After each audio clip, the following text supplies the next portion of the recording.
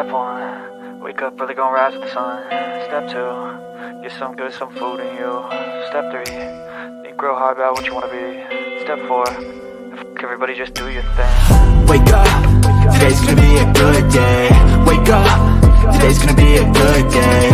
Wake up, today's gonna be a good day.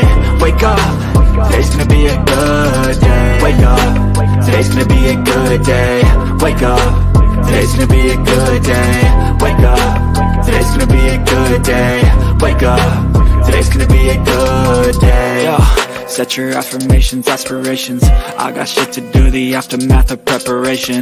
Good food, good mood, blood in circulation. One step at a time, yeah, that's how you make it. Set a goal you control and the steps you take them. I try to pick one thought, have some concentration. And if I make a mistake, it's called education. I try to do this every day, call it replication. Wake up, today's gonna be a good day. Wake up, today's gonna be a good day. Wake up, today's gonna be a good day. Wake up, today's gonna be a good day. Wake up, today's gonna be a good day. Wake up, today's gonna be a good day. Wake up, today's gonna be a good day. Wake up, today's gonna be a good day. So life ain't easy, yo, I think there's a reason though. Ups and downs, just like every different season, yo. Sometimes I'm high, other times I'm barely breathing, though. I always gotta fight and hide from the demons, yo. Negative thoughts are poison, they rot. Head full of flies, so here come the clouds. They'll never stop unless I can swap all the bad for the good in my head when I'm lost. Yeah, so I'ma fake it till I make it. Positive thoughts are overtaken, I got patience. One day at a time is how you operate a cadence. A flow, you grow, you show yourself a foundation. Stay away from all the shit that causes temptation. I know that I like to do it cause it's sensation. I live my life in my head like a narration. Don't expect greatness, do my best, man, I'll take it. Wake up, today's gonna be a good day. Wake up, today's gonna be a good day. Wake up, today's gonna be a good day. Wake up, today's gonna be a good day. Wake up, today's gonna be a good day. Wake up, today's gonna be a good day. Wake up, today's gonna be a good day. Wake up, today's gonna be a good day. Wake up early, gonna rise with the sun.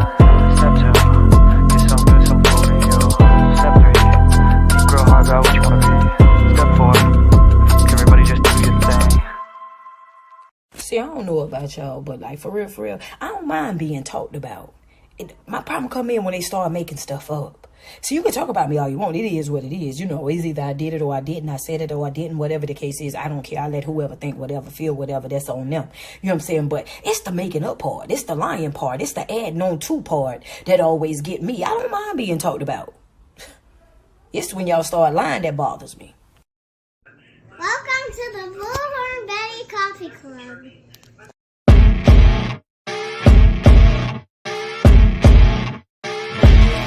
As you wake up in the morning, you want to find the latest, greatest information about criminal cases and have an intuitive conversation about the suspects associated with these cases. Head over to the Bullhorn Betty channel on YouTube.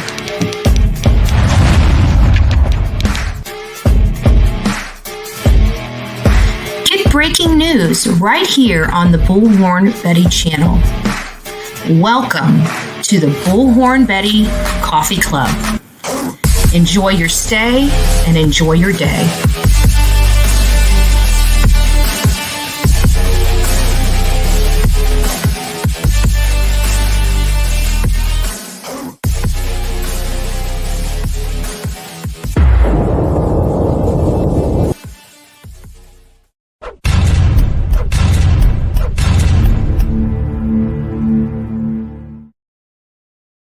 Well, good morning, YouTube. Welcome to the Bullhorn Betty channel. And those that are watching from the backup channel, welcome to Crime Stories with Betty. We are actually running this morning, first time running on both channels as well as our Facebook True Crime group. So good morning to all those in YouTube world and all those in Facebook land. It is nice to see you here this morning. Just Samantha started out by saying good morning to Bullhorn, Betty, and chat, followed by Sheila. Nice to see you. And then, of course, my comments on the back end is showing too. You know, one with Bullhorn Betty Crime Stories, which I changed my name to Crime Stories with Betty. And Bullhorn Betty saying good morning, followed by Van Lady saying good morning. Beautiful Betty, lovely mods, chat, and hope all are well this morning. Yes, thank you for the love and support, Van Lady. There are a lot of people that are in our chat that are struggling either with surgeries, family problems, you know, family ailments. Other people in their family are ill and not doing well. So we always want to uplift those that are struggling in our chat and just tell them good morning, that you're part of our family. We love you. And we hope that you, you know, have a speedy recovery, whether it's dealing with a family member that's ill, dealing with yourself that's ill, just having some problems in general. You know, life is an ugly thing at times, right? Life's a beach, right? Help me, Rhonda. Good morning. Christy Carr. Nice to see you. ZA, beautiful ZA in the house. Nice to see you.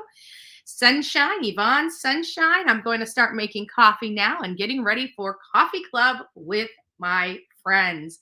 I love hearing that because I just feel like we've cultivated such an environment here that we're not just friends, but we're almost family. We spend, you know, every morning together, and it's wonderful to see each and every one of you here. Patricia Miller, nice to see you.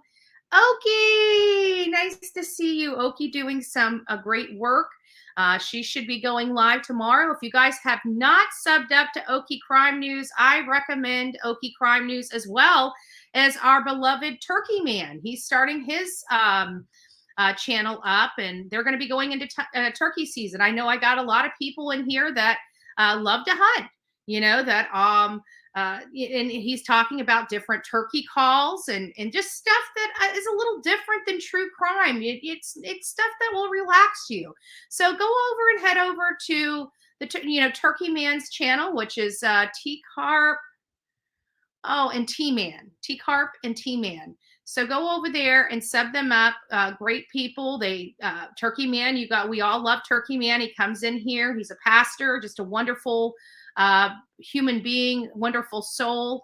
Okie Crime News, again, had an opportunity to meet her in person. She's just a wonderful soul. And we want to definitely, support the good channels here on YouTube, the ones that stick to facts, that are here for the right reasons, not here to cause drama, not here to stir up hate, and just want to do good in this world. And we support them. Those that support this channel and support the mission of this channel and are good people, we will definitely support 100%. No different than our beloved Sonia, Ahmad Sonia. She has a t-shirt, hat, just a business. She's been a great supporter of here, spent a lot of love and time on the new official Bullhorn Betty Bullhorn, right? It's gorgeous. Like, it's just gorgeous. I'm looking right at it. I'm still in awe. And yes, some of the stuff has come off. So I was doing some research, and I'm going to glaze the outside of the Bullhorn. I've got some nice glaze that I've used for other stuff, and I'm just going to tape it up and glaze it to hopefully secure the rest of those rhinestones on the Bullhorn. But I mean, other than that, I mean, it's just the handle. Few things came off the handle. That's it. And but it's still beautiful, and we want to keep it that way. So it's one of those things that will require some maintenance of mine, for me to maintain it. But I definitely will, because it is very precious to me and very valuable, because it's invaluable, right? It's unreplaceable. You can't replace that Bullhorn now. She has made a beautiful creation. Not only that, but hats and everything like that. And look, many of you guys don't know, before we get started and all the stuff, we're going to be talking a little bit, and then we'll get into the true crime. Many of you guys know we're following the Letecia Stauch case. So we're just going to roll right into the Letecia Stauch case. as soon as we're done with our coffee club. We're not going to drop the live and set up a new one. We're just going to roll right on through to the trial. But there's a few things. So just getting on some other stuff. Many people love food, right? And I'm no different. I absolutely love food. So I wanted to show you guys something because this is what dinner is going to be for me. Many people don't realize that Winn-Dixie, they have sales on meats, but it's not obviously the weekend. Usually they start marking down their sale meat items on Wednesday. So you can pick up a nice piece of steak, even a lower grade piece of steak for like $3 or $4. Nice, right? So this piece of meat right here cost me about $3 and some change. I've got the thing in there, but it was under $4. Look at that big hunking piece of meat right there, steak, right? So what I do is I tenderize it. That's putting a fork in it, forking it both front and back side. And then I'll season it with some salt, pepper, and Lowry's garlic salt. But that's not it, because I really want this tender and I want it breaking down, but I also want it to be flavorful. So I use a Greek dressing. This one has Popey's Greek dressing. It's a local restaurant here in Manatee County. That's a Greek restaurant, and they sell their own Greek dressing. It's about $6 for the bottle, maybe $7 now with the cost of inflation, but a good quality, authentic Greek dressing. And so I just drizzle it. I don't drench it in it. I just drizzle it and rub it in. And then this sits out at room temperature. So all those juices, the salts and everything can get into the meat, flavor it, and it tenderizes it. So, and you don't really have to do a whole lot. So this is now just going to rest the rest of the day until I'm ready to cook it around 2 p.m. So this is really good. I know people like little ideas on the best way. I love marinades because it really breaks down your meat during the day. Like say if you're at work or something like that and you want a tender piece of meat. And this even works. That recipe right there works for tougher meat as well. So if you have a not so good cut of meat, but you still want that tenderized taste and that, just melt in your mouth type of meat, this process here can work for those lower grade meats to still give you a beautiful meat, a beautiful steak without the cost. So I just thought, we're coming around to Easter. Many people are wanting some ideas to keep costs down for their family meal.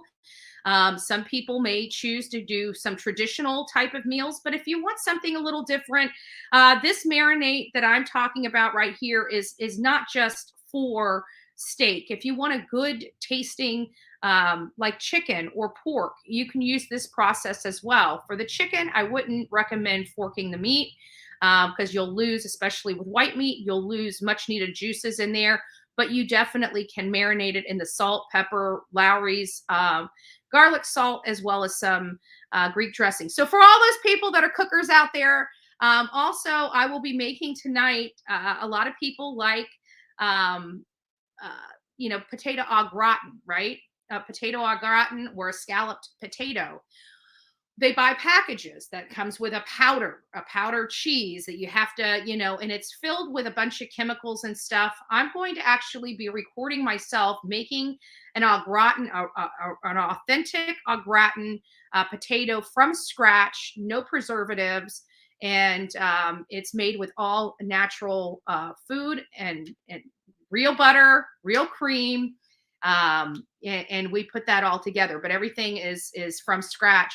And it's very simple to do. And I promise you, it'll taste 10 times better than that box stuff that you purchase.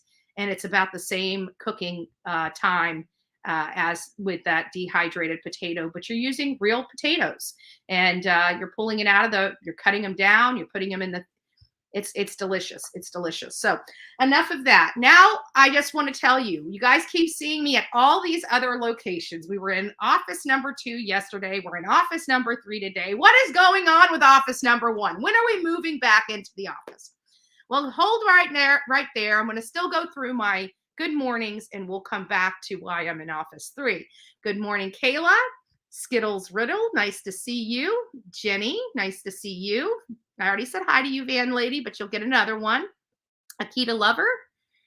Midnight Nurse Carla, it's always nice to have you in the house. Candy Apple 58, love having you as well. Number 12, she says. So those that are coming in, we're just a little shy of 200 people in the chat so far this morning. If you have not liked this segment, please go out and consider thumbing me up. It is free to tell me and my mods thank you. You guys know how crazy these gaslighters and trolls can be, and the mods do an amazing job here to make sure you guys have a wonderful experience in the chat, and they revel in the thumbs up, because as we know, this is not my channel. This is all of your channel. I just happen to be running it. That's it. That's it. So good morning, Miss Potty Mouth. It's nice to see you. I have been a potty mouth myself. I have to be honest with you, but I have prayed. I'm trying to get better. And you know what? I'm one of those Christians that know I need God every single day. DC, nice to see you. Faith Lynn, it's always good. Southern Granny Wolf, I just want to give you a big hug. It's nice to see you. ICU is in the house. Good morning. And what is going on is just insane on the streets of YouTube. It is so funny to me that the people that sit there and point the finger at somebody and say, hey, you are doing this, and then you actually peel back the curtain and realize, well, first of all, you know you're not doing it. You peel back the curtain and you realize that's what they're doing. And it's such a shame. And I looked at, granted, I have to be honest with you. I don't know what happened. I do know that there was potential that a driver's license was shown on MGL's page. But from my understanding and from my preview, because people are posting it, it didn't look like you could read a whole lot on it. So just having an image of it that can't be readable or not, if you can't read the stuff on it, it doesn't matter if I took a driver's license and put up here. If you can't read any of the information on it, I don't see how that's a violation of terms of service. However, I digress. I didn't see what happened. All I know is that these animals have been trying to take down channels. And for the other creators that are on this hit list from these hate channels, those people, are doing the dirty first and foremost. But the people on the hit list, you guys can't, we've got to be careful, because they're going to try every nasty, underhanded, sneaky, low life, trashy way to get this, because it's not about fairness on YouTube. They want to control what people do and say on here. And I'm sorry, you just don't have that kind of control for Bullhorn Betty. And not only that, you guys are taking a victory lap over what? Over getting MGL knocked off. First of all, I've talked to YouTube YouTube Studio, and it, like I told her, I think she needs to try to fight it and get her channel back. I wish her the best. I pray for her. She's my friend. I'm not going to push the issue, because she did just lose her mother. And I'm one of those people that believe things happen for a reason. And while we don't understand what the reason is, maybe this is the much needed break that Marissa needs, that she wouldn't have normally taken for herself. But because of these events, she is able to now take some downtime and process her mom. I don't know. I just wish that this nonsense here, this childishness on YouTube would stop.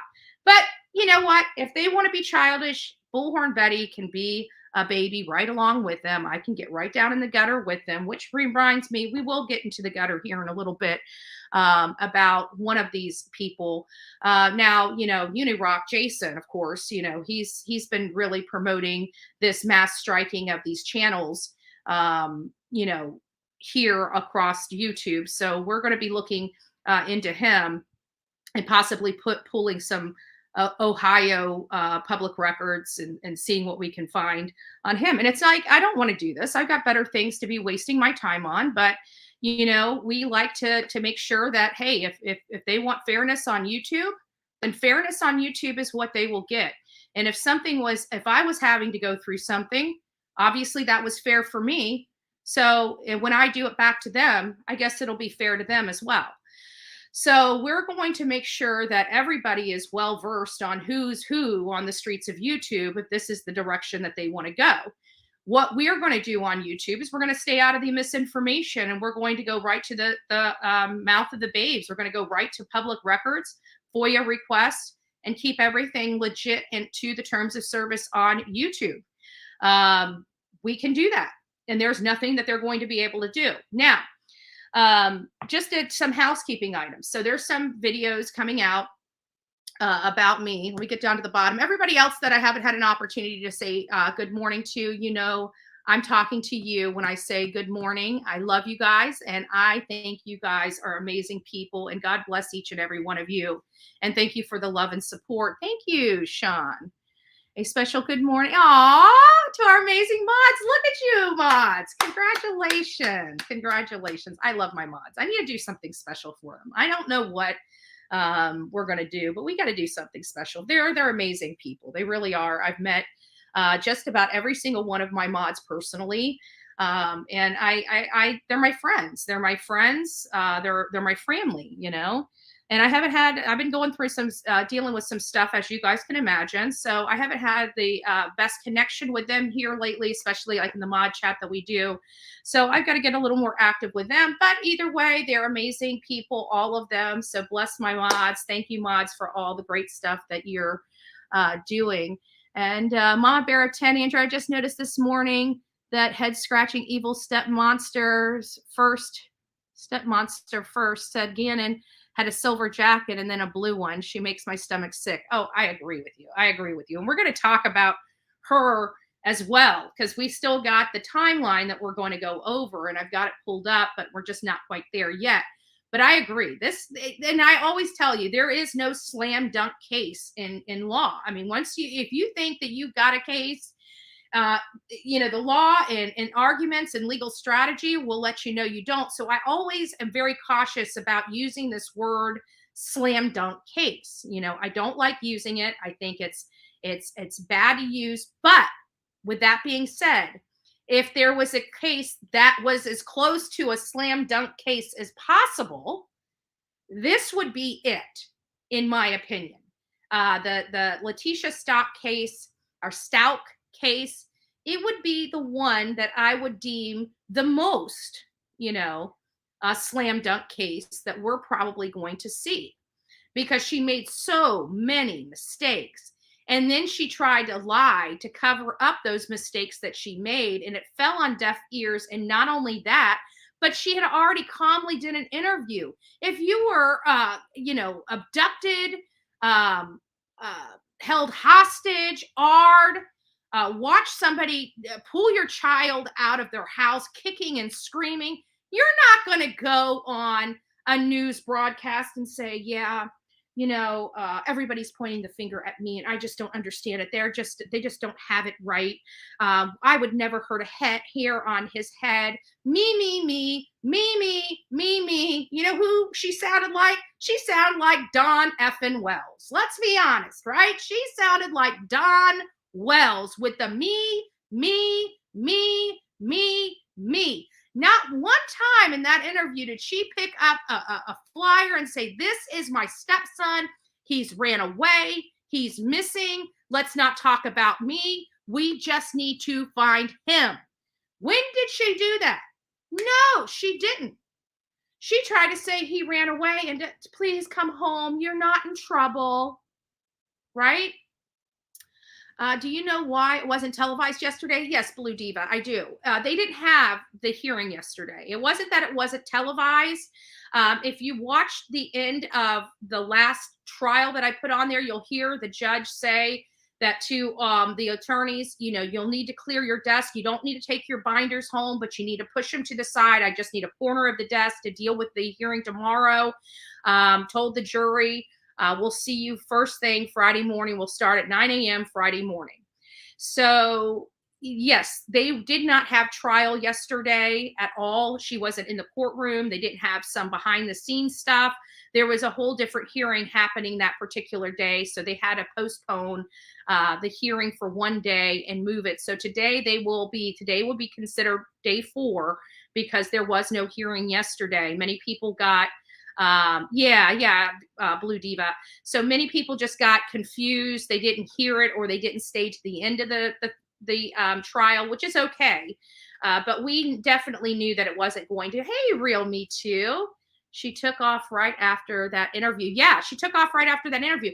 But it's not coming from a woman that seemed to be terrified for her life, or thought that there was this person she didn't know, which ended up being El Guardo, Uncle Matt, and then now Quincy Brown.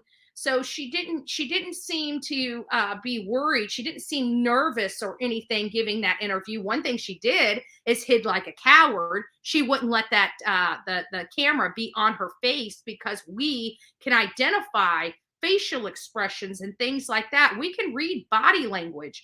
So she was thinking about this and why she made them put the cameras behind her as opposed to in front of her. And that shows you that she was a coward. She was hiding. She was lying. And then she brings her daughter in, no different than that a wannabe drug thug beating up, getting in a fight, beating up a woman outside of a store, then going inside the store, beating her up again in 2019, got a felony aggravated battery charge, doing that in front of her own children. Wannabe drug thug did that. She decided that she didn't like this because she thought this girl was cheating with her boyfriend. First of all, your boyfriend owes you that duty, not any other chick. So why are you violating another chick and putting your hands on another chick? That should have been left for that cheating ass boyfriend you have. But you can't sit here and complain that your daughter, your children are brought into something when you bring your own children into that something. And that's what Letecia Stauch did. She brought her daughter into that, which was a complete and utter shame. So we've got a lot of stuff, kind of kicking and going into all of this. And then many of you guys don't know why we're here in office 3, not in office 2. I had enough of the whole bedroom thing, right? I ran, I'm refreshed. I'm alive. I can't be in that bed. You can't live in the bed, right? But yesterday I didn't want to get everything set up out here. And so after I was done, because we didn't have the trial yesterday, I decided to start going in the office. Many of you guys know this is the container. You guys have seen it before. And it has my sweetener in it. Well, the day that it exploded, this thing here, this is only about half full, which I'll only keep it at half full now. But this entire container was full of my sweetener. And it fell off the desk and hit just right. And this whole top fell off and it went whoop everywhere. So I was able to sweep it up. But since I got everything out of the office, I'm thinking, we've been talking about redoing the office, redoing the studio. The office is the makeshift studio. So I figured, well, why I have everything out, I might as well be cleaning that bookshelf off. A lot of crap just gets thrown up there. And I was able to get rid of a whole bunch of paperwork that I didn't need. I was able to shred a lot of the documents that didn't need to go in the garbage can without being shred. Many of you guys know I love the language of letting go. We're not going to read it this morning. We're going to get back into reading it. But while I was cleaning, look what I found. I forgot I ever ordered this. And I think it was because I couldn't find this book and I wanted the language of letting go. And I ordered the wrong book. And this is the journal, the language of letting go journal book. So it actually has places in here for you to write stuff down, my thoughts for the day. And so I thought, wow, I can't believe I got this. And so I checked it and it has different additions in there for the language of letting go too. So we might start switching it up. I'm not sure. I forgot I even had that book, but I found it yesterday. And also, while I'm cleaning the office, look at this. Look what I found.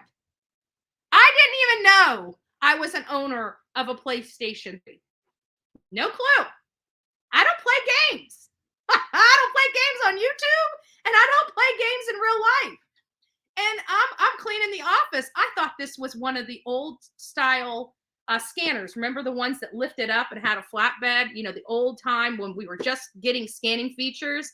I had an old scanner that I thought I still had, and it was so old it didn't fit any computer or anything like that. I thought I had thrown it away. And clearly I did. But when I saw this sitting there for the last year or two, I naturally thought that it was that scanner until I was cleaning off the bookshelf, and I'm like, holy crap, this is a PlayStation 3. Didn't even know I owned one. Interesting. So I guess we can say this is probably the ex-husband's. And that's okay. That's okay. I'll take it. Thank you for taking all the tools, equipment, and all the electric tools that I've had since I was a teenager. Thank you for taking those, Vince. But I've got your PlayStation 3. Okay. And it's now mine. So good luck with that. And then, of course, you guys know my beautiful mods made me this beautiful glitter papers congratulating me on my 20K. They gave this to me, I don't know, just a little while ago, but I never had a frame. Well, in part of the cleaning, guess what? Lo and behold, we found a frame. I had to dust it off, but we found a frame. So it's official. We've got it in a frame. I thought this would make my mods happy. I never forgot about that piece of paper. My mods have always been very good to me. And it's been, yeah. Yes, MJ, I don't think the crap with Dolly happened. So listen, I'm not going to get into whether something happened or not. First of all, I don't, none of us are behind closed doors with these individuals. I know that YouTube streets, sometimes they don't care about facts or the truth. They only care about smearing people and making them look bad. And again, it comes down to them not playing by the proper YouTube rules and just trying to control YouTube. So they're trying to smear. Now, I don't know to what extent. Again, I'm not getting into the whole, Molly Dolly thing. They're both my friends. And I've got to be very careful how I proceed because they are both my friends. They're obviously having a headbutting, situation. But again, both my friends. I feel bad that they're fighting. But there's nothing I can do. They're two totally grown-ass adults that can make their own decisions for themselves. Neither one has, tried to bring me into it. I appreciate that. But, again, we have to remember that the people that are out here, there are some people out here trying to destroy Molly, trying to destroy Dolly, trying to destroy me. For what? For us covering true crime, right? For us covering news stories, which is really stupid and childish if you ask me. But, they have no life. And I feel for them and I pity them. I truly pity them. I have no respect for them. I pity them. Not Molly, not Dolly. They're, again, my friends. And I do believe once all this madness is worked through, at the end of the day, they'll kiss and make up, hopefully. If not, it is what it is, right? It is what it is. So I choose not to take sides in the situation and keep my head above this. There's a lot of people that don't like each other on YouTube. If I were to get into every argument, I would probably not have the loyalty and the respect from either side, right? I think by me not getting involved in it, it gives them both, their opportunities to work whatever it is out with them. So I'm not getting involved in it. I don't know what truly happened that brought down Marissa's channel. I did speak to her yesterday and she told me she hasn't tried to appeal it yet, that she's taking the much needed time she needs for her mom to deal with her mom. And God bless her for that. She's gone through quite a lot. And if people want to continue to pick on Marissa while she's dealing with the loss of her mother, and you guys choose to support it, that's on you. I'm a Liberty person, but that's something you're going to have to deal with in your heart and mind, because anybody that loses their mom deserves to be left alone. I'm sorry, whether you like them or not. And adults, educated adults. Now, uneducated people act different than educated people, period. I mean, statistically, it's true. For example, uneducated people have a tendency to hold a grudge a lot longer than an educated person. This is statistically known. And an uneducated person typically does not follow through with things, as opposed to an educated person. So an uneducated person typically acts a little more immature than, say, an educated person. So these are statistics that you can't get around. So when you start seeing these petty nonsense stuff, you have to ask yourself, statistically, who is this person? Because if they hold a grudge, we know that they're probably uneducated. If they choose to do childish things, we know they're probably uneducated. And if they're uneducated, and can't handle themselves like an adult, why are we getting our information about true crime cases from these uneducated people that act like children? So we have to start asking ourselves those types of questions. But again, not getting into the whole Dolly Molly thing. Dolly, all I could say is you need to start being careful who you're acquiring photos from. That's all I'm saying. I personally had an opportunity to speak with people, and again, not getting into it. I'm not getting into it. What goes on behind closed doors goes on behind closed doors. All I'm saying is I love Dolly. I love Marissa. I hope they work it out one day. But at the end of the day, I try telling people, don't be throwing yourself at a man. Don't be sending some scandalous photos to them. And be careful who you talk to. You don't see those problems coming out of Camp Bullhorn Betty, okay? But we have heard those problems coming out of Camp Turtle King for some time, and gotta love him. God love him. God love him. I love Dolly. He makes me laugh. I love Marissa. She makes me laugh. So that's kind of my stance on everything. So I hope that's okay with the audience, but I'm just staying out of it at this point, okay? And not only that, but if it gets too bad, you guys know once I get involved, nobody's happy, and I'll be like, they'll all hate me by the time I get done. So I learned just to stay out of it. I just learned to stay out of it. But you got to be careful, right? You start seeing people throwing you some juicy photos, you never know what's on the other end of that. We should all know better than that. And not only that, but ladies, come on, have some respect for yourselves. Quit throwing yourself at a man. It's desperate. I might be talking to somebody in the audience. I'm so sorry. I would never do that. There's no scandalous photos of Bullhorn Betty rolling around the streets anywhere. Like, yeah. Like even in a 10-year marriage where, you got to learn to spice things up. No video cameras, no photography. Just keep your hands and arms in the tram at all times while it's moving.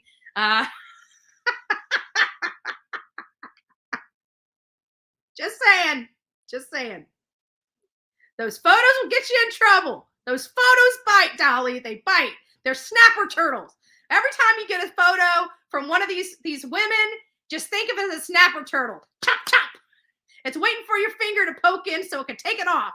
Don't trust the photo. Push that button that says delete. Okay? Even if you got to remember, this is 2023. This is not, 2060 or 1963. Just because they got a good rack upstairs don't mean they got, they don't have a rack downstairs too. So you got to be careful this day and age. Dolly. Just saying. All right. I'm done poking fun at you. We love you, Dolly. We know you think with, I could go on for days. But I'm not touching it. I'm not going to touch it. But anyways, just be careful. And this goes to all creators out there. Y'all, be careful with who you're receiving stuff from. It is not necessarily... I don't even know what like if a guy sent me a photo, I guess I'm not a guy, so it's a little different. But, I don't know. If a guy started sending me photos of, D pics or something like that, I think I would freak out and run the other way. Like, I don't know what I would quite do, but I'm pretty sure a block is forthcoming if I start getting photos like that. I'm pretty sure I'll stop communication with you altogether. But I guess guys are different. They stop thinking with this head. See, women don't have two brains, right? We have just one, and that one's like on supercharge, right? Like we don't even have to investigate. We can just look at somebody and say, yeah, you're not telling the truth, because both of our brains are upstairs, not one upstairs, one downstairs. Maybe there's just too much room between the two brains. Maybe there's just too much hot air between them. I'm not sure what the situation is, but I can tell you that we don't play those games. Stay away from the pictures, Dolly. Stay away from the pictures, Dolly. And not only that, I think I've given him that advice before as well. He just doesn't listen. I'm done clowning. I love you, Dolly. Thank you for letting me plug your channel for the last 15 minutes while I poke some fun. That would mean they have no respect for you if they send you nasty pictures. Exactly. And for women, like, do you want a man to like you, or do you want a man to use you? I think those are the questions us as adults and women, especially, middle-aged women. I'm 43 years old. We dealt with all the, fun stuff in our 20s, right? In our teenagers and 20s, whatever, we did a lot of stupid stuff back then, but, we're grown up now. Are we truly at the point where we just want the company of a man, or are we wanting a man to like us, like to respect us? Do you honestly think that sending your junk to a man gets him to respect you? No. Don't complain when a man uses you after you use yourself to acquire that man's attention. If you want a man to respect you, be respectable. Most respectable women don't send nude photos or try to do glamour shots to a dude. They don't need to use beauty to get the attention of a man. They don't need to use their boobies to get attention of the man. They don't need to use downstairs to get the attention of a man. A real man appreciates more of what's here and what comes out of here more so than what's here, or here. And if that man is more concerned about here, and here, he's probably not the kind of man you really want to be dealing with. Because let me tell you, if that's all he's about, you're just a number. You're just a number. You do not. I mean, you might as well go stand on 14th Street, right? If that's what you want, you'll get all the men's attention all day long. You also get a nice little fat paycheck if you're not on drugs, right? So, do you want him to use you, or do you want him to respect you? So, all those women out there caught with these scandalous photos, you clearly didn't want his respect. So don't come crying when you don't get his respect. So that's just my what is it? Advisory, consumer advisory. Yes, Dolly does seem to be interested in more. We're not going to go there. So anyways, I love Dolly. Dolly's a free spirit. We know that. We love our we love our Turtle King because of the free spirit. So, but damn. Okay, I'm done. Damn. No, I'm done now. I'm officially done. Nah, oh my God. Damn. No, I'm done. I'm officially done. Officially done with that. Officially done with that. So we're already 44 minutes in, and we really haven't talked about a whole lot of true crime. So I think now is probably the time to start moving on over, right? Moving on over with our talking points and everything like that. Respect is the word of the day. LOL. Thank you, Okie Crime News. Thank you for that. Thank you for that. So what we're going to do is we're going to go ahead and start moving over into what we're going to be discussing. A lot of new stuff is coming out with Bryan Kohberger. It's stuff that was, again, known to us, but again, it's recycled information, nothing newsworthy. It's just now they're starting to really nitpick every little thing so they can find talking points to discuss the Idaho 4. And now they're saying they're alleging. Now, mind you, they have no concrete information whose driver's license was in the car or in that box. They are making a huge leap from it being driver's license. Now, granted, we know serial killers like to take souvenirs. We know that. But now they're starting to become some. Now, granted, I'm not believing any of this stuff. I'm not believing any of this stuff. And there's no way to get it corroborated because of the gag order. So we can't corroborate this information. We just have to trust who's reporting it. And there is one that I trust. And you guys know who that is. So unless it comes out of his mouth or it's confirmed by him, I'm not listening to the other stuff. Well, some of it has been confirmed by Brian Enton. Some has been confirmed from Brian Enton. Hey, Jazz King, nice to see you. Nice to see you. So let's just pull it up. I'm not going to be able to read chat. So if you guys are wanting to ask me questions directly, you might want to wait until I come back over here, and I'll let you know when I come back over here. But everything from this point, when I pull this screen up, when you see that move over, I'm moving the screen over. That means I do not see the chat over here. Okay, I can't see this chat. So I'm moving it over now. I'm not going to be here with, so there it is, right? So now I'm here. So I can't see what's going on. So we're going through, and I was just trying to find some way to give you guys some updates on what's going on in the cases that we're covering. We're covering quite a lot. It's becoming more and more hard to keep track of all of these cases. But we're going to talk about Bryan Kohberger here just a little bit because there's a lot of stuff coming out related to Bryan Kohberger, primarily related to this ID. Let me step back here because I actually want to pull up a different Actually, let me, I'm going to put this on and I want to hear, let me know if you can hear this because I've been working with StreamYard to get our audio back on our entire screen feature. So I'm going to play this and I'm going to pop over here and see if you guys can hear this. So give it a second. I'm going to count to 3 and then I'm going to play this and I'm going to play it for about 15 seconds. And then I'm going to pop back over to chat and see if you guys could hear it.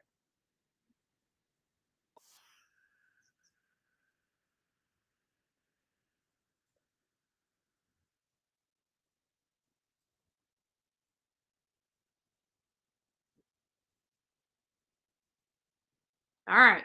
So I just played that clip for you. Could you guys hear the audio of that clip or no?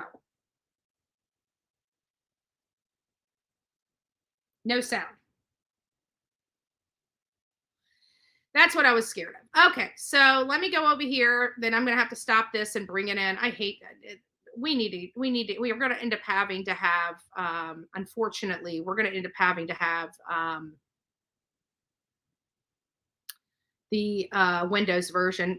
It's not, this is the problem. It's, oh, Jazz King, you're the best part of my morning. Oh, thank you, sweetheart. Thank you. God bless you. God bless you. So I'm going to bring this in so we can hear the audio on it. This is, we're going to probably stop it just a little bit in.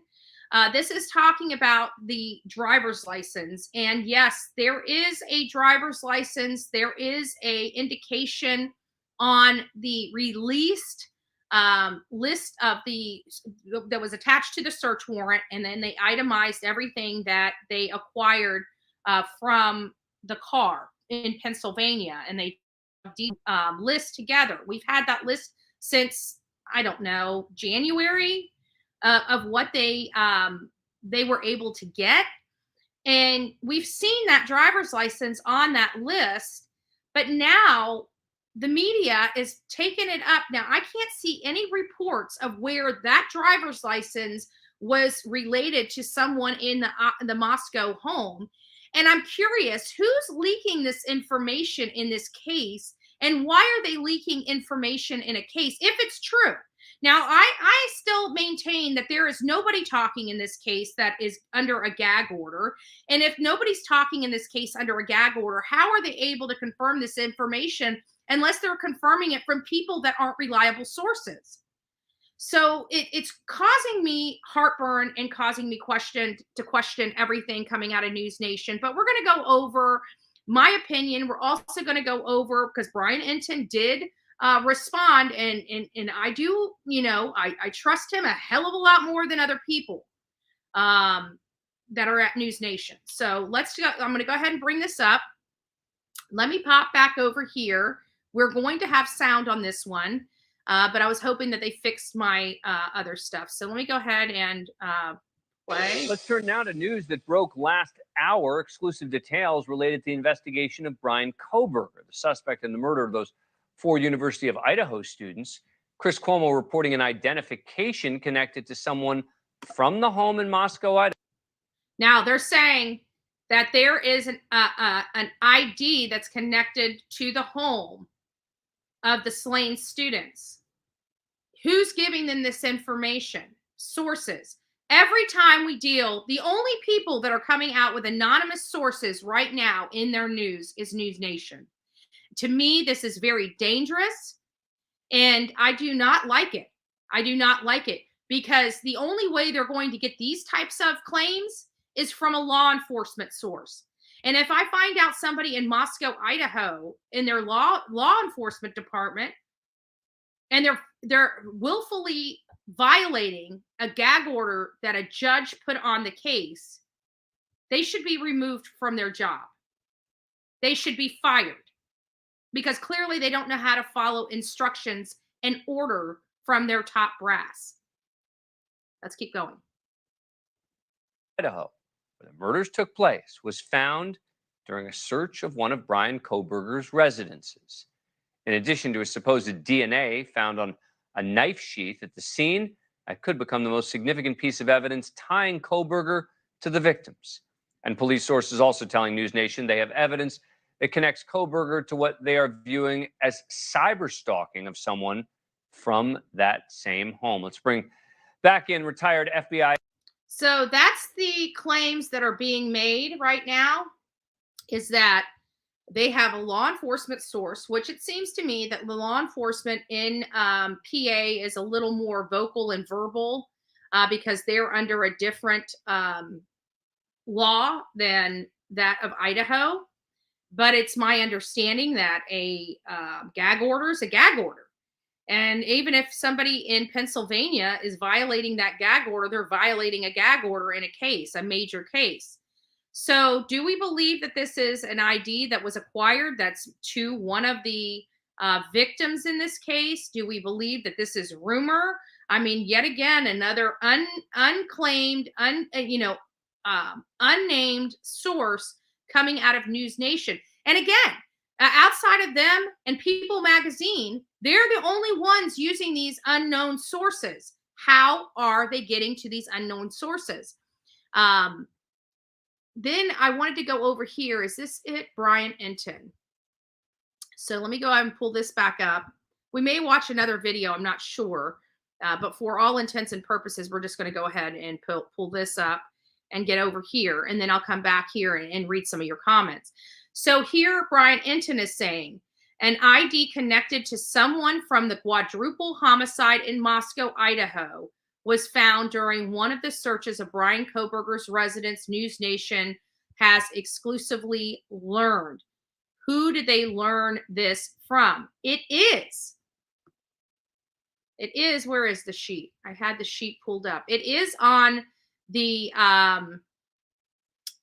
is this one? Here it is.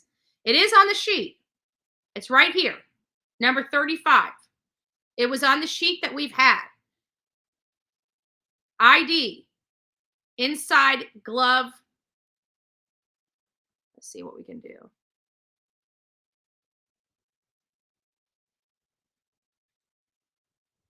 It says ID cards. It has an S, multiple, inside glove, inside box. So it's very vague, because Jennifer Koffendorfer saying that this was not just inside the glove box. It was actually in a box in the glove box. So we do have ID cards. But again, who's saying that one of these ID cards are one of the victims? And it is possible. And here's why. Because we know serial killers take souvenirs. Could this person have taken this ID card, and whose is it? Because right now, we from day one believe that Kaylee Gonzalez or Maddie Mogen were the primary target. We still haven't come off that. We do know that it appears that Kaylee Gonzalez had more wounds on her, say, than Maddie Mogen. It seemed like she fought harder and for her life. And for him to get their ID card, was it on the dresser and he just grabbed it on the way out? Did he go through their clothes? Was it inside their purse? Did he go in their purse? Did they test the purse for biological evidence? Did they test other items inside that home for biological evidence? Did they collect whatever they were wearing that night out in the Moscow area when they were leaving the Corn Club? Did they test all their clothing? We know that Kaylee Gonzalez had mentioned to friends and some other people that she felt like she was being stalked.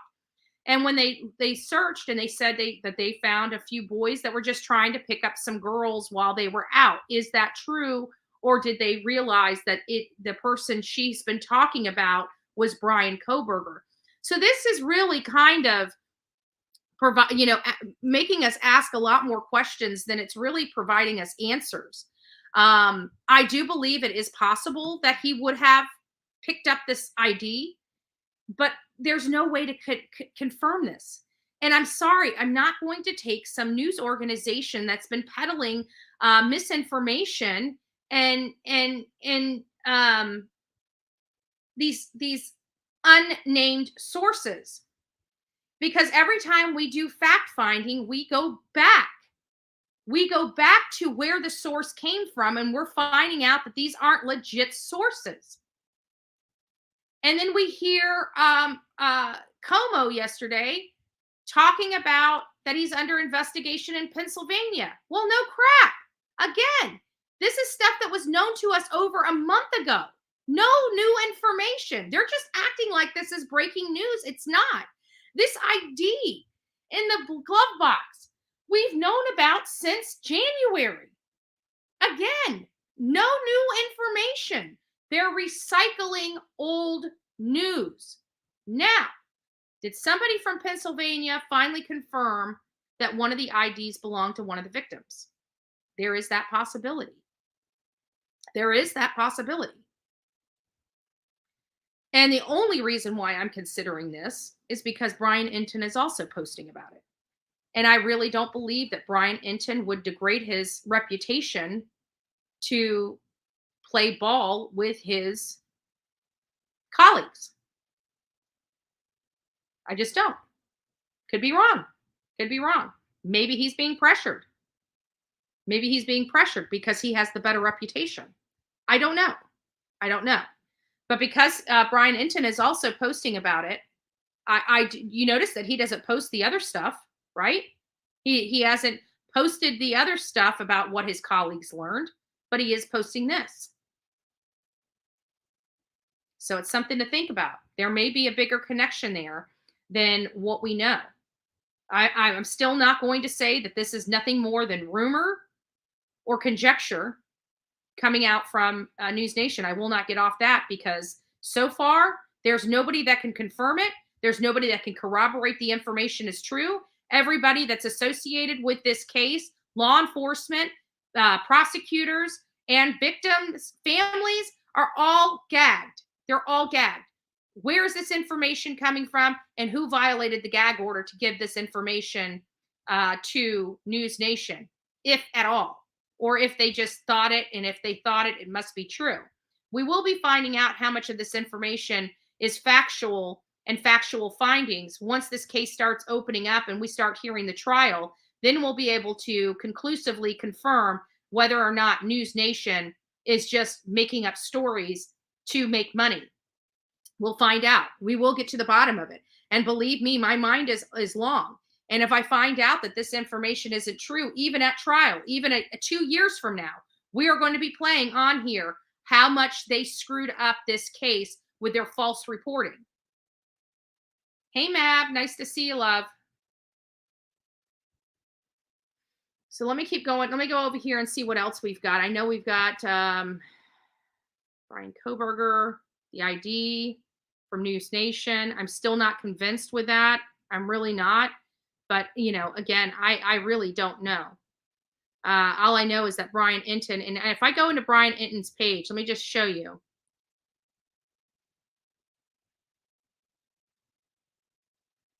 Okay, I'm going to go over here and pull this up for you. I want to show you. Brian Inton does not play with all of their statements. He does not confirm all of their statements. If you look through here, here's the one about the ID connected to one of the victims. But every other bit of this is not the work that his colleagues do or try to peddle with their false information and things like that. You see, he has his own reporting. He's doing his own thing. He's interviewing his own people.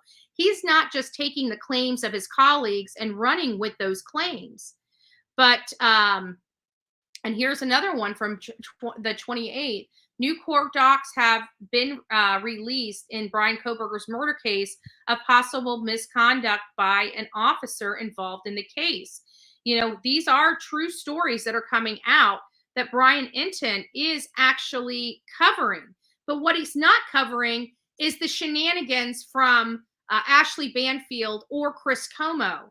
So when I see this coming up, this right here must be huge for their organization. And because Brian is putting it on his page, it makes me think that it was thoroughly reviewed.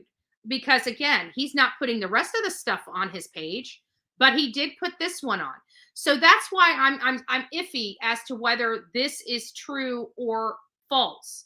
It's starting to lean toward the truth side of things, that it is possible that there is another major link to the murders themselves. And we hope there is, because the more links there are from Kohberger to the victims, the more airtight this case will become when he goes to trial.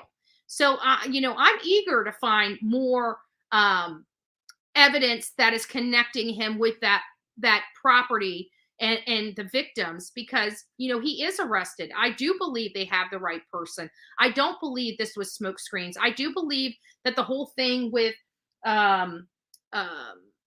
the other stuff is legal strategy, the Brady and stuff like that. I think it's legal strategy. But on the side of caution, and that's what it was said, on the side of caution, the prosecutor decided to bring up the fact that there is potential for the Brady Giglio matters. And we'll call them matters because I don't know what's going on, and that's being held tight-lipped. Again, here it's from Jennifer Koffendorfer. Again, this is stuff has been known to us since when? This report was 12/30/22, and we covered it on this channel, and I'm pretty sure it was 30 days. So it must have been the end of January, beginning of February that we actually covered this stuff here. But let's just go over it. We had the Columbia, and this came from, and this was in Pennsylvania, because they said that items collected, right? The items collected from Pennsylvania. But in the story, they said that evidence collected, and they didn't elaborate where it was collected from. So we have, it looks like they have 33 an extra large Columbia Navy is that a fleece? A man's something drawing. Not sure what that says. Their handwriting is horrible. ID cards, inside glove, inside box. Various criminology books, notes, license, card. Dark colored hat, black gloves. And see, we went over the Seagate Barracuda 1 terabyte Samsung solid state drive.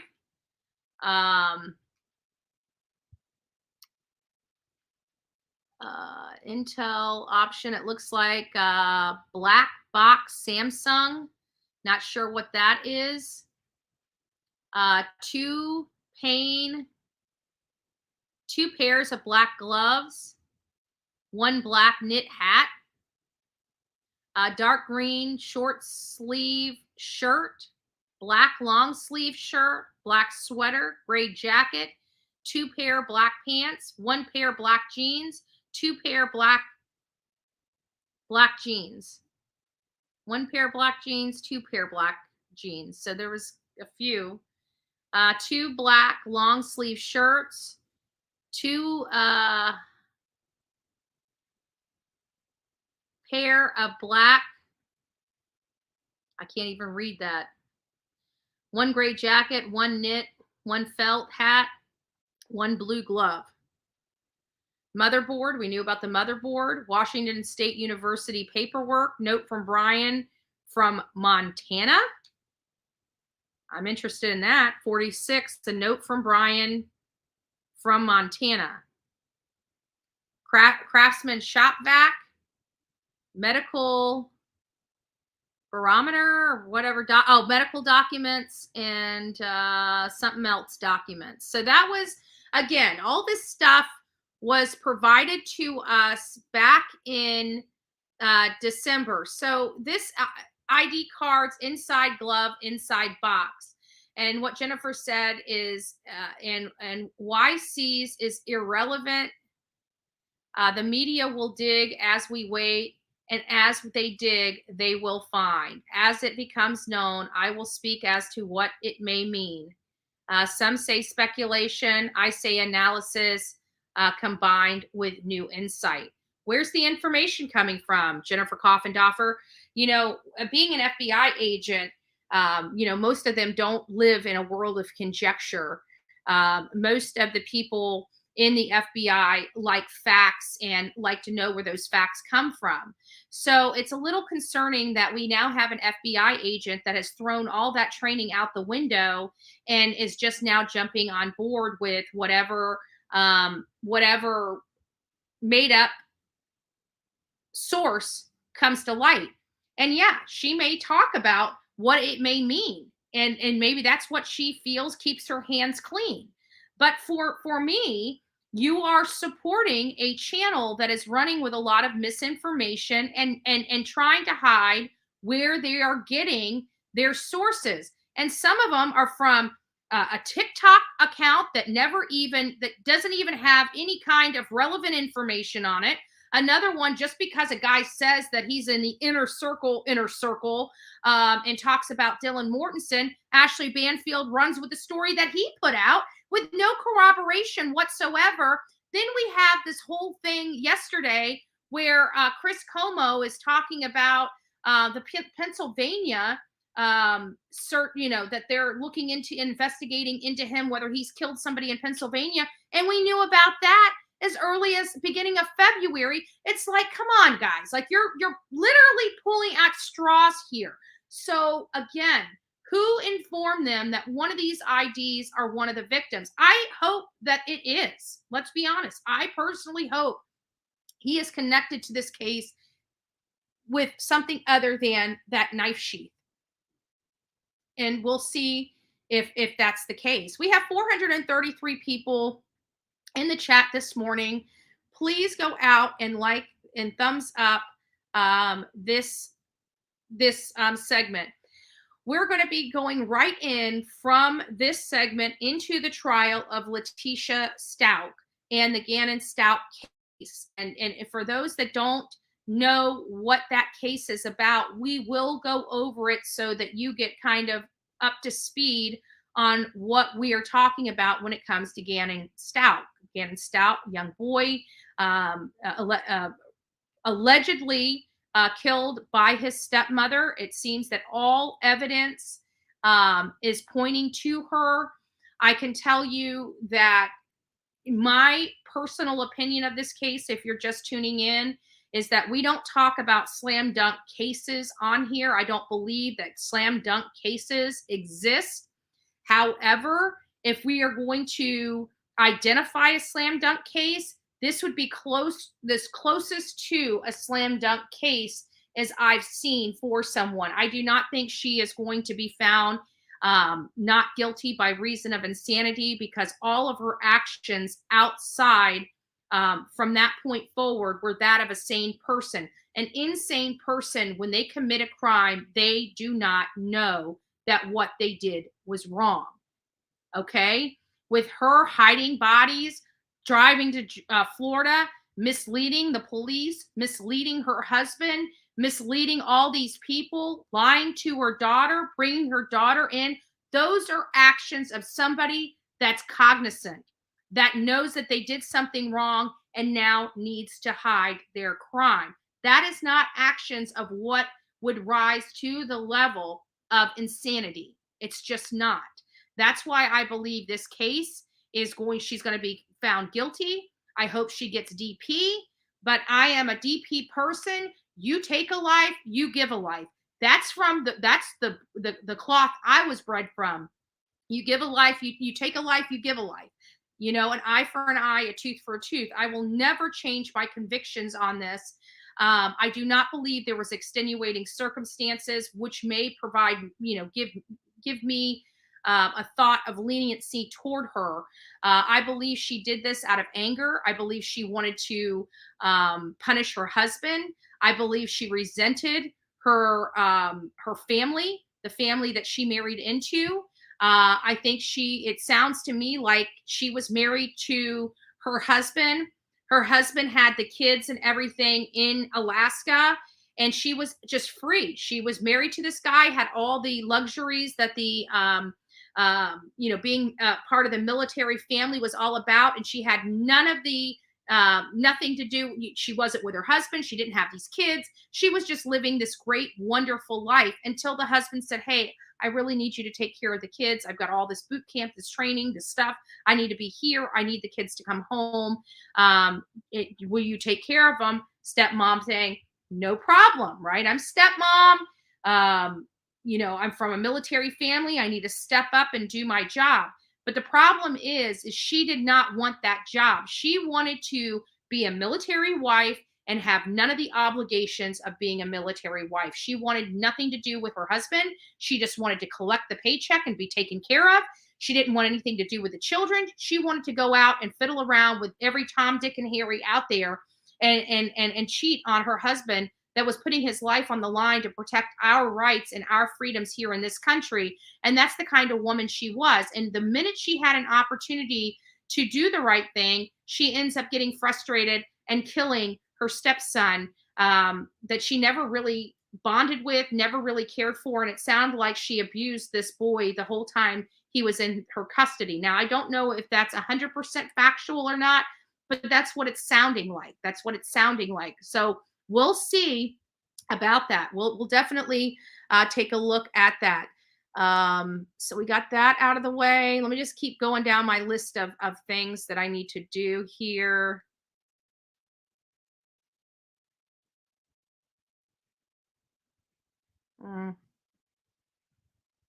Sorry, my lips are dry, so they're just peeling on me.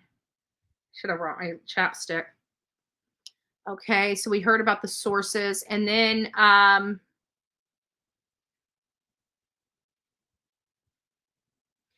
And here is just the and here's the proof of. Let me pull this back.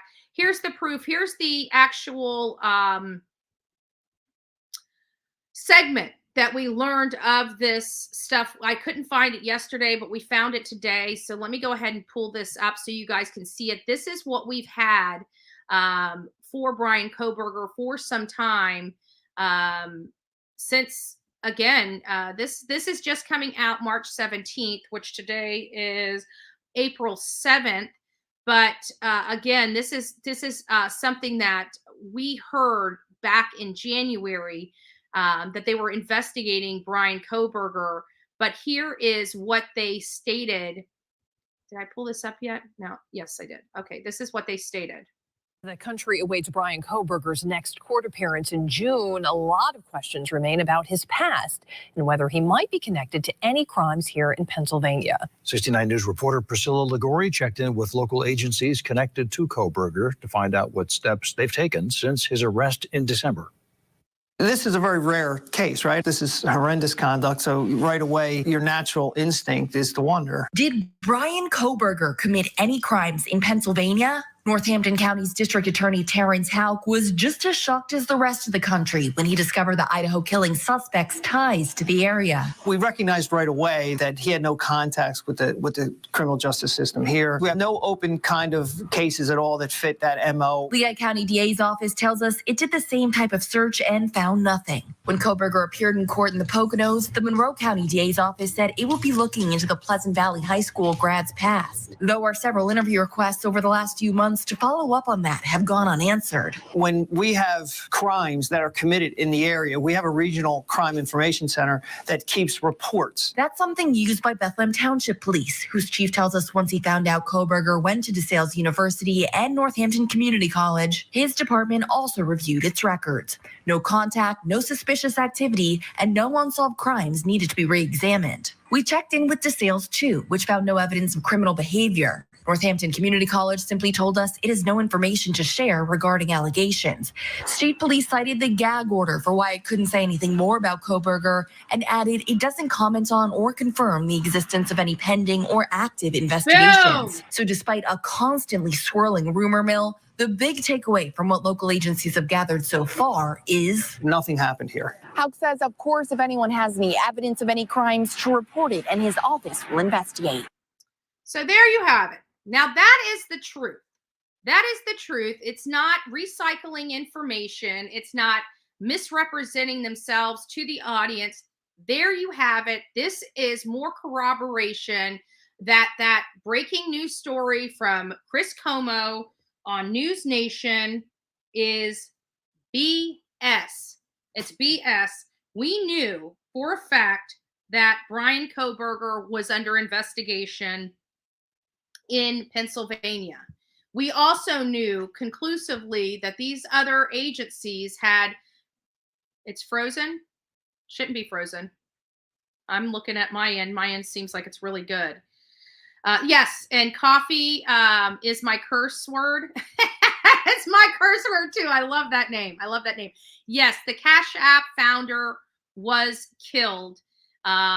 It was very, I didn't run with it, run with the story. I know several other people were running with the story. But yes, he was killed. He was out, he was walking, and somebody, I don't know if it was intentional, if it was a setup. I don't, when you have people like this being offed in the street, it makes you wonder, is this a planned hit? Disguised as, because quite frankly, I'm in the true crime. Nothing surprises me this day and age. You're talking about a well-to-do app provider. We all use Cash App. He was a handsome young man that ended up losing his life over what? I have no idea. Once that case does heat up, we may jump over there and start looking into it. I might go ahead and start reviewing it right now. But the problem is I'm dealing with the West Boys, the Stauch case, Alex Murdaugh. We're still, monitoring Gabby Petito. We're still, working on trying to set up a candlelight vigil or something in Summer Wells' honor for her second year milestone of her being gone and no arrests in her case. And it almost seems like she's been shoved under a pile. And yours truly, Hawkins County, doesn't want to get off their ass and do anything. That's just my opinion of it. But I have never really had high opinions of Hawkins County to begin with. Primarily, I did like Ronnie Lawson until I found out how corrupt the man is, primarily with his own son's case, and how he, with all of our public record requests, him violating the law in Tennessee, and hiding the crimes that his son did from the public. And that is exactly what that man did. And then his son, diddling with kids at church, gets a slap on the wrist and escorted out of jail. Sick. I have no faith in that man's ability. And those people out there in Hawkins County, if you guys keep voting crap into office, expect crap out of office. And that's what we're getting here with Summer Wells. We need to be demanding that the state of Tennessee take over this case. That's what our calls should be. We should quit, messing around with Hawkins County and demand TBI pick this case up and run with it. I guarantee if TBI was running this investigation, we would already have one or two people behind bars.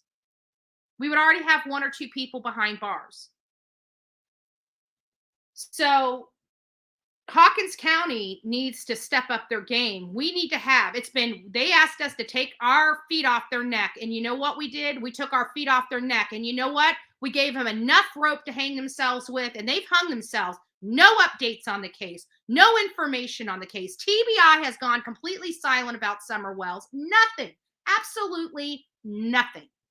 So hopefully this year, 2-year mark, we get a heck of a lot of people to show up and show support for this little girl. I don't care if we have 15 candlelight vigils because we got petty ass people on here on YouTube. I don't care. Just show up. Make your voice heard. Let law enforcement know that we need justice for this baby, that we've been fighting for justice for this baby.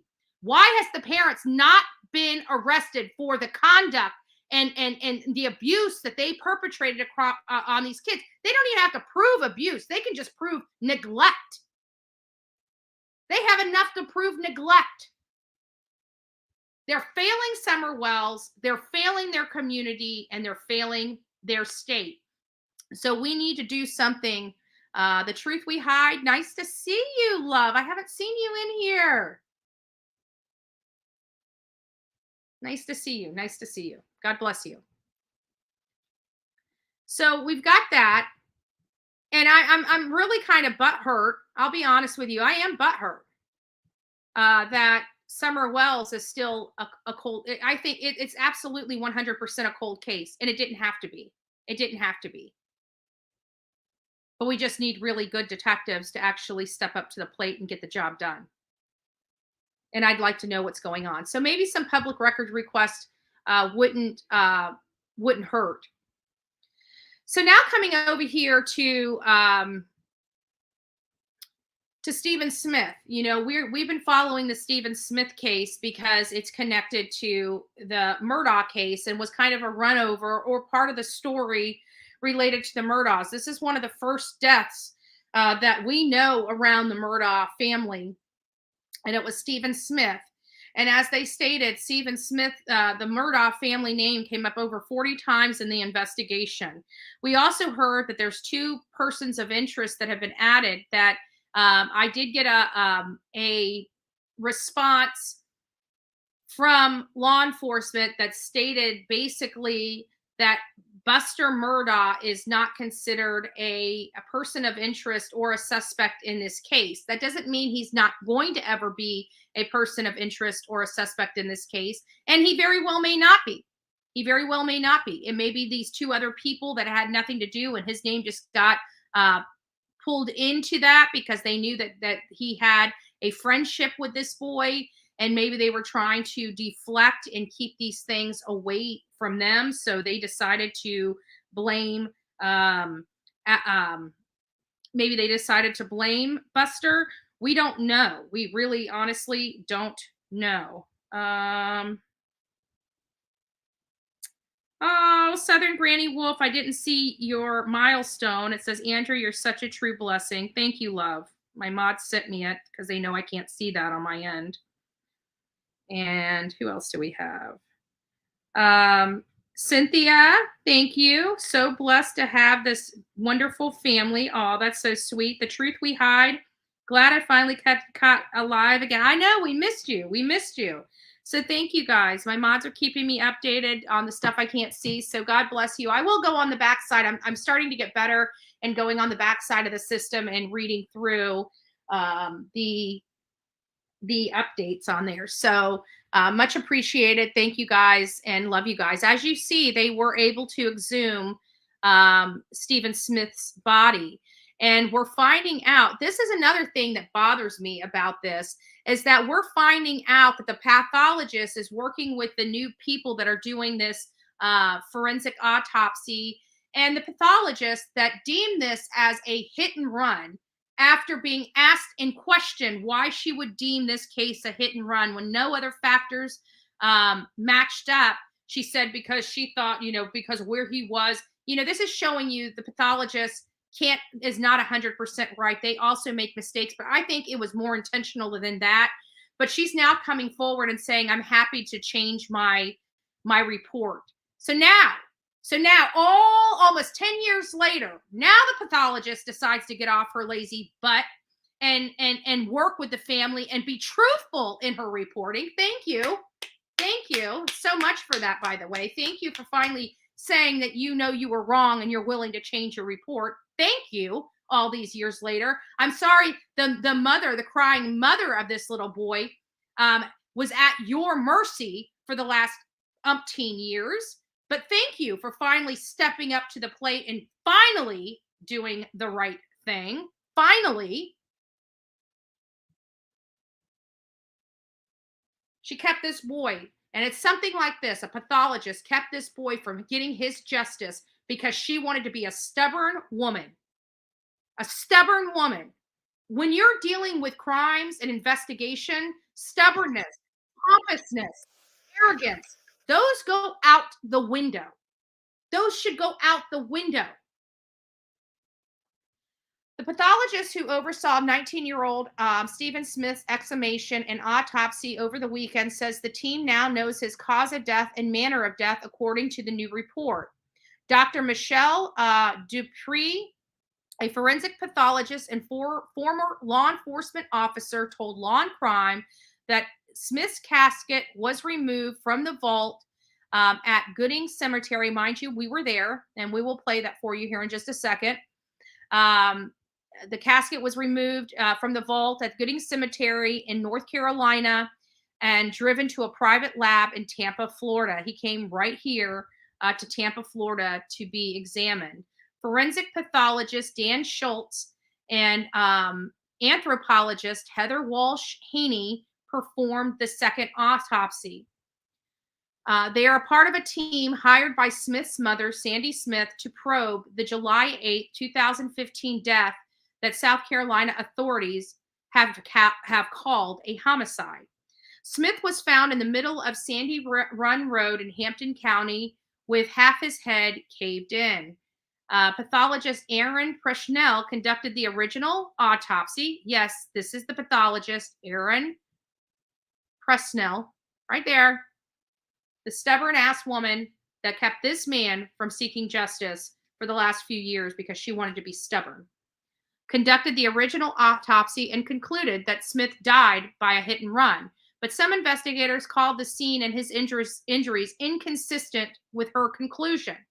They noted the absence of skid marks in the road, abrasions on Smith's body, and debris from the collision. Sandy Smith has tirelessly fought for justice for her son, who she suspected from the onset was a victim of foul play. Dupree told Anjanette Levy of Law and Crime that the team has determined the cause of death and manner of death, but would not disclose the information until the final reports are completed. And so here's some of the other information from this event that happened in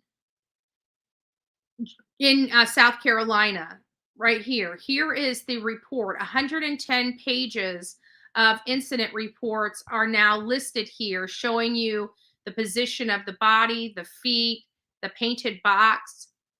It goes over all the notes and information related to this case.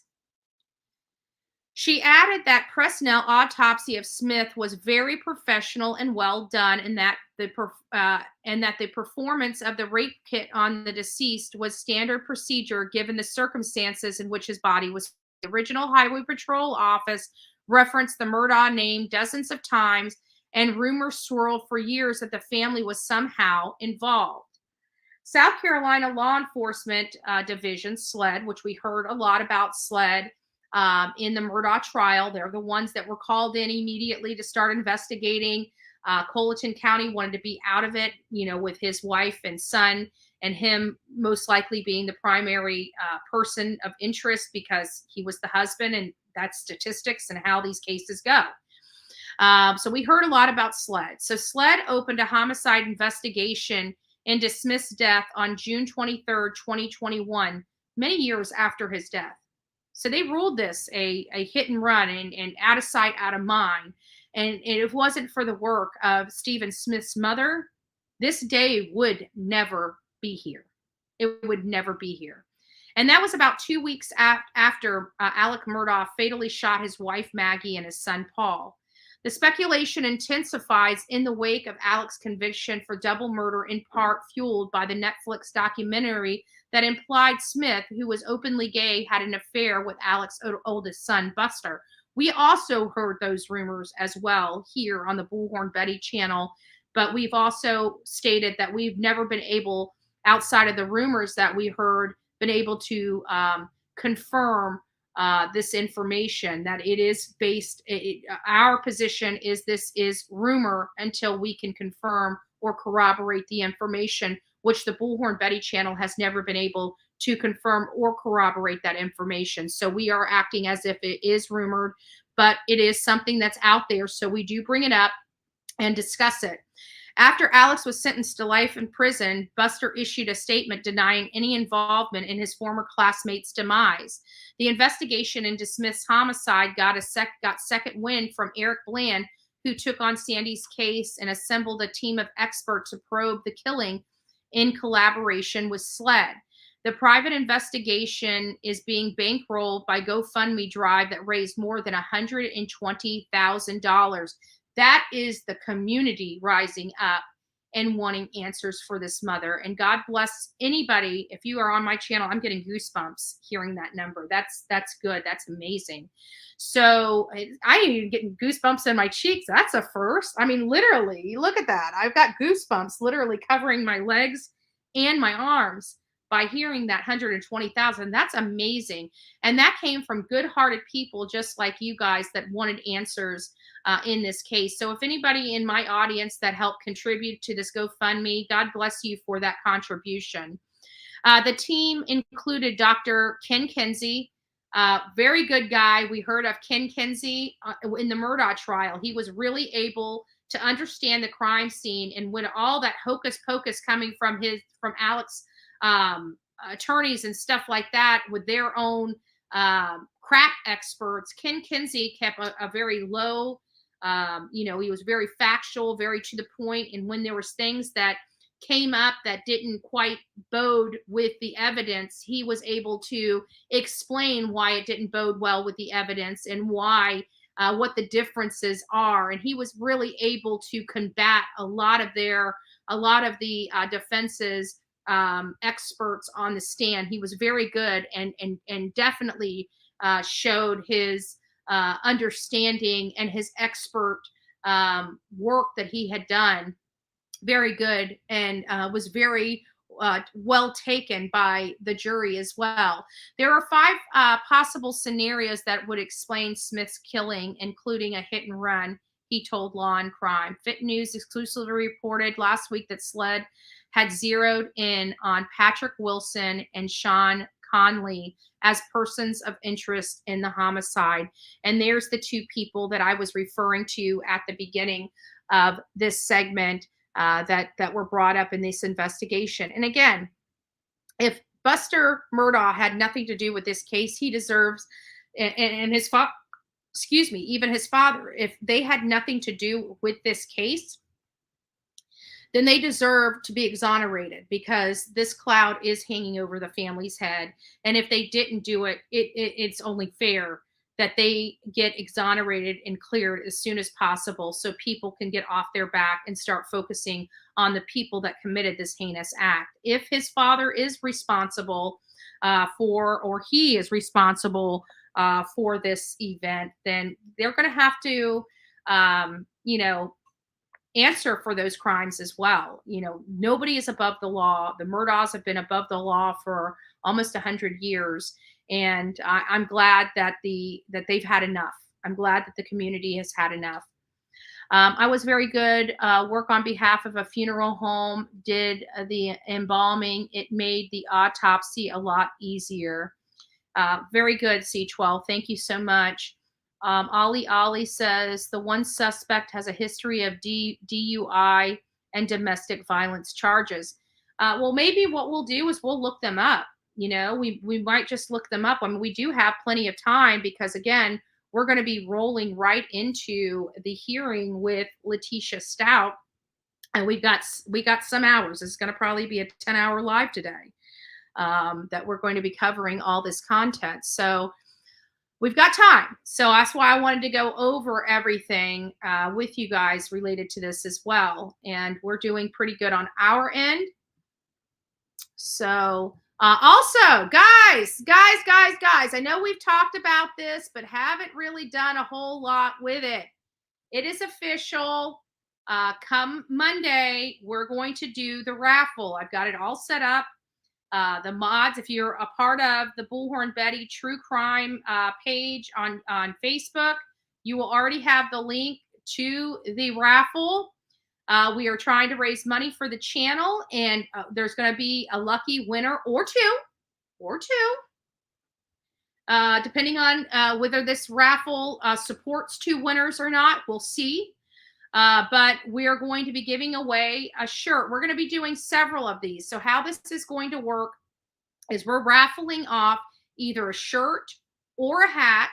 It's not going to be one from Teespring. It's going to be one that comes from our beloved Sonia. She's been doing a lot of Bullhorn Betty gear on her site. So we want to promote her work. And she's not all Bullhorn Betty. You should see some of her stuff. Now, granted, the raffles for Bullhorn Betty swag that she creates, but she, for all those out there, if you just like, beautiful sayings, or you want something, she can make literally anything, even if you want something custom made. Like many of you have family reunions year after year, right? And maybe you guys get those shirts from, say, Custom Ink. Well, Custom Ink shirts are like $40. You can get yourself a steal of a deal by buying in bulk from Sonia. So you can actually make those shirts by our beloved. You're supporting somebody that is a friend of yours that loves you, and that will put love into the order, not just some nobody that you have no idea. So if you have some kind of event coming up, it might be good. I know there's going to be some people, but we're over the hate anyways. We really could care less about the hate, right? So we may even do a 2-year for Summer Wells. If Sonia doesn't feel comfortable with that, I would be happy for her to do something.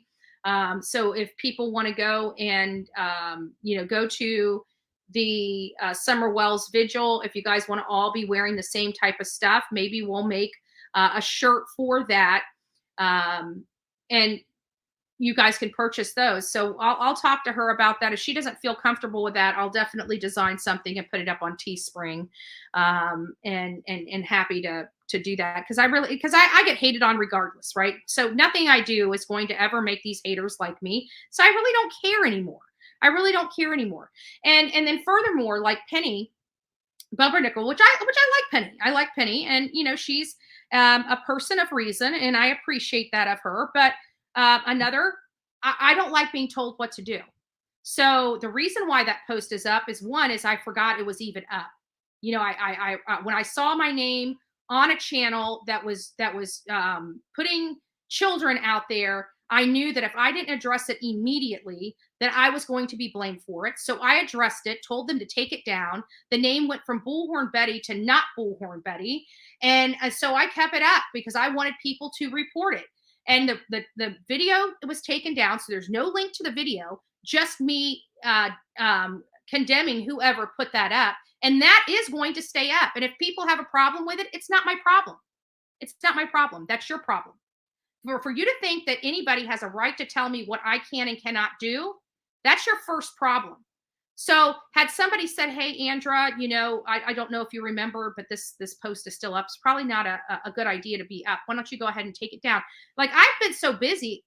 I'm not watching YouTube. I'm not watching people complaining about this. I had no idea. Actually, it wasn't until this morning with that smart ass video saying, oh, this is how you delete these posts. Well, great. Guess what? Bullhorn Betty, whether you like it or not, you don't have to be my friend. I don't care. It stays up. And why is it staying up?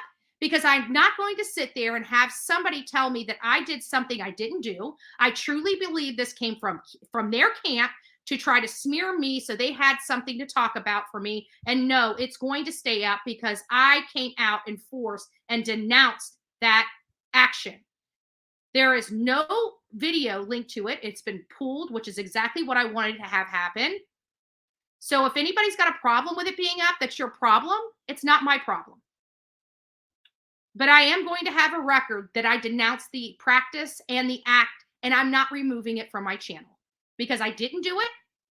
And I'm not going to I'm not going to have people say I did. That didn't come from me.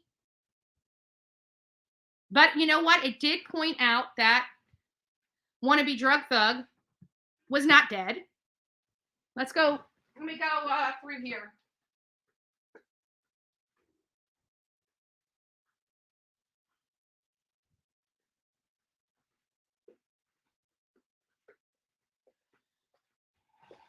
So the FOIA request came back. These are the FOIA requests. The only reason I'm bending the paperwork is because it does have her address and stuff on here and don't want to dox her. Well, I mean, anybody can look up this stuff and ask for the public record. But I just want to let you know that we do not have the wrong person. We absolutely have the right person. She tried to lie and say that the docket that we pulled and we showed you guys was of a dead woman. It was not. We put voice skits together. Her people try to say that it wasn't the same person. Yes, it was. Yes, it was. It was absolutely the same person. Again, this is coming from a FOIA request from the police department directly through a FOIA request. This is public record that any of you guys can obtain for yourself if you do not believe what's coming out of this channel. You're more than welcome to fact find this stuff yourself. Again, not the wrong person, and she's not dead. She's not dead. That docket I showed you was legit hers, and we're going to read some of this stuff. We're going to read some of this stuff to you just so you know exactly who she is. She's a very violent woman. And this one here, I want to show you this one. Look how sprung she looks. She was drugged out of her ever-loving mind. Out of her ever-loving mind. Let's read this one. This was from 2010, so a little while ago. At approximately 9:12, an officer, Donovan, was driving westbound on East South Street when they approached a vehicle bearing an Illinois registration XXXXX, so they redacted it. I discovered that the passenger side rear taillight was broken out and emitting a white light while driving down the road. So I conducted a traffic stop on the vehicle. As the vehicle turned southbound to Day Street from East South Street, the vehicle pulled into 232 Day Street. I exited my patrol car and made contact with Rebecca. Rebecca T. I can say her name if I chose, and you guys already know her first and last name, so I don't really need to keep going down that rabbit hole. I asked T for her driver's license, and she handed me an Illinois ID card. So this is back in 2010, and we know by 2021, 11 years later, she still can't seem to possess a driver's license to drive a car down the road. This is a woman that you guys are trusting to report factual information, but she tells you as part of factual information that this person here that we've confirmed is her. She's dead, and I was reporting a dead person's docket. Well, now we know for a fact that she's not dead. The video clips that we posted was her. The audio clips that we posted was her. That docket that had all those charges, those 3 felony charges, was hers. She handed me her license and immediately asked me not to take her to jail, as her child is at home and she is dropping something off. What was that something you were dropping off? Drugs? Turner continued to talk very fast as I checked her ID. So he's implying she's under the influence of a substance. Checked for warrants, and headquarters advised me that she had a body attachment for yet another traffic case. And he ended up arresting her. And as you can see, she looked very much as if she was under the influence of substances. And talking fast, by the way. But hey, I just got a dead person. I guess now that she has a phone number that matches, an address that matches, a date of birth that matches, a voice that matches, and now she's got pictures attached to arrests and affidavit of probable causes that apparently don't go with her, right? They look like her. So we must be talking about, that thing about body snatching, right? She must have been body snatched.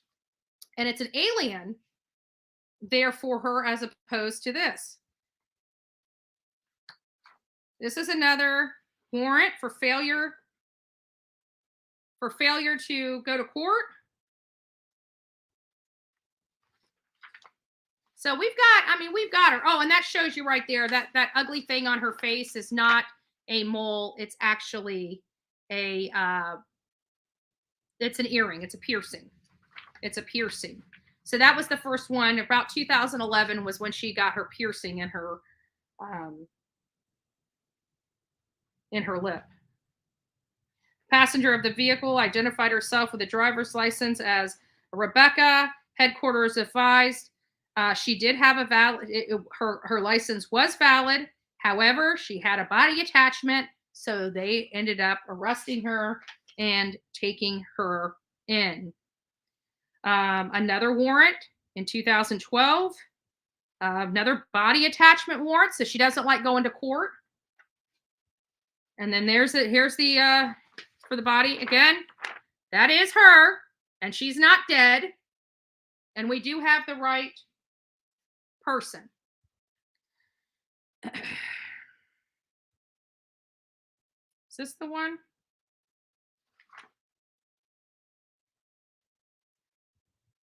Very violent. This woman's very violent. So here's one coming out in 2013. The reason why I'm focusing on these don't really care. I mean, this is quite a bit ago. Oh, and here's her drug when they did a felony warrant and busted in her house for the drug trafficking and the controlled substance. There's her. She doesn't look like a happy camper when she got arrested for that. Is this the one with the tire iron? Let me find the one with the tire iron. She just likes to chase people down that she doesn't like with tire irons, 4-way tire iron. She likes to beat up women in front of her children at stores. That was in 2019. That felony charge in 2019. Remember we talked about that? That was it. Oh, and that's another thing. This dead person's docket matches her arrest record too, to a T. To a T. That dead person's docket that I showed you that she's trying to pass off.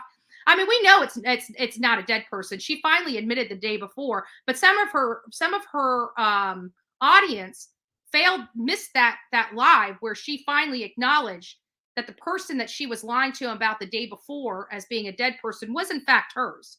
So she has finally admitted all of this stuff to be true, but she's still hiding details about it. And while she's on here bitching about how she's so concerned about her children, she wasn't concerned about children when she was beating a woman up in front of a store and then decided that beating her up outside the store wasn't enough. So she follows her inside the store and continues to beat her at the counter while her children were present. She's committing felonies in front of her own children. Great mom. Great mom. Great mom. So don't tell me that this woman's changed her life, because that just happened in 2019. She wasn't concerned about her children seeing that. She wasn't concerned about her children knowing her boyfriend sleeping with all these women. Those are the types of things you keep out of your children's minds and ears. She didn't mind that. She didn't mind pulling up to people walking down the road and getting a tire iron out of her, a four-way, and walking up to them as if she's going to hit them because she didn't like them. So because you don't like somebody, you think you can put your hands on them. Well, come put your hands on me. The difference is between me and you is all my fights, I never had to pick up a weapon. All the problems I never had to grab weapons or beat people in front of my grandchildren. I never did that. My grandchildren have never seen law enforcement. Ever. So you guys keep going over there.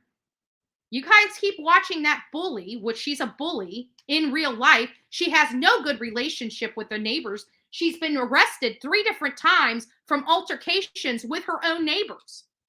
My neighbors love me. When the hurricane was coming, this was a hopping house. When I had to have the generator outside, this was the only house that had coffee for my neighbors. Imagine that, right? Coffee. Coffee's on stock over here at Bullhorn Betty's house, right?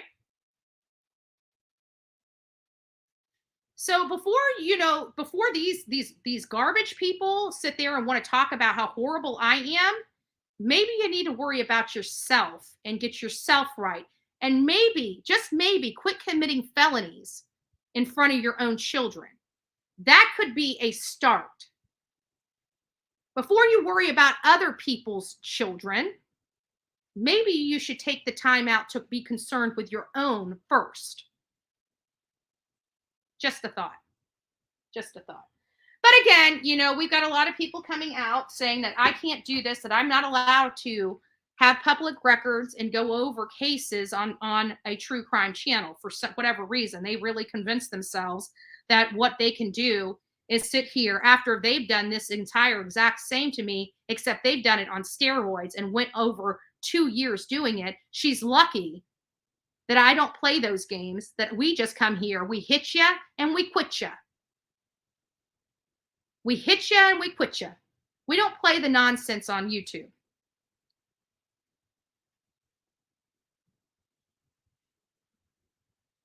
But, Jason Unirock,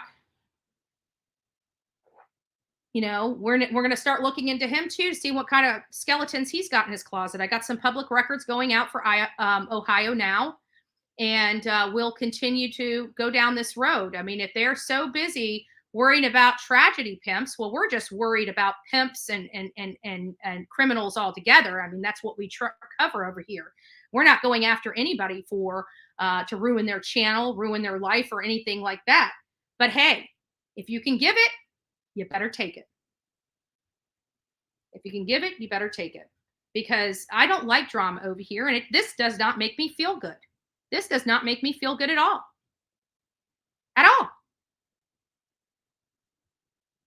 Doing something like this to somebody else doesn't make me feel good.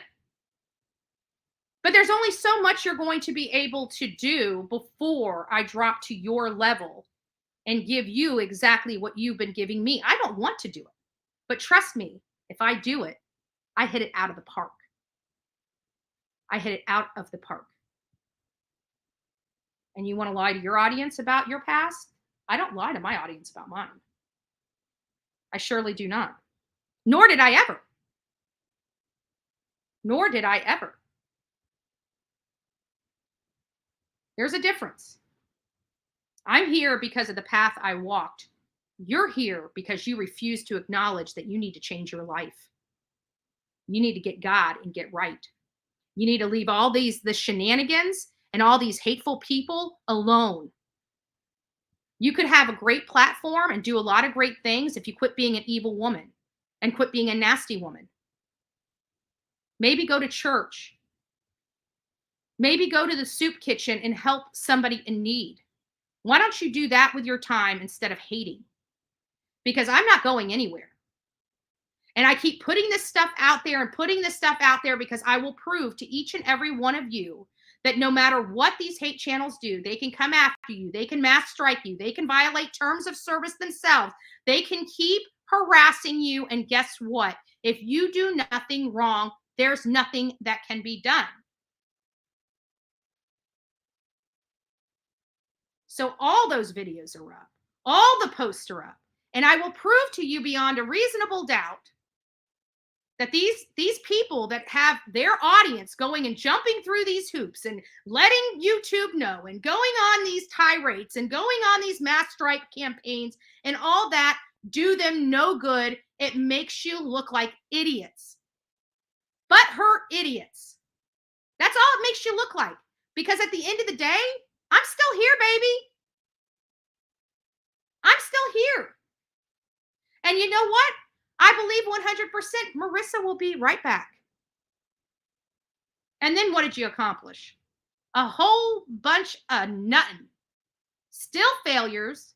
Still doing the insanity of doing the same thing over and over again, expecting different results. Well, guess what? It ain't working. Just isn't. Just isn't. But changing the subject because we've got almost 600 people in this chat and you guys missed our cooking lesson of the day. So I had said earlier this morning that many of you missed, don't forget to hit the like button on your way in, that at Winn-Dixie, like around Wednesday-ish, maybe different in different areas, but Wednesday or Thursday-ish. I think it's Wednesday because they have their meat that they try to push through before Friday when people start shopping for meat. So around Tuesday to Thursday, you can find really great prices on steak at Winn-Dixie. This here was a steak that cost me about a little under $4 for that big piece of meat.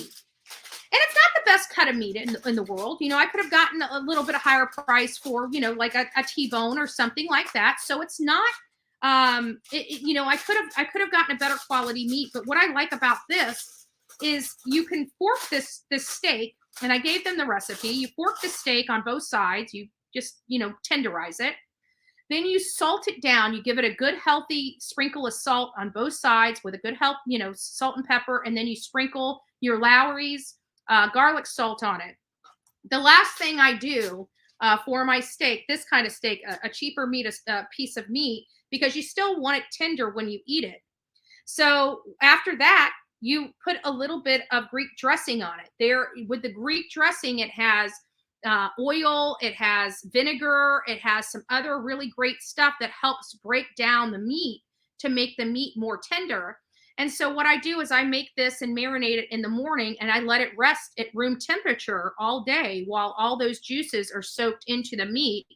And then it goes either on the grill, it goes into the oven. You can bake it, grill it, fry it, saute it, anything you want. But that is it right there. That is it right there. So good morning to Too Tall. Nice to see you. So there you have it. And for all the people that are out there being bullied by this,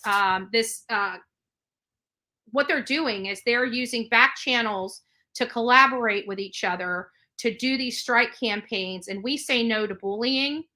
But I will tell you this: they always say, this is what they say, and I want you guys to make it make sense. So they're basically stating that they're bullying me because I bully other people, right? That they decide to get really, really nasty to me because they feel somehow in their twisted mind that I'm bullying when I go out to these things or I protest or something like that. I bully. However, like with gluten, she's all part of BLM. We've watched them protest. We've watched them burn down cities, burn down houses. But somehow, me having a peaceful protest in somebody's home is somehow this horrible bullying practice I have, which couldn't be further from the truth. Many times we have law enforcement out there with us. We do all this stuff. I mean, hell, even in Tennessee, we had the state police literally escorting us to each and every one of our places that we were protesting. Remember that? We had police escorts, and it wasn't just the county police. It was the state police that escorted us. So obviously we're not breaking the law. But their stuff on the side is because I'm a bully, they want to bully me back. They want to do it harder and more powerful. But they're saying I'm bullying these families, but I'm not. I'm speaking for the victim, and I'm doing it with power and force, no different than what they're trying to say they're doing to me. So who's right in this? Somebody that breaks the law or somebody that follows the law? When we do our stuff, we follow the law to the T because we don't want to be arrested. We don't want to have problems. We want to make sure it's right. Whether it's offensive to other people, I could care less. Again, I'm not one of these people that pander to your emotional state. If you got an emotional problem or you don't like, that's you. That has nothing to do with me. Okay, nothing whatsoever. If it's offensive, I don't care. Right? It has nothing to do with your feelings. Have nothing to do with Bullhorn Betty. Your feelings have nothing to do with any other person in this chat. Your feelings are yours. Maybe somebody identify and agree with your feelings, and that's okay. Now you got two people, right? But don't ever think I'm going to change who I am because somehow it upsets. I'm not PC. I don't care about your feelings. I'm not an emotional person. I cover cases. You either like the cases I cover or you don't. Or maybe sometimes you like me, sometimes you hate me. Again, not my problem. Not my problem. However, your feeling on any given day is your feelings. It has nothing to do with me. You wake up on the bad side of the bed, nothing to do with me. Wake up on a good side of the bed, nothing to do with me. Having a bad day, don't like your husband, hate your job, nothing to do with me. Nothing to do with me. So, we like talking about cases. We talked about here earlier, we've talked about Bryan Kohberger, we talked about Alec Murdaugh, we talked about Stephen Smith, and we've talked about Buster. We've also talked about another criminal called Rebecca, which we know as wannabe drug thug that wants to hide and lie to her audience. Well, you can't hide and lie to public records that state that you were arrested for a felony aggravated battery for not only hitting a girl outside a store, but inside a store. But that's not the worst part. It's that you did it in front of your children. You got arrested in front of your children. You didn't care. You didn't care about your children or what kind of emotional wreck they would be by watching their mother get arrested and hauled off to jail. You didn't care. So don't ever come over here saying how despicable I am, because from where I'm sitting, that's pretty despicable. And then you got the drug charges, knowing damn well that when you were dealing drugs, those drugs got into the hands of children. You know that. You know that. I didn't sell to children. You didn't have to. How do you think children get a hold of the drugs? You sell it to somebody that sells it to them. You know where it's going. You know where it's going. And just because you sold to an undercover cop doesn't mean you didn't sell to a child before that undercover cop. You will never convince me otherwise, ever. But even if you didn't sell directly to an underage child, you know damn well whatever you were selling was going to wind up in a child's hand. And that's something you can't say about Bullhorn Betty.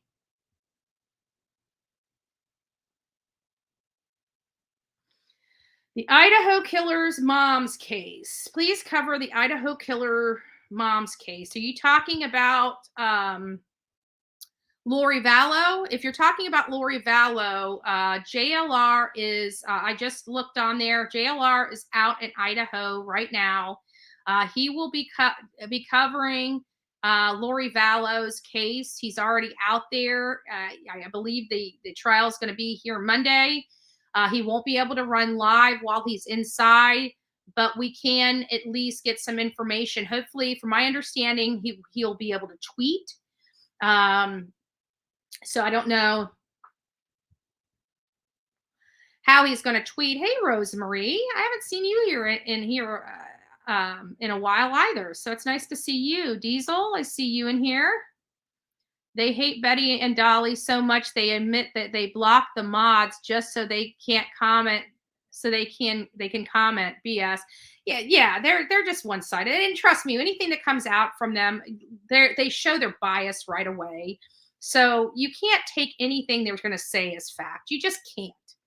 You know, and not only that, but this woman has no problem lying. Clearly, she has no problem beating people up with crowbars, tire irons, and her fist in front of her kids. So you know, and God knows if she's doing this on the outside and in public, God knows what that woman is doing behind them closed doors in front of them children. She has no problem with this conduct in public in front of her kids. Think about that. Think about that. Oh, and people say she tried to change. Well, here, let's talk about 2021. The infamous photo that's being put all over YouTube. Remember the pink jacket? The pink jacket. There's the original mugshot that she tried to say was somehow doctored. Well, there it is. That came straight from the police department. So I don't think they doctored that. But here we got another one. This is for disorderly conduct in 2021. In 2021. So this is a woman that says she's trying to change her life, right? That she hasn't done any of these things. Well, let's talk about 2021 because she was arrested in 2021. And everybody's like, oh, well, that was just for traffic. Remember that? She's like, oh, that was just for traffic. Remember? She wouldn't even admit that it wasn't just traffic. She wouldn't even admit that to her own audience. So let's find out what happened in 2021. So Friday, April 30th. So that's only been, we're almost to April 30th now. So it hasn't even been a full 2 years. It hasn't even been a full 2 years. But hey, she's the upstanding citizen of YouTube, right? She's the upstanding citizen of YouTube talking about all these tragedy pimps. She just fails to realize she's no different. She's covering true crime cases. She's getting paid for true crime cases. She's the one on disability collecting money and not reporting it to disability, not Bullhorn Betty. She's the one that's committing fraud and still doing it to this day. She's the one beating up people in front of her children. And she's the one that is here beating up her boyfriend in 2021. So Officer Symington was dispatched to blank street in reference to a neighbor dispute, right? She has a great relationship with her neighbors. Remember how everybody kept trying to say that my neighbors hate me? Well, it's kind of funny because my neighbors cook me dinner and bring it over here because they know I'm working so hard. My neighbors come over here and help me every chance they get. My neighbor comes over here and watches my house when I'm out of town. But somehow my neighbors don't like me. My neighbors love me. But her neighbors not so much. Blank Street in reference to a neighbor dispute. Upon arrival, I met with the complainant, Rodney W., who advised me a pit bull ran into his yard trying to attack his dog. Rodney advised me he shooed the dog away and back into Rebecca's address. Rodney advised me that he believes it belonged to a friend of hers or her brother. Rodney advised once he got into the area, Rebecca came out to him arguing with him. Rodney advised she picked up the dog and put inside the residence. Rodney advised Rebecca took her finger and made gun gestures. 2021, guys. 2021. This wannabe thug, drug thug. Wannabe drug thug. Rodney advised he believed the bull. Okay, so since she picks up her finger and made a gun gesture, telling him, "I'll shoot your ass." Now you're talking. This is coming from a person that's a felon that can't possess a gun. Did she have a gun in her home? Does she have a gun in her home? Like to know. Rodney advised blank, blank, blank heard Rebecca make threats. I spoke with blank, blank, blank, blank, and blank, blank. Rodney advised he wants Rebecca arrested for her threats. I responded to blank street and made contact with Rebecca. Rebecca advised me there was a dog running loose. Rodney automatically believed it was her dog and brought it over to her residence. Rebecca advised her dogs ran out the back door to the front yard. Rebecca stated that she asked Rodney what he was doing. Rebecca advised while she was arguing with Rodney, he called her a fat B and told her to suck a D. Well, did you follow his instructions? Serious question. I'd like to know for a friend.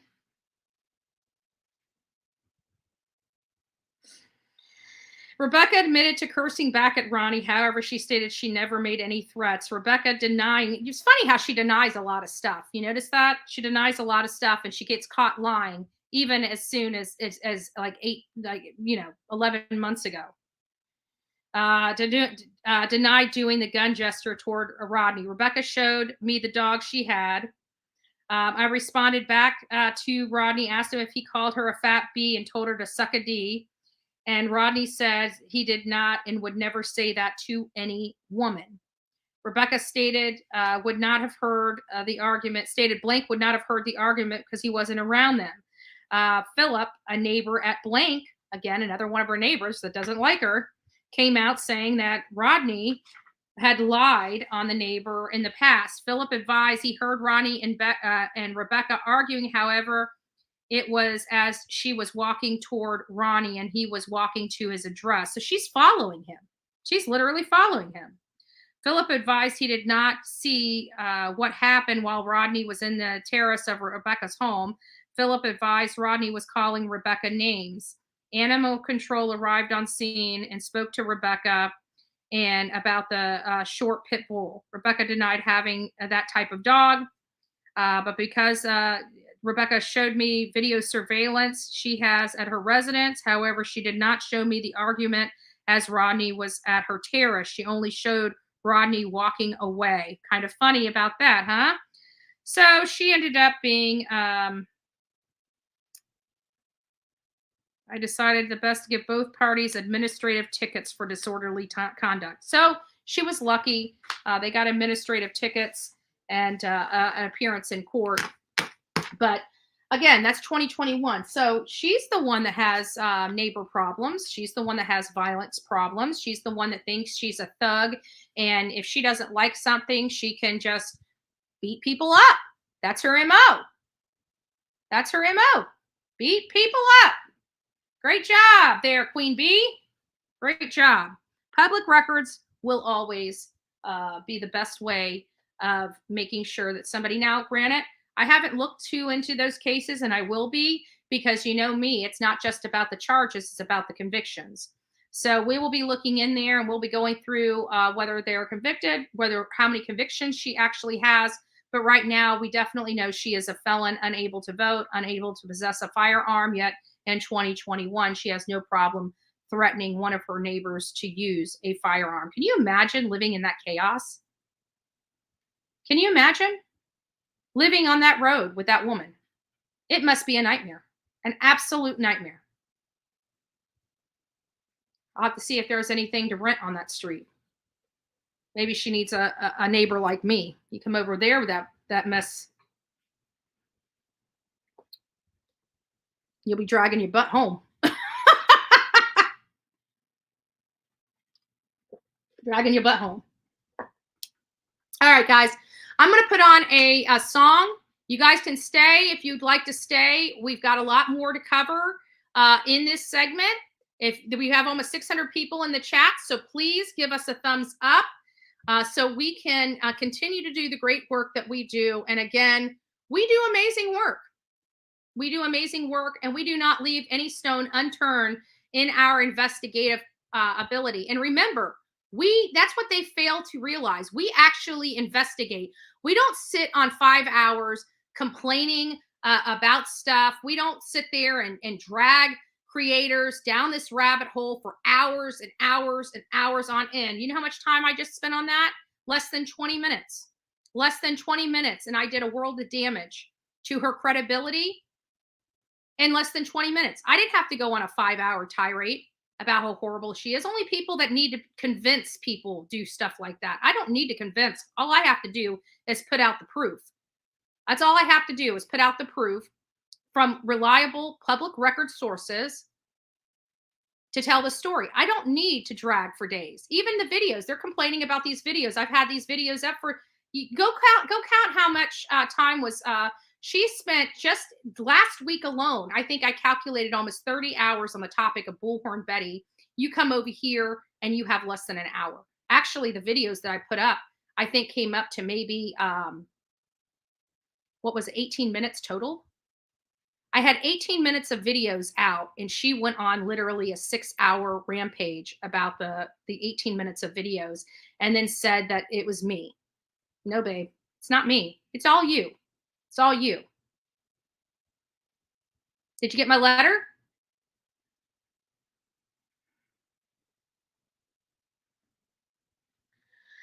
Sean would like to know if you will cover the case of the teens killed in Florida. So what's going to be happening is I'm going up to Georgia to help, to cover the Trent case. That is a case that's been going on. This man was brutalized, and there has been nobody arrested in that case. And the police department seems to be playing some type of game. I don't know if that's the case. I'm going to be open to this case. I'm not going in there to disrupt or disturb the peace, but will.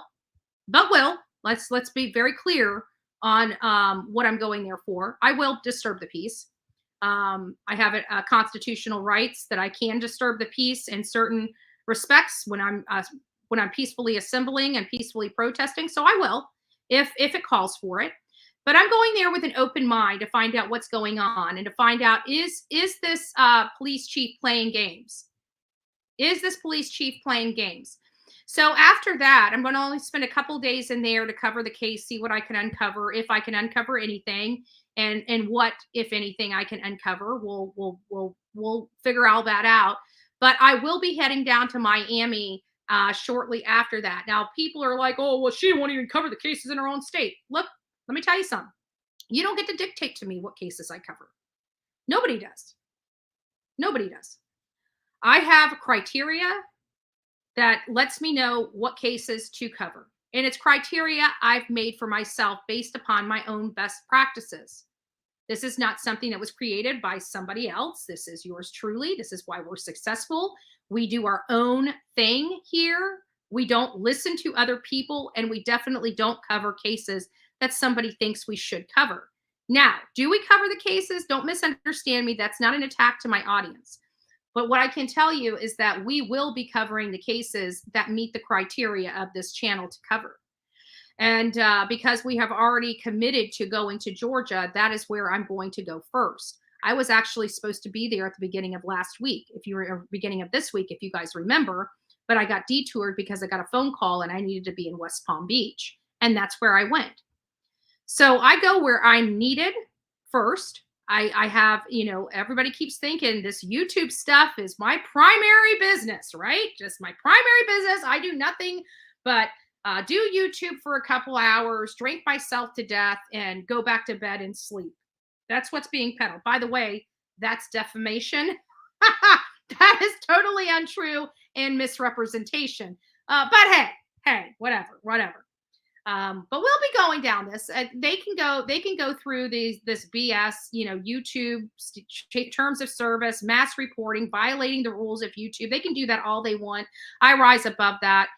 When it gets too intense for me or too frustrating for me, I'll just drag your ass to court. I'll just drag your ass to court. I don't play these underhanded little, these children games here on YouTube. When you hear from me, it's typically we're about to go to court.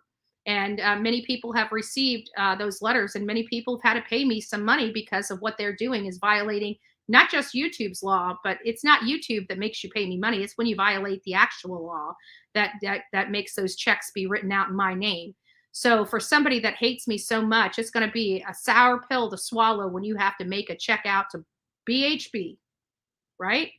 It's going to be really hard. It's going to burn your ass a hell of a lot more than I did by you having to write that check out to me. But don't think for a minute that anybody on YouTube has to put up with defamation, slander, libel, an array of things, right? Because the stuff is in writing and the stuff is spoken. So you're talking about defamation related to libel and slander. These things are serious stuff that have punitive damages, and the judge can put a hefty weight on your financial structure. And for Queen Bee, the one that's taking government assistance, then mind you, she's making right now, she's going to be coming around with a check probably close to $2,500 to $3,000 this month alone. She's only allowed to have $1,470 a month, or she loses her benefits.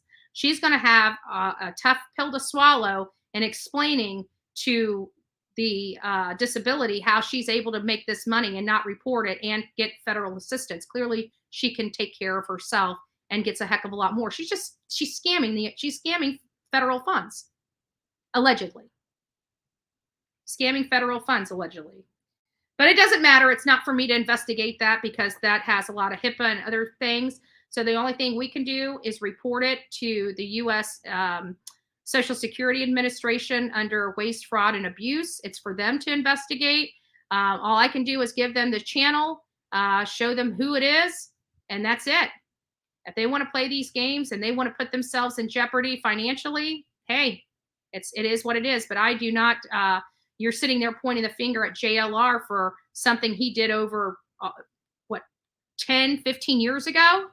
One charge, and he's the worst person on YouTube. Meanwhile, you have 20 freaking charges and scamming and conning our Social Security out of money, stating that you're disabled and can't work. Yet we watch you here for hours on end collecting money. So we'll just let them take whatever they need to take, but we don't advocate for violating any laws. We definitely denounce defrauding the taxpayers of the United States out of their hard-earned money so you can sit on your ass and be a despicable person. That ain't happening. That's for people that are disabled like my aunt, not for people that are disabled like you that can just work, just don't want to actually work. So great job, girls. Great job. Done yet? Just curious. Because I keep still hearing my name after telling her, don't ever breathe my name out of her mouth again. This right here was ordered. When I told her the ball is in her court, when the ball is in her court, just keep my name out of her mouth. Ball's in her court. She goes on live and starts talking about me again. Bad move. Really, really bad mood. Because I gave you that last opportunity and you chose to squander it. And now you get to pay the cost of it. Hope to see you soon, babe. All right, now finally getting on with the drum roll, please. It's one of my new emerging favorite investigative journalists, believe it or not. Believe it or not. He's also affiliated with who? News Nation. So we have two amazing, great reporters associated with News Nation. And one is my beloved Brian Enton, and the other one is Brett Buffington. Brett Buffington, I'm sorry, has absolutely been killing it. Absolutely been killing it in this case. He has really stepped up his game. He is really advocating for this victim and trying to find out why this boy right here was assaulted so bad. pictures of the altercation and incident happening. Pictures of it. Law enforcement knows who was there. They most likely know who put the tube down this man's throat and fed him vodka. They probably know who spray painted this man. And they probably know who urinated on this man. And still, right now, no arrests made. The majority of the people that committed this assault on Trent, underage. I'm sorry. I remember when I was a teenager. You know what? I did stupid stuff like this. Guess what? I went to juvenile detention. Do you think I didn't get arrested? You bet your ass I did. Why are these? And I never assaulted or injured or brought somebody almost to their death, ever. Mine was for running away from home and mischievous things. Ooh, so horrible. Let's listen to this. Oh, you guys can't hear this, can you? Hold on.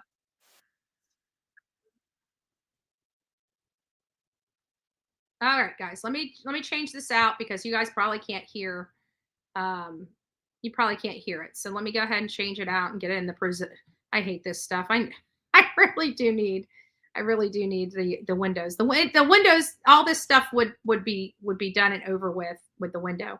All right, here we go. Where was that one? I think it's this one right here. Yeah, it's nope, hold on. Trying to find the one that I was just at. I think it's this one right here. Yep.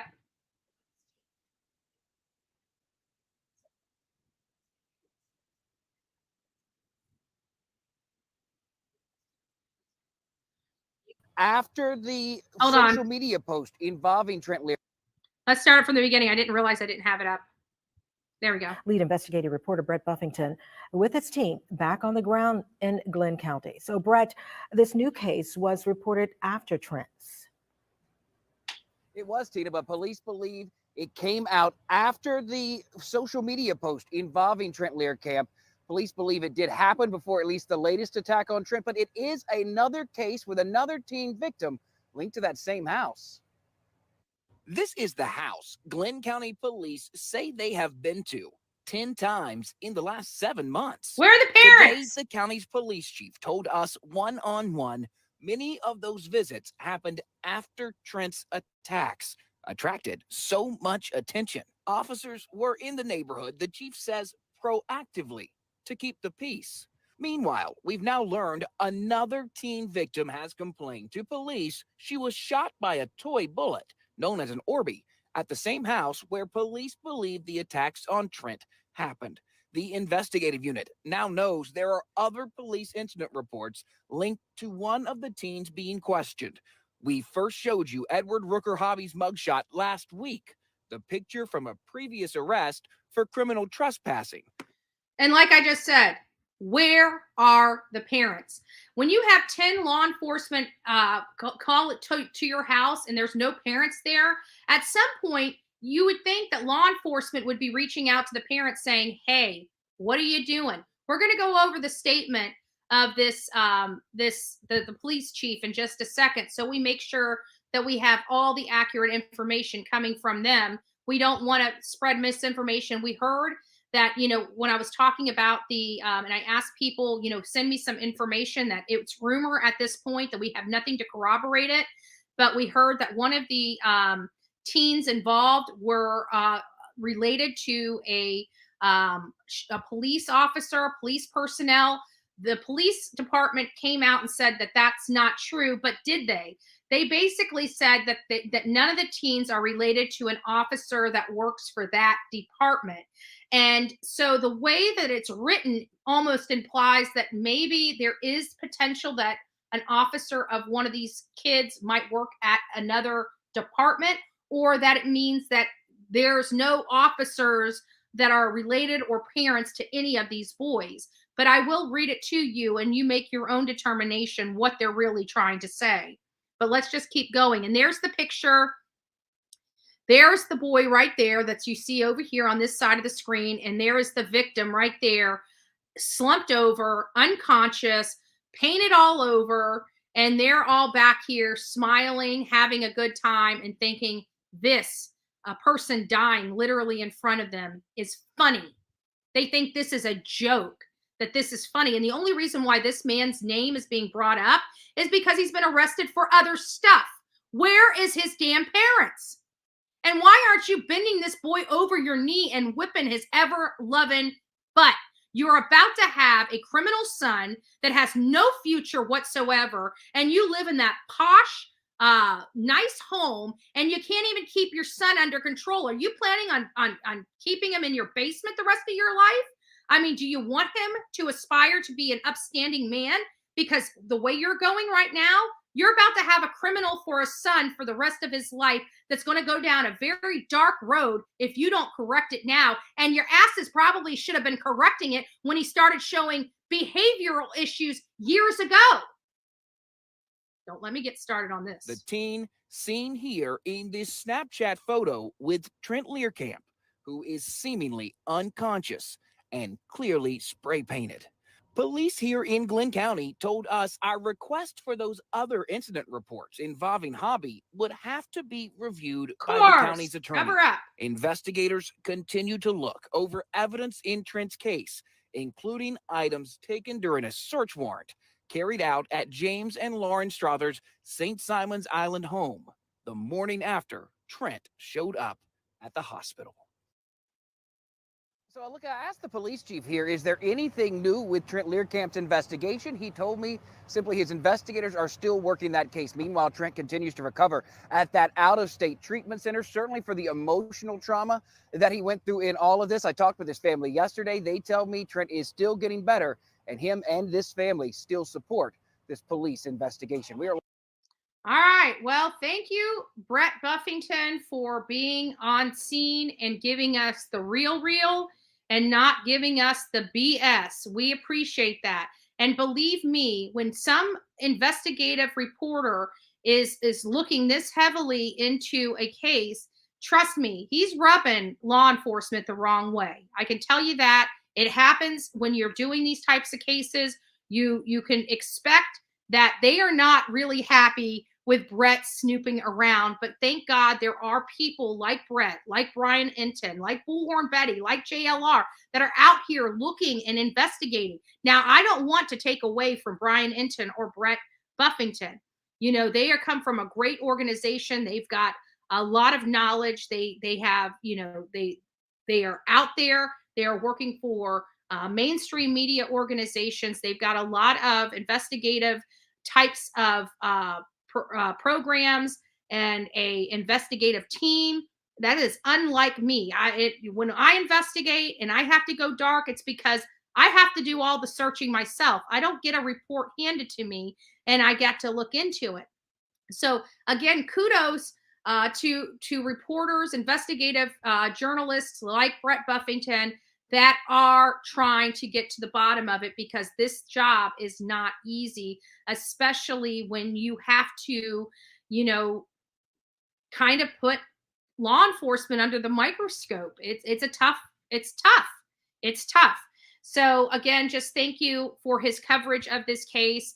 Again, I'm going to go out there and cover it. You know, I don't know what kind of pressure I will be able to provide because I'm rolling solo on this particular trip, but I know when I am in Georgia, people will come out that's in Georgia that support me, that want to fight for this boy. Now, granted, he's much older than a lot of our victims, but we're not here for kids.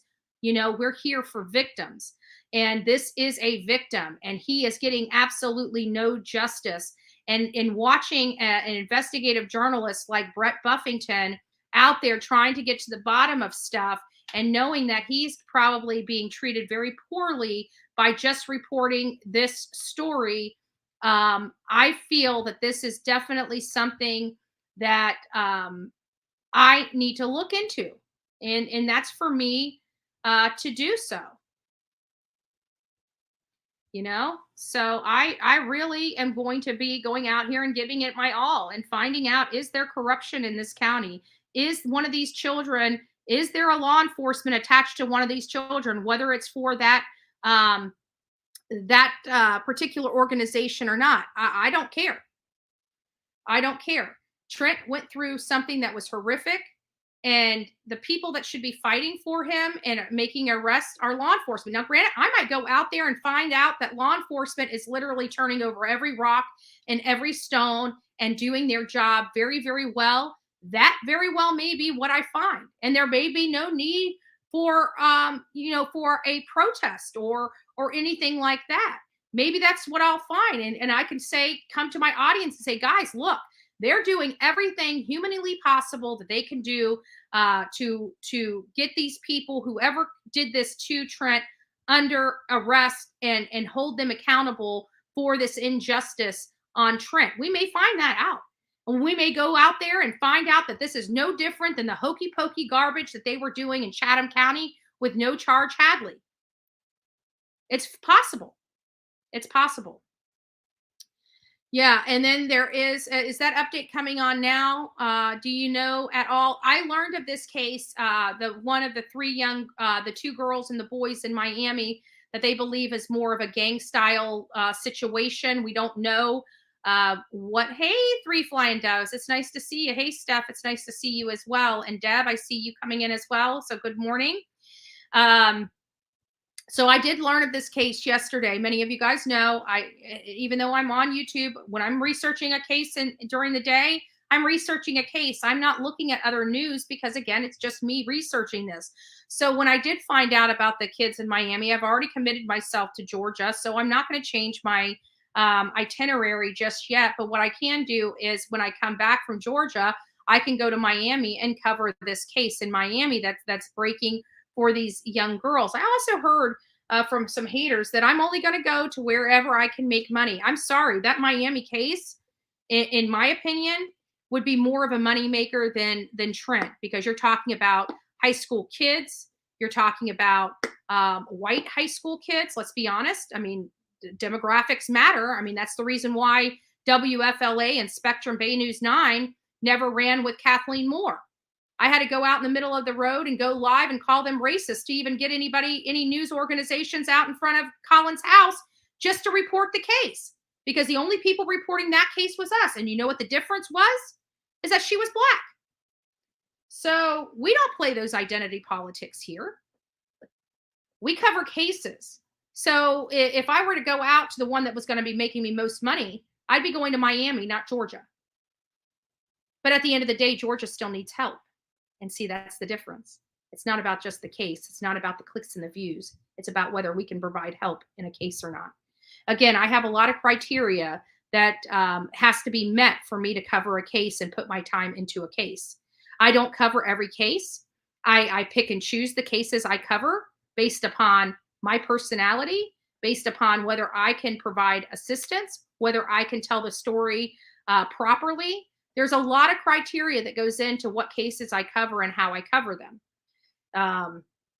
So we will continue to go down that avenue, but we are going to go to Miami and we will cover the case. Now, had it been just a few days before, right? If it was just a few days before, it should be starting, but I don't think it starts until 10 Eastern Standard Time. Let me go ahead and pull it up and see if we can get access to the webinar. See if it's ready yet. It's preparing my meeting now. Give me a second.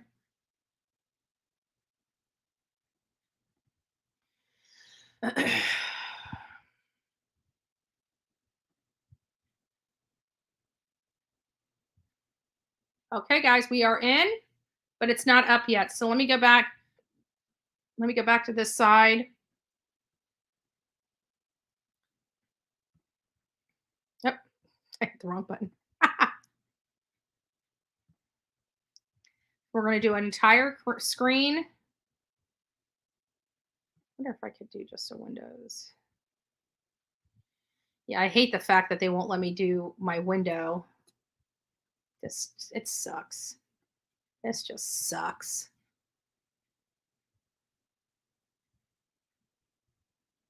I wonder if this would work. Looks like it's got sound on this one, but I don't know. Windows screens. We'll just do the entire screen. But just remember, I'm going to have to monitor this on. All right. So now everybody can hear. So when it comes live, you guys will all be able to hear. Make sure you buy up the crayons. Yeah. All right, let me just go through here. Snow says people are only saying you try to make money off cases because they don't have the same passion as you for the missing. They would be the ones that would go out there and make money. That's why. Exactly.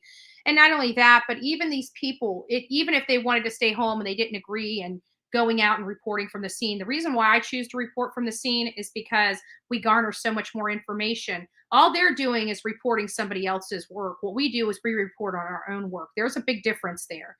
There's a huge difference there.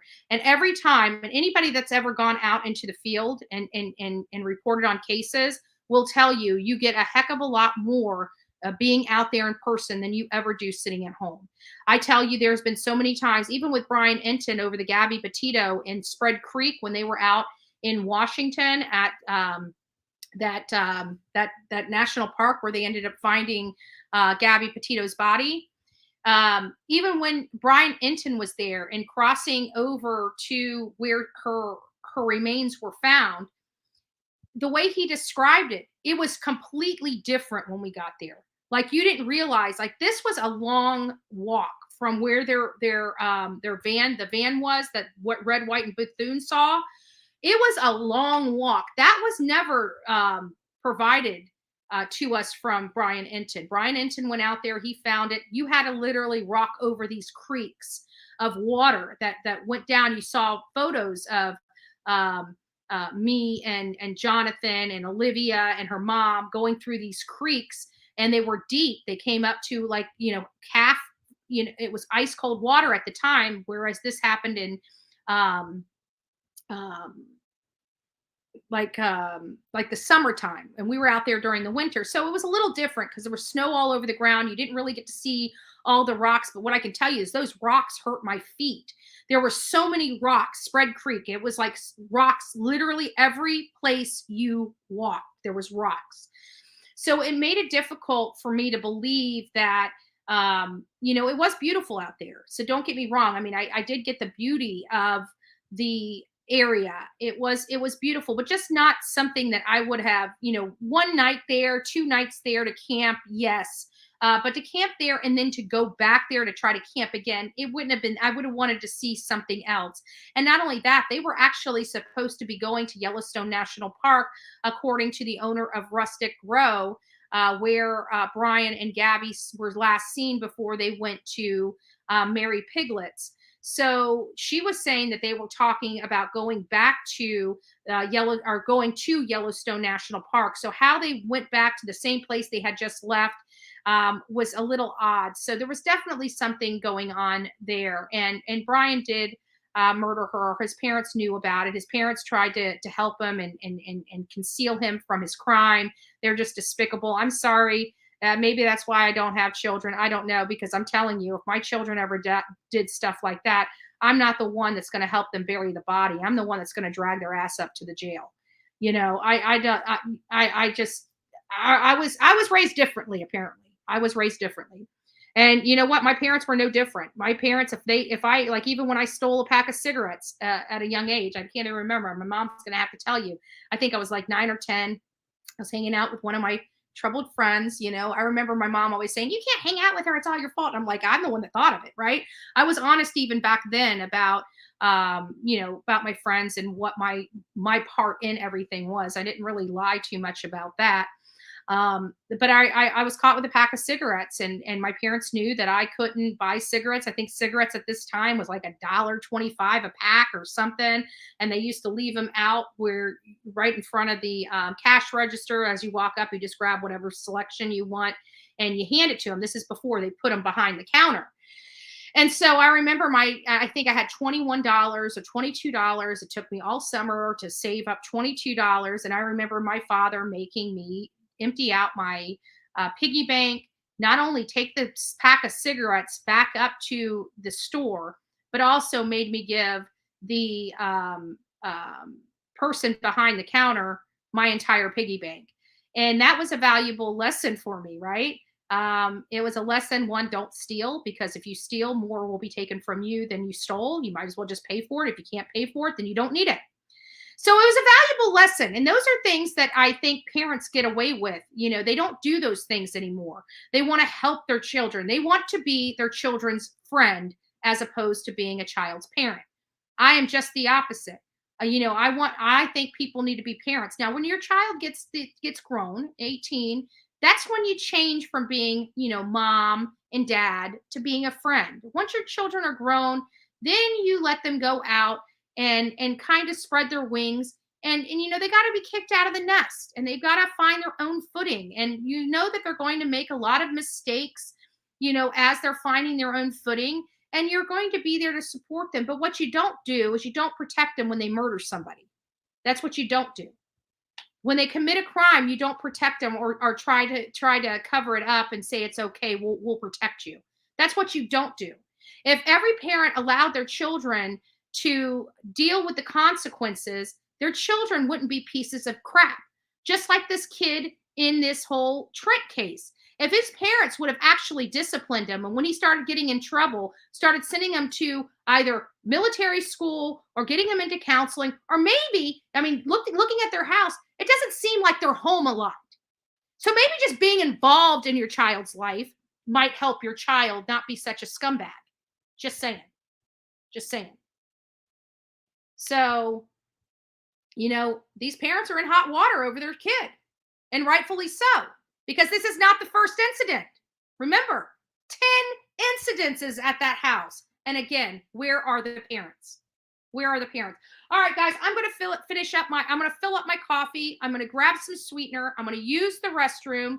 And I want you guys all back here. We're just going to play a song. We're not going to drop this live. We're just going to play a song as we are waiting for this to start hitting up with the Letecia Stauch case. We are running Letecia Stauch live here. I want everybody to know that there was some issues with the live where it was freezing a little bit as we were reporting it and airing it here on the Bullhorn Betty channel.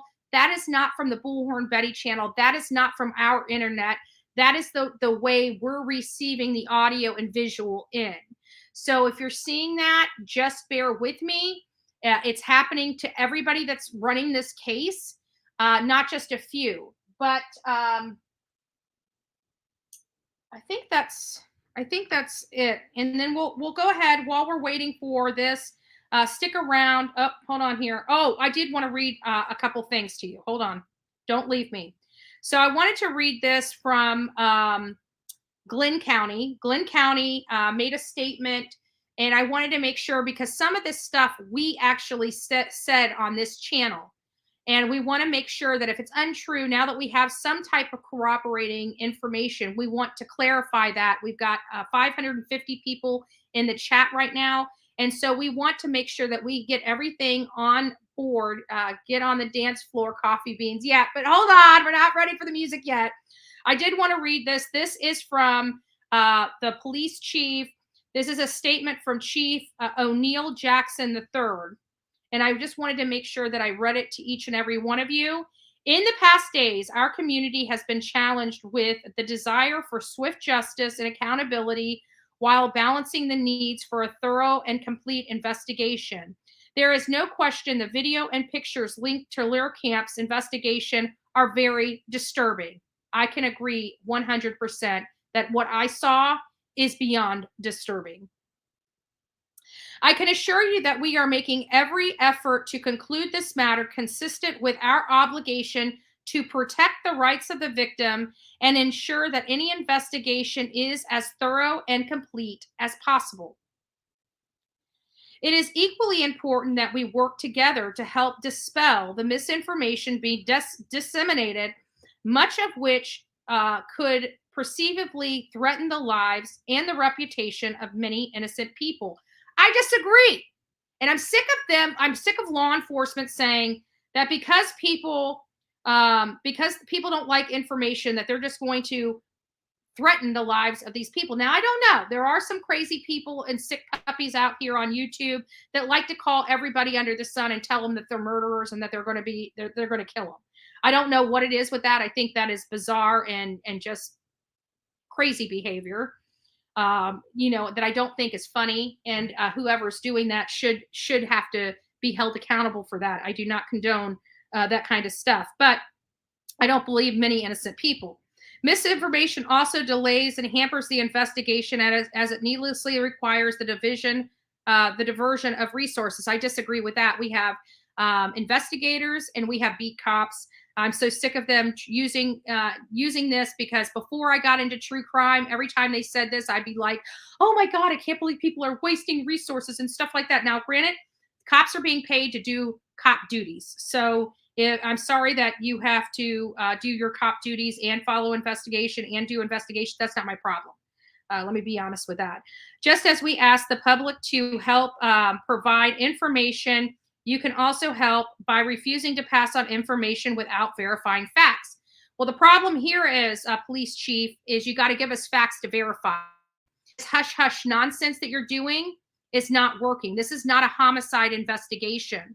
You should be a little more open with the public as to what you're doing, which you're not. And I find that a disservice to your community at large. I have to be honest with you. For instance, there's no evidence anyone defecated on the victim during any of the events we are investigating. There may not be any evidence, but we definitely heard it out of the mouths of a person close to Trent's family. So there may not be any evidence, but we're hearing it. And if that was a misspeak on her part, that's a misspeak on her part. But just because you have no evidence of it doesn't mean it didn't happen. So that's one thing. But again, I want to make sure that the statement of this police chief is read to each and every one of you so you can make your own assumptions based on the facts listed here. Further, based on the information we have gathered to date, now here is where it's almost convoluted and makes me think that they are playing word salad. But I could be wrong. It says further, based on the information we have gathered to date, none of the children or relatives involved in the incident being investigated are related to anyone who works for Glenn County Police Department. Okay? Well, my problem is law enforcement doesn't have to work in your department to get the law enforcement courtesy. We all know that. So that's not my question, police chief. My question is, are any of the boys that you are investigating have a parent or related to someone in law enforcement? And if so, which department? Is it near you? Is it across the county? Is none of them involved in anybody with law enforcement? My question wasn't whether they were involved with Glenn County. I was hearing that one of the boys' fathers was an officer of the law. And I would like to know whether that is true or not. This does not clarify. It only clarifies that none of the people being investigated are related to any employee of Glenn County Police Department. But we know, just like with Alec Murdaugh, he was the assistant solicitor in Colleton County, but when his son wrecked the boat over in Hampton County and killed Mallory Beach, we know that he was provided the courtesy as a solicitor in Colleton County to actually go on the scene there. So this idea that law enforcement doesn't get, or solicitors or things like that don't get special or preferential treatment to the average Joe is wrong. So that is not my question, whether a law enforcement works for your law enforcement agency or not. I want to know whether one works at any law enforcement agency, because that does play into this. And I think the public has a right to know. Keep going.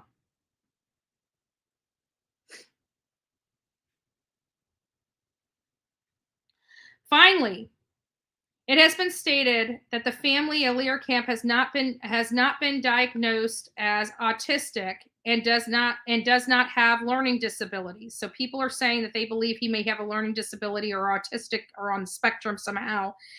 I kind of have that vibe too, but based upon this statement, He's never been diagnosed as autistic, and he has never had any learning disabilities, according to his family. Investigators have been in contact with Mr.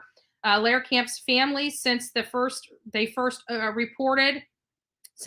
first reported, and have made efforts to keep the line of communication clear with him and his family. Let's get on to the second part of this. And it says, as we, the Glenn County Police Department, continue to investigate this matter, along with the assistance of law enforcement agencies, we graciously request your patience as we vigorously investigate every relevant incident associated with these events. We continue to encourage anyone with information, video, photography, or other potential evidence to contact Glenn County Police Department at 912-264-1333. I have a problem with these counties. Counties are supposed to be handled by the sheriff. Cities are supposed to be handled by the police department. But however, somehow Georgia has this special rule that now their police departments, which, we know police departments, they're a lot different than the sheriff's departments.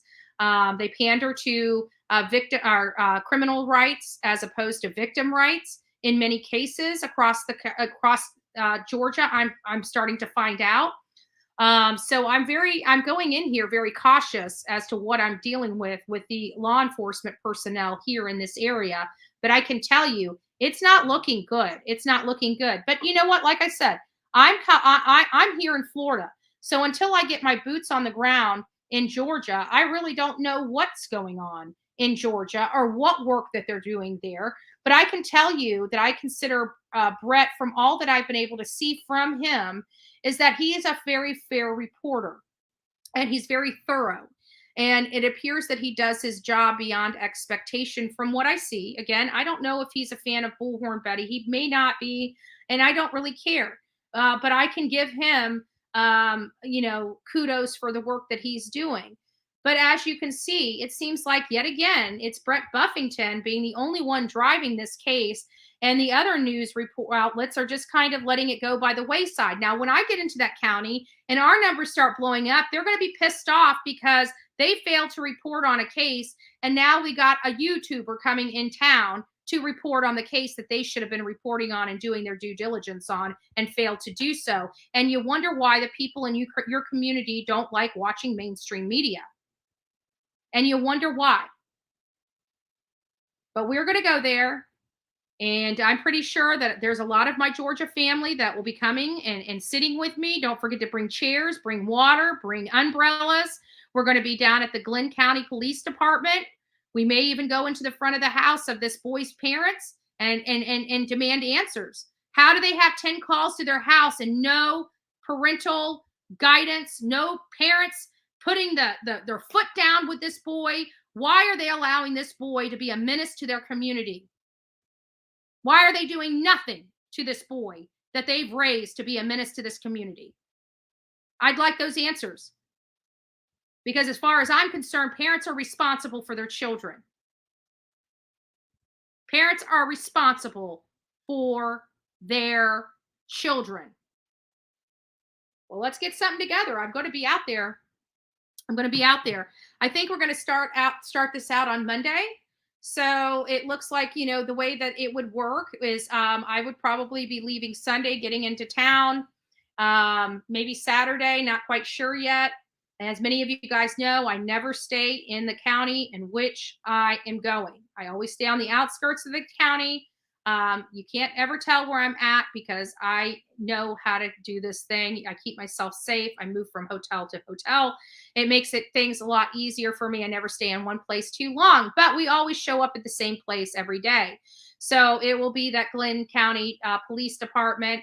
I want signs. I want photos of him. I'd like to see us kind of show up in force, but we're not going to be kicking the front door in and saying, how are you doing? We're going to actually go here and give this police chief an opportunity to do the right thing and to really be a victim advocate for Brett. Again, I don't want any problems with the police department, but as you guys know, I am not a pushover, and I will do what I can do in a lawful manner to hold the police chief and his department accountable should they not be doing what they're supposed to be doing. Like I said, we may get there and find out that they're literally doing everything that they can possibly do to bring justice to, for Trent and his family. But we also know that it's been quite a few days. Somebody should have been arrested by now. They should have something, and nobody's arrested. And that to me sounds like something that we get involved in. So anybody that's being rude in chat or trying to gaslight or antagonize, we want to make sure that we block them. Usually we do, if you have a disrespectful comment, something that attacks, we remove the comment and give you a warning. The second one is you're timed out. There is no third timeout. The third strike is you're gone. You're blocked from the channel. So even if you're allowed, we don't expect you to parrot our opinion. We don't care whether you agree 100% with what I do in my life, because you don't live my life. It doesn't really matter to me. It's my life to live, not yours. Live yours as you wish. But if for any reason you're over here and you like to commentate, whether you agree with my position or not, you are more than welcome to say it, as long as you say it respectfully. You can handle yourself, say what you mean what you say, and not say it mean. If you want to come over here trying to gaslight and stuff like that, we will immediately block you. There is no 3 strikes, you're out. You're just gone. You're just gone. So if you would like to communicate in the future, you might want to consider, is it easier just for you to be respectful and state your position so you can have a conversation later in the future? Or if you want to be nasty, and if you want to be nasty, we'll just move you right on out of the way. We'll just move you right on out of your way. We don't really care. Again, we're not here for your feelings. I could care less about your feelings. Okay? I could literally care less. If you're crying, sitting at home right now crying because of something I'm doing, I don't care. It's your problem, not mine. Let me just explain it to you just a little bit more. Let's listen. See, I don't know about y'all, but like for real, I don't mind being talked about. My problem come in when they start making stuff up. So you can talk about me all you want. It is what it is. It's either I did it or I didn't. I said it or I didn't. Whatever the case is, I don't care. I let whoever think whatever, feel whatever. That's on them. You know what I'm saying? But it's the making up part. It's the lying part. It's the adding on to part. So again, I'll let you feel, think, see, do whatever you feel. I don't care. It's not your emotional well-being has nothing to do with my emotional well-being. It's not my problem. If you don't like what I'm doing, that's you not liking what I'm doing, and you have control over yourself, and you can choose to change the channel and not support me. That's a choice you can make. But coming over here thinking you're going to change me is pretty stupid. It's pretty stupid, because I'm not going to change. Even Penny, which I highly respect on here, and I think she's a woman of reason. She's even, she's wagging her finger at me for that post. I don't care. That's her problem, not mine. But I'm definitely keeping it up. And if she doesn't like it and thinks I'm a despicable person, then she just doesn't like it and thinks I'm a despicable person. So what? So what? Doesn't bother me. I slept just fine last night knowing that post was there. If you don't want the shit, don't start the shit. Right? Because I come over here, I talk about true crime, I try to stay out of the drama. They bring the drama to my front door, and they don't like it when I give them exactly what they deserve. And I do it all above board, all right in front of their face, all with the terms of service backing my butt up. So you guys can go out there and have your hit list. And then another thing, they said this hit list is going around that we're somehow conspiring to hit all these channels. I gotta say, until I saw it on these hate channels, I've never seen that piece of paper before. I have literally never seen this hit list with all their names on it before. And you would think of all people that would have seen it or heard about it or something would have been me. And I don't even know where that came from. I literally have no idea where this came from, that they're trying to peddle as me, JLR, Dolly, putting together this hit list. I literally have no idea where that list came from. I have never seen that list before in my life. And again, like I said, you would assume that if there's a hit list like that, that's going to benefit me. Granted, I would have never gotten involved with something like that anyways, but had there been one, you would think I would have received it. I can guarantee you they can subpoena my records. I have never seen that. I've never received it. I've never received it through email, phone, messages, like from Twitter, Instagram, Facebook. Never seen that document before in my life that they're peddling as us trying to mass strike them. I have no idea where that came from. Just like that video with that was a private video of Queen Bees with her children. It seems to me that that was a hit from their side. They put my name on a channel. They uploaded a private video that nobody else would have had except Queen, but somehow it got put on a channel with bearing my name on it. And now you have this hit list coming from them. How do I know that they did not prepare that and trying to gaslight their audience? Because I can tell you one thing, I've never seen it. I can't speak for anybody else. All I can do, because I don't have their emails, texts, or anything like that. What I can tell you is I've never seen it. It's never been sent to me to mass strike these channels. I can tell you that. But you wouldn't know that because these people that say all they do is stick with the facts. Well, then why is my name being brought up there? Because that is not a fact. That is your opinion. That is your opinion. Never received it. Not something I would have deleted it had I seen it. I don't get into all that mass striking nonsense. Like I said, when I've had enough, I'll see you in court. That's how I roll. I don't have to lower myself to these middle school antics. And I always warn people, you really don't want to step. You think it's all fun and games until your ass has to go to court. And they think it's a joke until, guess what? They got to go to court. And then it's like, oh shit, she's being mean to me. I can't believe she did this to me.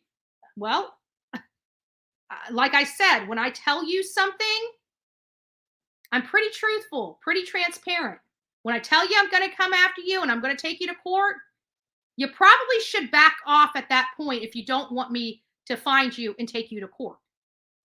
That's kind of how this thing works. When you're threatened and you know somebody has taken multiple YouTube creators to court and has been paid, i.e. won the case, it's probably not somebody you really want to step in their shit.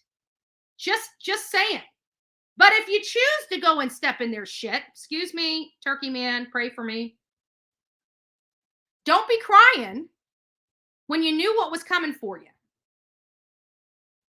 Don't be crying because you did it to yourself. Bullhorn Betty didn't do it. I always give everybody an opportunity to clean up their act. And when they choose to double down, so do I. All right, guys, we're going to go ahead and take a break, listen to some music. I expect some people to drop off. I expect some people to come back. We're not done as we're building up to Letecia's trial. Letecia's trial should be starting shortly. If you need to take a bathroom break, get yourself in a comfortable position because this is going to be hours long today. Get yourself something to eat, maybe get some snacks around you, use the restroom. Now's the perfect time to do that. Guys, I love you. God bless you. We're not bringing the live down. You guys will all want to stick here. This is a good case to cover. It has a lot of good information in it. And this woman it just shows you the despicableness of some people. And to think that this was a woman and a mother that did this to a poor, precious boy, even if that boy was a handful, normal people would have dropped that child off at his mother's and said, look, your child's too much of a handful. It's not my job. I'm not this child's mother. You fix your son, get his behavioral issues under control. And then once you do that, you can send him back over. But I am not dealing with any of this. Like if I was the stepmother, I would have been driving. If that boy was that out of control, you bet your butt I would have put that child in my car and drove that child back to his mother and said, sorry, it's not my problem. What I would not do is abuse that boy. That's one thing I would not do. But I don't think it was about abusing this boy. I think she absolutely hated this boy. I think she absolutely resented her husband. And she bit off more than she could chew when she married him. She bit off more than she could chew when she married him. All right, guys. So we're gonna break into a song. We'll be back here after 1 or 2 songs. I'll be back, and we'll start gearing up for this trial. So stick with us. We're going where? We're going nowhere. And what are these cases? Bullshit detected. Take precautions. Bullshit level DEFCON 5. Love you, Jennifer. Oh, come on now. That ain't even bullshit. That's horse shit. Sorry, Turkey Man. But at least we're keeping it with animals, right? We're thinking of our horses today. Right?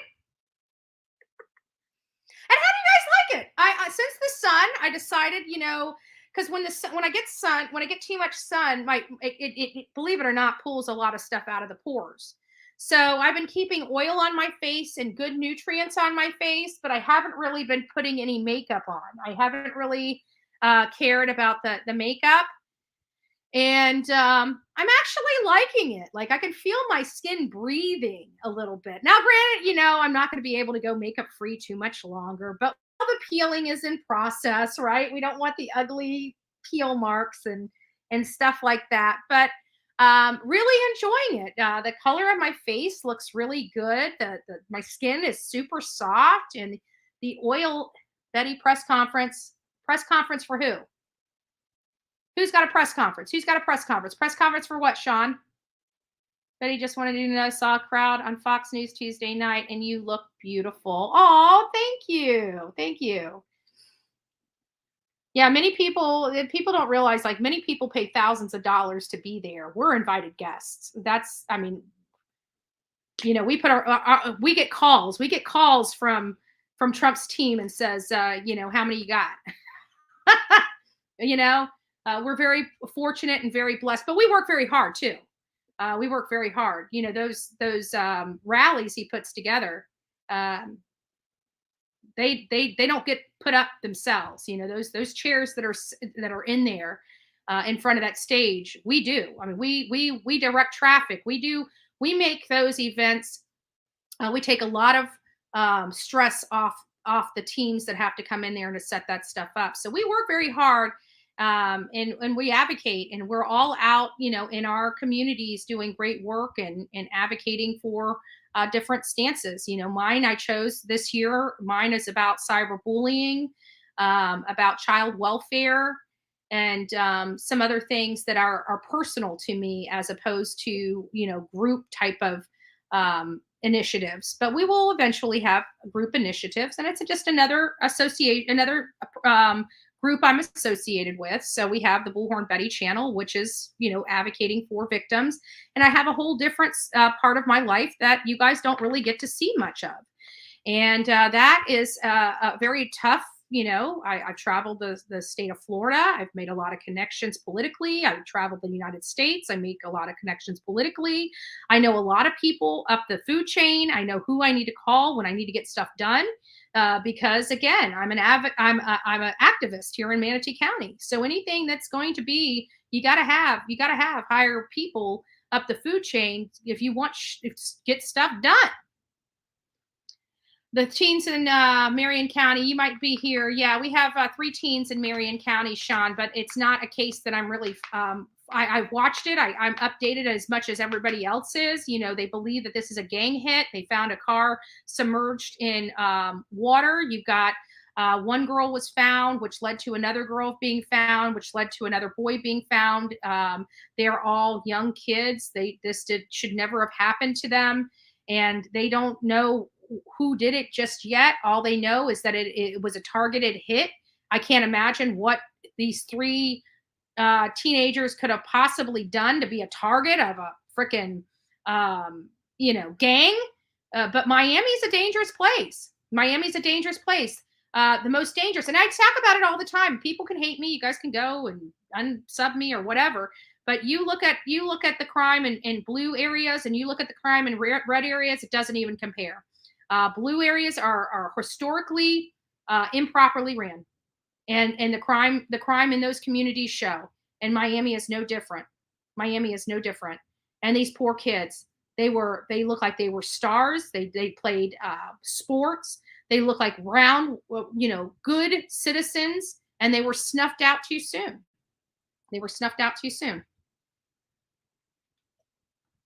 Juvenile stole gun out of car. Is the press conference going on right now? Hold on. Miami 3. We're going to call a Miami 3 press conference.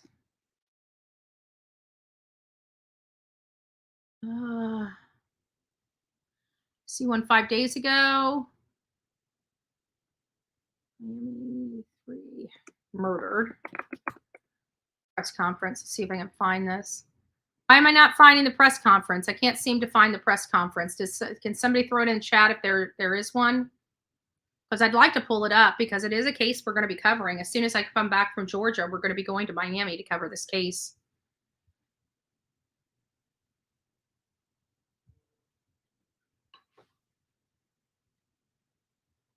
All right, let me see what we got. Oh, we got the press conference. Hold on. I didn't realize. Thank you, guys. My mod sent it to me. I just wasn't paying attention to the group. So give me just 2 shakes and we'll get that pulled up. It's probably over by now. Dad burn it. Live press conference. Let me see if we've got this. So it looks like we missed the press conference, but we'll go ahead and put this up. Let me pause it, and we'll go ahead and get it brought up. We're still waiting for, and I'll monitor that. But this press conference about 25 minutes, so I've got this other one on, so we'll monitor that. So we'll watch this for the Marion County homicide. Wow, look at those animals snuffing the life. So irritating. So stinking irritating. People that just have no care in the world about human life or the sanctity of human life. How precious our lives are. It's sad. Let me get over here. I'm going to go ahead and I'm going to make this the screen because I'm going to go ahead and pull up, go do my thing.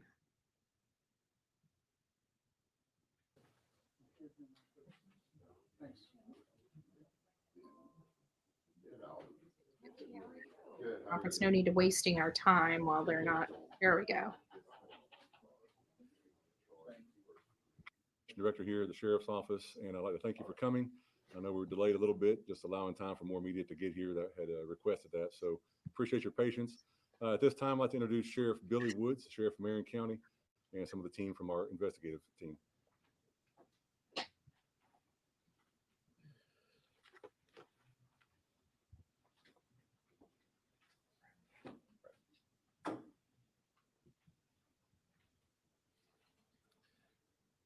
First of all, I appreciate everybody being here.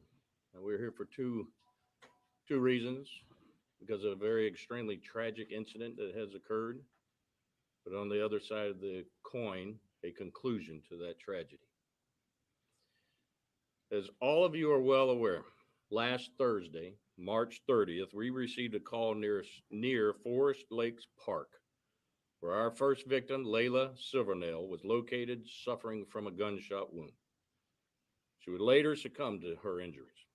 The following morning, we responded to a location about a half a mile away and located a second victim deceased on the side of the road from an apparent gunshot wound. Then on Saturday, April 1st, my deputies located Layla's car abandoned and partially submerged in a pond about 9 miles from the location where she was found. My investigators located the third victim inside of the car. And I'll go ahead and tell you, because you've been asking me for specific details. She was located in the trunk. Now, I want to clear up before we get into those details. Based on the interviews, digital evidence from her phone, she was there of her own free will. Sounds like they were looking for drugs. To start off by thanking all of the entities. If there's ever a true example of law enforcement, communities coming together and a almost perfect collaboration to come to a conclusion in a week on a triple homicide is truly amazing. That it is. And we should be Those applauding law entities enforcement. include the FBI, FDLE, U.S. Marshal's Office, and in my opinion, probably the best state attorney in the state of Florida for the 5th Judicial Circuit, Bill Gladson's assistant state attorneys. OPD, my deputies, detectives, forensic professionals, and our citizens who are truly amazing. Now, this one's going to come a shock to you. That includes you, the media. You helped us of getting information. My emotions right now are all over the place because I am so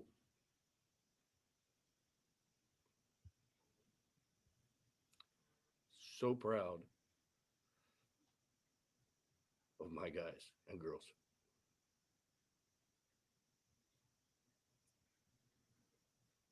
I didn't do a damn thing,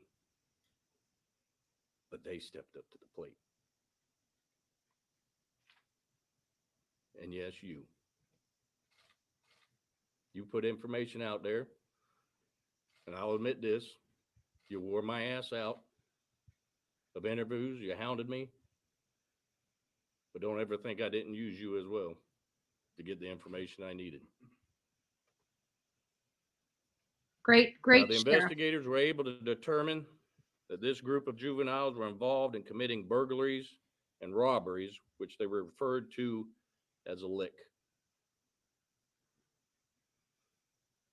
Now, although we had out there that was gang related, we have nothing specific to say that it was any rivalry or anything to such that cause.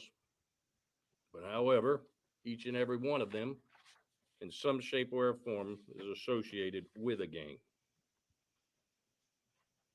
Basically, simple terms, there is no honor among thieves. And at some point, these 3 individuals turned on our 3 victims and murdered them. 2 of them right there. They fled the scenes, but left a lot of evidence in their wake. Through the cooperation of the agencies that I previously mentioned and my office, we were able to begin compiling all of the evidence and finding these killers. Now, we were shocked and saddened by the violence, as all of my citizens, because we are shocked not only are the victims juveniles, but the murderers are juveniles as well. That is just sad. I know each of you in the media here and viewers out there probably heard us in law enforcement or even in community events talk about what is the problem. And I'm going to go ahead and address the first thing that I know it's going to come up, because there are individuals out there viewing, and to include some of you media, that want to blame the one thing that has no ability or the capacity to commit the crime itself. And that's the gun. Boom! These individuals committed the crime. Yes, they did. So what's the solution? I wish I could give you that answer, because this world would be a whole lot better. But the fact is, society fails it. We do not hold our juveniles accountable. We minimize their actions. Yes, we do. Let me tell you why I say this. Last night, I had to stare into the eyes of two mothers. It's not their fault. Because what I saw last night was two mothers who are willing to give their sons everything, do everything for them, and give them their own lives.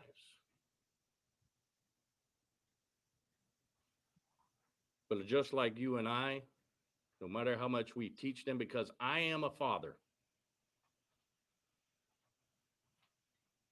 I am a father, and I cannot fathom what they were going through.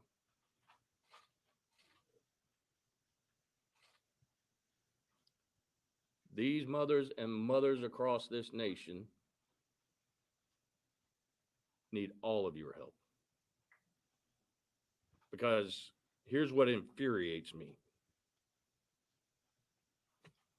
I've got a particular media who has a problem with putting photos of juveniles out. We don't. Bullhorn Betty channel doesn't. Now, we do it what the law says we can do. Put these photos out. I put myself in the shoes of those mothers because I heard one of them say it. I wish I would have known what this one was doing and who they were, because my kid never would have hung out with them. Well, you got to be present. Ask And to questions. think and believe to minimize any actions that is criminal of a juvenile is a disservice and, frankly, stupid to think. Sorry, guys, need coffee. We need to hold them accountable. And then hope that we can change them.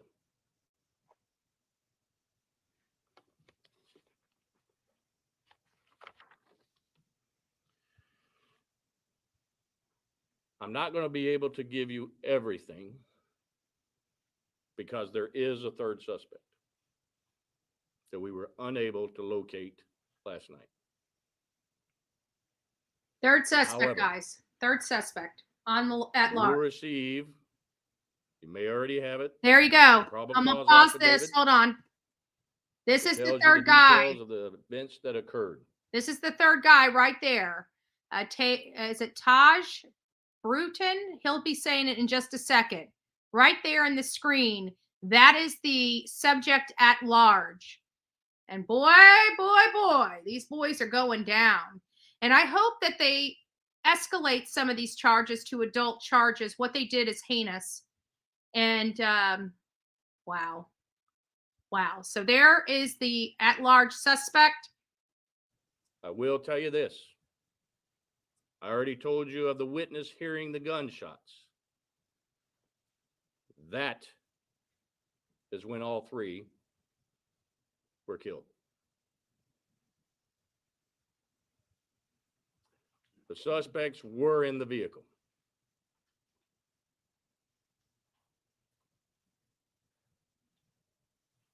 This individual, who is a juvenile also, is who we're looking for. Now, I'm talking to the viewers. Look at that boy. Some of you know him, you know where he is, and you need to turn him in. We're looking Now, for I that will get man him. right there, guys. I will find him. Anywhere in the state of Justice Florida. will be completed.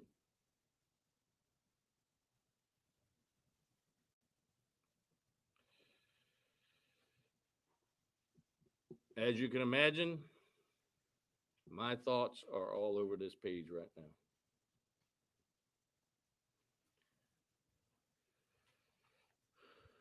Fighting these type of crimes requires all of us to come together as a community. And Marion County stepped up to the plate. And we've been successful. Now, I know I've forgotten something and I'm missing something, so I'm going to open up the floor to questions. Any type of motive given? Mentioned it, robbery. Robbery. They robbed him. Go to her first. I want to clarify. I know you said the suspects were in the vehicle. So are you saying all 6 were in there at one time? Yes, ma'am. And so the 3 individuals, the 2 that are in custody, and this person, they turned on the other 3 in the vehicle, and that's how this unfolded. That's correct. In the commission of a robbery of the 3 victims. Not going to get into too many more of those details because of the third suspect being out. Okay, so we're going to listen to the rest of this commentary and the questions and stuff. But what I'm seeing is you're looking at well-to-do kids that are on sports or in sports for the most part, right? Hanging out with thugs that rob them. I've done this as a teenager as well. We like to, smoke pot, maybe buy something else. I don't know when I was younger, we had pot. Like you had alcohol and pot. There was not a whole lot for kids in cigarettes. There wasn't a whole lot out there for us to get a hold of in my community other than some pot, alcohol, or cigarettes. I was the worst because I sold cigarettes. I sold cigarettes like 25 cents per cigarette. Like I was a hustler in high school, right? I was a troublemaker, right? Because I came from a dysfunctional family. I had violence. I, didn't want to be home. I was, needing attention from guys and, all this other stuff that comes with, daddy issues, right? We hear about it all the time. It's not a joke. It's legit. Many of us have experienced it. I've done horrible things to my body because of the stuff that I went through. But even in high school, I was a hustler.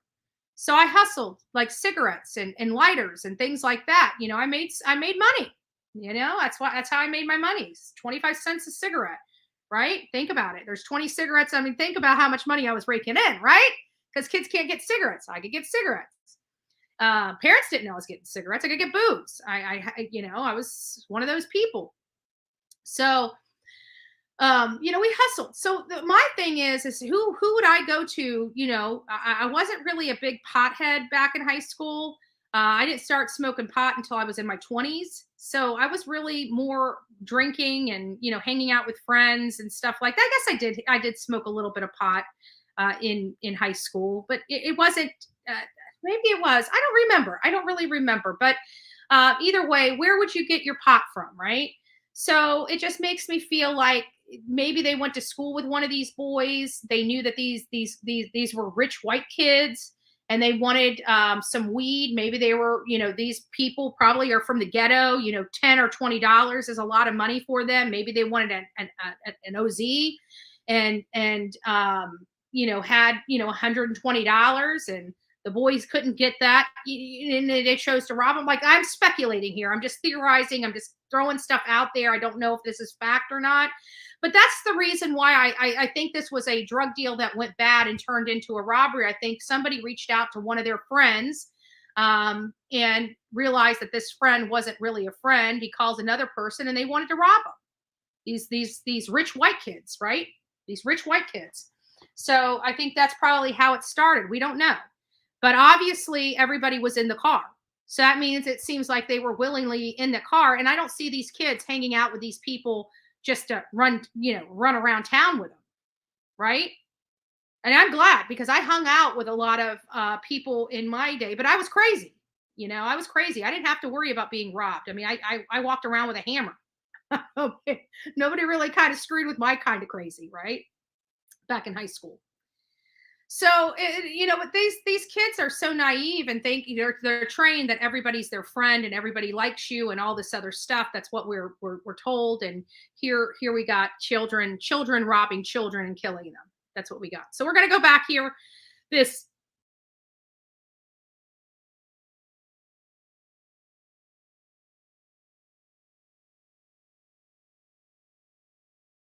Sorry about that, guys.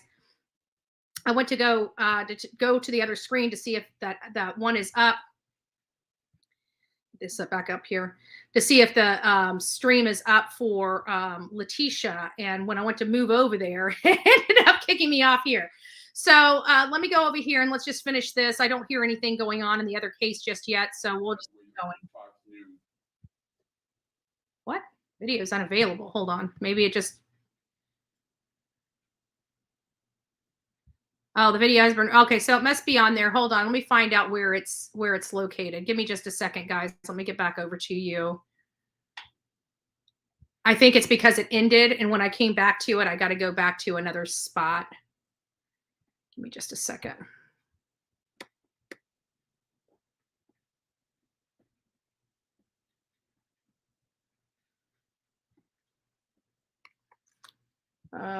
Just went off. Do we know where that came from? Press conference for 3 teens. Was that on there? Let me just go down to Marion, Facebook, Marion County. It'll pop up, but what happens is when it ends, juveniles arrested 43 minutes ago. Okay, here it is.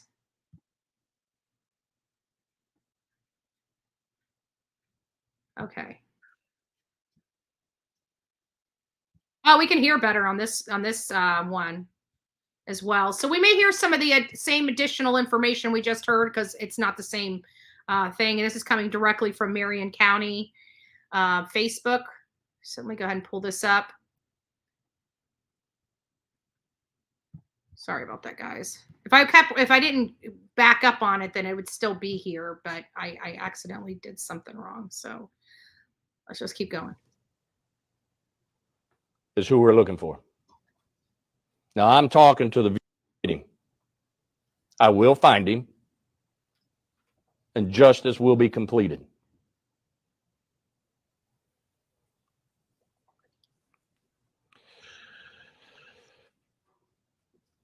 As you can imagine, my thoughts are all over this page right now. Okay, we already passed that. And we've been successful. Sure. Go to her first. I want to clarify. I know you said the suspects were in the vehicle. So are you saying all 6 were in there at one time? Yes, ma'am. And so the 3 individuals, the 2 that are in custody, and this person, they turned on the other 3 in the vehicle, and that's how this unfolded. That's correct. In the commission of a robbery of the 3 victims. Not going to get into too many more of those details because of the 3rd suspect being out. Sheriff Wood, Ted Williams with Fox News. Did the suspects and the 3 dead teens, have you been able to determine how long they've known each other? Short time. Sheriff, you mentioned the gun. Do we know how the suspects got a hold of the weapon? Car burglaries. Yeah. Ain't that right? All the gun laws we got in place didn't prevent it, did it? Damn. Neither will any new ones. Because here's the fact. The bad guy's going to get a gun no matter what law you have put in place. Amen. These juveniles shouldn't even possess a handgun. But they did. And I'll go back to you. Add your question. A simple burglary, as some people will say, but I don't consider anything simple when it comes to a burglary. The law allows me, I'll plaster their face up on this page, up on my page, up on media. I will hand it out if the law allows me, because parents have the right to know who their kids are hanging out with and preventing this. Amen. What did the suspect's parents say when you spoke with them about their arrest? I personally didn't speak to them about the arrest. It was immediately after the interviews in which I talked to the mothers. But really, they don't have a whole lot to say. If you're a parent, put yourself in their shoes. Holy hell. Panic. I'm scared to death as a parent. Embarrassed. Ashamed. What do you think they're going to say? Sheriff Woods, do you know if these 3 juveniles will be tried as adults? Hope so. All right. State Attorney's Office is reviewing that right now. Okay. So I don't want to say yes and then it turn around no, then you'll end up calling me a liar at some point. So Kind of like the haters always do, right? Can't make a mistake. You're just a liar. juveniles being held accountable for their actions. I will refrain an awful lot on that answer to this question, He to the didn't like full extent of the law. Amen. Okay, don't take me wrong. I might be hard on people, but I also have a heart. Amen. And I've already told you I am a father. Amen. But here's the one thing my boys know. Growing up, the freaking barber had my permission to whip their asses. Amen. And not only that, That. when this stuff came up on TV, I pointed them. I said, you don't have to worry about the law coming after you. Full extent. Because they took a life. Are y'all comprehending that? They took a life without thought.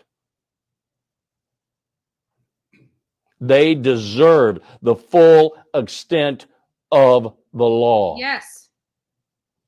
Yes. Did you come in contact with these teams before? Because I see the pictures. Are these mugshots from previous incidents? I personally haven't, but have we?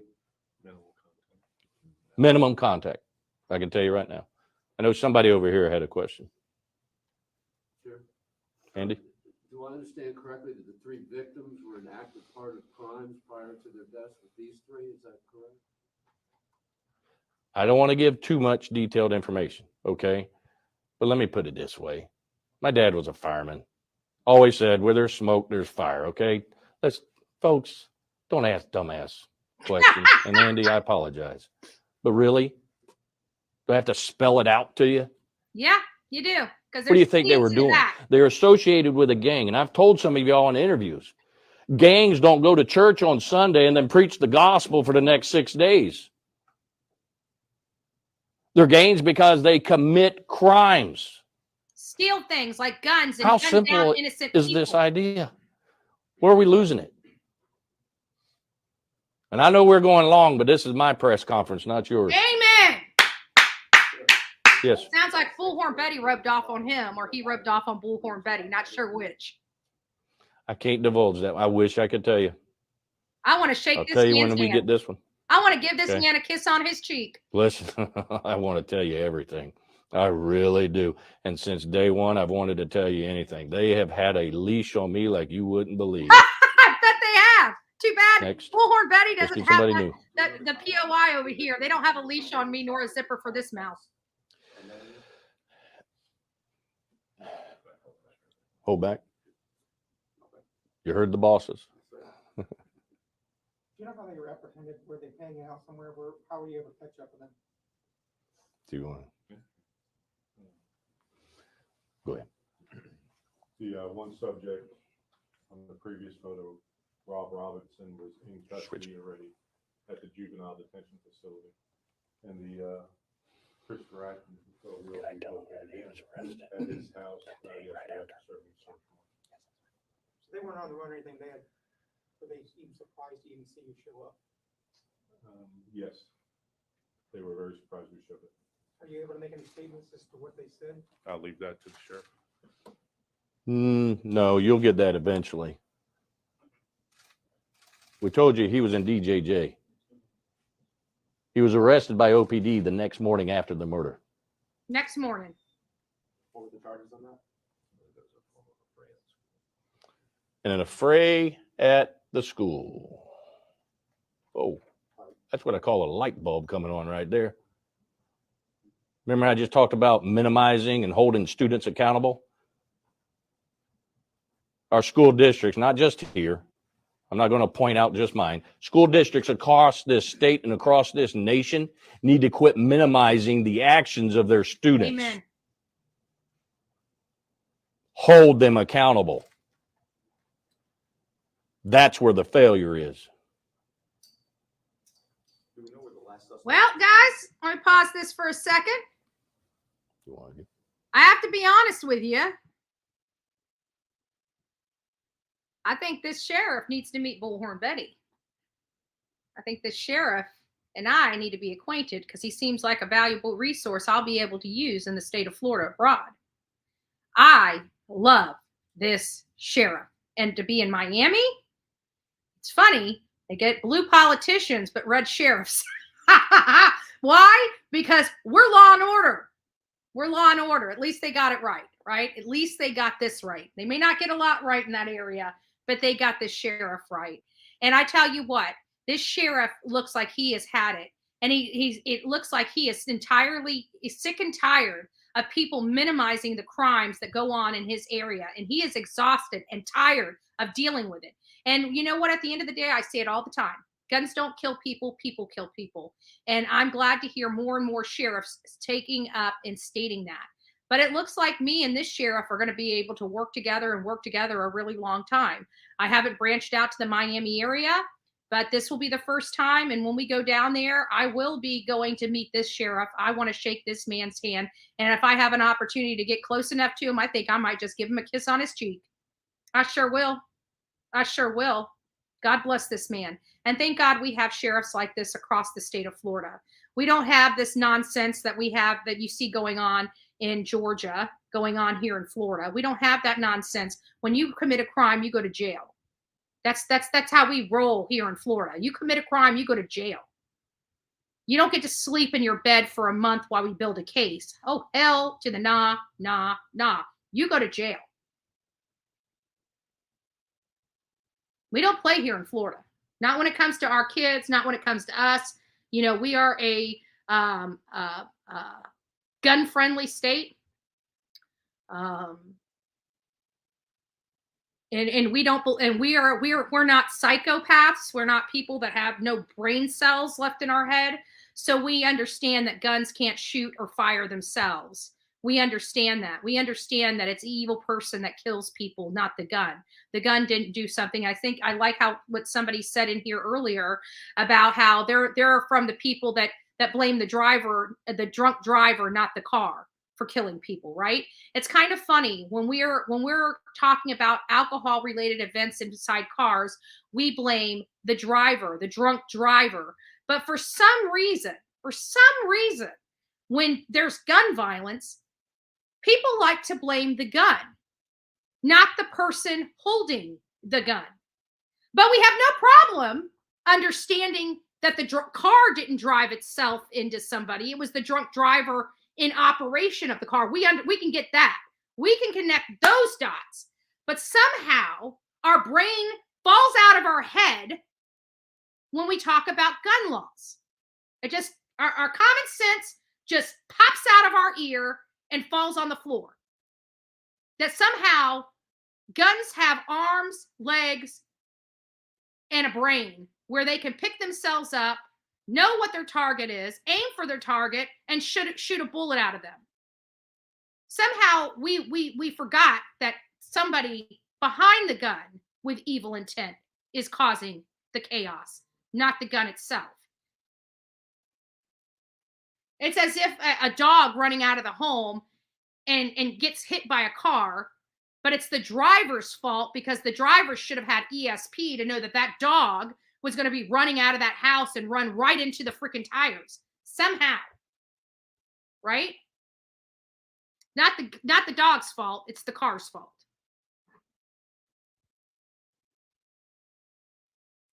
Let's see what Mama Bullhorn. I just saw Mama Bullhorn up in here.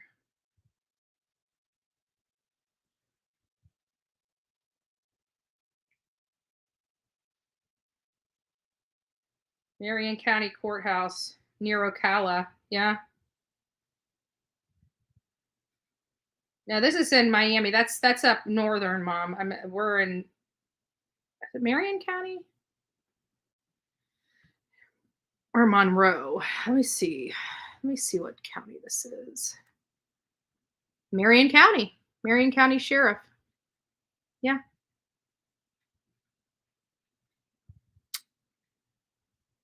We'll get it. Thank you, Mama. So we're saying north instead of south. So actually, I might be able to hit it. I thought this happened in Miami. I'm hearing that this is coming from Miami, but Marion County's in the Panhandle near Ocala. I can't believe one of the suspects is only 12 years old.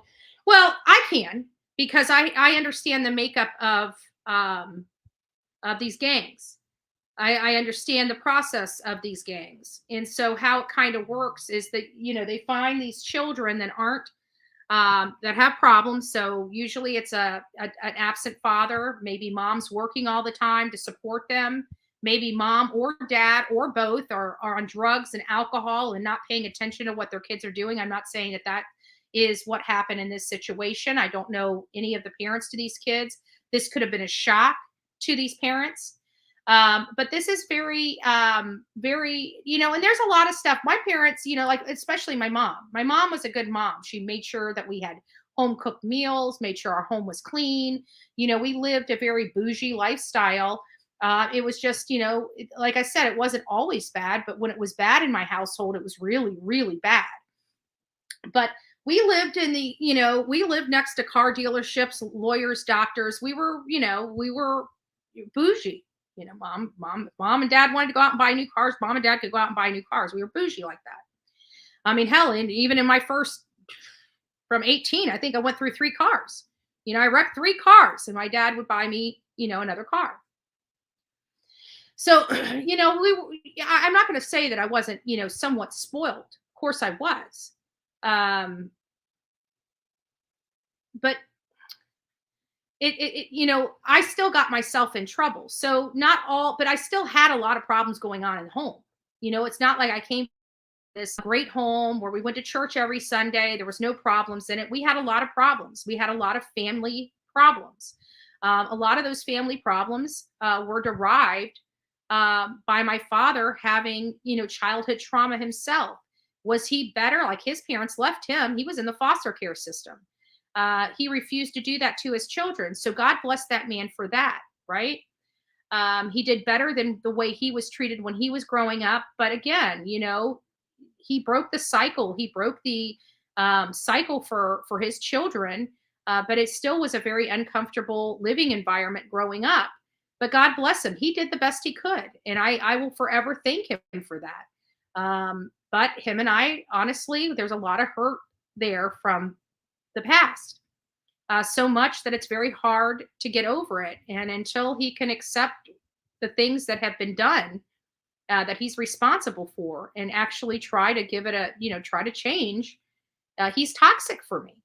It's not that, I got a card right there on my dining table from where my father stopped by to check up on me while I was in Georgia. So people try to say that I don't talk to my father. I do talk to my father. I just don't have the relationship with my father. I realize that he's very toxic. Every time I try to bring him back into my life, it's something else. And I just don't want to deal with it anymore. And that's a choice I choose to make. Do I love my father? I absolutely do love my father. Do I speak to my father when I can? I absolutely do speak to my father when I can. I had to forgive my dad just so I could move on with my life and quit beating myself up like it was my fault. I had nothing to do with it. It took me a long time to realize this is not my fault. And part of my personal recovery, this is it. So, but my parents didn't realize all the stuff that I was personally doing. So I can understand parents not knowing who their children are hanging out with, not knowing, that they're getting a hold of guns, not knowing what they are doing, but they should. Even my mom knew when I was up to no good. She didn't know what I was up to. She could just sniff it out. Like, I know you're up to no good. I don't know what you're talking about, Ma. Right? Right? You're right. So anyways, then even play games, they will become buddy young people. Yeah, but they target the younger kids. One, they're more manipulative, so they can manipulate a child into doing things that somebody like you or me would never in a million years do, because they're teaching that child that they are their friends, that they'll protect them, that all you got to do is this. A young child that's living in the ghetto, 20 or 30 bucks is a lot of money to them, right? So them telling them, go grab this and I'll give you $30. It's big to them. And, some of these kids, their parents are on drugs, so they're not eating. That's their money to eat, to get food with, if they're not robbed on the way home. I mean, the ghettos in Miami ain't nothing to play with, folks. It just ain't. And I know I'm using improper, but I need to let you know, it's just not. It's bad. All right, let's see what's going on with this case. I don't know. They said there would be 10.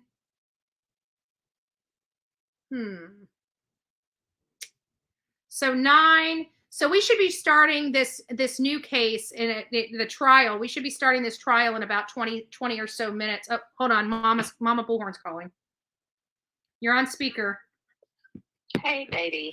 You're on speaker and on live. I just sent you. I already saw it. Not only Is it? I was reading it that these three kids were killed in Miami.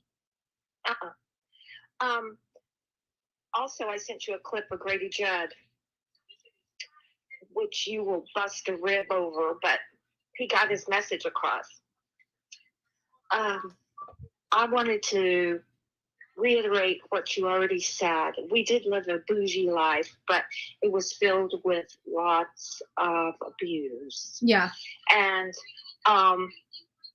my biggest thing during all of that was to try my very best to make things perfect, as normal as possible with good No, food, you were a clean house. perfectionist. Your life was out of control, so everything in your life had to be in control. Yes. So anyways, but I love this Marion County Sheriff, and yes, you need to pay him a visit. Yeah. On the way over, you need to go by. I'll take a right hand turn to Polk County and go see Mr. Grady Judd. Yeah. And thank him and give him a kiss on the cheek for all he's done. Are you kidding me? I would be. No. Like I'm in the presence of royalty or greatness. Like Grady Judd is like, who knew that this crackpot sheriff in this hick town would be known all over the country. He's just an amazing person. And I keep asking, when is he going to retire? That man will not retire. But what I wanted to say was, oh geez, I forgot. Oh, these little unknown counties have the best sheriffs because they were raised right. Yeah. We all grew up, including you, with people who had permission to whip your little butt. Yep. If you misbehaved. And I was telling somebody on Facebook yesterday, one of my coworkers from before I retired made a comment, posted a picture of bicycles in the yard. Mm-hmm. You always knew where the kids were because all the bicycles were thrown in the yard. Yeah. They didn't even put them up on kickstands. They just leaned them over. Lean them over, throw them in the yard. Yep. One on top of another. And I said, I always knew where the kids were because there was a pile of shoes in front of my door and I would always have to step over them to get in the house because my house was the collecting place for all the kids because they knew Mama Zadie had food. Mm-hmm.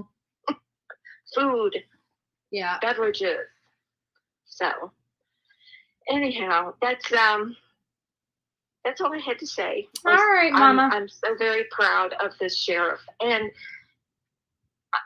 I'm quite not shocked. I'm not shocked at the ages. I'm not shocked. It's still sad. It's still sad that you have a 12-year-old taking these promising, sports kids. From what I'm gathering, is all these kids were in sports, and it's sad because I really feel like this was like maybe they went to get pot, And I keep thinking, I did the same thing when I was their age. And, yes. It just makes me think, it makes me look around and say, how many, you don't even think of losing your life over something like that. But for whatever reason, that's kind of like this gut feeling I'm getting, especially when you hear the robbery, it just, and all of them in the car together, that really sounds like they were all just hanging out, smoking, and they were the rich white kids, and those little boys wanted their money or wanted to rob them for something. And what was it? Was it drugs? Was it cash? What was it? So much so that they got shot. They got shot and killed and then dumped. Yeah. Oh, we've had similar situations happen at our house too. Yeah. Being broken and robbed. But what I was going to say is I tried, sometimes I feel very guilty that I wasn't a good enough parent, but you also explained something that I always wondered, where all those quarters came from. You always had a dish full of quarters on your dresser. And I never could understand, what is she doing with all these quarters? I was a hustler. I never knew that. Well, you learn something new every day, Mom. All right. I thought they were for riding the bus or something. Well, I'm sure I would have probably told you that. Oh, you little rat. Okay. All right. I love you. Love you too. I love everyone. And remember what today represents. Today represents the day someone gave his life for every last one of us. Oh, yeah. And that's all I'm going to say. All love right, you. Mom. I love you too. God bless you. Bye. Bye. So on my way to Georgia, I will make sure that Mama Bullhorn gets her. Yeah, I don't know where I read Miami. I guess I must have mixed that up when I saw 3 dead in Miami when I was doing research. I just assumed based upon one of the headlines that it was in Miami, but I knew it was Marion County because I went straight to Marion County. But for whatever reason, I thought Miami, I wasn't even thinking Miami is Miami-Dade and for it to be Marion, but I knew it was in Marion County. But for whatever reason, the article said Miami. So either way, it looks like I'll be hitting the Marion County. Marion County's on my way back from Georgia. So I will be right over there on the way back from Trenton's case, and we'll cover that before I make it home. So that's instead of me having to come home, regroup, and then head down south, it looks like it's going to be, I can hit it on the way home from Georgia. So this will be perfect. We'll go to both of these cases. We'll talk, we'll look at it, but talk about a sheriff that is really representing, and I love the fact that he is not mincing his words. We need more sheriffs like that. But many of you know we are doing a lot of work here in Florida to make good guys with guns trump bad guys with guns, because here in Florida, we don't like being victims.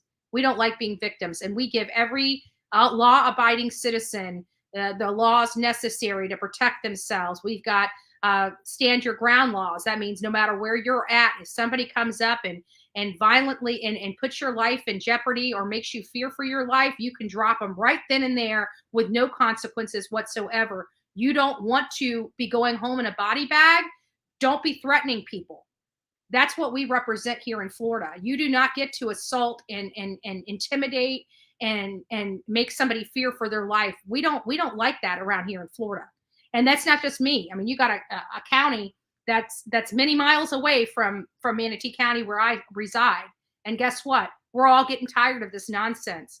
And so I hope that the other people out there that are activists in their state, county, or community, you are also standing with the rights of law-abiding gun owners, because I hate to tell you, and I hate to be the bearer of bad news, when your life changes, it changes, boom. Do you think that even if they called law enforcement and said that they were being robbed, do you think law enforcement would have been able to get out to them before they got killed? Even if they called them and say, we're being robbed, we're all alive right now in the car, do you honestly believe that law enforcement, the 7-minute drive to get to you, do you honestly think that by the time they get to you, you'll be still alive? No, because you are dead that quick. You have no time to wait for law enforcement. If your life is in jeopardy, the only person that's going to save your life is yourself. No matter how much good intentions you may have, at the end of the day, what's the difference between a criminal and a law-abiding citizen?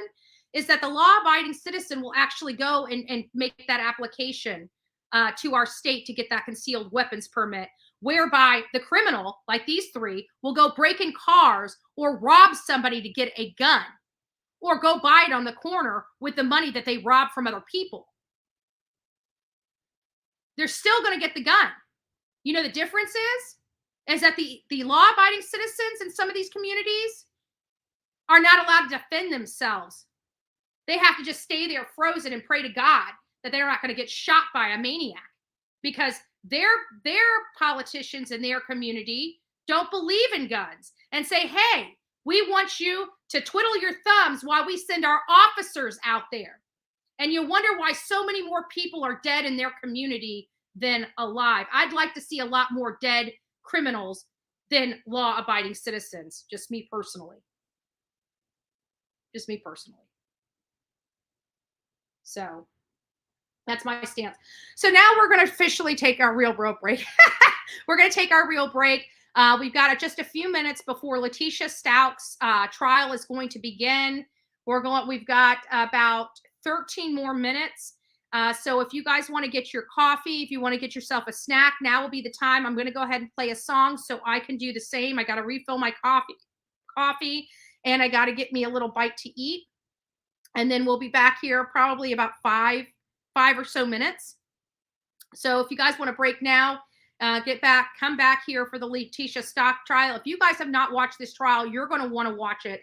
This woman is batshit crazy, but not insane, just completely a narcissist, a psychopath woman.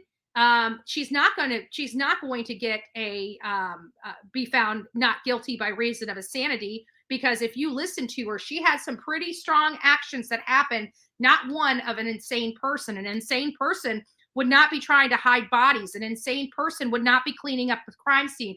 An insane person would not be manufacturing lies to cover up their crime, because by definition, an insane person, when they kill somebody, they don't believe what they did was wrong.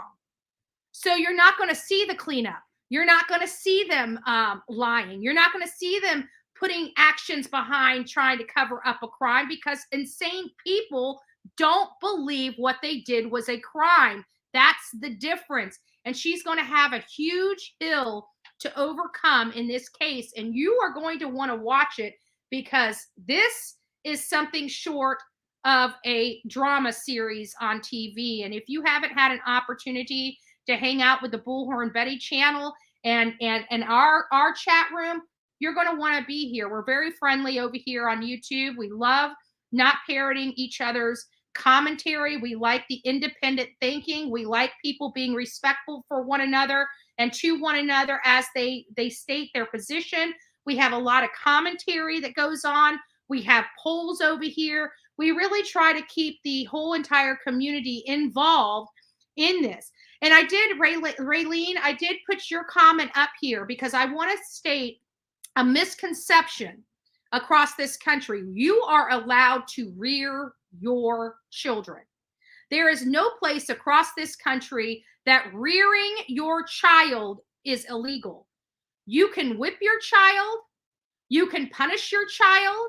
You can rear your child as you see fit, as long as it doesn't go from rearing the child over to abuse. And I want to make that clear, because there's a lot of misinformation out there that has been peddled from our school systems in an effort to make our thugs children more of thugs of children. But no, you are absolutely allowed to rear your child. You are absolutely allowed to administer corporal punishment to a child here in the United States. It's just that many have taught the kids that if you get hit by your parents, report it as child abuse, and i.e. have to go under an investigation.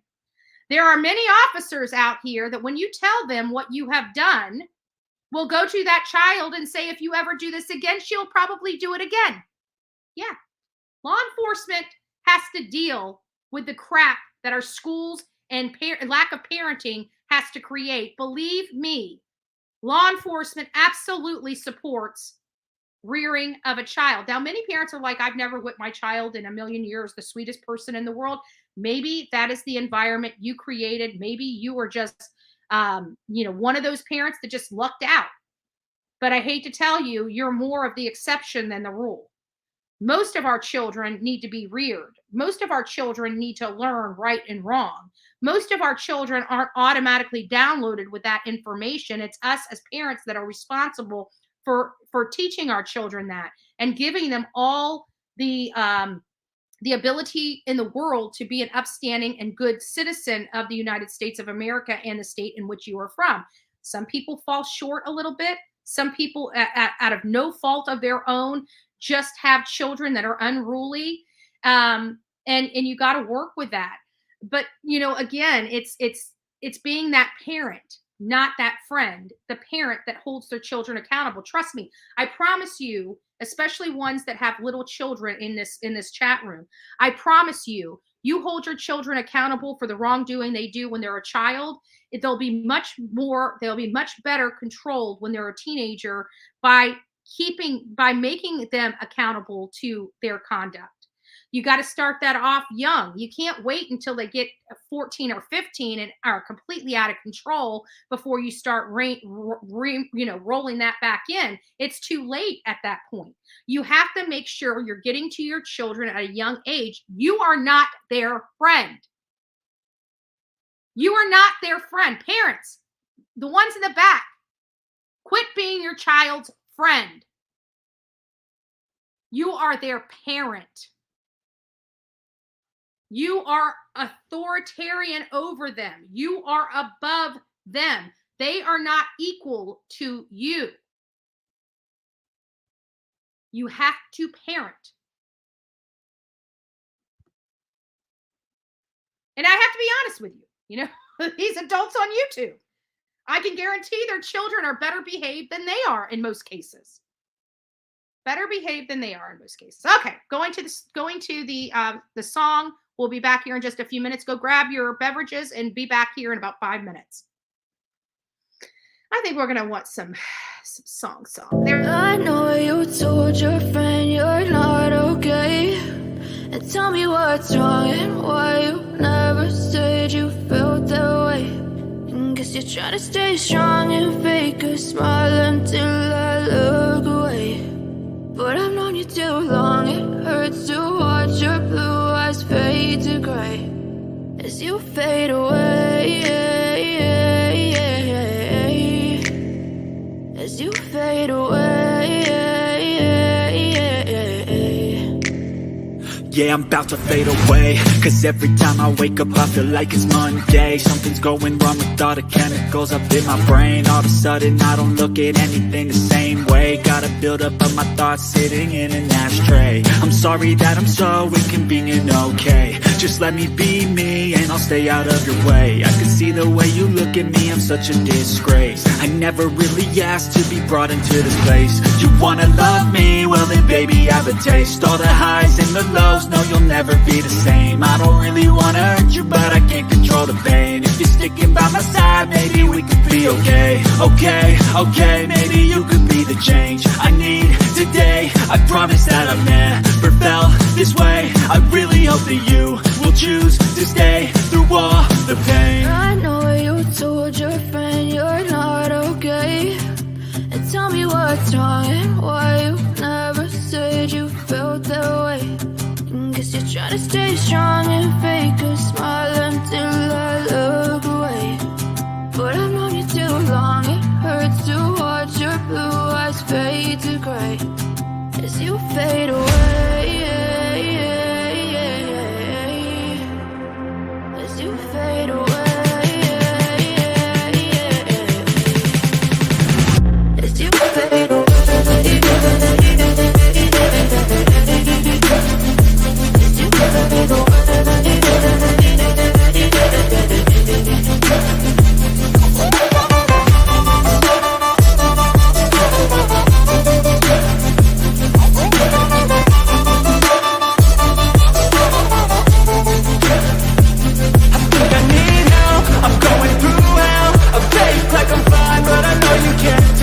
Like nothing I found, my mind overwhelmed. I think that I'm broken, but I hope you can't help. I know I'm not perfect, but some days I feel far more worthless.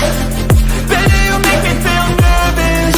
If I still have you, I have purpose. It's all worth it.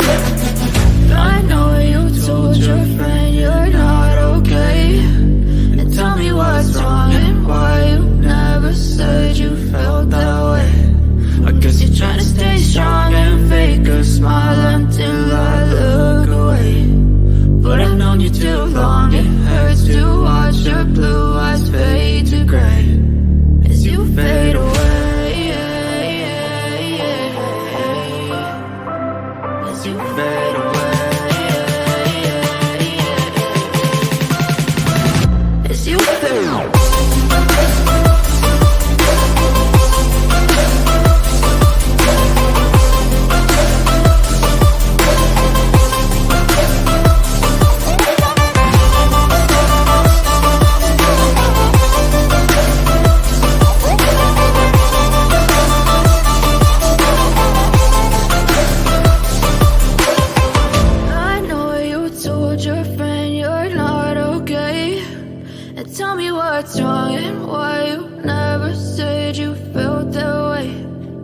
guess you're trying to stay strong and fake a smile until I look away.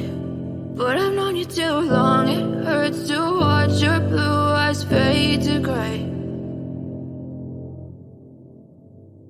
Let me tell y'all something. You ain't got to ever worry about getting nobody back for some shit they done did to you. Cause quiet as it's kept, everybody working get paid.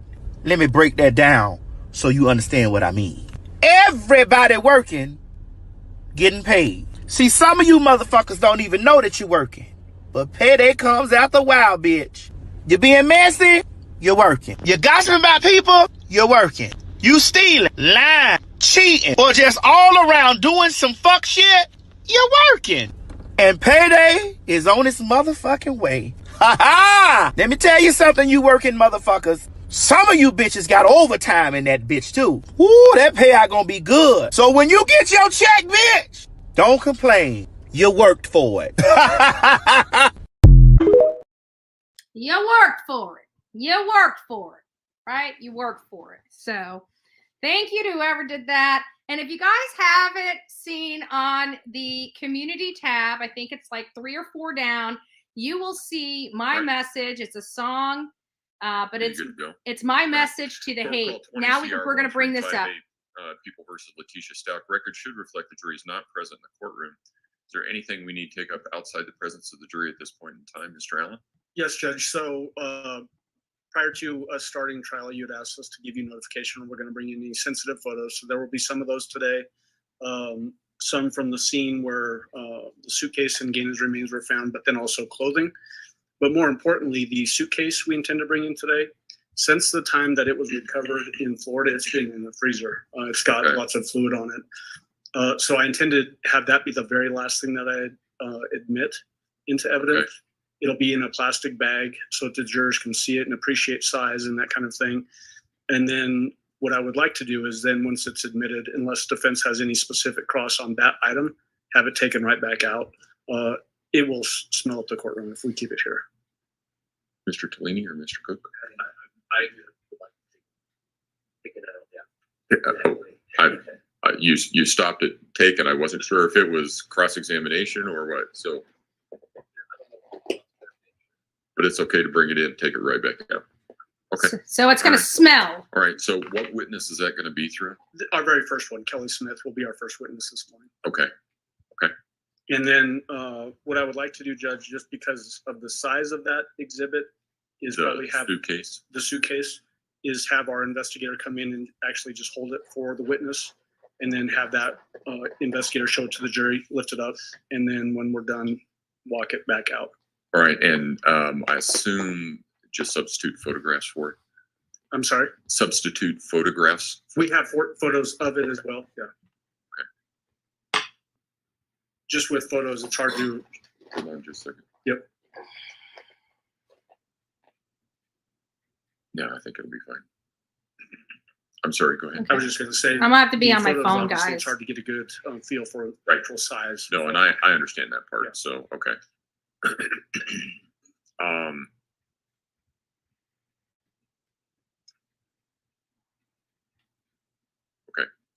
Is there anything else that we need to address before we bring the jury in?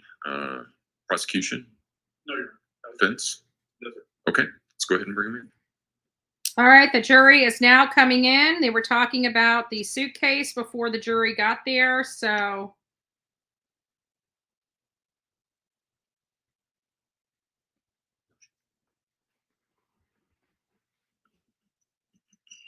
we're learning a lot, an awful lot on this case.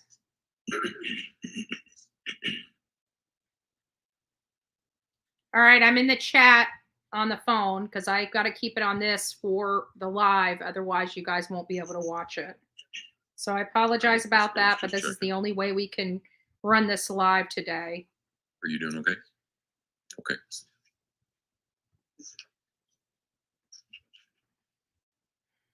Oh, I still have a comment up. Sorry, guys. Let me go over here and get this comment down. There we go. That should help.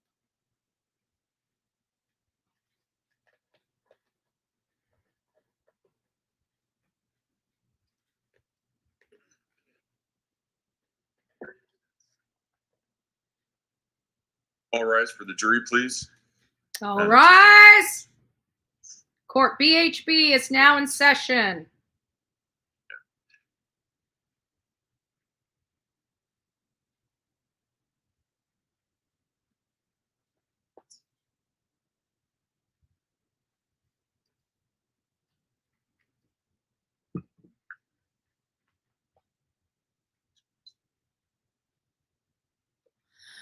I wonder if we should do a poll.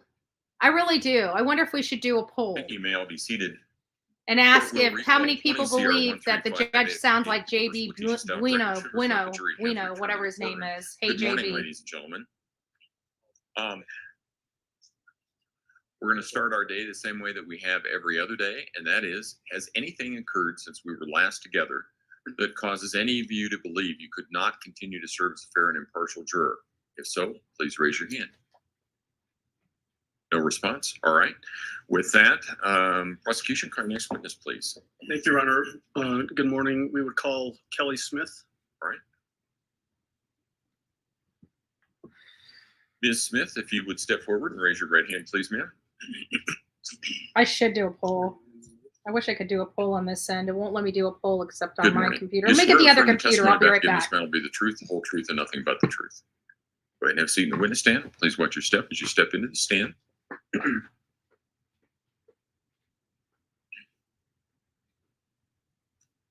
Good morning, and will you please introduce yourself to our jury and spell your first and last name for the record?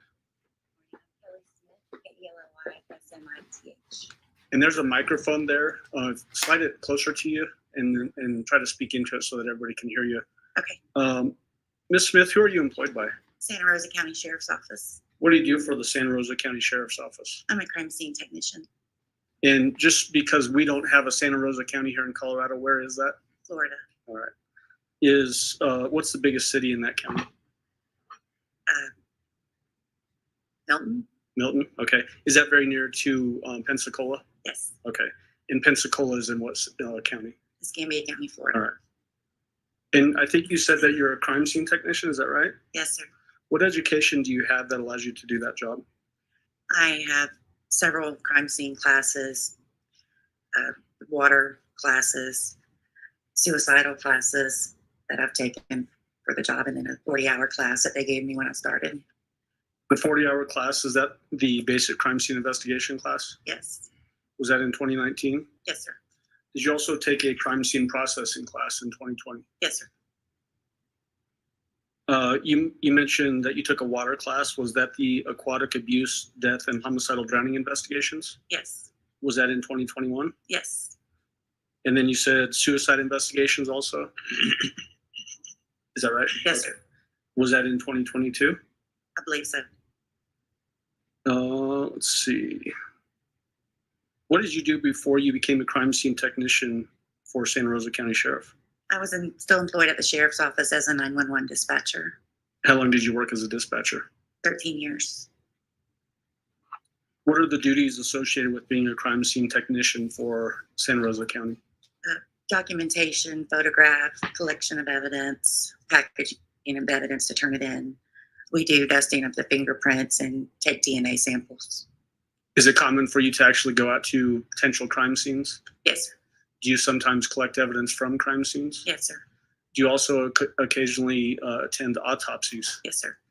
Will you typically collect evidence from those autopsies? Yes, sir, and photograph. And photographs? I want to direct your attention specifically to March 17th of 2020. Were you working as a crime scene technician back then? Yes, sir. Did you get a specific call to respond to the Escambia River Bridge on the report of a suitcase with a body inside of it? Yes, sir. What's that approximate location where you were called to? The county line between Santa Rosa and Escambia.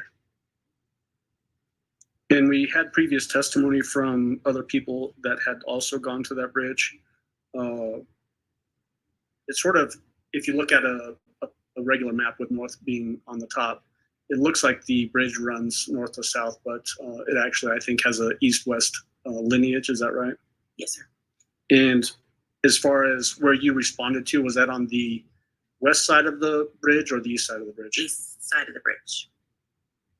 Is it typical for you when you go to a scene like that to get briefed by somebody that's familiar with the investigation up to that point? Yes, sir.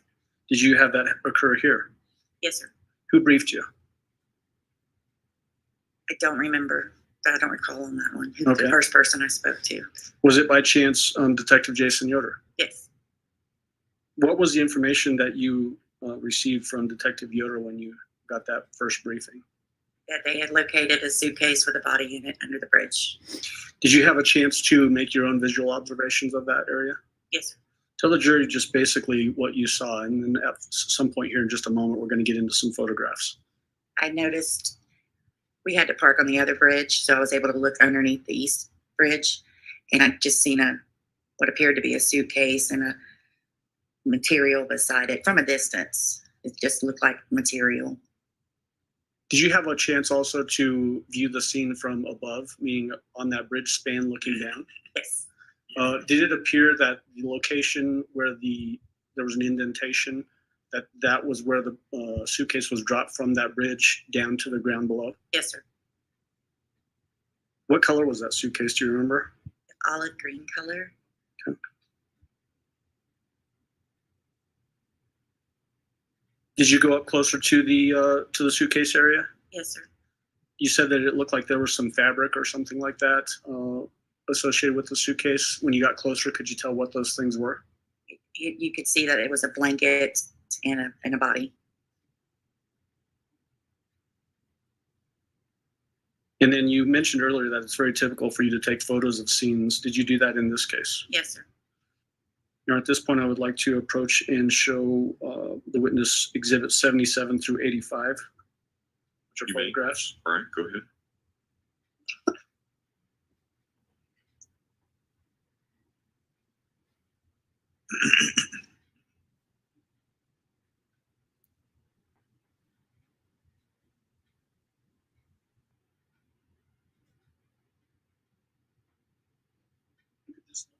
People's exhibit 77 through 85.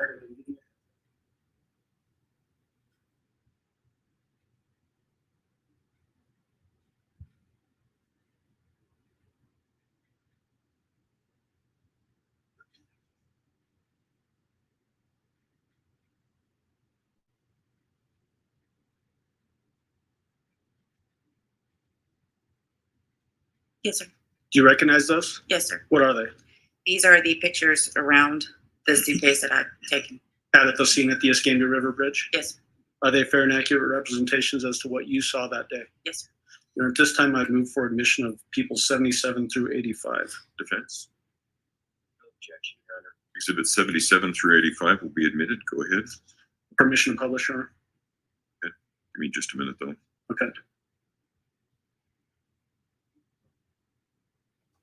All right, go ahead. So, Ms. Smith, this is going to be a little bit tricky for you, but I would like you to turn around in the witness stand there. Yep, you found the pointer. And then if you want to, you can actually stand up in the witness stand. But just please make sure when we're describing these photos that you speak loud enough so that the furthest juror from you can hear you. Okay. So point out for the jury what we're looking at there, please. And this is people's 77 for the record. These are the pylons to the bridge with the suitcase here. And from a distance, I could just tell it was material to the side of it. Okay. And then people's exhibit 78. Same thing. Suitcase with a different angle. I'm seeing on the different side of it. Is that the way it appeared when you got up to the scene, that it was everything was spilled out of the suitcase? Sorry, guys. Okay. People's 79. Just up close of the actual material and the victim here. And okay, and people's exhibit 80. This is just the suitcase itself. Was it apparent to you when you got on scene that there had been? Actually, I see you. This is from the WebEx directly from the courts, so we're not even having to use it under fair use. It's What kind of public bug activity are record. we talking about? Bandits. Does that indicate that the suitcase had been out in this condition for a period of time?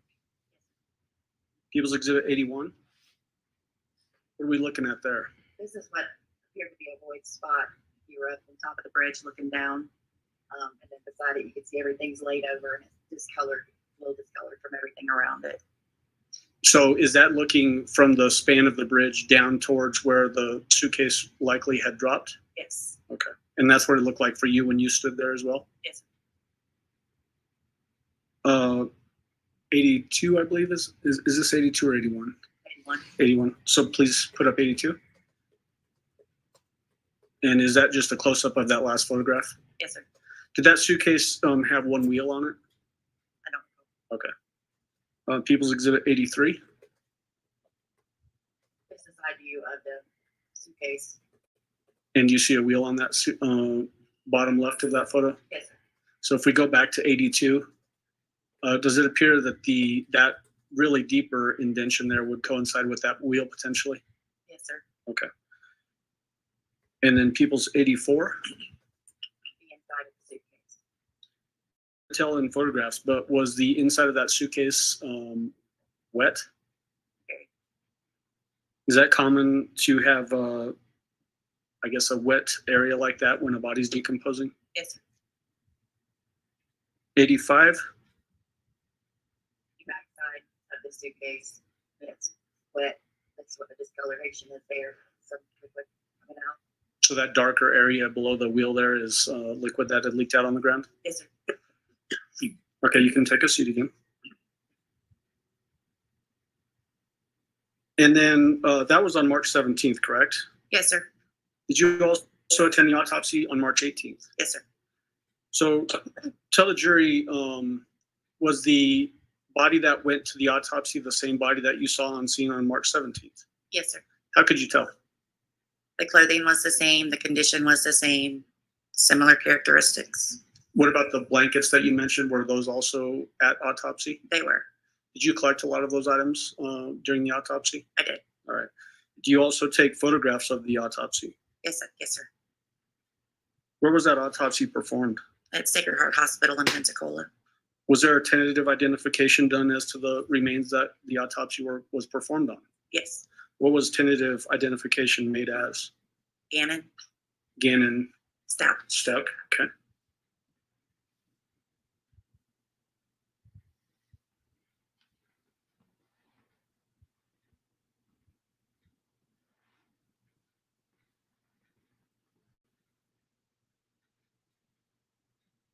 May I approach with People's 87 through 102?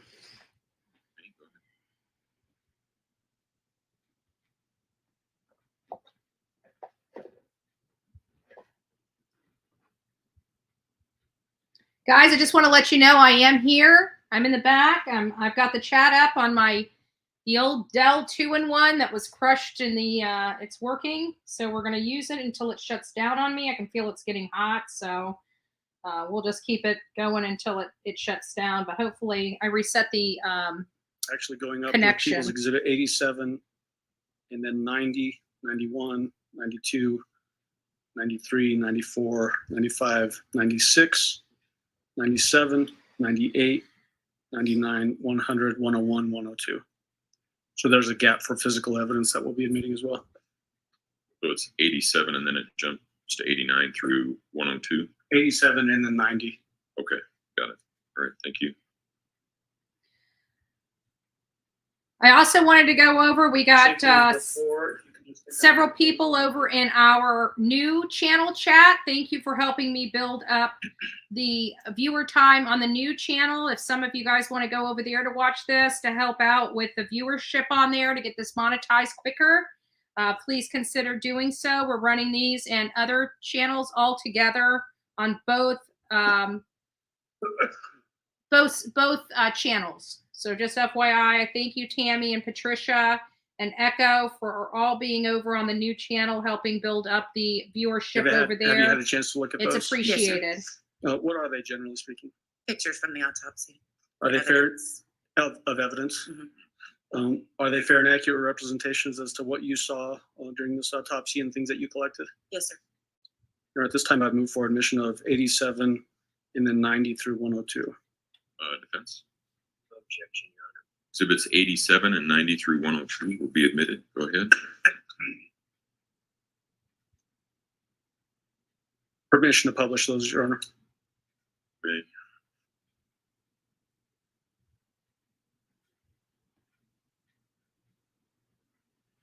So we've got 87 up on the board behind you, and same as before, Ms. Smith, if you could just stand up and then let the jury know what we're looking at there. This is going to be the bullet that was extracted from the victim's head, and these two plastic pieces were the. So the bullet that we see there, that's a projectile? Yes, sir. Is that typically expelled out of the end of a firearm? Yes, sir. I know it seems obvious, but we got to be technical, right? What about those plastic pieces there? What do those appear to be?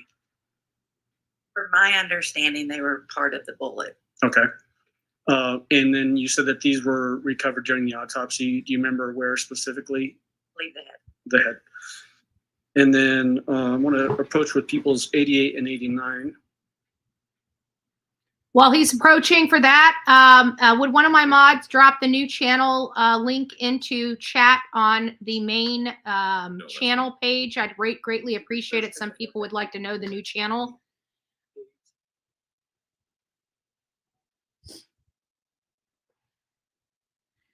I think I might use my Dell because it is a 2-in-1 and I got it bent backwards, and I think I like using it as almost like a tablet as opposed to another laptop. I'm really enjoying the tablet portion, which I've never really used Same one much. that's in People's Exhibit 87? Yes, sir. Or at this time, I move for admission of People's 88. Mr. Cook, Objection, Judge. Exhibit 88 will be admitted. Go ahead. Okay.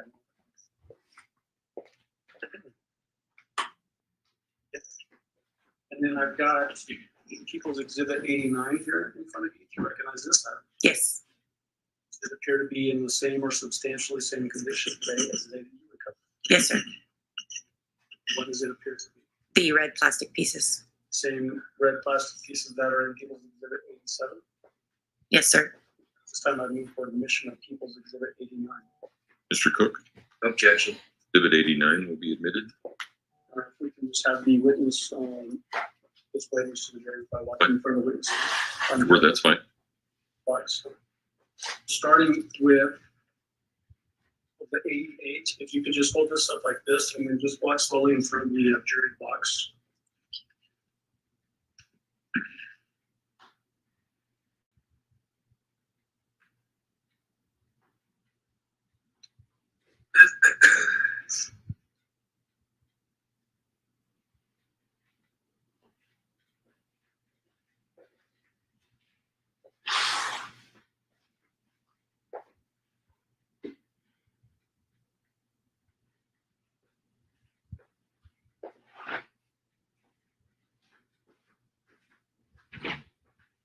And let's see if you can now do the same thing with People's.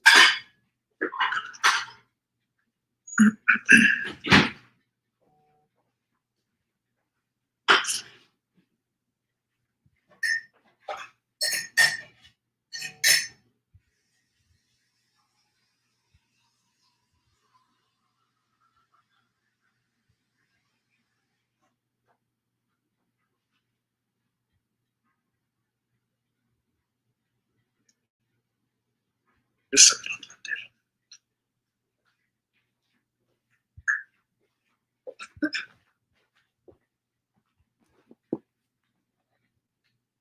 Now, Ms. Smith, we're going to go back up to the photos to People's Exhibit 90.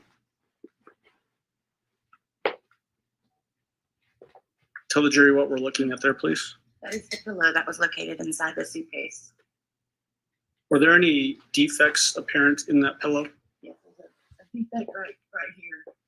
When we use the word defect, what do we mean? Not that you wouldn't buy it with that in it. It's something that's occurred after. And can you tell by just looking at the defect in the pillow what might have caused the defect? Or does more investigation needed? More investigation. Okay. In People's Exhibit 91? The other side of the pillow.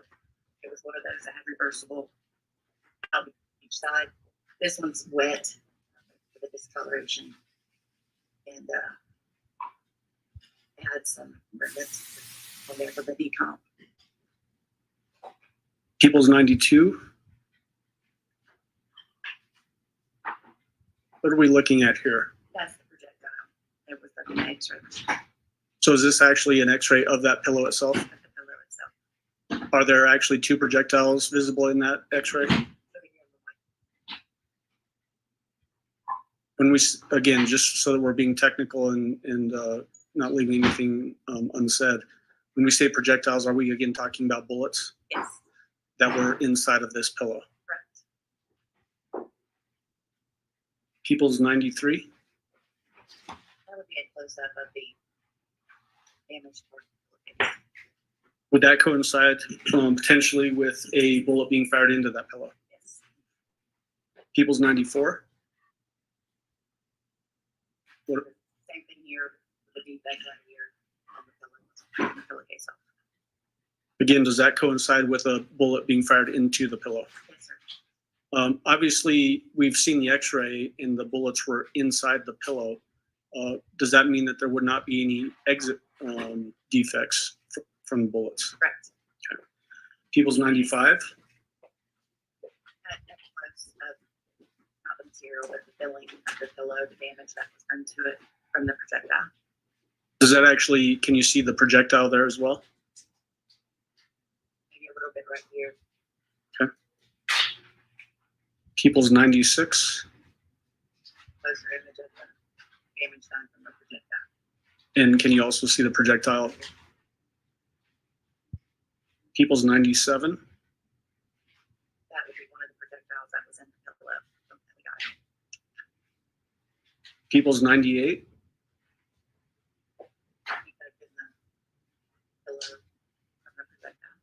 Is this a separate defect? Yes, this is on the other side of the pillow. People's Exhibit 99?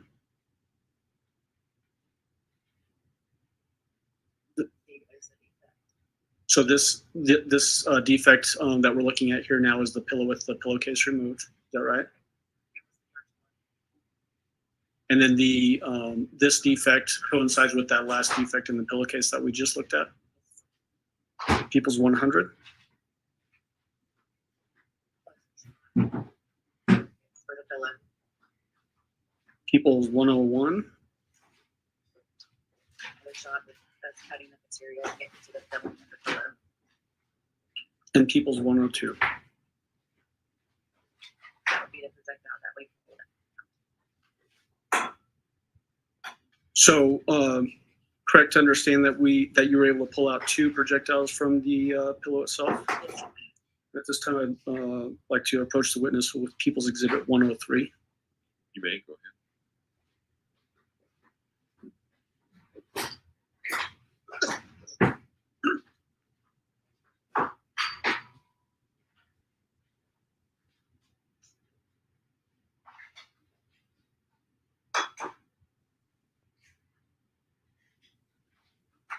Patient is before Ms. Smith. Can you take a look at People's Exhibit 103?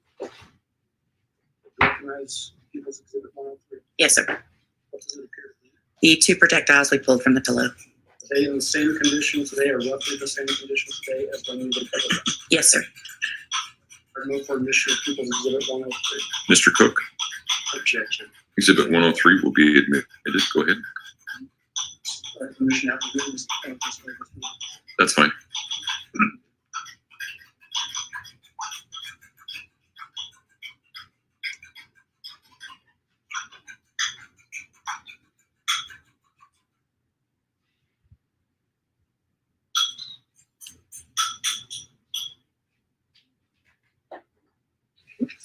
Step there.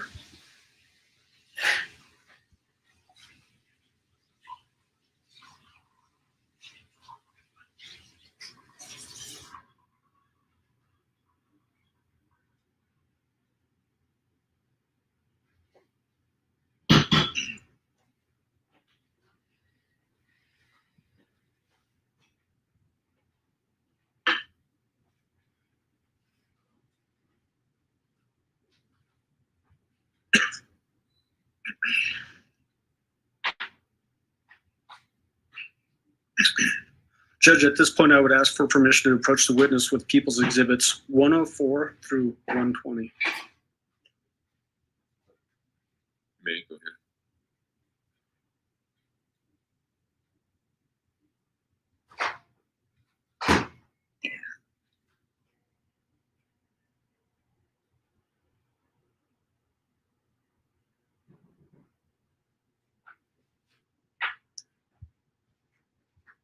Ms. Smith, same as before, if you could flip through those exhibits 104 through 120 and then give me a heads up when you're done looking at them.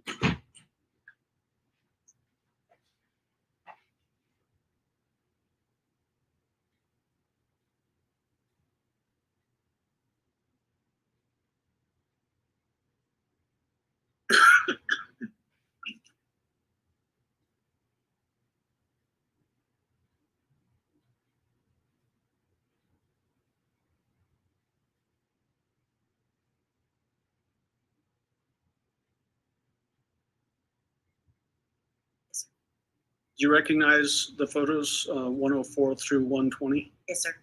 Are those photographs that you took during the autopsy of Gannon Stauch on March 18th, 2020? Yes. Are they fair and accurate representations as to what you saw that day? Yes. And I move for admission and permission to publish 104 through 120. Mr. Cook.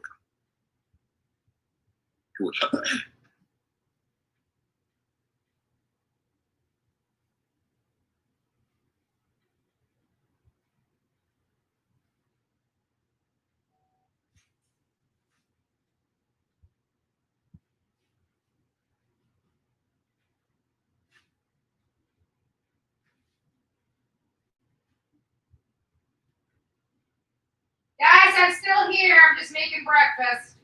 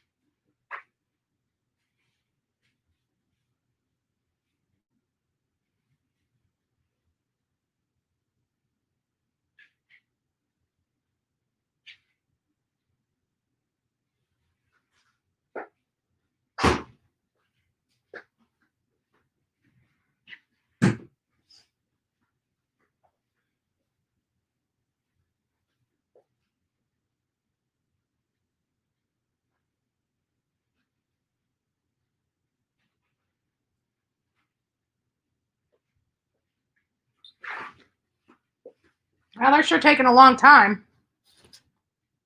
Oh, they're talking to the judge about.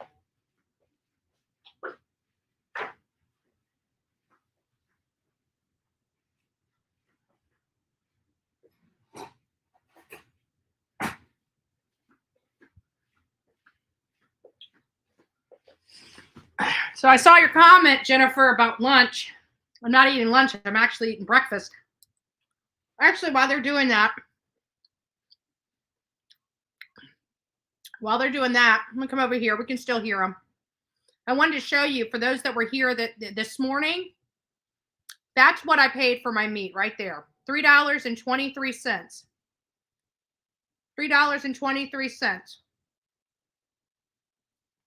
for this piece of meat, this steak that I told you about for the recipe. Tell me that that's not nice. I mean, $3.23 for a meal for your family.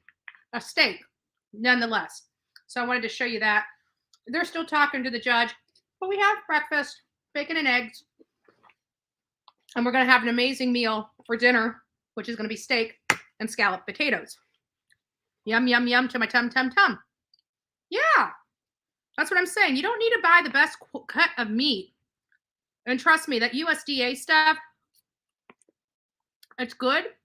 I'm not saying the meat isn't good and it's not a good cut of meat, but you don't have to spend $10.99 for a steak to have yourself a nice steak meal. You just got to know how to tenderize your steak so it's still as tender as what you would buy with the nice cut of meat.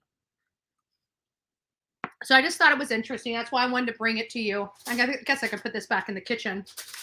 And we'll get back to the show now, but I just wanted to show you.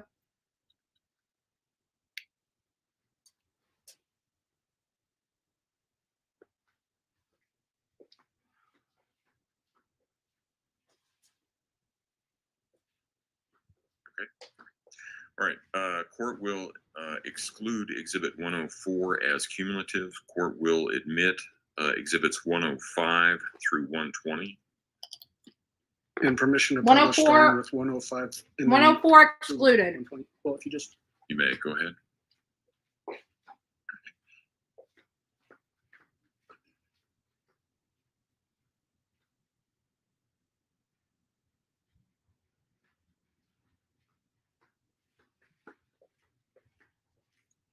Okay, same as process as before, Ms. Smith. If you could just stand up and tell us what we're looking at here. First, in a general sense, what are we looking at? This is the t-shirt that the victim was wearing when we located him. Did this t-shirt have a number of defects in it that coincided with injuries that the victim had on his body? Okay, so when we're looking at People's Exhibit 105, there's obviously some graphics on the t-shirt, correct? Yes, sir. And then there's that angular measuring device there. Is that signifying, as we look through these photos, where specific defects? I were forgot in today the was Good Friday. So I've already, Can you point out the defect I've that already we're eaten the looking meat. at Might as well first in finish it. 105? The defect here is gonna be right here. White cotton behind it to help it stand out. And then if we go to 106, is that a close-up of that same defect? 107, Here, now we're here. sort of where it says Minecraft over the bar, it looks like. And then 108, 109. Those first two, would that coincide roughly with the left chest area, lower left chest area? Yes. And now would that coincide with, I guess, left shoulder area? Yes. Collarbone maybe? And then 110, Close to that same. 111, To the arm. the sleeve of the arm? Yes. Okay. And then 112, Close up with that same defect. 113, Up to here. so are we still looking at the left sleeve, just upper portion of that sleeve? Yes. 114, I think, Up close. 115, Turn the shirt over. This is what your cause call authenticating. Defect. that appears to be a larger defect than the others, is that correct? Yes. And then 116, 117, In the backside. 118, Thank you, Lady 7 Up. I 119. wish I'll put yours up whenever I can. Thank you. God bless And you. then are we looking at the backside for both, for those last couple of photos, the backside of the left sleeve? Yes. 120, Up close to that. left sleeve again? Yes, sir. All right, if you could go ahead and sit down.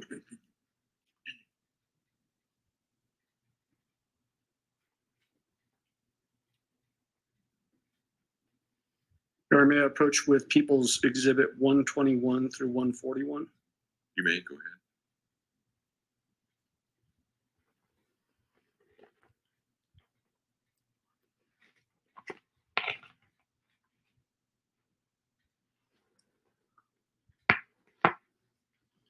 Right.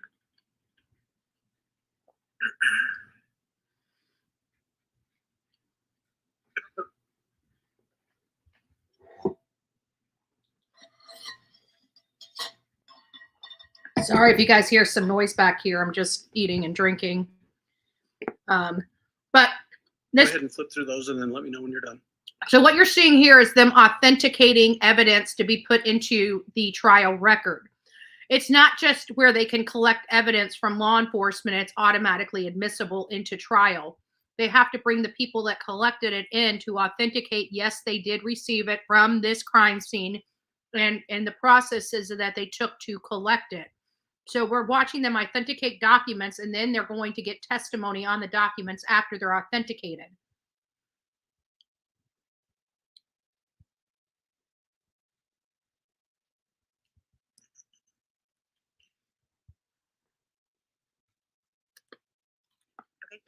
Do you recognize those photographs? Yes, sir. What are those photographs of? The jacket the victim was wearing when we located him. To sort of contrast what we just looked at, the T-shirt, was that a basic cotton T-shirt with the graphic writing on it? Yes. This jacket that we're going to look at next, is it more of a nylon type jacket? Yes. Is it the jacket that the victim was wearing that you recovered at autopsy? Yes. Are these fair and accurate representations as to what you saw of that jacket at the autopsy on March 18th, 2020? Yes. And at this time, I move for admission of 121 through 142 and permission to publish. Mr. Cook?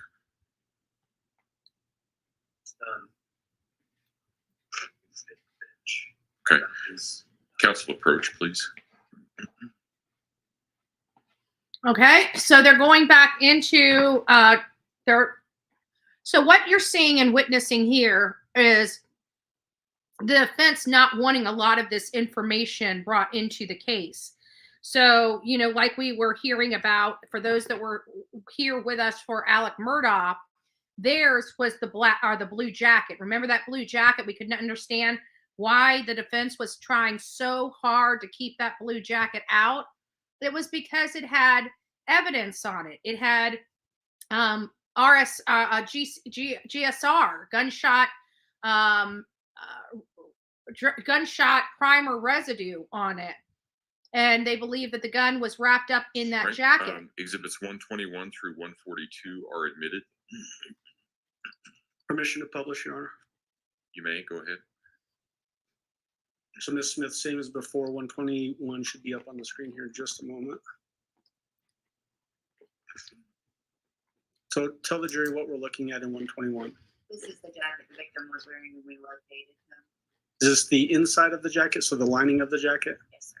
So point out where you can see any defects in this jacket.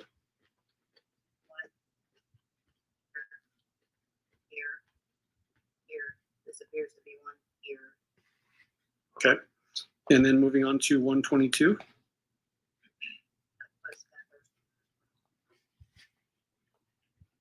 And would this generally be, since we're looking at the lining of the jacket, would this essentially mean that this would coincide with the victim's back area? Yes. Okay. 123. 124.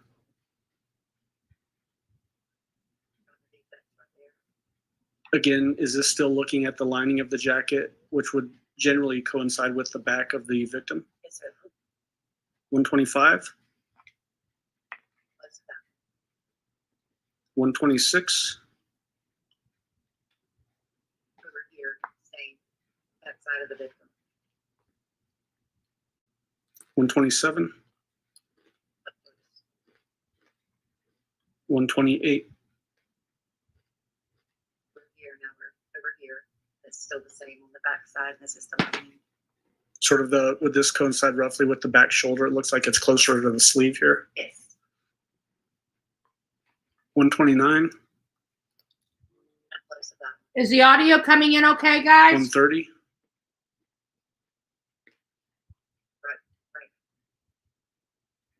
So is this getting closer to the top of the shoulder area of the jacket? Yes, sir. Still, are we looking at the lining of the jacket? 131. 132. Gonna be the hood with some defects here. Thank you, Colleen. Oh, Are we nice looking to at see the you, lining Colleen. of the hood? Yes. Okay. 133. 134. 135.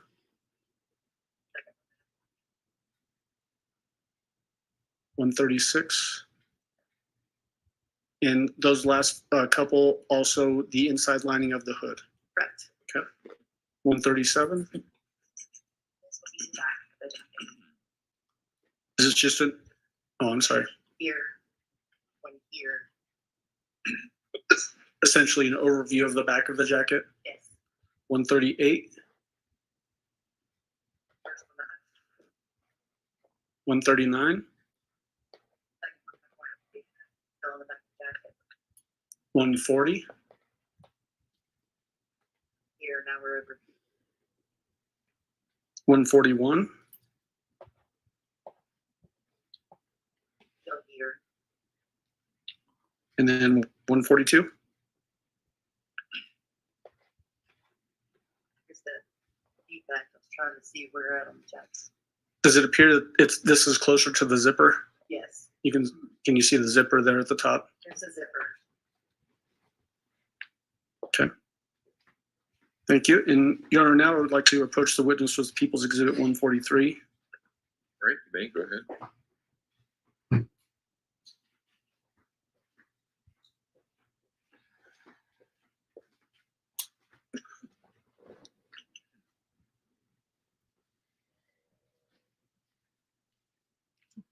You had a chance to look at People's 143? Yes, sir. Do you recognize it? Yes, sir. What does it appear to be? Pair of pants. Photo of the pair of pants? Correct. Are these the pants that the victim was wearing when you went to the scene on March 17th and then the autopsy on March 18th? Yes, sir. Did you also collect those items? I did.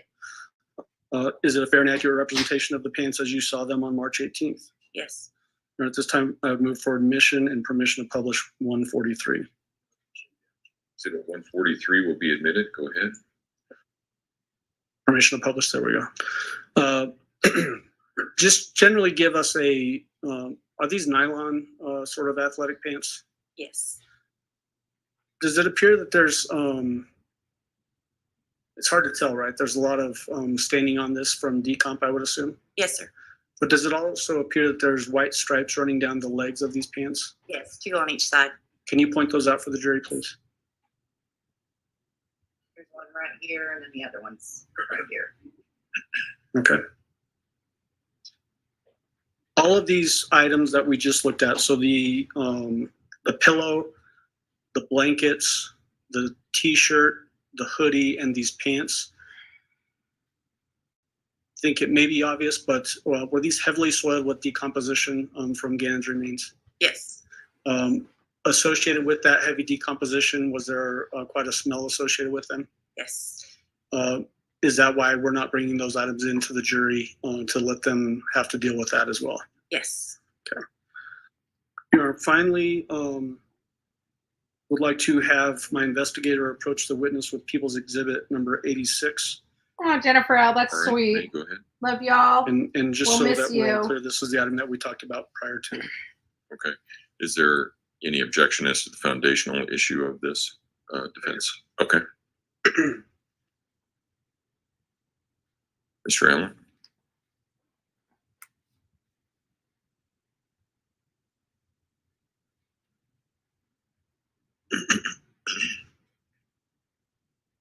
So, Ms. Smith, our investigator Cecil Weir is going to help with this item because of the size of it. But if you could just take a look at it and let me know if you recognize People's Exhibit 86. We have 265 people in here. Please don't forget to like this video.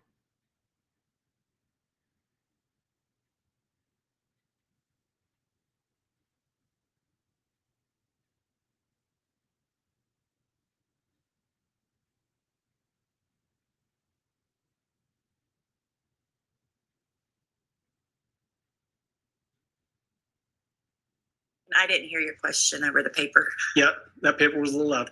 Do you recognize People's Exhibit 86? I do. What does it appear to be? The olive green suitcase that was at the scene. Did you collect this scene at the River Bridge, or was it at autopsy? At the River Bridge. Okay. Does it appear to be in the same or substantially the same condition today as the day that you recovered it? Yes. At this time, I'd move for admission of People's Exhibit 86. Mr. Cook? Exhibit 86 will be admitted. Go ahead. Your Honor, because of the decomposition material on this item, we are asking for permission to not leave this here in the courtroom. But I would like to have permission for our investigator, Mr. Weir, to show this item to the jury by holding it up. It is a larger item. You may. Go ahead. Thank you.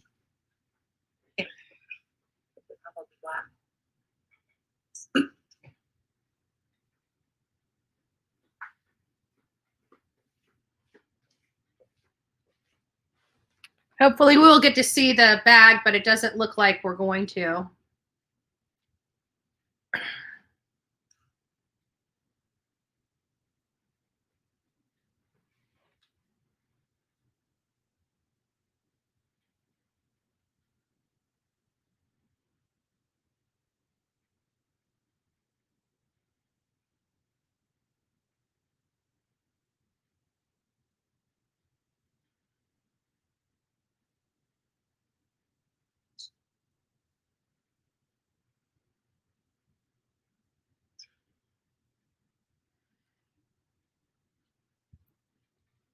Hopefully you guys are getting a beautiful, clear, oh, well, we do get to see it. We do get to see it. Look how big that is. That was that poor boy's final resting spot. That's just sad. That woman is pure evil. Pure evil.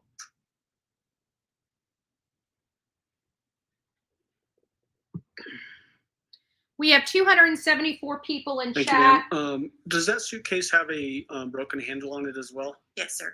If Mr. Weir holds that up, can you point that out to the jury?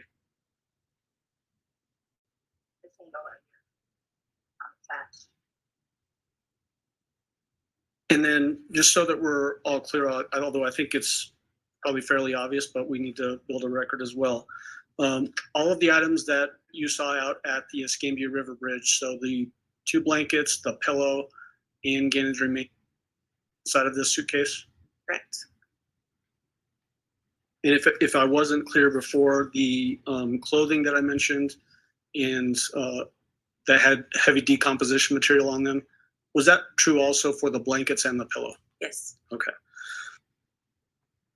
Thank you. And so at this point, Judge, I would ask if we can just have our investigator take that item back out before it starts to. Third objection.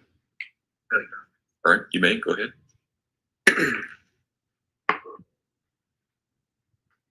Just take it out. He's trying to collect the baggage or the paper too. Stephanie?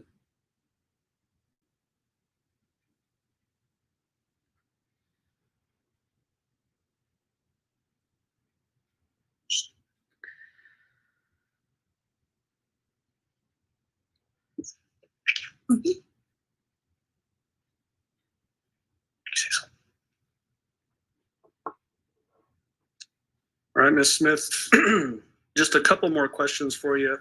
How long have you lived in that, I guess, greater Pensacola area? 45 years. Are you familiar with several bridges in that area? Yes. The Escambia River Bridge obviously is the one that we've been talking about today, correct? Yes, sir. Is there also an I-10 bridge? Yes. And then a 98 Pensacola Bay Bridge, essentially? Yes. Of those bridges in the area, is the Escambia River Bridge less traveled or more traveled than the other bridges? Less. Less traveled. And then are you also familiar with I-95? Yes. Where's I-95? It goes on the east coast of Florida. Okay. All right, that would be my questions for this witness. Cross-examination, Mr. Cook.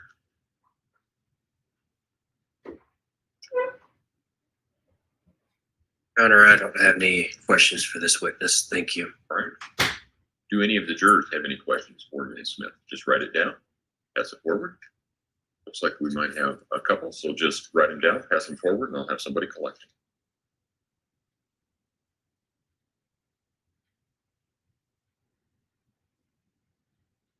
You want me to retrieve them, Your Honor? Or? Yes, yeah, just put them on the bar in front of you there. Pass them forward, put them on the bar in front of you, and then Mr. Allen, if you would retrieve those, please, and counsel approach. Some more issues. They're gonna. I missed this one. Sorry, guys. I was trying to set up the video in the bedroom so I can check the quality of the video streaming because I can't see this.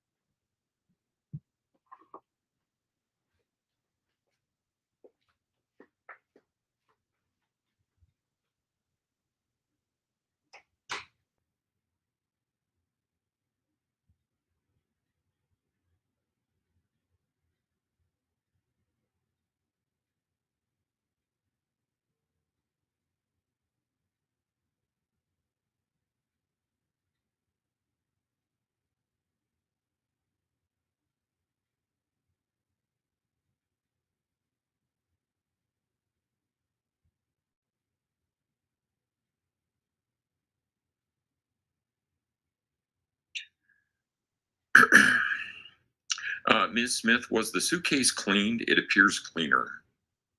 No, it was not cleaned. It was kind of hard to see through the plastic.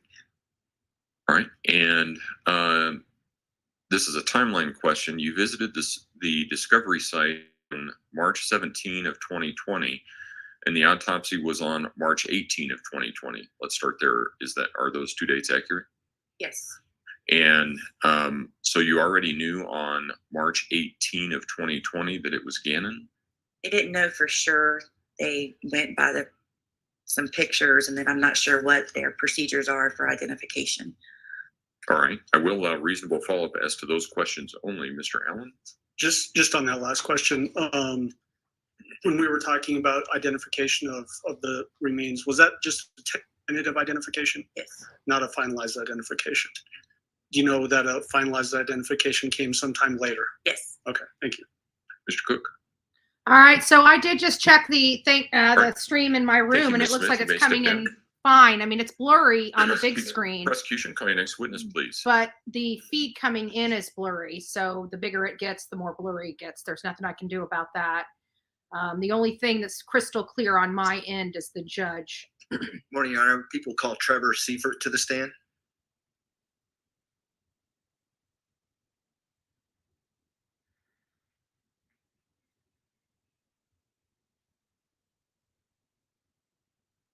Mr. Seifert, if you would step forward and raise your right hand, please, sir. I agree Do you with swear you. I affirm am the King testimony about Summer. to give this man will be the truth, the whole truth, and nothing but the truth. Go ahead and have a seat in the witness stand. Please watch your step as you step into the stand.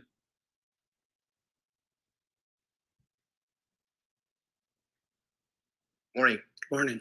Could you please introduce yourself to the jury and spell your first and last name? My name is Trevor Seifert, spelled Trevor. I just mispronounced your name, so I Oh. apologize. It's okay. What is your occupation? I'm a senior crime laboratory analyst with the Florida Department of Law Enforcement. And how long have you been with the Florida Department of Law Enforcement? Florida don't Just play. over 17 years. And what are your specific roles within that title? Up until September of last year, I was in the biology section of the Pensacola Regional Operations Center. And in the biology section, we do DNA analysis. And what kind of experience and training do you have in the field of DNA analysis? Education-wise, I have a Bachelor's of Science in Biology from Southern Oregon University and a PhD in Microbiology and Immunology from the University of Florida. At the Florida Department of Law Enforcement, I also went through a one-year training program in forensic biology. And does the field of DNA analysis include the field of forensic DNA analysis? Yes. And have you been practicing in that field within the role that you just described? And approximately how many investigations have you been involved in where you've done some DNA testing in the field of forensic DNA analysis? Hundreds of cases, and we actually count the number of samples that we analyze, and it's well over 8,000. And do you have some continuing education that you participate in to stay up to date in that field? Yes, we have required annual continuing education, and we keep up to date with current literature. And have you been qualified as an expert in a court of law to testify in the field of forensic DNA analysis? Yes, in the Florida 1st and 14th Circuit. Approximately how many times? Approximately 55. First time in Colorado, I take it? Testifying, yes. Okay. At this time, we ask the court to allow Mr. Seifert to testify in the field of forensic DNA analysis as an expert. Okay. All right. Just a minute.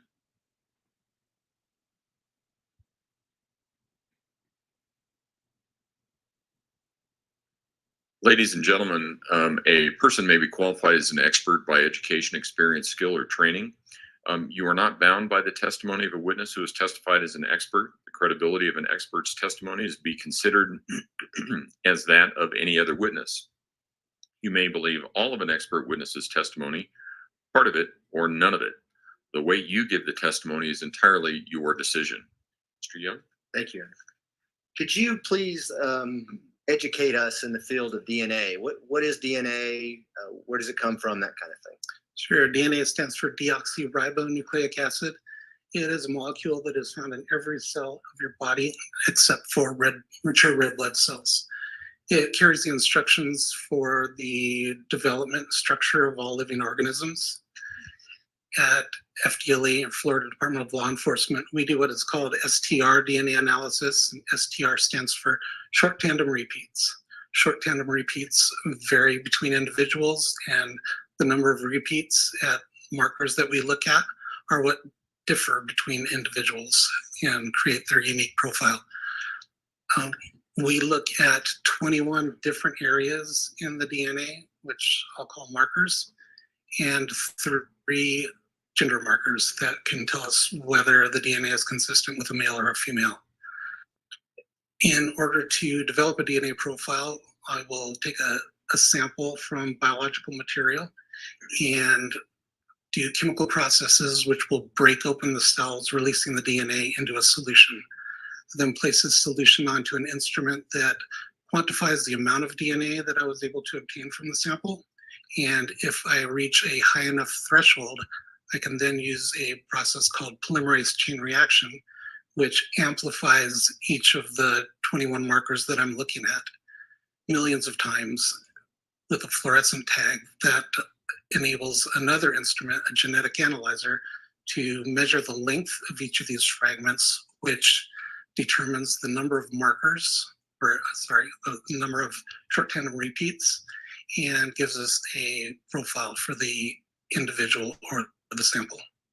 Can you talk to the jury about the uniqueness of these profiles that you've been talking about? Yes,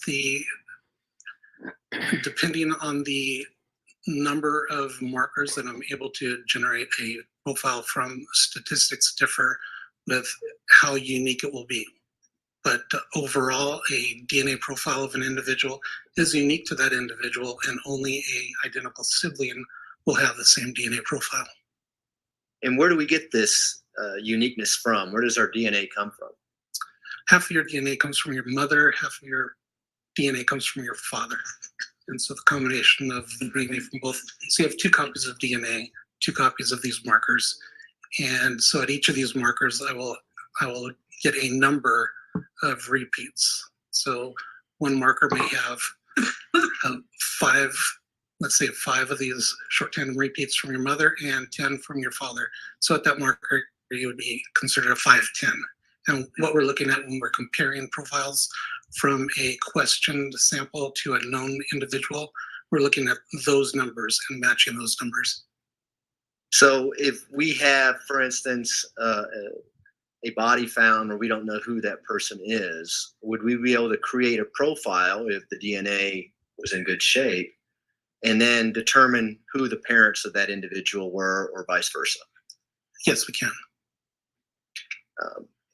When we talk about the field of forensic DNA analysis, I think you just alluded to it a little bit in your previous answer. Are we talking about having a known DNA profile and then unknown DNA profiles to figure out if there's a match or if there's some consistency between the two? Yes, so in most cases, we're dealing with evidence from crime scene, looking for a suspect.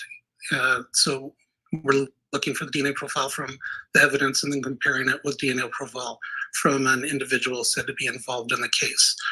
In other cases, we're looking at unidentified human remains and comparing that to DNA profiles from individuals that are in a missing persons database. And so is there databases in the United States, for instance, where there's DNA profiles for unsolved crimes, things like that, where if you develop a profile, you can compare that to a database to see if there's a match? Yes, there are. And do agencies across the country submit DNA profiles to those databases? Yes. Now, where does this DNA come from? What do people leave behind where you might be able to obtain DNA profiles from? Well, the majority of it is bodily fluids, blood, semen, saliva, tissue, and we can also obtain DNA from items that people have worn or handled, so epithelial cells or skin cells that are left behind, or hairs. You alluded to earlier about crime scenes. Are there particular crime scenes that might deteriorate DNA? Yes, DNA is stable in dry and cold environments. When it's out in the natural environment, DNA is degraded by the human body. Once a cell dies, it releases enzymes that breaks up the DNA. Microorganisms also break up DNA. So in hot, humid, wet, or damp environments, the DNA is degrading rapidly. I'm going to take you back to 2020, in particularly March 17th of 2020. Were you familiar with a body that was discovered underneath the Escambia Bridge there by Pensacola, Florida, around that time frame? Yes, I was. And after autopsy and in the investigation, were you asked to conduct some DNA analysis to confirm the identity of this individual who was found deceased under the bridge? Yes. Tell the jury about that. What did you do? And we'll get into your results in a second. In the first submission of evidence that I received from our medical examiner, I received buccal swabs, which are swabbings from the inside of the cheek of an individual, and a card with a couple drops of blood. I then performed the analysis that I already explained, where I took samples from each, broke open the cells in solution, and attempted to obtain DNA profiles. The blood sample did not give me enough DNA to amplify and get a profile. And the buccal swab gave me enough DNA to attempt to develop a profile. However, the results were so low that I could not interpret the results. And what was your understanding of the condition? Did you later determine that this was Gannon-Stauch? Yes. I'm just going to use Gannon-Stauch as who we're talking about here. Did you learn about the condition of Gannon-Stauch's body as it laid underneath that bridge, February to March of 2020? Yes, I heard that it was a body in a suitcase, and based upon the condition of the initial evidence that I received, the buccal swab and blood stain, I could tell that it was a decomposing body. And was it surprising to you that you were not able to get enough DNA from the buccal swabs and the blood card from autopsy to develop a profile? No, not at all. Why is that? During decomposition, the DNA breaks down, and usually we have to go to a harder tissue such as a bone or teeth. And is it because of the deterioration that you alluded to earlier, Gannon's body being under the bridge by water in the humidity and heat of Florida? Yes, and the amount of time. And I think you just said you had to go to some bone. Tell us about what you did with the bone, and why did you go to the bone? Yes, next I received a rib bone, and I took numerous samples from the rib bone at separate times. So initially, I swabbed some of the tissue on the rib bone, took a cutting of the rib bone, and went through the process of trying to get DNA from those. The swabbing of the tissue resulted in not enough DNA to go any further. The cutting from the tissue, I again got a very low amount of DNA, but was not able to interpret a profile. So I went back to the bone again, broke it open and removed marrow, and went through the DNA analysis again, and again was only able to obtain information, but not enough to interpret. Went back to the bone again and actually took pieces of the bone and did a longer process. It takes several days to get a DNA profile from. And with that, I was able to get a partial profile.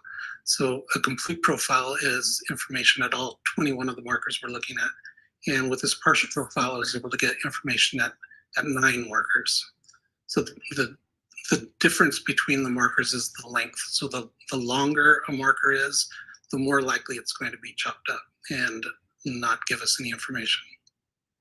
And so when you were able to get these 9 markers you alluded to, this was from a rib bone, correct? Correct. Did you also have at least information that there was a tentative identification that this was Gannon Stauch? Yes, I did. And did you also have indication that there was a DNA profile developed for Gannon Stauch here in Colorado Springs at the Metro Crime Lab? Yes. Did you contact the Metro Crime Lab with the 9 markers of the profile that you developed from the rib bone to see whether or not there was a match with the known profile from Gannon Stauch that we had here in Colorado Springs? Yes, I did.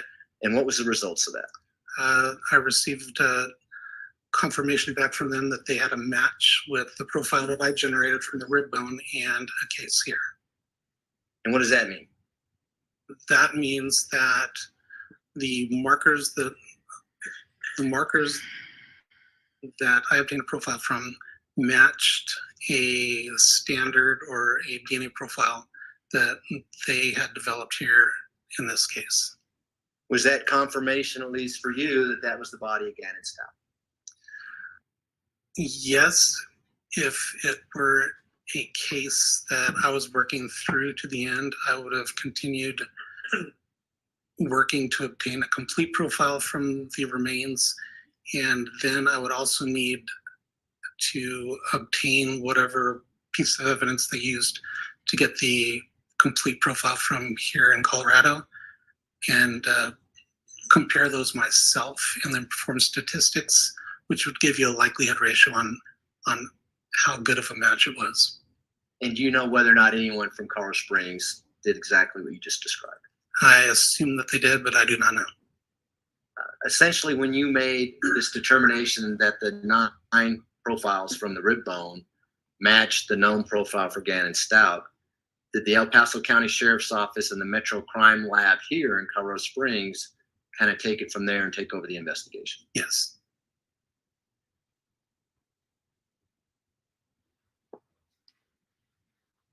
Those are my questions, Your Honor. Thank you. Cross-examination, Mr. Tilley? No question. Do any of the jurors have any questions for Mr. Seifert? Seifert, I'm sorry. No? All right, thank you. You may step down. Council approach, please. Travels.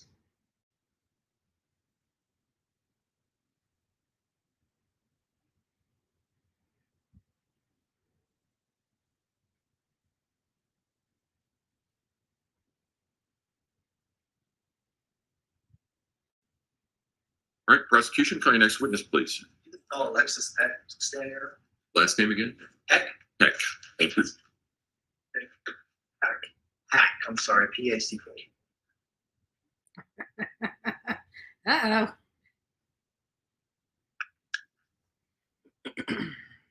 Ms. Pack, if you would step forward and raise your right hand, please, ma'am. Up here. You swear affirm the testimony about to give in this matter will be the truth, the whole truth, and nothing but the truth. Go ahead and have a seat in the witness stand. Please watch your step as you step into the stand.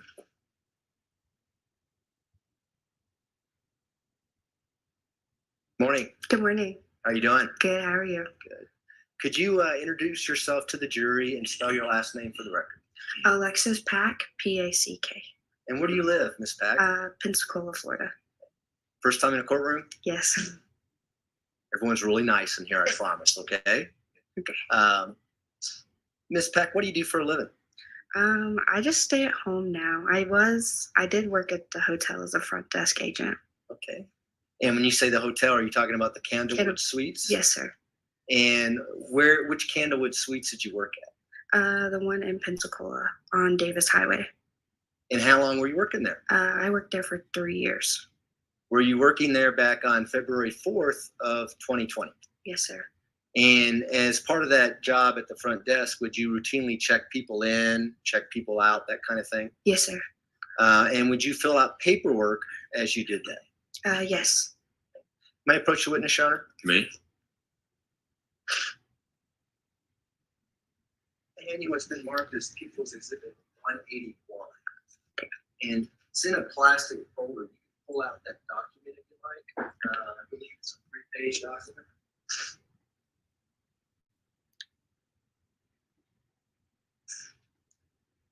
Do you recognize that? Yes. And what is that?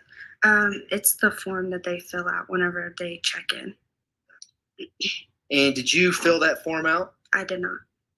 Who filled that form out? Do you know? It's the person who checks in. They fill it out. Let me have you turn to page 3 of that document. You see that computer printout? Yes. Do you see your name on that computer printout? Yes. Do you see the name of the person who checks someone in on that computer printout? I do. Okay. So tell us about that. Who checked this person in that's related to this document, and then who checked them out? So there was a lady named Sharon who worked there who checked her in, and I checked her out. Okay. And are these documents that you use with anytime someone checks in or checks out of the hotel? Yes. And are these routinely used in the course of business at the Candlewood Suites? Yes. And does this accurately depict the check-in and check-out for the person named in this document back on February 4th, 2020? Yes. We would move to admit People's Exhibit 181. Defense. Objection. Exhibit 181 will be admitted. Go ahead. And before we publish that, I'd like to show you another exhibit if I may approach on it. You may. Show you People's Exhibit 221. It's already been admitted into evidence. You recognize this overhead photo here? Yes. And I don't want to be Captain Obvious here, but the label says Candlewood Suites there. Mm-hmm. Do you recognize that? Yes. Is that where the hotel is located at? Yes. And is that where you were working on February 4th, 2020 when this person checked in? So I don't think I was working when she checked in, but when she checked out. Did she check out on February 4th, 2020? So I'm not sure if she checked out with me or if the housekeeping staff told me she was gone, and that's why I checked her out. We'll get to that in a second. Okay. Just for the record, I'll publish to the jury.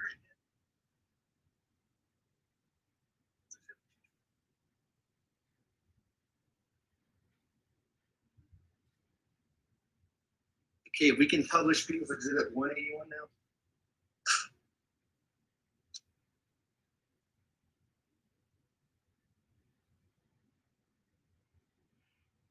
It's kind of tough to see on the TV screens. Can we zoom in on that a little bit, please?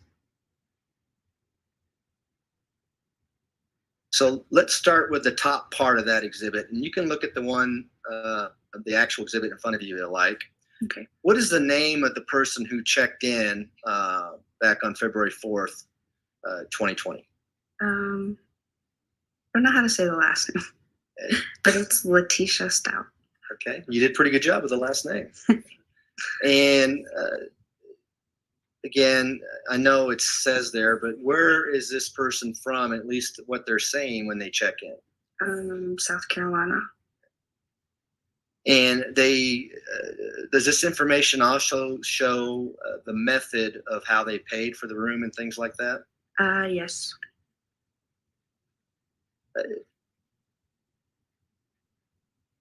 Down below it says, where it says reservation information, Mm-hmm. it says company, and it says Ford Motor Company. Where did that come from? Do you know? So that's a fixed rate we would have had in the system for that company. And so whoever is getting the reservation, would they have to tell whoever's working the front desk that I'm with the Ford Motor Company to check in? So yes, or if they make it online, they can put that in themselves if they have the right code. But you get that from the person, whoever's making the reservation. That's not something you just put in there. No.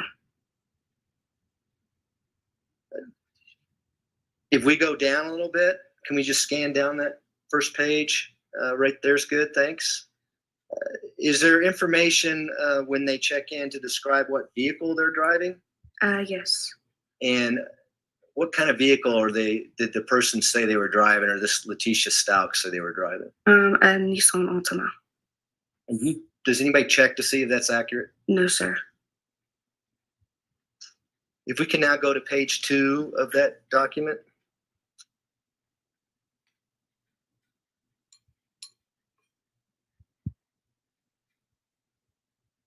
Again, we have page 2 of this exhibit.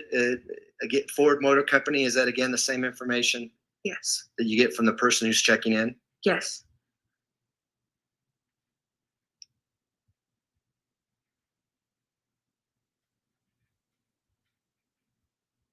Can we go back to the first page? I forgot to mention something on that. Thanks. Or just the top part. Appreciate it. You're familiar with the rooms there at the hotel? Yes. What is a standard suite 1 queen non-smoking mean? It's just one queen bed. Standard room, I take it? You know, I went to law school, so that's how I come up with these great questions. Can we go to page 3 of that document now? We rotate that so we can, I'm asking you to do a lot. I appreciate that, Ms. Grantiano. It won't rotate, huh? All right. Well, let's look at this page here. Does it have the times that the person actually checked in and the times they checked out? Yes, sir. Could you please tell the jury the time that Miss Stauch checked in to the hotel? It looks like it was 12:23, I think.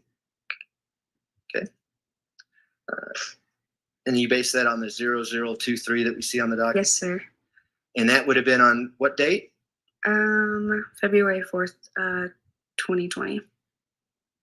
And then your name is associated with the checkout. At what time did this individual check out? 11:11. And that top line, I know we can't see it because it's documented. Could you read what the description says?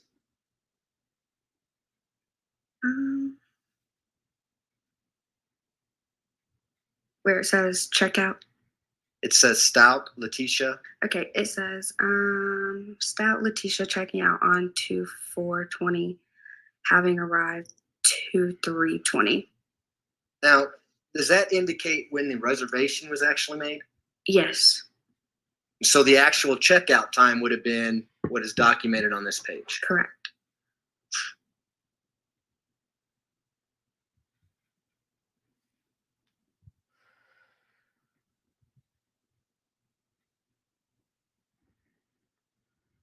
Can you tell by looking at this page what time the reservation was actually made?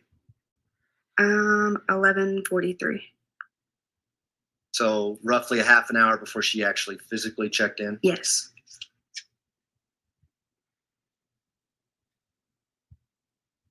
Does this document indicate to you how many guests would have been checked in on that date? No. If you go down to that back to the first page, kind of the second area on that first page, we can zoom in on that, please. Thanks. Keep wondering what this What the is. scroll up a little, please. I don't like that. Keep going. There Sorry, we go, guys. right there. Do you see where it says number of guests? Yes. What does it say there? 1. And do you know when this document was signed? Was it when they check in or when they check out? I'll when fix they it. check in. I don't know when I'll fix it. Sorry, guys. Those are my questions, Jar. Thanks. Been some cross-examination. Thank you. Good morning, ma'am. Good morning. My name is Will Cook. I'm an attorney for the defense. I'm going to ask you a few questions, okay? Okay. So you had nothing to do with the check-in in this case? No, sir. Okay. And you can't remember if you actually checked out on February 4th or the 5th, this Letecia Stauch? No, sir. Would you be able to recognize the person that checked out or you checked out on that date? No, sir. Okay. In fact, you may not have ever even seen this person. Correct. Okay. Thank you. Redirect. No, thanks, Jar. Do any of the jurors have any questions for Ms. Pack? No? All right. Thank you, ma'am. You may step down. Watch your step as you step down. Well, there you go. That was for the auto rental. All right, ladies and gentlemen, we're going to take our morning recess until about 10:45. If I can have all of the jurors back in So about the 20 jury minutes. room at 10:45, we should be able to start on time at that point. Again, don't discuss a case among yourselves. Don't discuss a case with anyone else. And with that, we'll see you back at 10:45. All rise for the jury, please. So we have about 20 minutes to kill, so to speak. The judge says that they'll be back at, I can't remember what time, because 10:45, which was 12:45 my time. So that's where my confusion is. Is there somebody in here? Oh, Lord. I probably did too. Oh, well. Oh, well. Either way, they know what it is. So, sorry. If I did, I did. I have autocorrect and all these other things, but if I...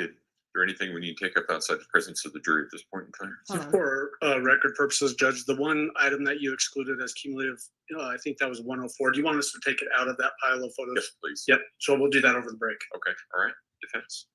Yeah, I think it's Okay. All right. We'll be in recess. Thank you. Okay, the jury has left. They're taking their break. They'll be back at 10:45. Let me go over here. I want to see if I did spell that wrong. That would drive me nuts. Let's see. If I did, I didn't even pay attention to it.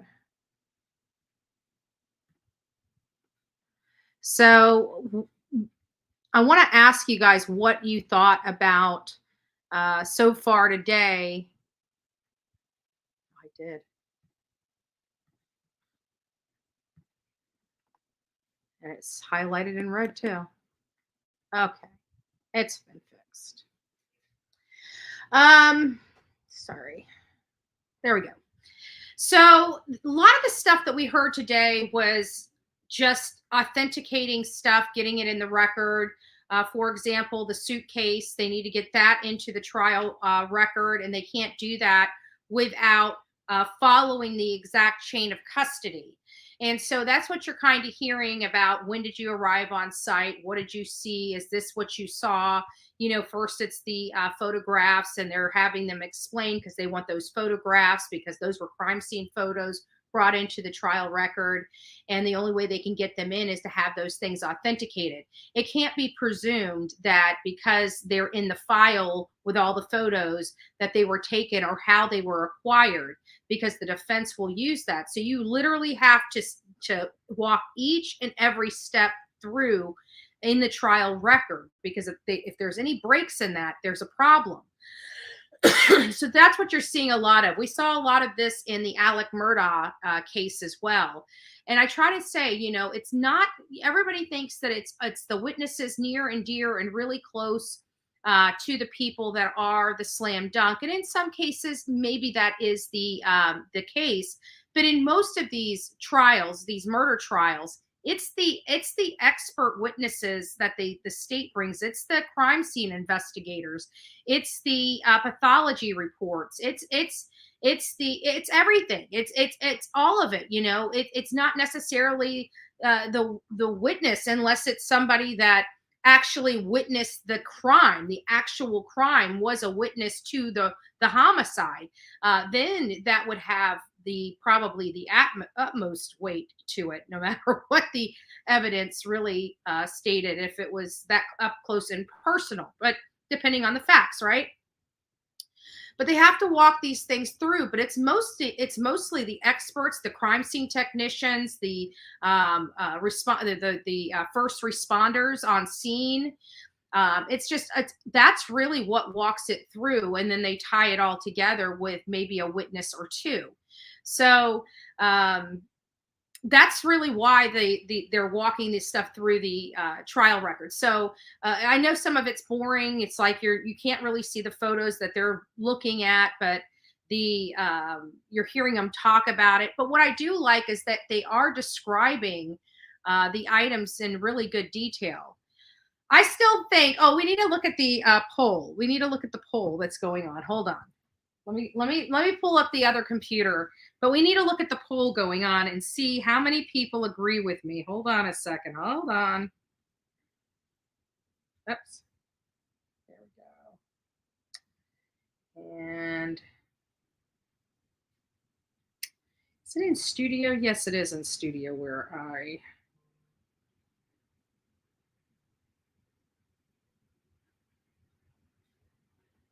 All right, the poll. We're going to end the poll.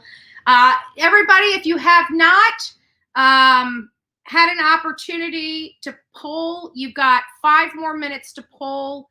And if you haven't heard this judge, I personally, when I heard this judge for the very first time, him speak his very first words, I had to just jerk my head back. I swear I thought it was Hey JB from WFLA. And so every time I hear this judge's voice, I can't get Hey JB out of my head. It's like in my head. It seriously is in the head. So I did a poll to find out how many other people made that connection that this judge sounds a lot like our Tampa Bay, Hey JB Bueno from WFLA. You know, I don't know how many people watching both channels, one on TV, one on my phone. Oh, thank you. You're so sweet, the real me. Thank you. Yeah, we're just trying to get some watch hours up on the new channel, and I haven't really had time to go through videos and stuff like that. I'm ready to do some serial killers. I want to get some. I've went to several serial killer sites, and so far all we put up was Todd Kohlhepp, and I never even finished that series, but we did Todd Kohlhepp on here. And listen to this, I wrote him and he wrote me back, and I got cold feet and never wrote him again, and I should have wrote him back. But it just terrifies me that a serial killer has my address. So I'm so sorry. All right, I think I talked enough. We're about to end the, oops, why is it not working? We're going to end the poll. The poll came out 165 votes. 69% agree that it sounds like Hey JB, and 30% believe that it does not. Can one of my mods write that down? Because I'm going to do a voice comparison. After this trial's over, we're going to have a little fun with it. I'm going to do a voice comparison. We're going to have this judge's voice, and we're going to take a clip of JB's voice, and we are going to do a comparison, and then we're going to re-vote on this, and I want to see how it changes from this vote right here. So, so one of my mods, write this down and put it to the side and remind me getting close to the end if you can. I'll have to calendar it. But if you can, try to remind me to do this additional poll, and we'll get those sound bites together and see, and just make it fun. All right. Well, there we have it. And this is working. It hasn't dropped on me yet. So keeping the fingers crossed. It runs out of the battery, but I've been running it a lot, especially in the kitchen. So keep the fingers crossed.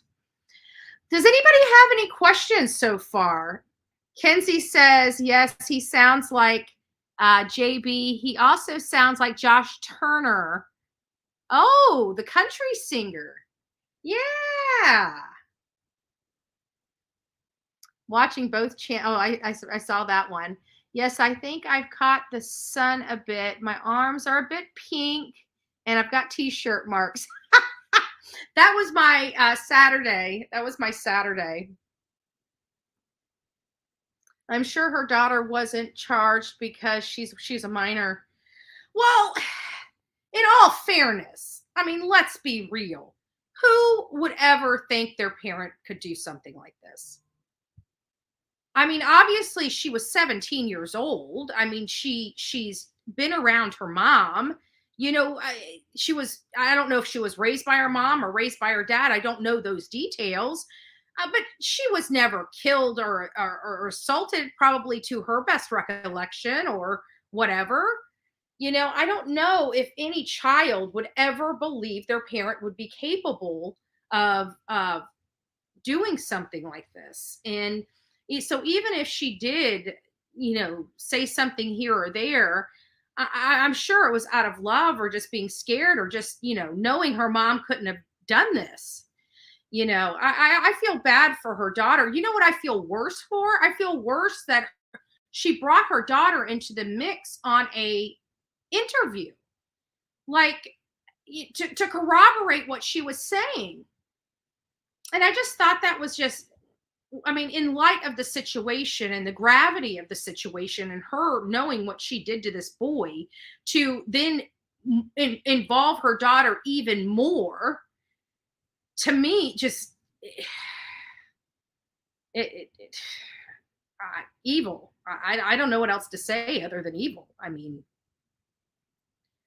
her daughter wasn't involved. She had to be scared to death driving all that way with mother. Can't wait to hear what Harley has to say.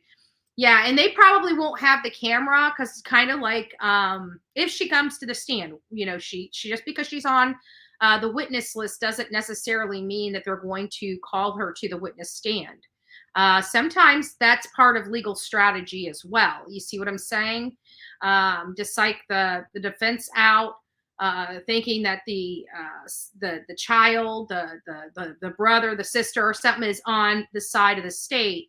So sometimes that is used as legal strategy more so, and maybe potentially to call them as a witness, depending, because you never know where these cases go, because you never know when somebody's going to open up a door that wasn't supposed to be open. And when you have that situation, you have to be ready to capitalize off that and ask all the questions and have those witnesses on the witness list just in case. So it could be one of those things too. The daughter seemed very put on the spot when mom tried to get her to vouch for her. Yeah. But see, the thing is she was still mic'd. I don't think she realized she was a hot mic when she ran over to her daughter.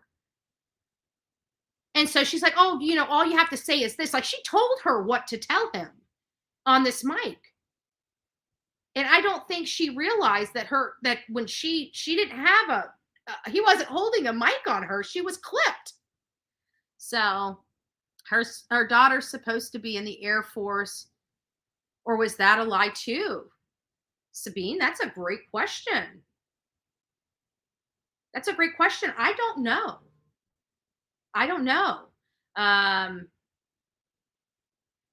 I guess if she's called to the witness stand, we definitely will find out.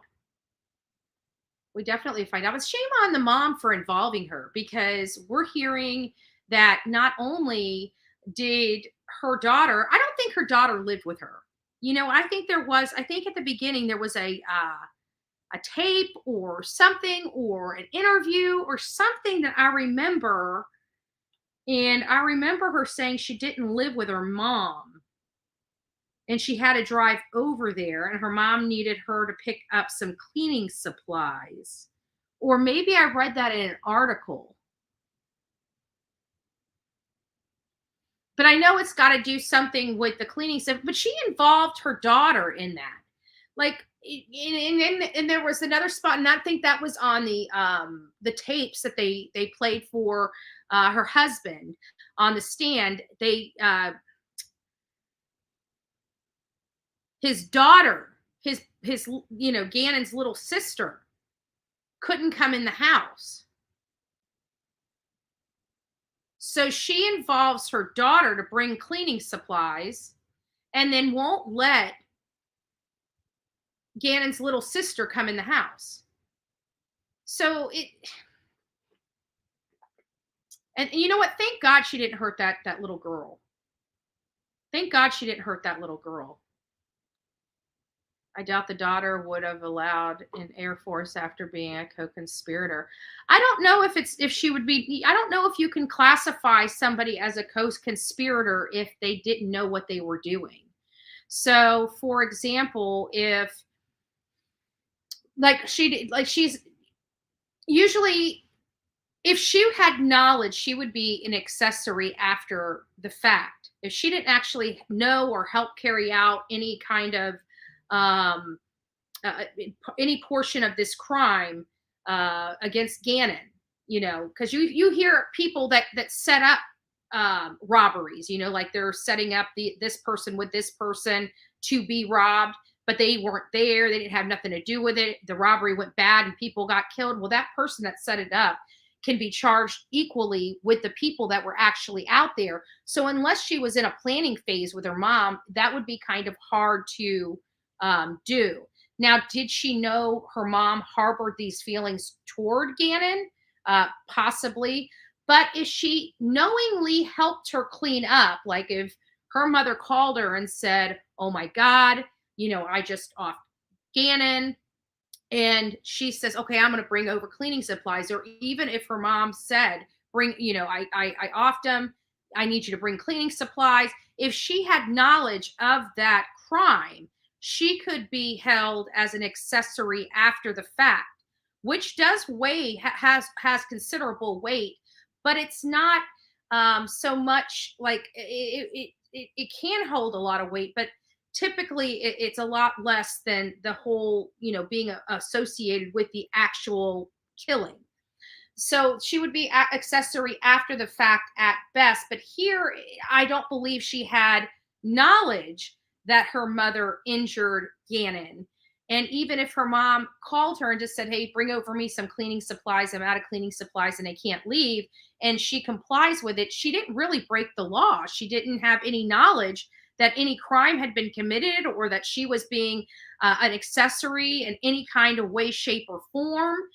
She just thought her mom couldn't leave the house because she's got the kids there and she needs the cleaning supplies because she needs to finish cleaning.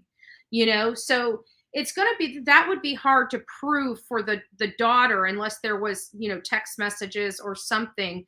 But even if the daughter was manipulated or somehow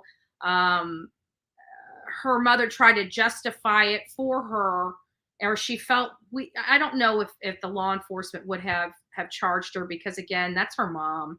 And she was 17 years old. She didn't know. I truly don't believe she knew. I think she's a victim of her mother's as well. What woman, no matter what kind of piece of crap you are, but even there's people that I know are they don't involve their kids, and she involved her kids.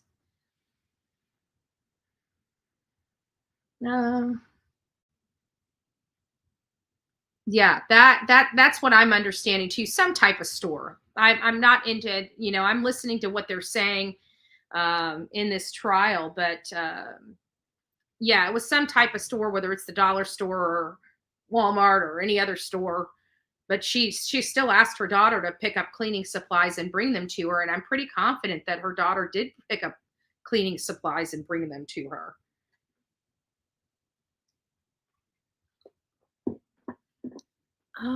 I watched 10 to Life, and Annie said Harley knew what happened and went to Florida with her.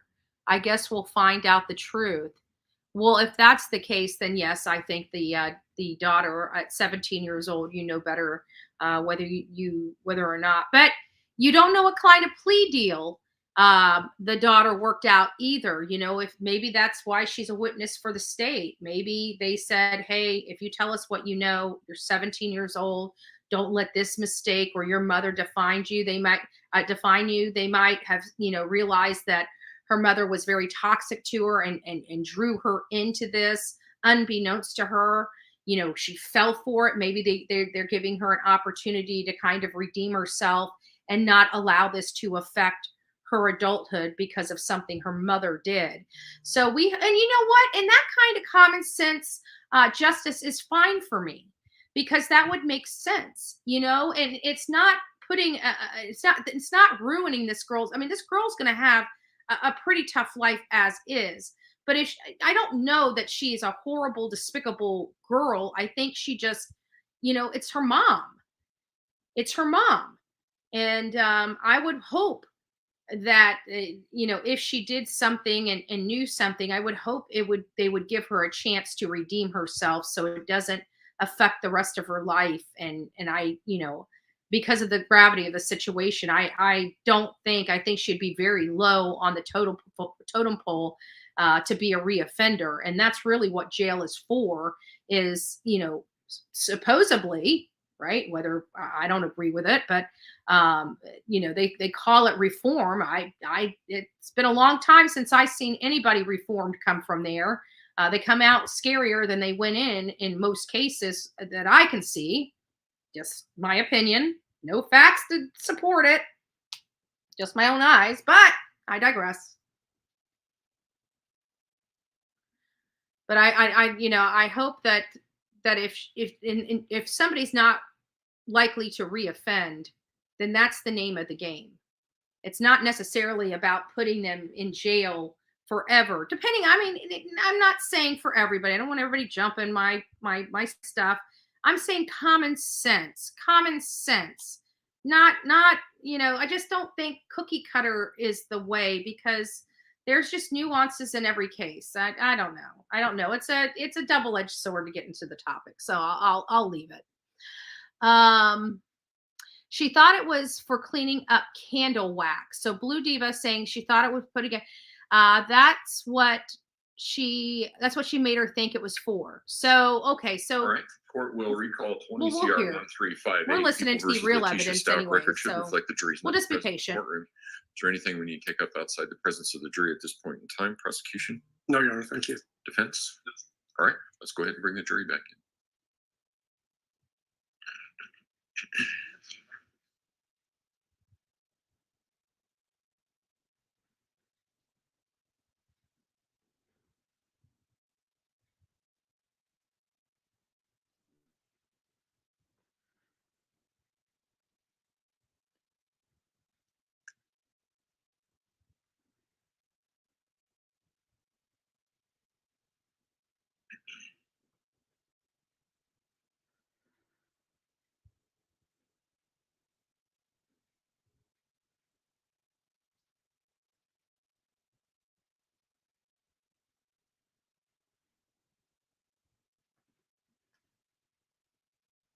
All rise for the jury, please.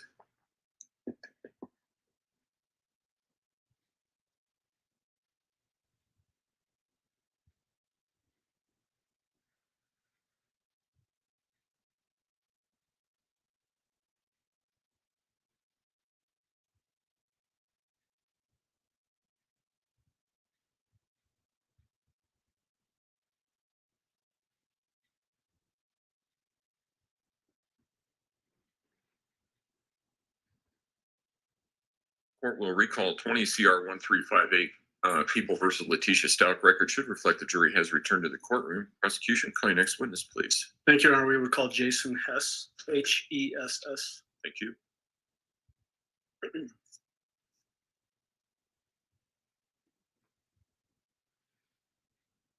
Officer Hess, if you would step forward and raise your right hand, please, sir. Do you swear affirm the testimony about to give in this matter will be the truth, the whole truth, and nothing but the truth? Yes. Go ahead and have a seat in the witness stand. Please watch your step as you step into the stand.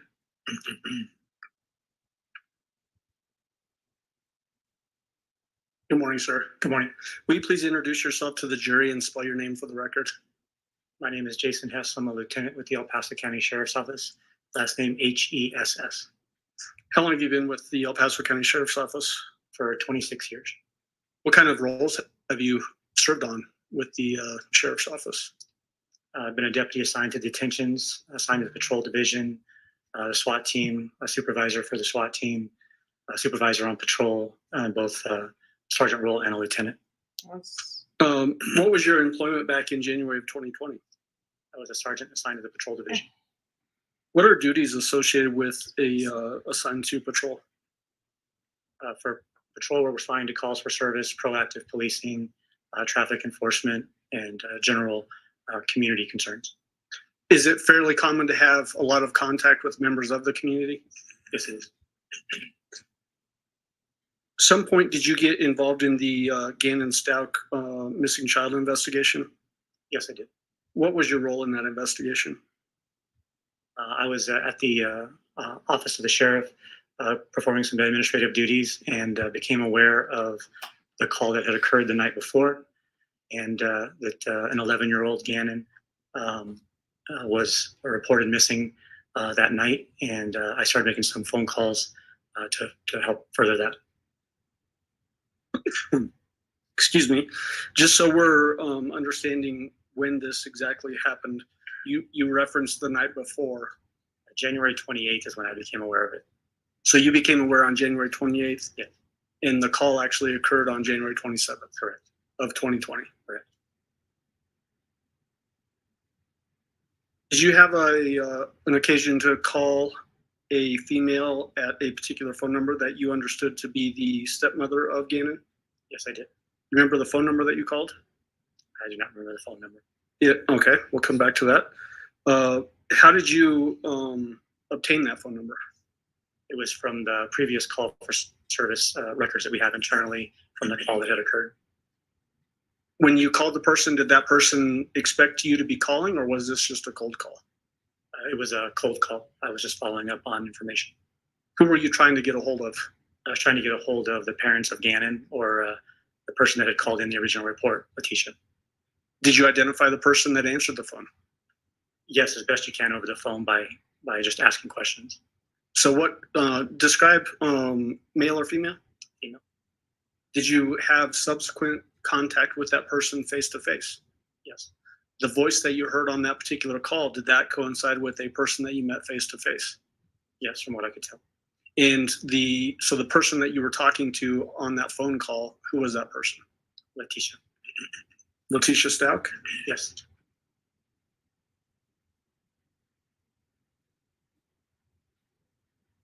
What did you want to gather from Letecia Stauch at that particular time? The first thing I wanted to know is, had Gannon returned home? And if he had not, had she learned any information or got any other information as to where he might be? What information did Letecia Stauch give you during that phone call? That he had not returned home and she had no further information. Did she also make reference to the fact that deputies had searched the home the night before? Yes, one of the procedures that we do is to conduct a search, and I wanted to make sure that had occurred. So I asked her if deputies had searched the home, and she said that they had. Did you get from her permission to put Gannon's photo out in the media? Yes, I did. Did she give you a photo, or did you already have one? I do not recall if I asked her to send one or if one was obtained during the original report, but we did have a photo, and I provided that to our public information officer to push that out to media and social media resources to get his photograph out there and available. And did that in fact occur, that a photo of Gannon was pushed out? Yes, pretty quickly that occurred.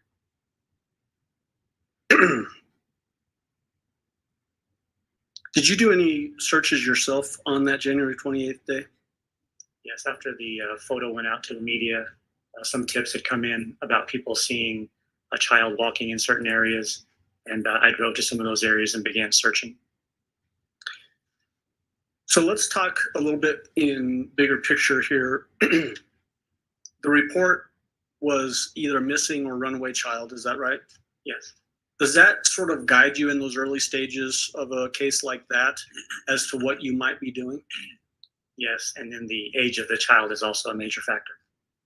So tell the jury about that, those factors that you would be considering and how that would potentially drive the investigation in those early stages. In this particular case, an 11-year-old child who is unaccounted for during winter months, so cold, and now overnight, is at an extreme risk, and they're considered that within our agency. So additional resources are immediately put into place to start that search, which would be different than a 16-year-old who has run away 5 times in the past and has come back a day later. So different styles of approach to those. And as it relates to the information you had, who was it that reported that Gannon was either missing or had run away? His stepmother, Letecia. On that same day of January 28, 2020, did you respond to Starbucks on Mesa Ridge Parkway? Yes, I did. Why did you go to Starbucks? I learned that some of the detectives had come out to meet with Gannon's parents and speak to them, and I went over there to see if there was anything else I could do on efforts with doing searching or canvassing. Did you actually see the parents of Gannon Stauch at that time? Yes, I did. I sat at a table with our two detectives and them. The person that you had been on the phone with earlier the morning of January 28th, and now the person that was at Starbucks, was that Letecia Stauch? Yes, it was. Do you see her here in the courtroom today? Yes, I do. You identify her to the court and to the jury by where she's sitting and what she's wearing? Sitting over on our far right against the wall in a pink shirt. I would ask that the record reflects he's identified the defendant. The record will so reflect. Go ahead. At some point during that contact with the father and the defendant, were you able to look at what was described to you as Gannon's phone? Yes, I did. Why did you do that? Trying to determine if he had searched anywhere on like a Google Maps feature where there would be a history that might direct me on somewhere to go. Would that be something that you would typically look for if you were looking for a missing child or a runaway child? Sometimes you don't know where to look, so you look at all available information, and that is one thing that you would look for is did they search somewhere to go or enter a friend's address or something like that that maybe they hadn't walked to before to give them a route or something. And not necessarily asking you for the address that you found in there, but did you learn of an address and then that ran to ground, meaning it was not really associated with the missing person here? Correct. Did the defendant herself at some point show you a picture of somebody that had been reported that looked like Gannon or that she thought was Gannon? Yes, there had been some Facebook groups that were active in attempts to help locate Gannon, and she had been forwarded a photograph from one of those groups. Did you do anything with that information? We took that photograph and attempted to identify if it was in fact Gannon or not, and we were subsequently able to determine that it was not Gannon and that somebody else identified it as their child based on clothing and items they were carrying. Did you become familiar with Gannon's neighborhood, so Lorson Ranch area, during this part of the investigation? Yes, I did. Did you canvass that neighborhood? Yes, I did. What does that mean to canvass a neighborhood? There's many parts of it. The typical part that you would assume is police officers knocking on your door, asking questions, asking if you have surveillance cameras that are showing the roadway or sidewalks, driving through areas where kids might play, under bridges, construction sites, things like that. Did you do those things? Yes, I did. Did that lead to any clues that you were readily able to find to locate Gannon? No, I did not. In the afternoon time, did you actually go to Gannon's home at 6627 Mandan Drive? Yes, I did. Why did you go there? I wanted to clarify the timeline because I had not been part of the initial part of the investigation on when he would have left the house. So as I knocked on doors at different neighbors, I had a timeline to ask to look at their security camera feeds. Did you have any contact with people at that residence? Yes, I did. Who was there? There were several people that were unidentified to me. I think friends and family members, Letecia and Eugene. So the defendant and Gannon's father? Yes, and their daughter. Did you try to verify a time from the defendant that would be of note for the investigation? Yes. What did she tell you? It was between 3:15 and 4-ish approximately when he would have left the house. Did she describe in that statement to you what she was doing when she reports that Gannon left the house? Between her and her daughter during the conversation, it came up that a candle had been knocked over and there was a burn mark on the carpet, and she had been taking care of that when Gannon left. Trying to fix that burn area? Yes. Did she describe in any detail anything about that candle or burn incident to you? Not specifically, no. Okay. Did you ask the defendant what friend's house Gannon may have been heading towards? Yes, I did. What did she tell you? She didn't know.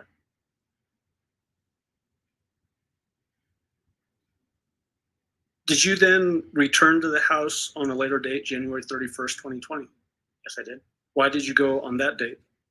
I received a phone call from our investigations division, and they asked me to go to the house and told me that Letecia and some family members might be removing property from the house, and that they thought Letecia and another daughter of hers might be wearing smartwatches.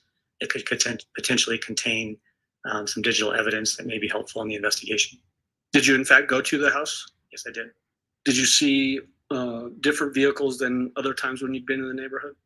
Yes, there was a van that was there, and then some other just personal cars. Let's talk about that van. What do you remember about the van? It was a Sorry, not guys. like a U-Haul moving van, but a van that you could, like a cargo van that you could pack stuff in, and they were unloading items from the house and packing it into the van. Was it a white van? Yes, it was. Did you also see a Nissan vehicle there? Yes, I did. I believe it was silver, if I recall correctly. I'm sorry, say that last I part. believe it was silver, if I recall correctly. Okay. Do you remember, was it a Nissan Altima? That's correct, yes. How many people did you see there that were helping the defendant move things out of the house into the van as you described it? There were probably 4 or so directly, but there were also other people present. So what each person's role was, I don't know exactly, but I know there were a couple at the van helping load stuff. I believe an aunt that was there as well as her mother. So let's talk about the aunt. Was that person Brenda Awkward? I believe so, yes. And spelling on that, do you remember it off the top of your head? Does ACQUARD sound correct? That's correct. What vehicle was Brenda Awkward associated with? Nissan, I believe. Was she in fact the driver of that vehicle? I believe so, yes. Did you talk to her at all? And I'm not asking you for statements, but did you talk to her? It would have been briefly, yes. Okay. Thank you, Tammy. Other people that you identified that I just were got this from this associated with the morning. defendant and potentially helping her load things into the van. Can you tell us those names? I do not recall everybody's name, but I remember Harley was there, her mother was there, her aunt. I think there was another male that was there assisting as well. Harley, who was that in relation to the defendant? Daughter. Okay. And then mother, is that Deborah?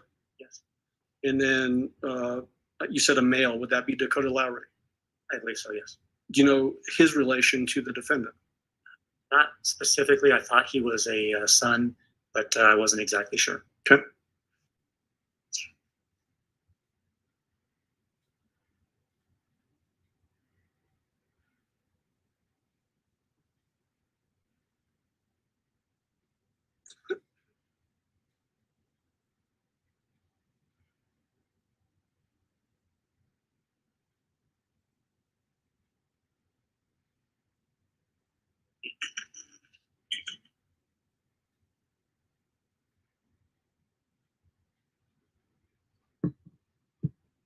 Lieutenant, when I was asking you earlier if you remember the number of the person that you called on the morning of January 28th, you said you didn't remember, but if you looked at your report, you might be able to remember. Yes, I documented that in my report.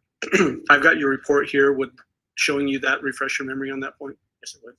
Or ask for permission to approach the witness for refreshing his memory. You may go ahead.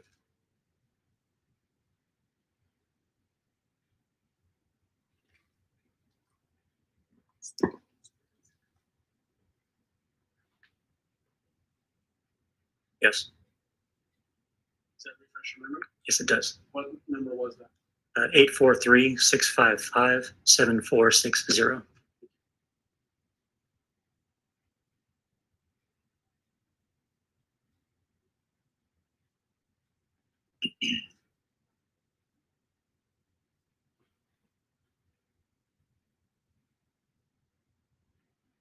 I want to get into more detail about the statement that you got from the defendant when you went to the house after that phone call on January 28th. How long would you say that conversation lasted? Just a couple of minutes. Do you remember details of what she told you in that conversation? Some of it, yes. What do you remember specifically her telling you? I had asked her if she knew where, again, it had gone, so I had a direction to go to and contact that house or houses in between. She said that she did not know. Her daughter made a comment about her mom being... Mr. Allen? I was reading the report and I couldn't tell who he was referring to there. He said her daughter. Yeah, so I'm not asking you for any statements right now from daughter. I'm asking you for statements of the defendant. Okay. She had made mention that she might have got a little excited during the fire during that. Okay. Did she describe specifically what she did in relation to that fire? I recall her saying she tried to put it out with a blanket, and originally the blanket caused it to get slightly bigger, and then she was able to put it out. So basically, was she describing that she was trying to smother the fire? Yes.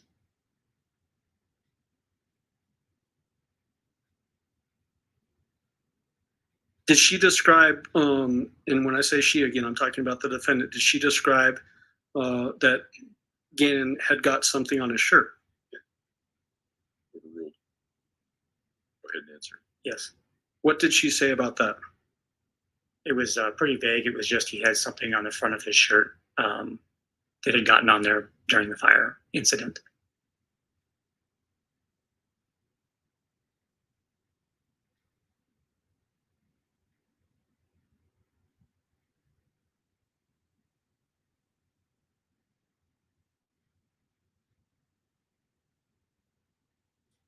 Okay, can you have just a moment here? You may.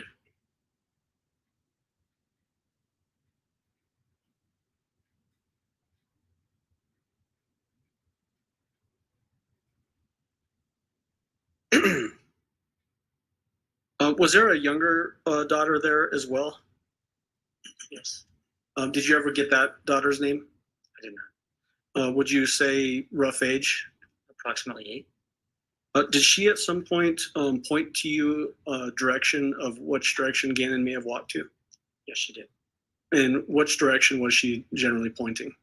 She pointed east from the house, referring to a friend of Gannon's that lived a few houses down. Okay.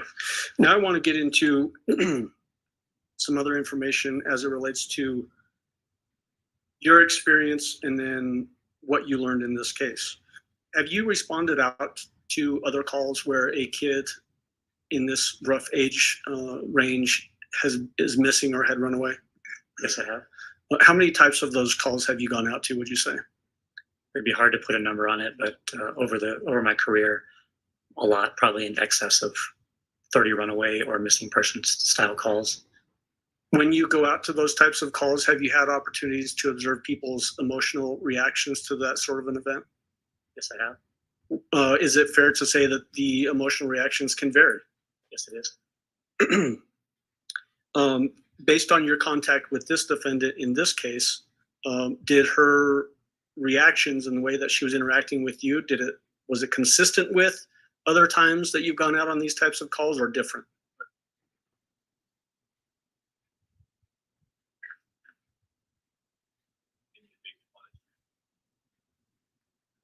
Overruled. I don't think Mr. Allen is asking for an expert opinion. I think he's asking for an opinion based on his prior encounters with other individuals. So it goes to weight, not admissibility. Overruled. You can go ahead and answer. In similar situations where a child as young as Gannon, 11 years old, is missing or has run away for the first time, there's usually a little more emotional reaction, especially when it has now been overnight and a second day. The emotions are usually more visible and present. It's not always the case, but most of the time it is when a parent's child has gone missing and they have no idea where they are now for a period of 2 days. During your law enforcement career, have you dealt with people that, excuse me, that are dealing with severe mental health disorders or diseases? Yes, I have. Can you approximate, or is it too many to even put a number on? It'd be difficult to put a number on that. Was the defendant in your contact with her on January 28th and on January 31st, did she appear to be suffering from any severe mental health disorder or disease?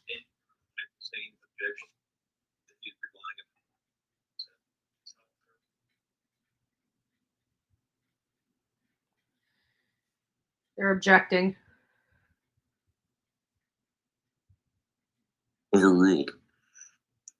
You can answer. It did not appear to me, no. Did she, when you were talking with her, asking her questions, would her answers logically follow the questions? Yes. Did she appear to understand, I guess, what you were asking about? Yes. Was she able to give you specific answers to those questions? Yes, she was. Thank you. That's all I have. Sorry. All right. Cross-examination. In your experience, how long have you been in law enforcement? 26 years. In your 26 years, how many people have you dealt with that suffer from dissociative identity disorder? I wouldn't be able to tell you. I don't know exactly what disorder people may have to be suffering from. Do you know if you've ever dealt with anybody who suffered from dissociative identity disorder? I would believe I've probably come in contact with them, yes. How many? I don't know. No further questions. Redirect. Did the defendant, based on what you just testified to, did she appear to be suffering from dissociative identity disorder? No. Thank you. Do any of the jurors have any questions for Lieutenant Hess? No? All right. Thank you, sir. You may step down. Prosecution, call your next witness, please.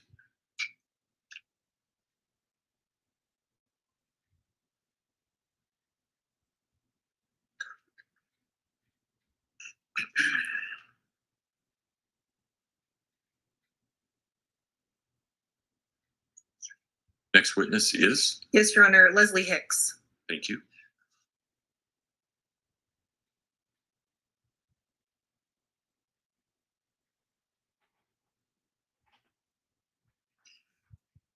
Ms. Hicks, if you would step forward and raise your right hand, please, ma'am.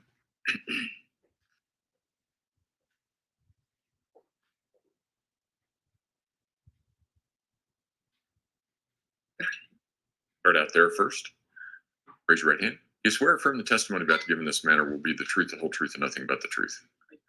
Go ahead and have a seat in the witness stand. Please watch your step as you step into the Sorry, stand. I'm getting ice. I can't mute the mic. Otherwise it mutes the whole thing. There we go. Thank you. I forgot to put Good the morning, on the Ms. fridge. Hicks. Good morning. For the purposes of the record, would you state your name? Leslie Hicks. And how are you employed? I'm employed at Academy School District 20 as an assistant principal.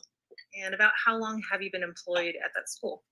At the school, I'm currently at Timberview Middle School, but I was at Mountain Ridge Middle School for almost 25 years. I was there from 1997, with the exception of 2 years. And in January of 2020, what school were you at? I was at Mountain Ridge Middle School. And as an assistant principal? Correct. How long have you generally been in that type of role? At that time, I had been in that role for 3 years. And prior to that, what sort of role had you had in education and that kind of context? I was a teacher in several subject areas at 3 different grade levels. I also served as an intervention coordinator at Mountain Ridge prior to the assistant principal role. And I was at Rampart High School for 2 years as an interventionist, but for about 17 years, I was a teacher. Okay. And in terms of the course of your roles as an assistant principal over the years, how many interviews have you been a part of? Hundreds. I've interviewed probably hundreds of people, both in the role as a teacher and as an assistant principal and interventionist, probably over the span of 20 plus years, definitely hundreds of interviews. And why is that interview process so important for the nature of the work? Okay, because we're trying to find the best person to educate our children. And it's very important that we put the best people in front of our kids. As a part of the open applications for the school that you were at in January 2020, was there an applicant by the name of Letecia Stauch? Yes, it was. And for what position did Letecia Stauch apply for? She applied for a resource teacher, which is a teacher for students that have IEPs or special education. And as part of that interview process, did you meet in person with someone by the name of Letecia Stauch? Yes. And do you see that same person here today in court? Yes, I do. Can you identify them where they are seated in the courtroom? Yes, over here. Okay, and that is your right side? That is my right side, in the purple shirt. The purple shirt. Your Honor, may the record reflect that Ms. Hicks has identified the defendant. The record will so reflect. Go ahead. Okay. Now, Ms. Hicks, you explained that it's a resource teacher position. What are the roles and responsibilities of that position? Okay. The role of the teacher in that position is to serve as a case manager for our students with learning disabilities. And that person would teach some classes to help meet the needs of those kids. And in our school, that person also worked as a co-teacher in classes with the general ed teacher and would work in partnership with that person. And for that particular position, as it relates to working with this particular set of children, would that person also be responsible for making sure that students follow rules? Yeah, I think every teacher at school is responsible for classroom management, and that's part of the role of a teacher, is making sure that kids are performing the way they need to perform, both behaviorally and academically. And as part of the onboarding process for employees, are they also given particular guidance about how to report violations from students, that sort of thing? Yeah, within the school, yes. And that would be something as far as, you know, how we manage that in our own buildings. And as part of the interviewing process, what forms of communication did you have with the defendant? We interviewed in person. She came into the school and we had a set of questions. We had an interview team. There were 3 of us on the interview team, and we asked her a series of questions that had to do with the topics that you were speaking of, both, you know, how do you manage students academically and provide for them, as well as classroom management and behavior. So in addition to meeting with someone in person for that interview panel, are communications also done through other forms? What other means? After the interview, or after, or before, at any point with an applicant? Before, it would be, you know, actually probably the secretary probably contacted her to set up a time for an interview. And then after the interview, if the candidate is chosen, then I would reach out and I would be checking references and then reaching out ultimately to decide whether we want to move forward with a hire or not. Your Honor, permission to approach the witness with what has been marked as People's Exhibit 207 previously shown to the defense. You may go ahead. Ms. Hicks, I'm going to ask you to look at People's Exhibit 207. Take a moment to familiarize yourself with that first page. And I'll ask you to look through the messages that follow and familiarize yourself with those. I did leave my glasses in my purse. Could I get those? I apologize. If that would help you. Yes, it would help. Permission to approach. You may. I apologize. It's all good. Thank you.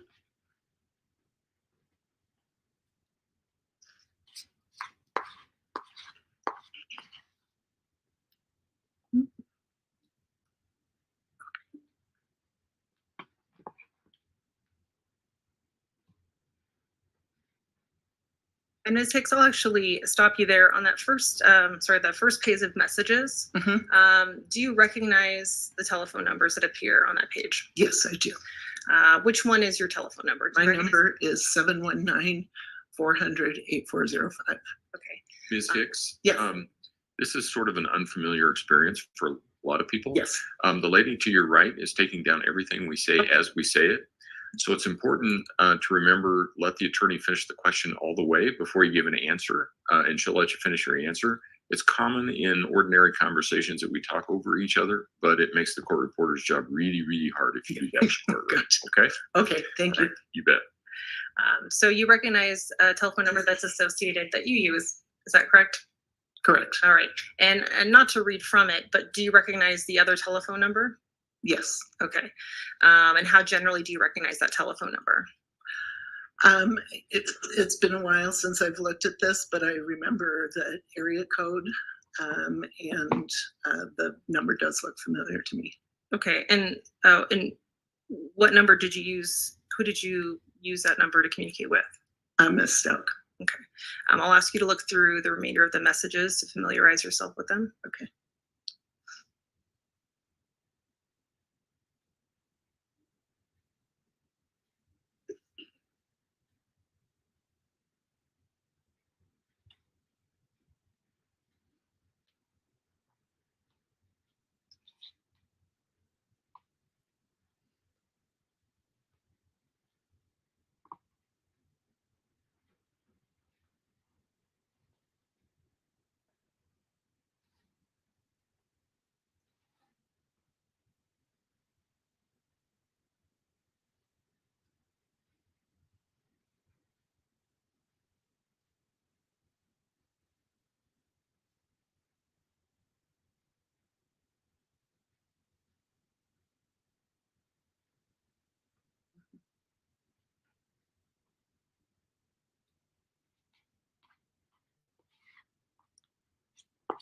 And you'll have an opportunity to read them. Okay. But I just generally, as you flip through the pages, if you can make sure that they represent a text message exchange that you're familiar with. Okay. And are they? Yes. And are they a fair and accurate depiction of the message exchange you had between yourself and the phone number that you know to be associated with Letecia Stauch? Yes. All right, Your Honor, at this time we would move for the admission of People's Exhibit 207. Defense, exhibit 207 will be admitted. Go ahead. She authenticated Your the Honor, document, permission to publish. and it's now may. being admitted into the court record. Ms. Hicks, messages are going to be displayed behind you. Okay. If it's easy for you to stand next to that, you can do that. We may still have a pointer there. You're probably familiar with using a pointer as a teacher. So you want to use that. Okay, great. Your Honor, if you would turn on the. It is on. There we go.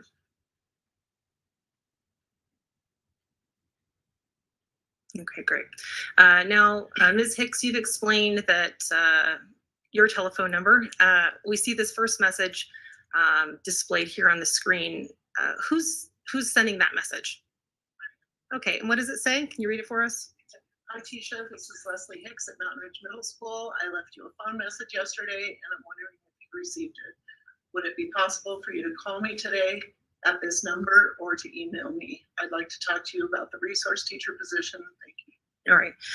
And just to make sure that your voice is projecting to all of our jurors, is it possible for you to stand on the other side of the screen? All right. And what date was that message sent by you? January 16th, 2020. Okay. And we'll move on to the next message.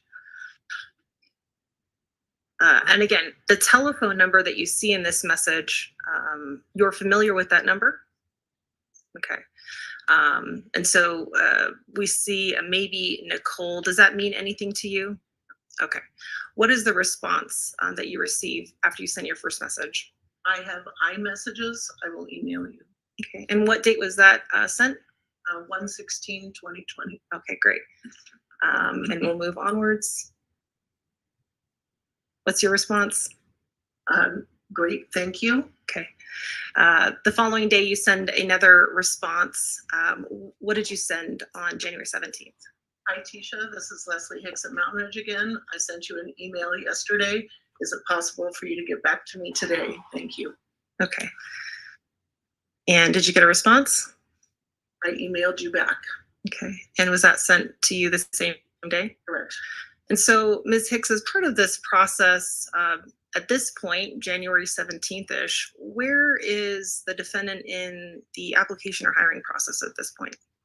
At this point, she has completed her interview and I'm in the process of checking references. Okay. And if you want, you can take a seat now. We'll come back to more of the messages.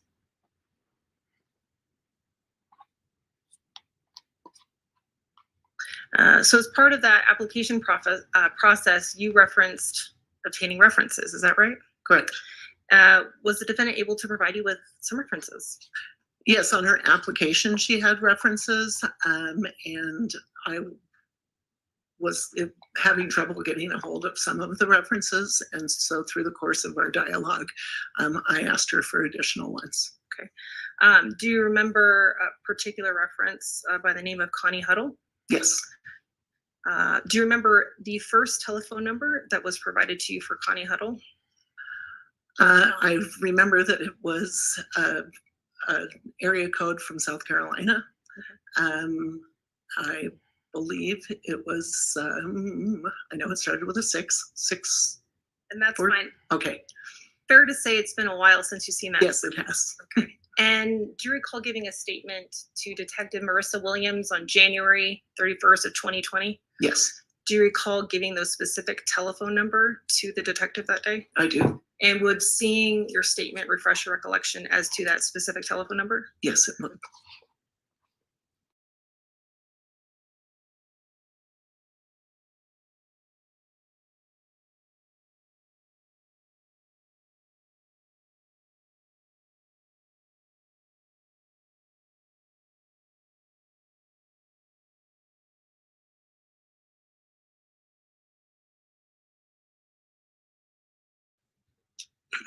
Yes. Okay.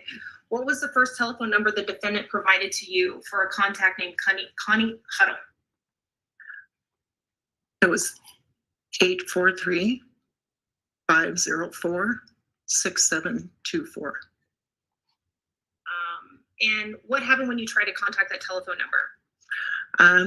I have a caller ID on my telephone, and the name Eugene Stauch came up. That name? Other than the last name, I was not familiar with the name at the time. No. Okay. And I'll take a step back. The first telephone number that you called, was there more than one number that you were provided for Connie Huddle? I don't remember. Okay. And again, Your Honor, permission to approach? You may.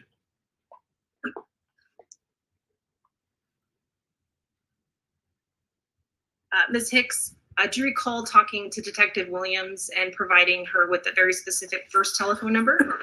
Yes. And would reviewing that statement refresh your recollection as to the first telephone number? Yes.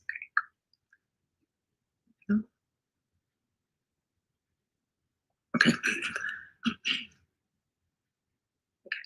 Does that refresh your recollection? Yes. What was the first telephone number that you called? 843-957-3486.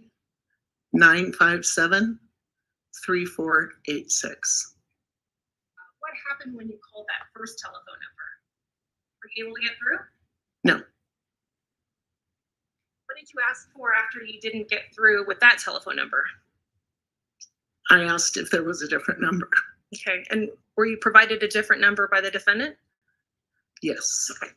And from memory, are you able to recall what that second number was? 843-604-6724. All right.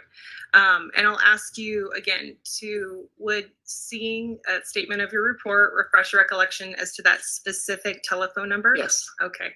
And can you review your statement for that second specific telephone number? Yes. 843-504-6724.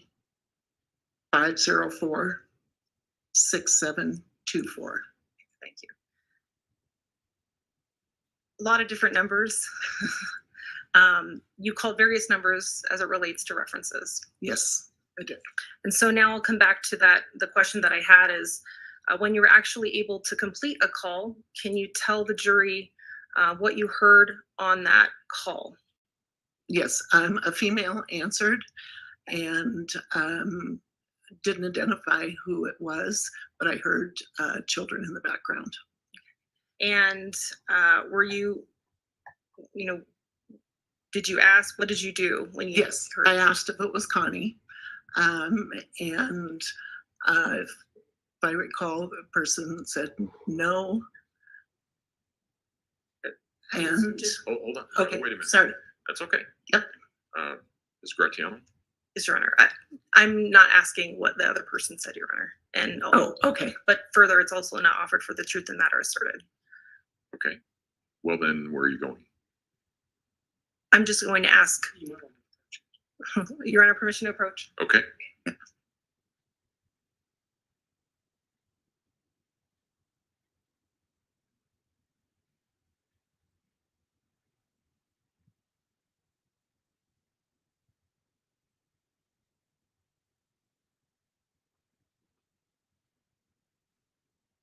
So it's my understanding that they're basically saying she concocted her own references and was going to play this reference game to say, yeah, she's a great employee. She had this job. That's what it's sounding like, the way that they are going. Do you guys agree with that statement? Disagree with that statement? How are you guys feeling about that? I mean, that sounds to me like where they are going in this matter.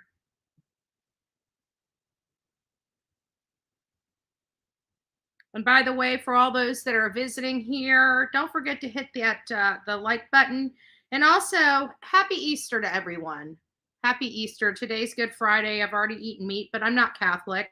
But I don't know if I'll ever get away from meat because I got steak going on here in just a second. So, but all of my Catholic friends out there that abstain from meat, God bless each and every one of you.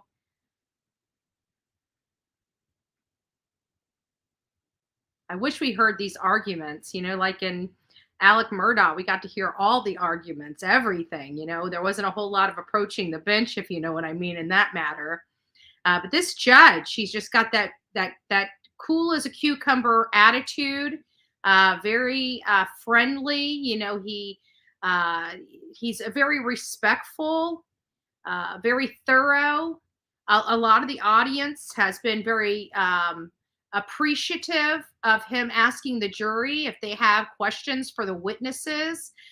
He really wants this to be as fair and impartial as humanly possible. And I can feel that through the screen, which we don't get a whole lot of feelings through the screen like we do when we're there in person.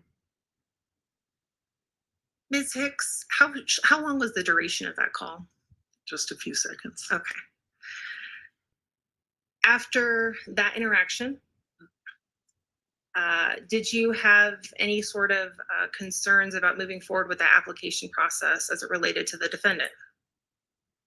No. Okay. And why is that? At that point, where were you at in the interview process? Well, the interview had been completed. And as I said, we were checking for references. And so sometimes people give incorrect numbers. And so I asked for additional numbers for references.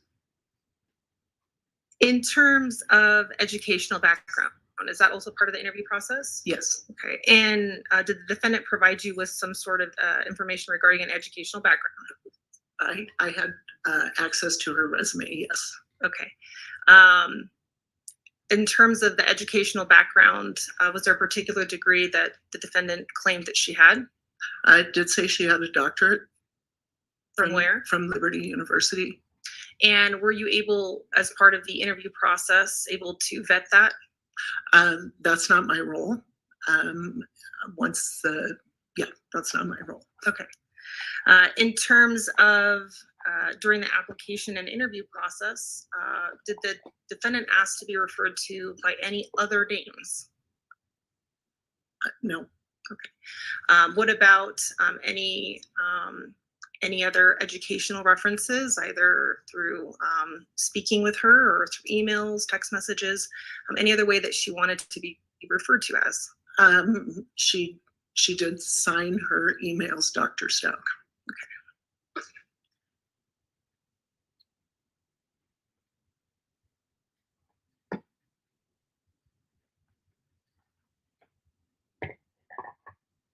Ultimately, what was the decision with regard to hiring the defendant? We did eventually offer her a position. Wow, no And doctorate. Is that a decision that you unilaterally make? During the interview process, there are 3 of us that decided that we would like to move forward. And then I do the reference checks, and then I bring that information to my principal, and we decided to move forward. I thought her reference And checks so, didn't. Based on that decision, when would have been the first time that she made contact with either you or the school at that point? Well, at that point, it's a recommendation for hire goes to our district human resources department, and the rest of the process goes through them. And then once they are have gone through their process, she's recommended to come over to the school. Okay. And for that, was she recommended to come to the school? Yes. And do you recall a rough approximation of when that would have happened? Yes, the 22nd. That is concerning. January. That is The so 2020? concerning. Yes. A woman with barely an If education. we can project people's 207 again, Your Honor.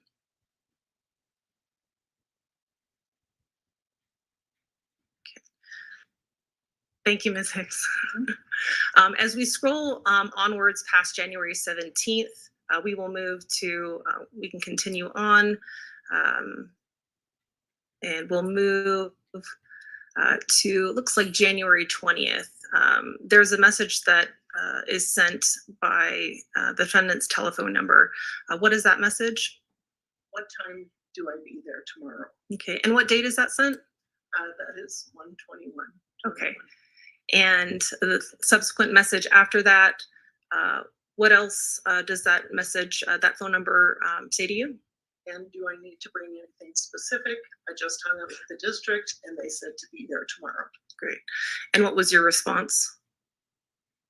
Hi, Tisha. We're so excited to have you here. The work day begins at 7:30. You don't need to bring anything in particular. We will have a sub there tomorrow that has been filling in. You'll have an opportunity to shadow him and meet the kids, as well as get set up with the things you will need. Sherry Fuller, our SPED department leader, will meet you tomorrow as well. See you soon.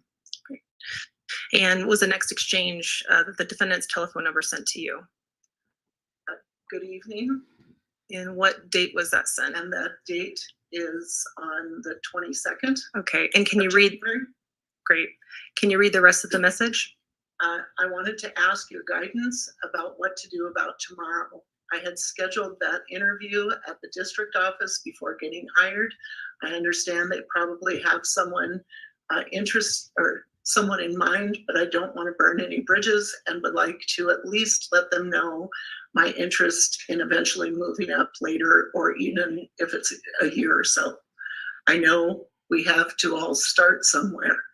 What do you think is the best approach to take? Thank you. Great. And what was your response to that message? Hi, Tisha. It is your choice if you want to choose to interview tomorrow. Please remember that you will need a substitute and sub-plans to cover the classes you will miss. Please let us know if you need assistance with that. Thank you. Great. And the next message that you received from the defendant's telephone number? Well, they told me to do the fingerprints too, so I was just trying to do the right thing. And the message after that? Okay, I will just try to do the right thing by everyone. I didn't want to stand anyone up and wanted to be loyal to our school too. Okay. And the next message? It's 8 a.m. I mentioned it before in our emails, but wanted to make sure to follow the necessary steps. They did say I could do the fingerprints while I'm there, so I could get some link to do the paperwork. I haven't done any of that. Ms. Hicks, how would you generally describe this type of exchange in these messages? Overruled.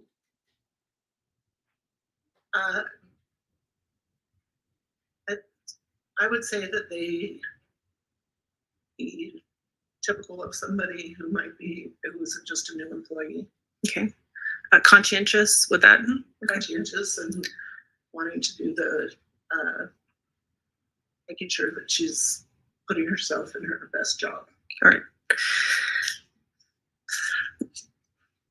At some point, was there arrangements made for her to shadow somebody at the school and be present? Yes. Okay. And do you recall the last time you saw the defendant in person? Last time I saw her in person was that Friday morning of the 25th. And how would you generally describe her demeanor? She was at work and working and meeting the kids. She was running a class. And it's a little tricky, but would Friday the 24th sound more accurate? Oh, yes. Okay. So Friday, January 24th, her demeanor was appropriate? Yes. Okay. Did she ask to be referred to by any other names? Did she appear to you, based on your work in being around teachers and hiring, did she appear to be going through any sort of mental health crisis? Okay. Subsequent to seeing her on Friday, January 24th, what was the next contact that you had with her, either in person or through other form? I received a text message from her on Monday, 27th. All right. And if we could move to Monday morning, January 27th, through the messages, you should appear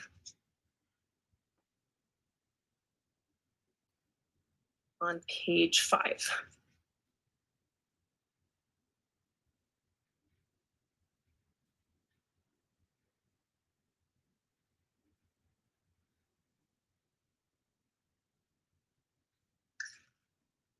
What time was the message from the defendant's phone sent to your phone on January 27th of 2020? Did you read it at 3 a.m.? What were you doing? Okay. What did the message say? I'm sorry for the time of night message. 3 My a.m. stepfather passed away. Someone hit him with a car while he was walking. I can update you at a later time. All right. Subsequent message that your phone received, what was that message? The message? Was it the same? Was it different? The same message. Okay. What time was that message? 4:37 a.m. Okay. So it's exactly the same as the message that was sent at 3 a.m. from the defendant's phone? At some point that morning, did you wake up? Yes. Okay. Like a busy assistant principal, were you then able to look at all your messages? Yes. Okay. When you had an opportunity to read this message, what was your response? I responded saying, "Oh my goodness, Letecia, I'm so sorry." Okay. And we'll move onwards. What else did you say? And then shall we try to find a sub for you today? Okay. And about what time is this based on the timestamps we see here? 5:50 a.m. Okay. Subsequent response by the defendant's telephone number. We'll move up. What was that response? Good question marks. It's apparent. All my family lives in the East Coast. I'm trying to find a way to get there. And what time was that sent? It was sent at 7:21. Okay. What was your response to that message? Okay, I'm just trying to understand your plans so that we can find coverage. Am I understanding that you will not be in today? And what time was that sent? 7:32. And the response from the defendant's phone? Yes, it's my parent. I can't believe that would not be an assumption in a time like this. And your response to that? Wow. I'm so sorry for your loss and we will support you, but I cannot make assumptions. I do need some direction from you. We will get a sub today. Please let us know what else you need moving forward. Thank you, Danielle. You can take a seat now. Thank you. I can't show it on the screen because I'm on a different screen, and if I move it, it'll take this off. But In that, yes, the text message exchange that occurred on That's January awesome. 27th that morning, how would you describe the tone of that exchange? Angry. Okay. In terms of candidates, and now a hired candidate contacting you, was your phone number provided for this type of emergency? Could you repeat the question? When there is an emergency, as far as whether or not somebody can be at work, what's the procedure? What is that person supposed to do? Typically, they might contact their supervisor and let them know what's happening. We do have a system to get a substitute, but she wouldn't have gone through that training as yet. So instead of going through that process because she hadn't received that training, what other avenue would she have had to inform you of an emergency? To contact me as her supervisor through either phone or email. Had you had any other contact with the defendant after that last exchange we saw in No. Beatles 207? No.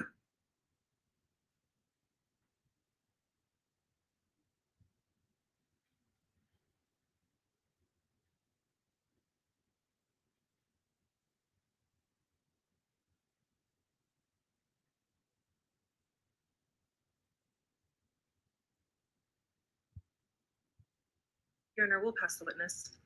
Cross-examination. Do any of the jurors have any questions for Ms. Hicks?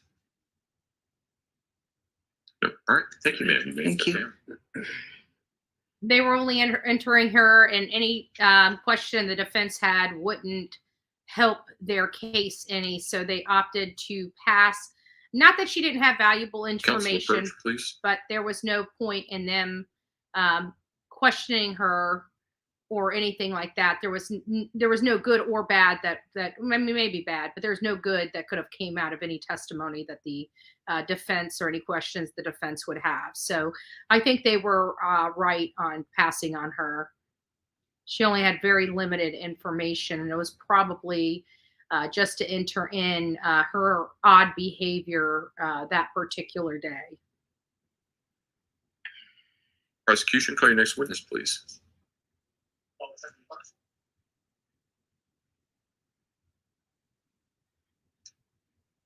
right, sir, if you would step forward and raise your right hand, please. Do you swear or affirm the testimony about to give in this matter will be the truth, the whole truth, and nothing but the truth? I do. Go ahead and have a seat in the witness stand. Please watch your step as you step into the witness stand. Mr. Allen. Thank you, Your Honor. And just for the record, Your Honor, we're calling Kevin Clark one of probably several times in this case. Mr. Clark, could you please introduce yourself to the jury and spell your name for the record? Good morning. My name is Kevin Clark, Kevinclark. And Mr. Clark, where do you work? I'm the Director of Crime Strategies and Intelligence for the 4th Judicial District Attorney's Office. What kind of education and training do you have that allows you to do the work that you do? I've got an Associate's of Applied Science degree in Communication Applications Technology, a bachelor's degree in Homeland Security, a master's degree in Project Management, and then I've earned undergraduate certificates, since I already have the bachelor's degree in Digital Forensics, Cybercrime, and Database Management. I've also received training by law enforcement agencies in cell phone tower and mapping data, fundamentals of crime intelligence analysis training, level 1 and level 2 of a program called GeoTime for cell phone data and mapping program, as well as the FBI's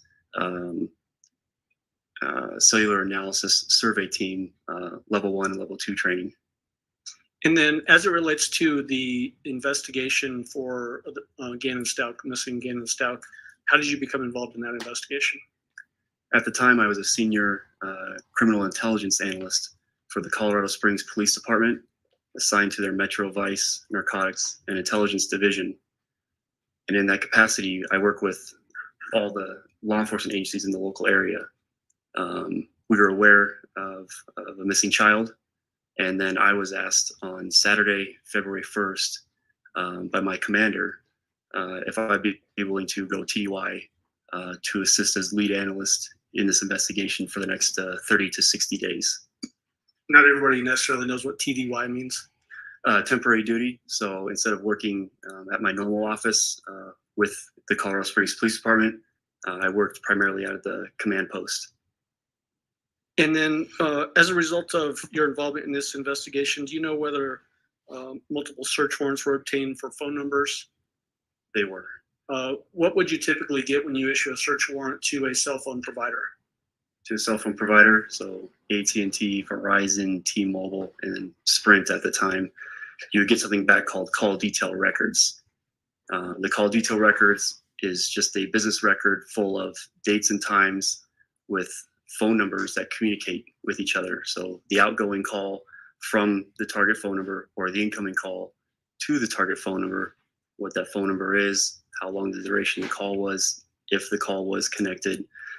Text messages, same thing. At this date, on this time, phone number 1 sent a text message, phone number 2, or on the receiving end of that.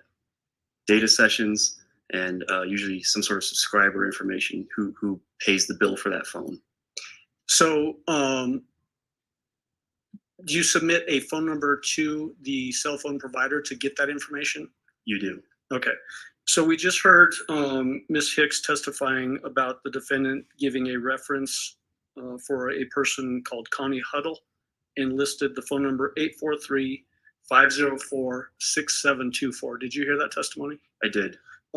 Based on your knowledge of that particular phone number, who is that phone number associated to? Gannon, Stauch. Indicating that the defendant created that reference and used Gannon Stauch's phone number for that person. That's correct. Okay.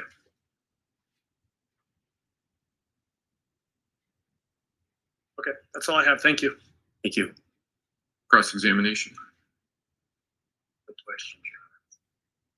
All right. Thank you, sir. You may step down. Thank you. This witness will be available throughout the trial, and my understanding is going to be testifying at a later time. At least 2 more times, Judge. Go ahead and submit your question now. I'll hold on to it. It may be that we can ask it. Do any of the jurors have any questions? Let me ask that. Oh, no. All right. Okay. Thank you, Mr. Clark. You can go ahead and step down.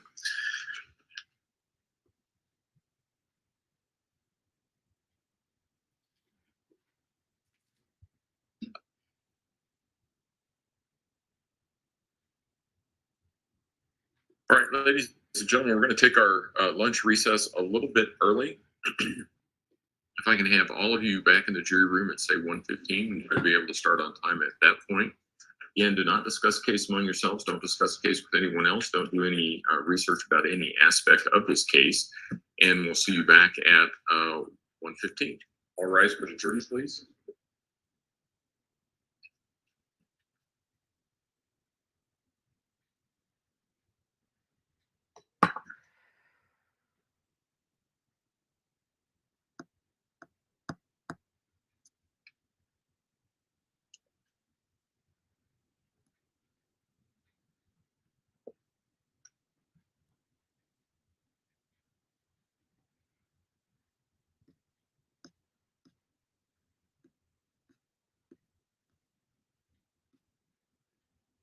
Thank you. May all be seated. Record should reflect the jury has left the courtroom. So when we come back, that's when we're going to have the 30-minute video or so. Yes, Judge. So it's People's Exhibit number 211. Defense has indicated that they'll stipulate to admission and publishing of this. It's a audio recording. Okay. Thank you, I see you. God bless you. And then what's the plan for the rest of the afternoon? You're so funny.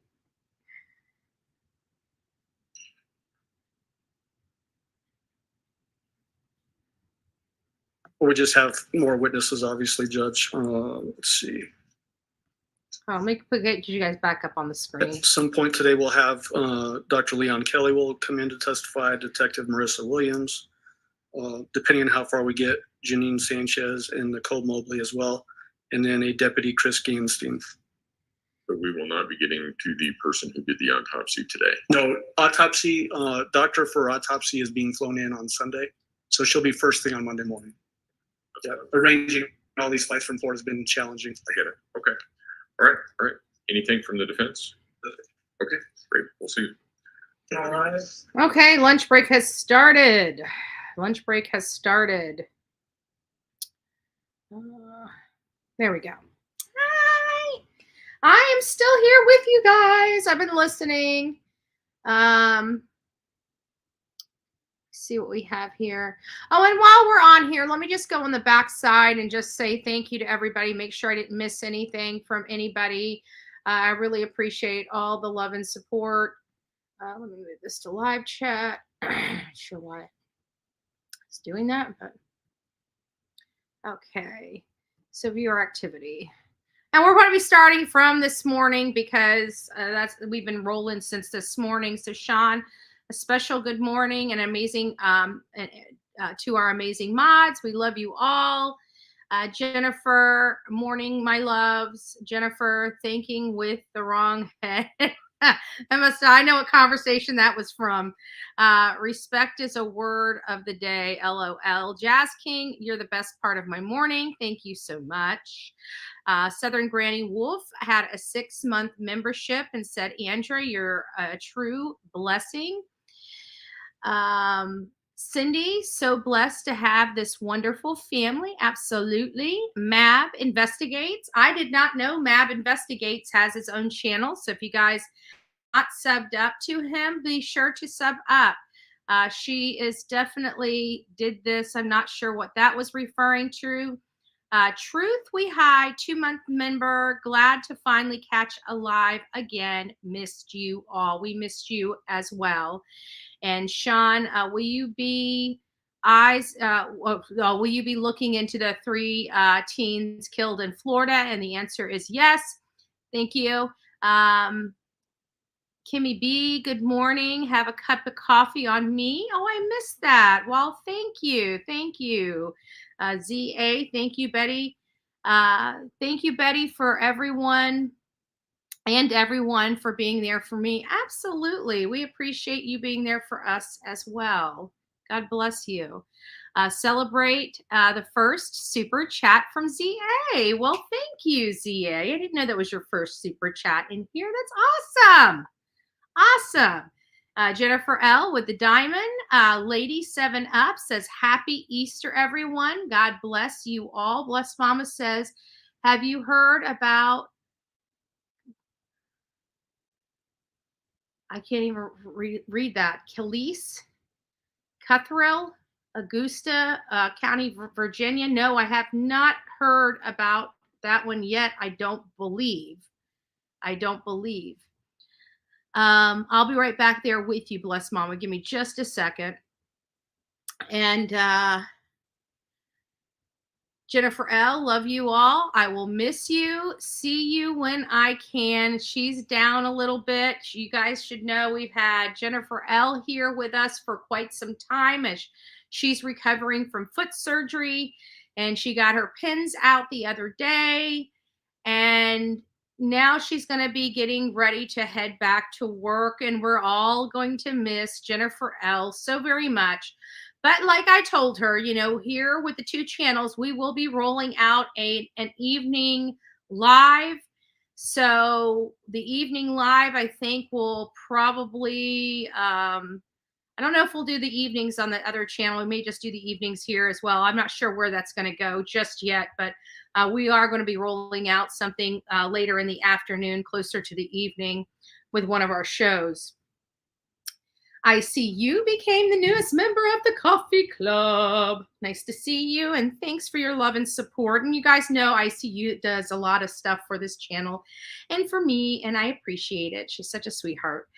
Danielle, I never seen a judge ask the jury, is there any questions for the witness? BHB, you're the best. Thank you. Thank you so much, Danielle. And yes, this judge has been quite amazing. I must admit, this is in each state, that's what we talk about all the time. Each state has their own set of rules on how they do their courts, how the judges handle their courtrooms.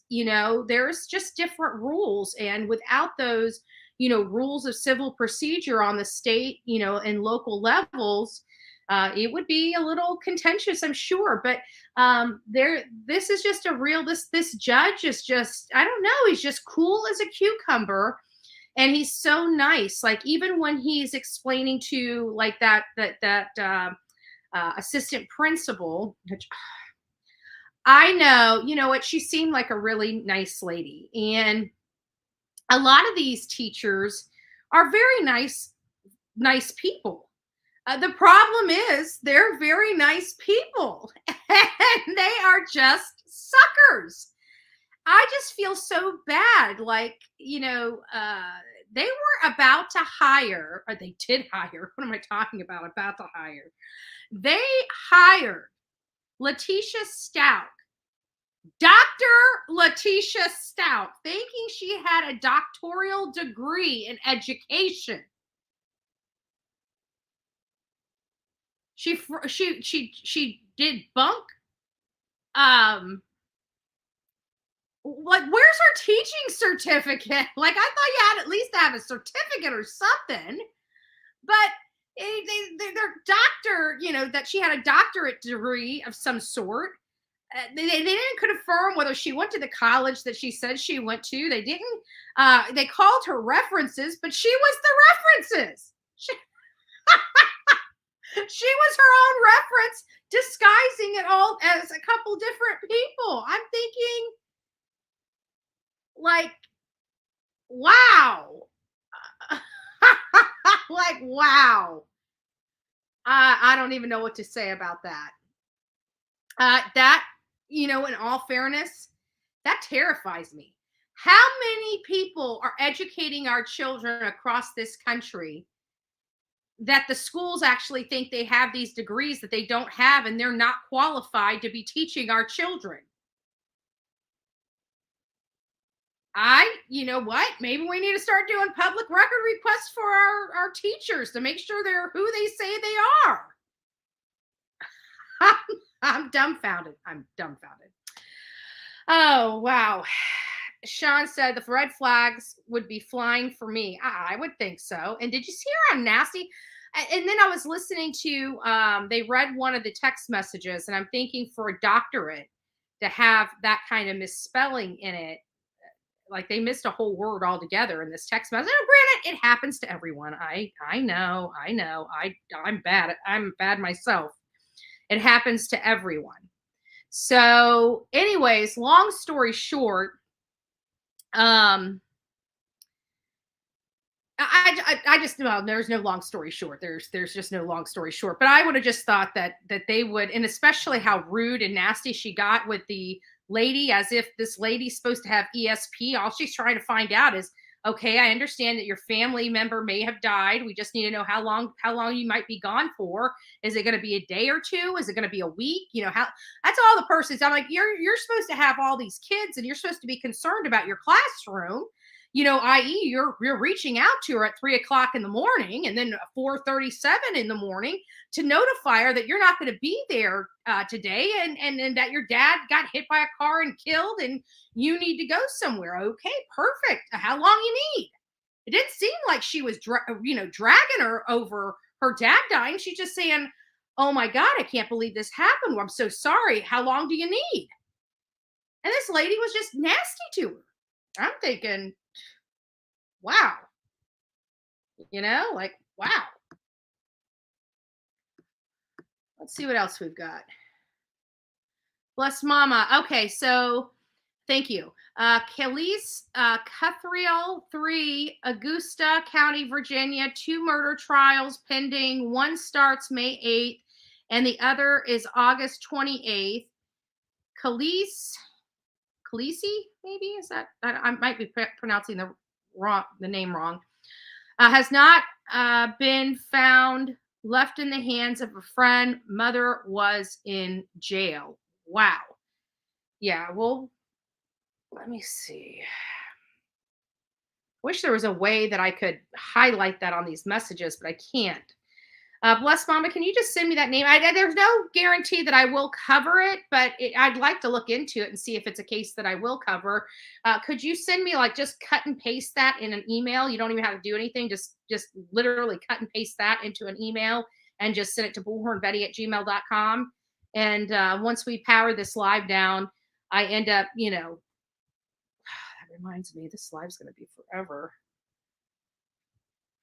Well, I don't know if I'm going to be able to record me making.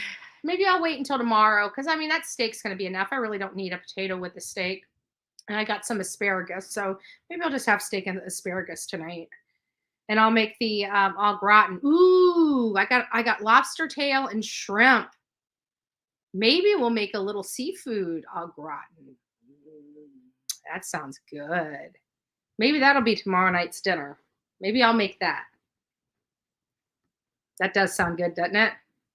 If you're not a seafood person, that probably doesn't sound good to you at all. But me being a seafood junkie, some lobster and shrimp. And don't worry, I know the haters are going to be like, oh, she's eating lobster and shrimp. Well, first of all, it's a $6 bag of frozen shrimp from Walmart and a $3.99 shrimp tail from Winn-Dixie. So really, I didn't break the bank. Okay, guys, just to let you know. Just want to make sure I cover all bases here. Surf and turf. There you go.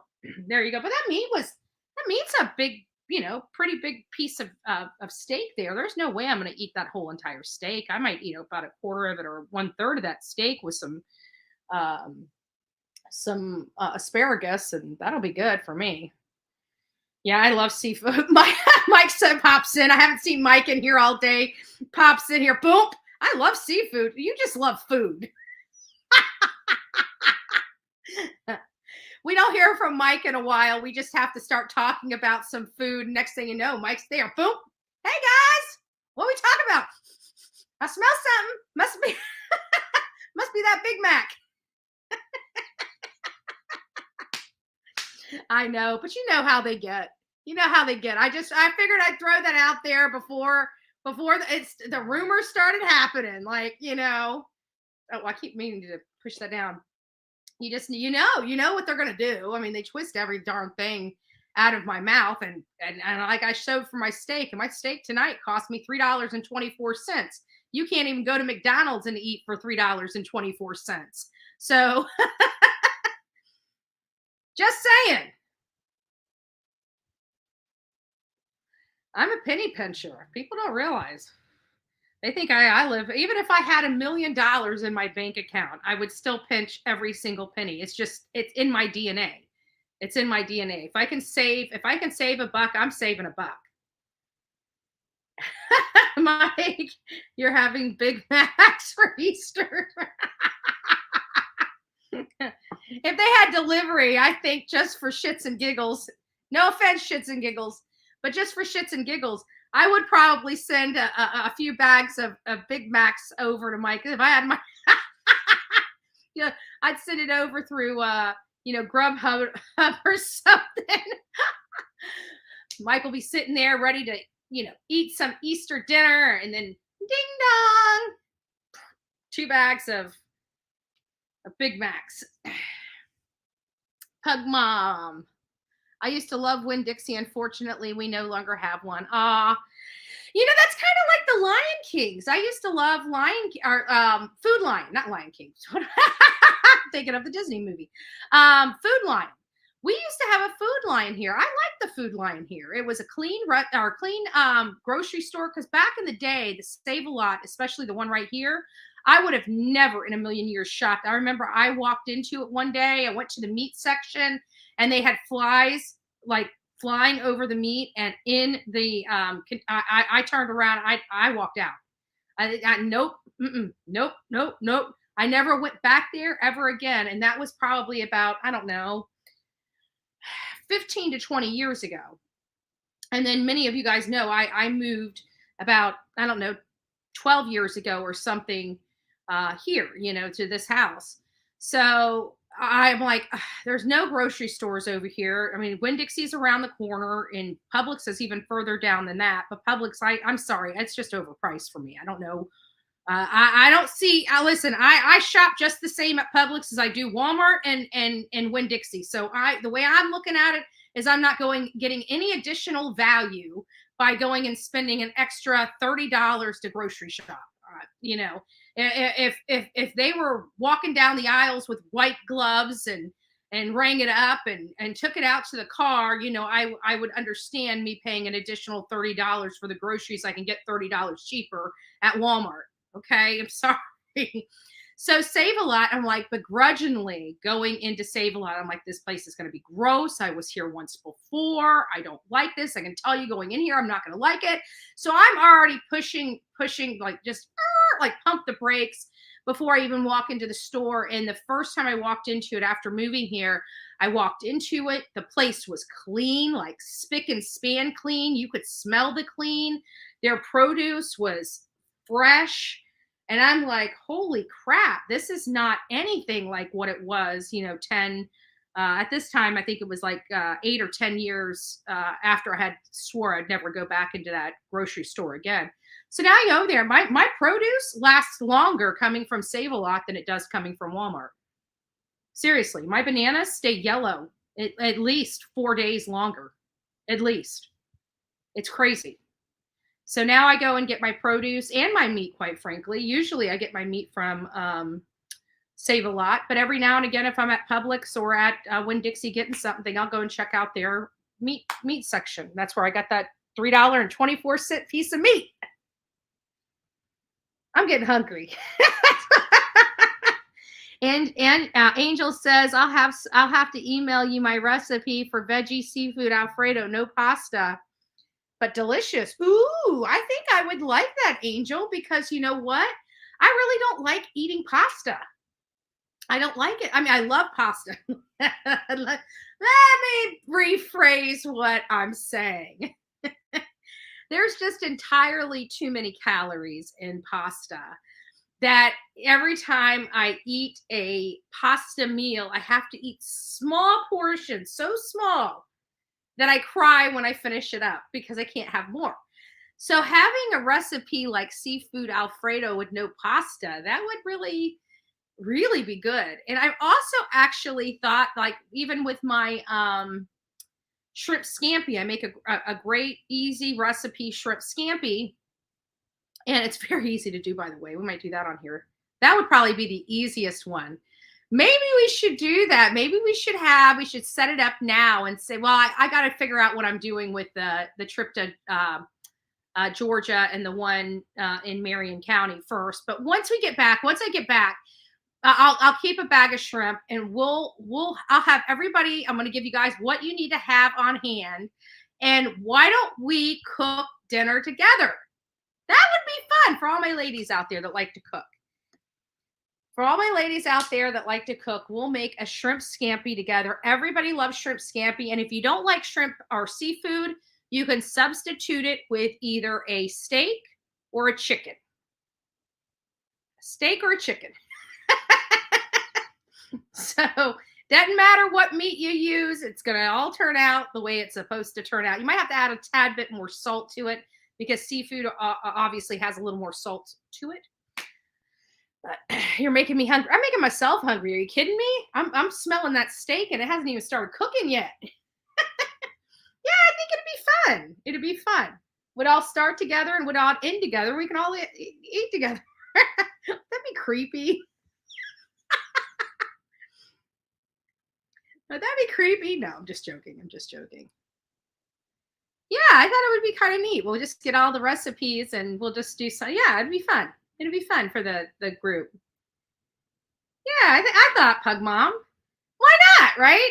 And you don't have to make it with shrimp. So all the people out there that don't like the seafood, you're going to have to I'll have to tell you, we'll find out how many people bought a different type of meat and what kind of meat you have, because that'll help me decide how soon you have to put it in to cook the meat before you. And actually, we might want to pre-cook the meat if you do it that way, because shrimp, the frozen shrimp I have, really doesn't take very long at all. Once you got to basically cook the entire recipe and then add the shrimp in at the last minute and only let it get there, long enough, about 5 minutes, just to heat up the shrimp. It's very easy.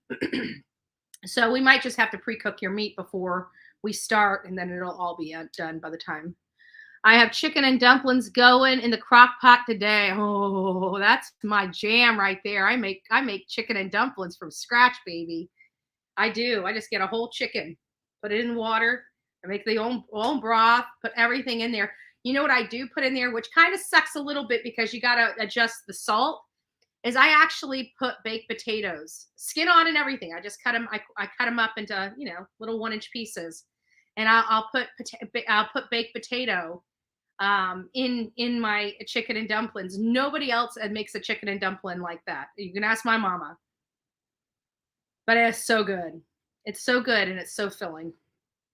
But chicken and dumplings is my jam.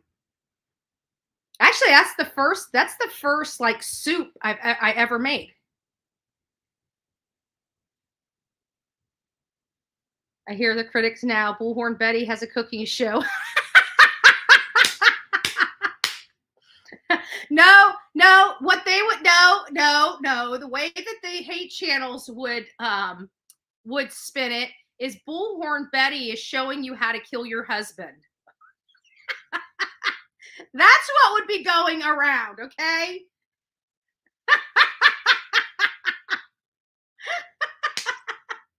It wouldn't be a cooking show, don't you know? I've got to be trying to hurt, injure, or stab somebody. Oh, I'm sorry. Strangler Betty has a cooking show to show you how to disable and strangle your husband. I'm just joking. I should stop. Oh, I've never heard of potatoes. I never heard of potatoes, but it sounds good. It does. But see, what is it takes a lot of the salt out of the sauce already, so you got to make sure you adjust the salt. But it's good. It's good. I like it. Cooking club and coffee club. There we go. So we'll drink coffee in the mornings and we'll cook at the evening show. There you go. We got a theme. There we go. We got our own theme for the other channel, the cooking club. Cooking and crime.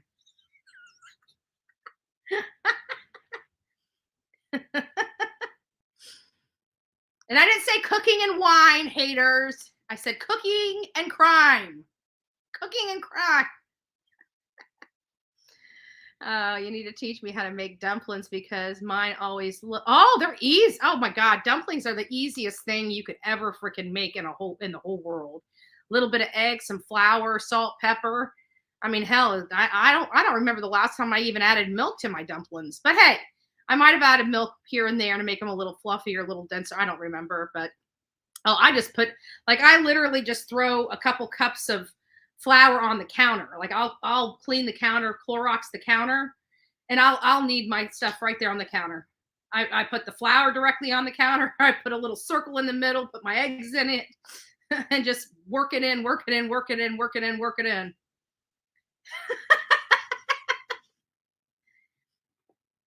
But you better make sure your counter's clean because whatever's on your counter is going to be in your dumplings. Oh, Lord. And actually, I was thinking about taking those dumplings and doing something different instead of, because I make such a dumpling and it puffs up probably because the way I make it, but it puffs up. So it's like a little pastry type of puffy dumpling in there. And I also take some Bisquick dumplings too, because it helps thicken up the sauce. So I have actually two kinds of dumplings in my. Okay, I got to quit talking. Like my stomach is literally growling here. And I just ate a whole plate of freaking bacon and eggs. You guys suck. You guys suck. And now I am Team Summer says caramel. She made some caramel sauce yesterday. Thank you. I am Team Summer. Now you're making me crave the caramel salted ice cream in the freezer. Thanks a lot. That's what I do not need. It's what I do not need. So just kind of getting back to this, like, I can't believe she bamboozled the school. I cannot believe that they called her to come in and teach. And I think the reason why they wanted to admit that portion of that lady's testimony is because of the way she was acting so early in the morning on the day of Gannon's death. So, or what they believe was Gannon's death.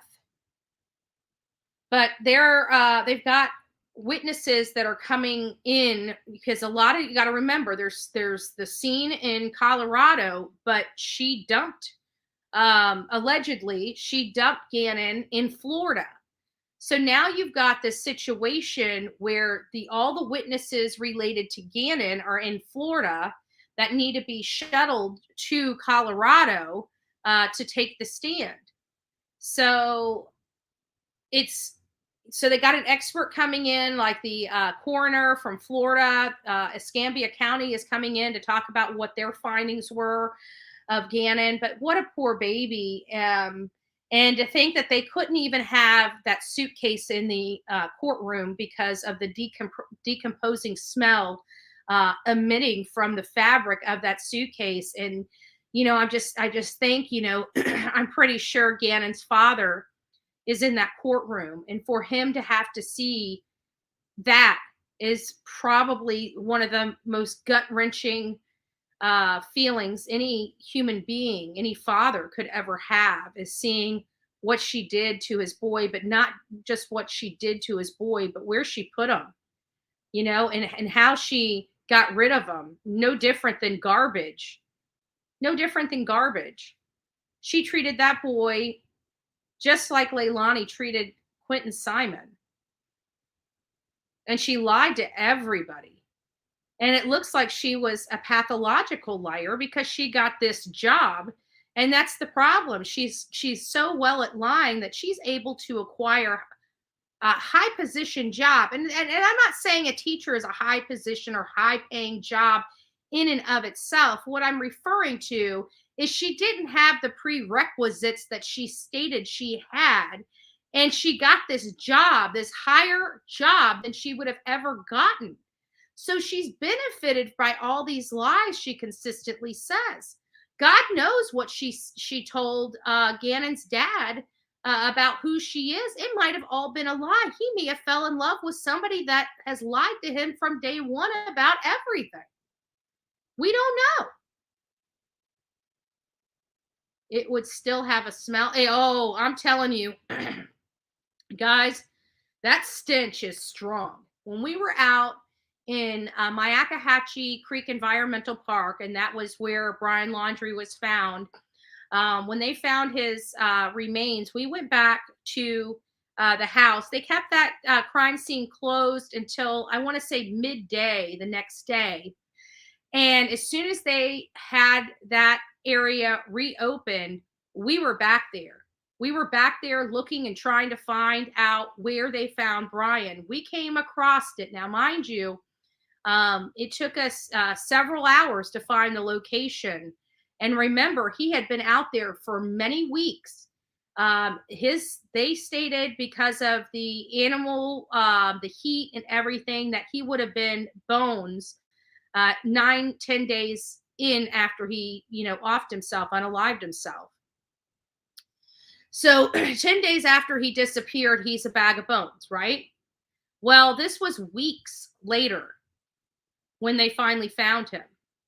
And it was even more days before we went out there and were able to get back there and look at where he was.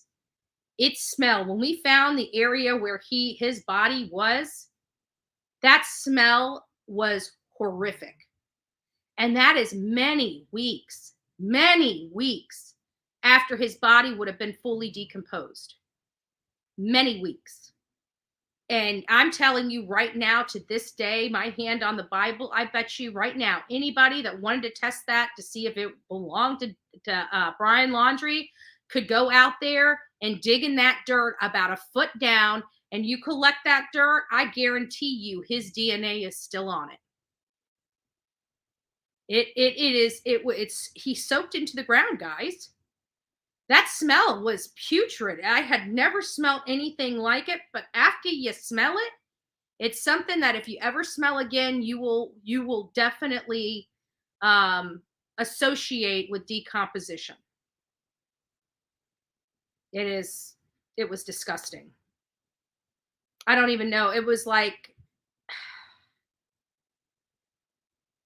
I don't even know. I mean, putrid, ammonia on steroids. It burnt your nostrils to smell it, quite frankly. It was really bad. Really bad. But that was my only experience. Like, and this was another thing. So we did two cases fairly back to back. One was, Gabby Petito. Then we did like Kylan Schulte, and then Olivia had some work things going on. So Jonathan and I had teamed up for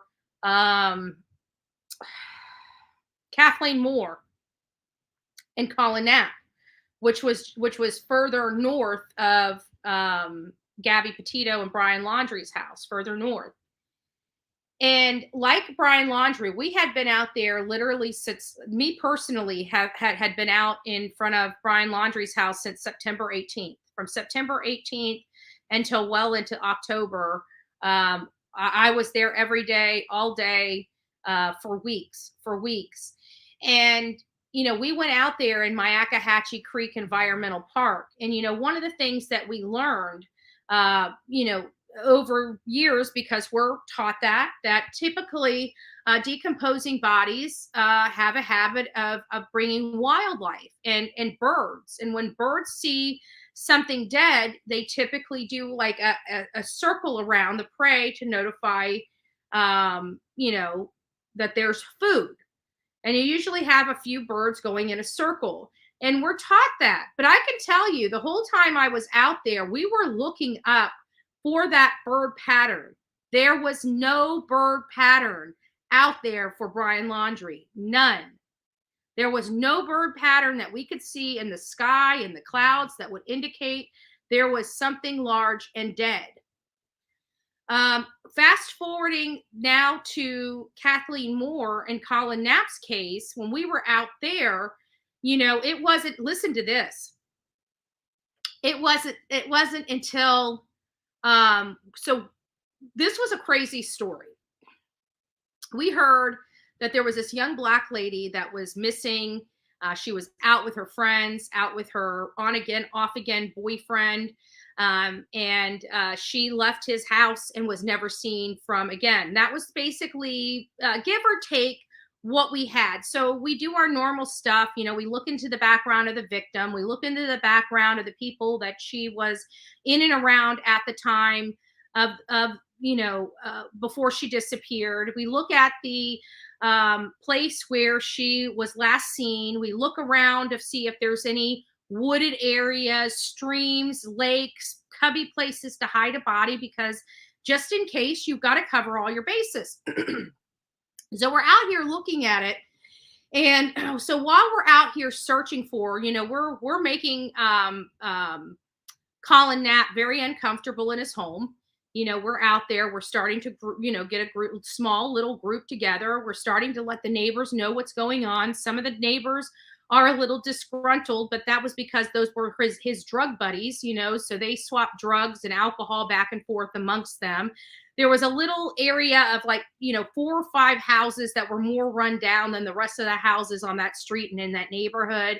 And you could really identify who were kind of the, not so good people of the neighborhood, and which ones had pride in their home. You know what I'm talking about. Everybody knows those homes in the neighborhood. You know what I'm talking about, okay?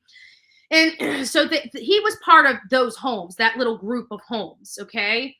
So, some of the neighbors came out, and one of them befriended us and, took us around and showed us some areas. There were some bad areas on the backside, a few streets down that had,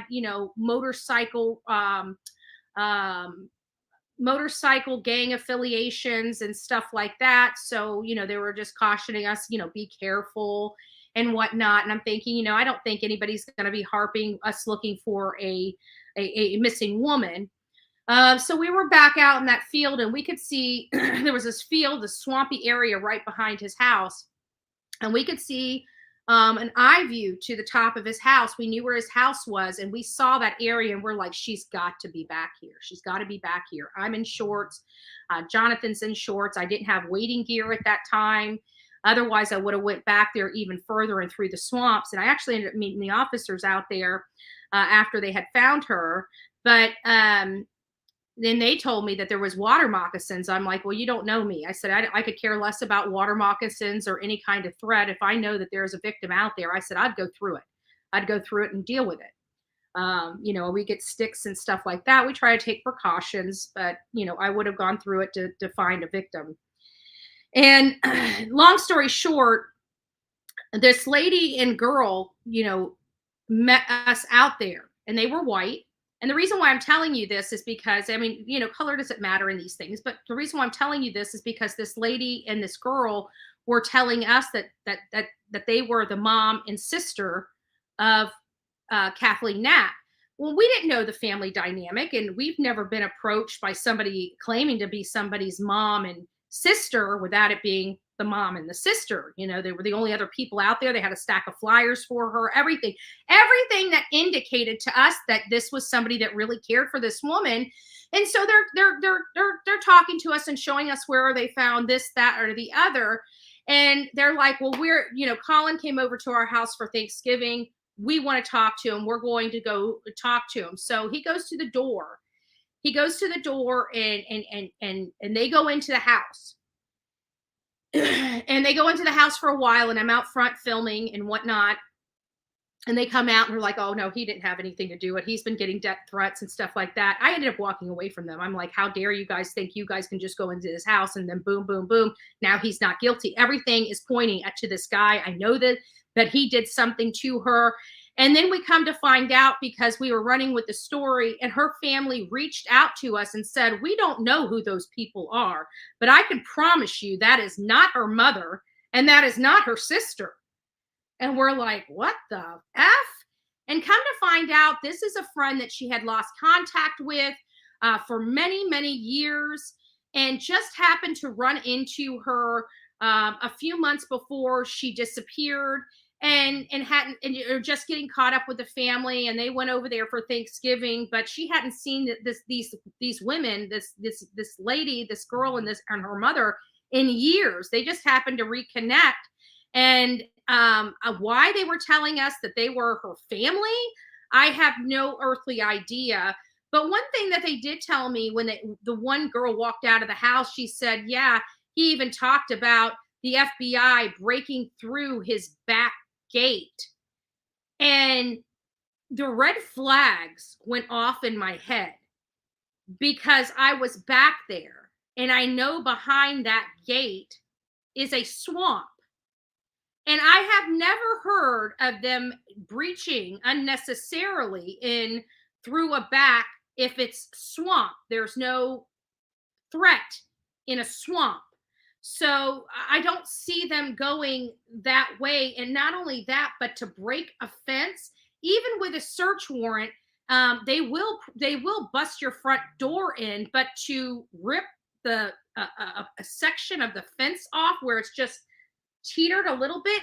And after they said that, I said, which we had already been in the back, and I already said that she was back there, but it wasn't until we heard that story that we knew for a fact he broke that gate and pulled her out the back, because it was confirmed no law enforcement came through the back side of his house.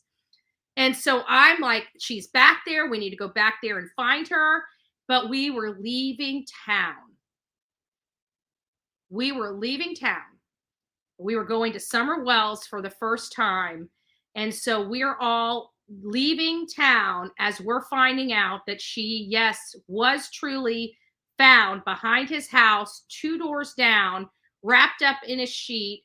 We were back there on Twitter Live saying, this is where we need to look. People were yelling at us for being back there, but we had already talked to the cops. The cops said it had been thoroughly searched. Knock ourselves out, as he pompously and arrogantly said. Knock yourself out. And so we did. Did we find her that day? We did not. But we definitely said, she is here. We pointed in the direction where she would be found, and I will be damned. I'm telling you, God is my witness. It was insane. It truly was insane. I would not have believed it if I didn't read it myself. And then, of course, Dog the Bounty Hunter tried to say that it was his team that found it. And no, it wasn't. We reached out to Pasco County. We found out that it was a neighbor in the neighborhood walking their dog. One of the neighbors in the neighborhood, quite frankly, we most likely spoke where it was. And they decided to take their dog back there to look. And lo and behold, they did. They did. So she was found. She was found. Swap the names backwards. Sorry. So who are these? I don't know who these. I guess I'm walking into the middle of a conversation. Jen Between, nice to see you. Hope you're doing well today. I miss you, my friend.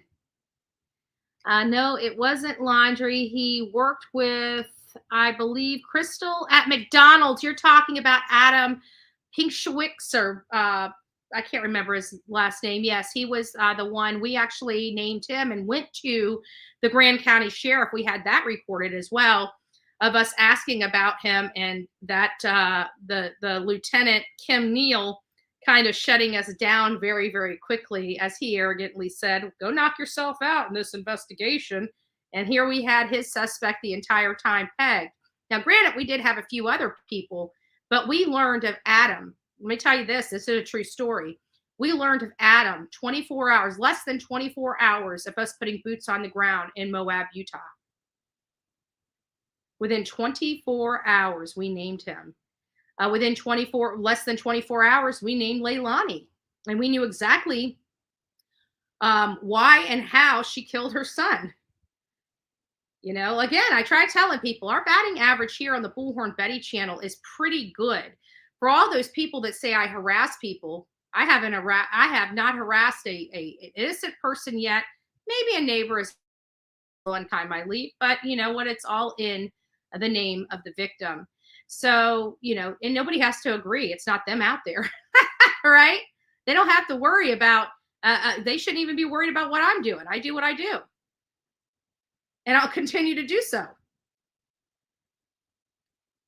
And they're just going to have to deal with that being a reality. They can't control me. They can't stop me. They've tried. They've been steady attacking me for 2 years, not even a community strike so far.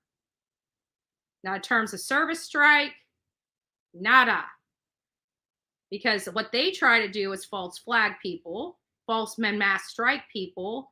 We don't. We keep to the facts of the cases. We use public records. We use everything that's all above board. And we do use the Constitution and our powers thereof responsibly and what it's used for. We don't use it to harass.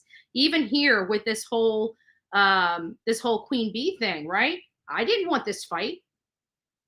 I never wanted this fight with her. I don't want this fight with anybody. I could care less. I don't care what they do with their time. Why do they care so much about what I'm doing with mine? But if they really want my attention, they got more skeletons in their closet than I'll ever have. So why even go down this road? You guys are a bunch of criminals. I mean, let's knock it off first. Before you start saying how horrible I am, I'm thinking beating people up in front of your young children and getting arrested for felonies is pretty traumatic for your kids. And not only that, that's not the first time that you had altercations in front of your young children. Now, is it? There's nothing I've ever done in front of children. I may have done a lot of things, but I ain't done that. Ain't done that. Danica, it's nice to see you. Let me get on with some other stuff that I didn't get a chance to talk to you guys about. First of all, just for all the people that are here, we finally have the raffle on that third-party site up. It's going to be running from Monday through Friday. It will pick a winner on Saturday. You'll most likely be notified of being the winner before I air the winner on Saturday, because you got to click a button, it selects the winner, everything else like that. It's on a third-party site. I don't have any type of maintenance of it. I just tell it what I want and it does it all for me. So I love that. And we'll get that out. That'll start being posted. If you guys want to go ahead and start watching and monitoring it, I've already put it on my community tab on the Bullhorn Betty channel. It's also on my Facebook true crime group page. So we are going to start that Monday. It starts. What time does it start on Monday? Let me just look and make sure the time is right. It starts.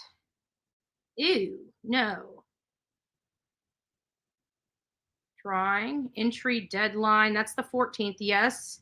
Okay. So it will start April 10th at 6 a.m. April 10th at 6 a.m. So that's Monday. We're going to run the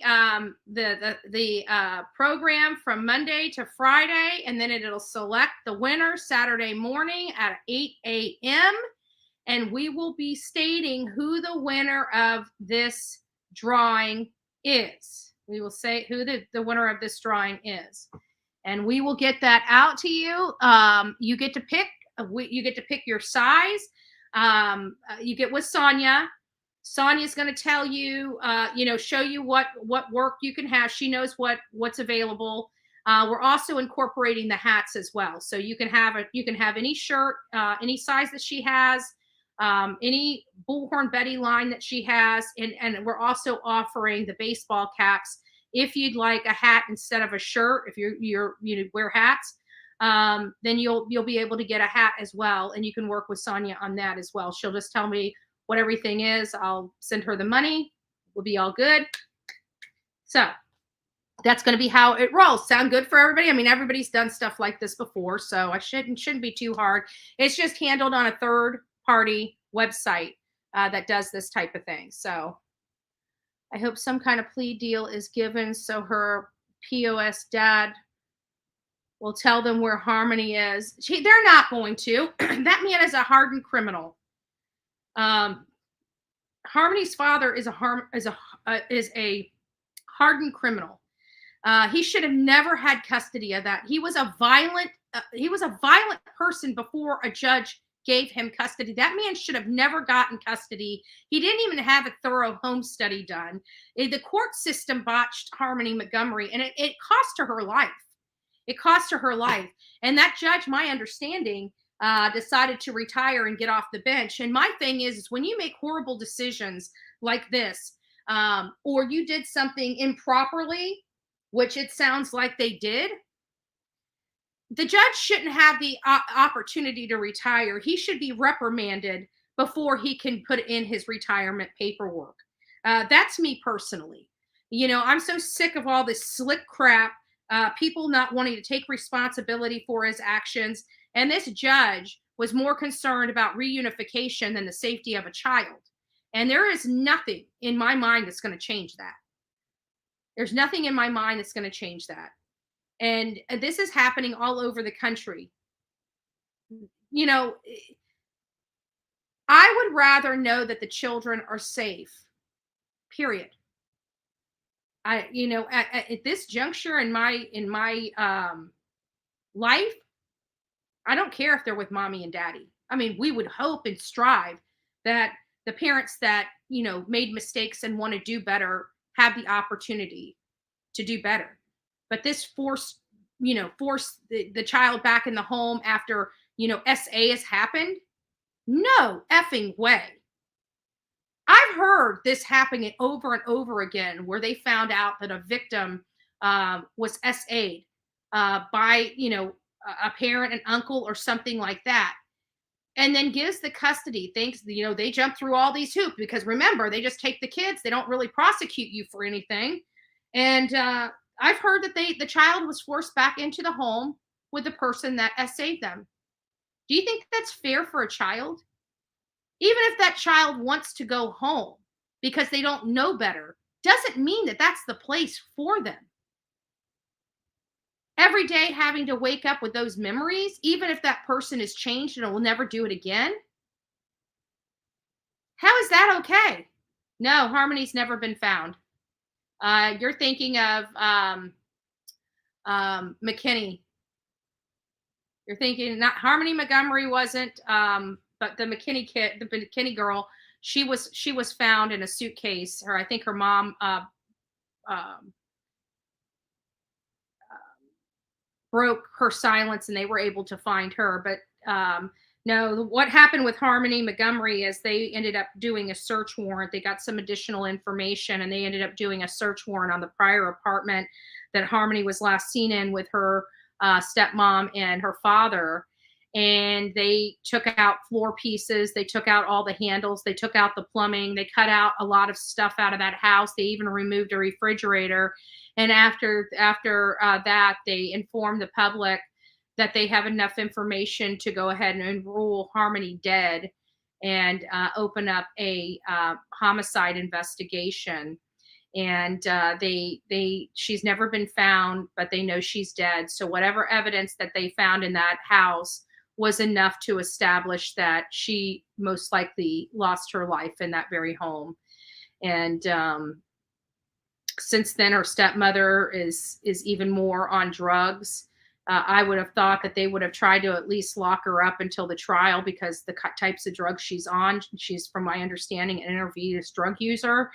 And as you guys know, with the intravenous drug users, I mean, you can get just a hot pack or, OD, and you're gone. And that is one of the main, a good witness for the prosecution against Harmony's dad. So you would think that they would want her locked up. So she, especially since the U.S. Marshals had to track her down, especially since the U.S. Marshals had to drag her butt back in because she failed to go to court. So she clearly is a flight risk. And to let her out on the backside of such a major case that involved a young girl, I thought was really, really horrible for the judge to do. I think that was just a bad move. And it wouldn't surprise me if she's dead before Adam Montgomery, Harmony Montgomery's dad, is taken to trial. I mean, she looks like when she gets out there, she's out there, and it's bad. So we're having trouble streaming on Facebook. So all of my Facebook users, it must be 8 hours. Yep, it just hit 8 hours. Facebook only allows us to run 8 hours on a live for Facebook. So Facebook has now been cut off of this stream. So we're now only running on Bullhorn Betty and True Crime with Betty YouTube pages. I'm sorry to all my Facebook folks out there that like watching from Facebook. You'll have to move over to YouTube because I'm capped out at 8 hours, which our normal show is usually a couple hours. I think the most we've done over the last year is maybe 4 or 5 hours, unless I'm out in the field. But just sitting and talking about a case or something, I think in the last year, I think the last live we've had that was the longest, I think, was like 4 hours. And I think that was just recently, maybe close to 5 hours just recently, when we had to go over a mess of cases. So I'm really interested and here's to all my my sleuths that love helping Bullhorn Betty and the Bullhorn Betty channel. We are going to be kicking into Trent's case. Trent's oh crap, I forget. It's like Lair something. I apologize about that. Let me just look it up because I hate when I don't get these names right. Lair Camp, I think it is. Trent. Lair Camp. Yeah, Lair Camp. If you guys want to start sending me all the information on Trenton Lair Camp, I know they've already identified a person. I need his name. If we have any background information on the person that they identified, send that all over to bullhornbetty@gmail.com so I can start looking into all this stuff and finding out where I need to go, what I need to do, who I might need to speak to. That if you guys can do some of that preliminary information, it'll take me where I need to go, because once I start looking at everything that you guys are sending me, I'll make my own path and we'll get where we need to be. So if you guys could start that process for me and getting that over to bullhornbetty@gmail.com. If you know somebody close to the case that has additional information, please have them reach out to me at bullhornbetty@gmail.com. We really are striving to go out here and help this family. We're not going out there to make a scene, and I always preface this, I will bring my bullhorn. It doesn't, just because I bring the bullhorn doesn't mean I'm going to use it. It is my hope. This is what I really hope. I hope I get out there and find out that everything is moving as it should, that maybe there just might be some impatient people wanting stuff to be done, but law enforcement is doing their job. They're being thorough. They're trying to do all this stuff. I mean, that's really, at the end of the day, what we want. So for me to go out there and find out that that is going on, that is the best case scenario. We strive to have that be the issue every time we go to these places. Even look at Idaho. Even though we were deceived a little bit in Idaho, they were working around the clock.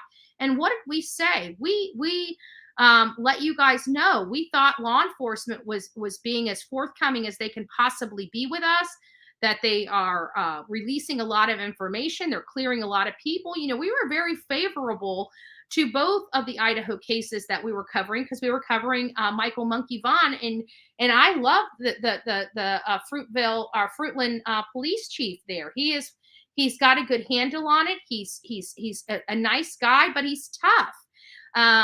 And I like that. So there was nothing bad that we had anything to say about either police department or investigation. We thought they were doing an amazing job.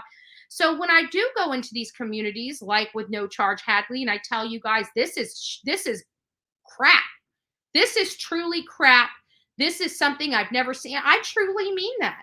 I truly mean that, because you guys have watched me go from community to community to community and have amazing relationship with law enforcement in those communities, and being able to work the way I did. Can you please cover Cody Bigsby? I've been covering Cody Bigsby since the beginning. There's not a whole lot going on. His father is going under a psyche valve from what the last time I was updated on that. So far, his father is still refusing to tell anybody where his son is. He's still not going to get out of jail. Corey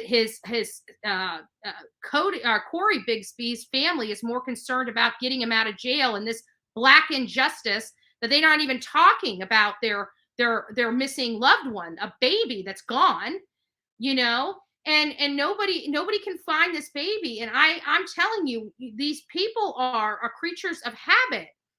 So if he's not in that area where they were at, he's at a previous resident, or he's at the new residence this guy was going to be calling, you know. But it's very upsetting to me to hear the family for Corey, more concerned about him being in jail for being a piece of crap father that most likely injured his son for whatever reason, whether it was an accident or whatnot, or no fault of his own, just negligence. And they're more concerned about getting his ass out of jail than looking for the missing baby. They can't come here with the search parties to help search for Cody. But by God, they can make it here to make an impression for Corey, to try to say, wag their fingers at the court system. Oh, they're just doing this because he's black. I am so sick of hearing that. Well, you know what? There's hundreds of people looking for your grandson or your nephew out there. They're not thinking that way. Where are you? Why aren't you out there with them helping? It's sad. And there was hundreds of people from all ethnicities, religions, and everything else out there. Dolly was out there looking for that little boy. That family, when they came on that press conference, that was not well taken at all. I was so angry. Remember us streaming that? We streamed that right here, and I was screaming. I was screaming into the microphone. I'm like, how dare you? How dare you? That little boy is out there, and you guys can't come and search for him. But by God, you can come in here to try to get his father out of jail? Disgusting. Disgusting. No. That boy deserves justice. Corey deserves to sit there and rot until he tells us where Cody is. Cody deserves justice. Cody deserves to be put to rest. He deserves to rest in peace. He absolutely deserves to rest in peace. And his family, and I keep wondering, where the hell was the mom? And I heard she's you know, possibly or potentially on drugs from Washington, D.C. or something. But where's mom? You know, why did and then his family comes out and said, well, you know, he didn't really have a whole lot of help. He moved away from it. That's not our problem. You have a bunch of kids that you're responsible for. You better find somebody to help you with them. If you can't take them with you when you go, you can't leave them home alone. You can't leave them, Marilyn, thank you. You can't leave them home alone. His family sure could come down here in a split second for him, but couldn't come down here to take the kids off his hands so he could have a break. Great. Great. So that's really all we've got. I mean, there's not a whole lot going on in Cody's case, unfortunately, and it's a shame. It's a shame because his dad, he's not getting out of jail, and his dad's not cooperating. So now they're sending him for a psych eval. He's probably going to try to play insane. But, you know, in all fairness, these psych people, these professionals, they're trained to identify. So a good seasoned person is trained to identify if somebody's trying to mimic an illness but doesn't quite have it. They know people don't, you know, they see certain illnesses all the time. So somebody that's never seen the illness is going to have a hard time mimicking that illness to a T. I'm sorry. Some do, some can. So don't get me wrong, but it's more difficult in my opinion. Nobody in the apartment complex ever saw him. So he may have possibly have been gone before he ever got there. That's why I said, you know, look at the house he had before. Look at a place that I'm telling you, there is something about it. These people frequent it because they're not going to go dump a body in a place that they've never been and out of their comfort zone. They're going to go to a place that they're comfortable in. So even if it's not the prior home, it's maybe someplace he went hunting, someplace he liked going camping, someplace he's known to frequent just to, you know, to let some steam off or something like that. You're talking about an area that somebody has to be so comfortable in that they can bury and take time to bury or dispose of a body. This is not something that they're just going to run up to an area that they're not familiar with. They don't know if somebody's going to be walking around the corner. They don't know if there's a camera on the you know, corner or whatever. They're going to an area that they know this information, that they don't have to investigate because they're running a mile a minute. You got to think of the adrenaline pumping through somebody's body after they kill somebody. You know, this is not somebody that's cool as a cucumber. This is somebody that's thinking irrational. Their brain is literally running hundreds of miles a minute. They're making mistakes all over the place. I mean, you got to really put yourself in that position of understanding, you know, where somebody is at mentally as they're going through this process. Did it happen the night before? And did he leave him there and try to think and methodically plan on how he was going to dispose of him? I mean, these are all things that you have to take into consideration when you're trying to identify potential areas to search, especially for a little kid that can be folded up the size of a freaking laptop, right? I got an extra laptop. Oh, I put it in the bedroom, but folded up like the size of the laptop, right? So we have to be, but I'm telling you, when we find out where he is, it's going to be a place known to Cody. Or Corey, excuse me, Corey. It's going to be a place known to Corey. If Corey did this crime, where his son is dumped or placed or buried is going to be a place that he has frequented. But it's going to be hard. It's going to be hard because we're probably going to find out. We know the boy's gone. We know the boy's gone. And his dad being in the Army, I have a feeling the boy's buried. I don't know why, but that just is what comes to my mind, is that he would be buried. So I would open these phone lines, but I don't want to do that just yet.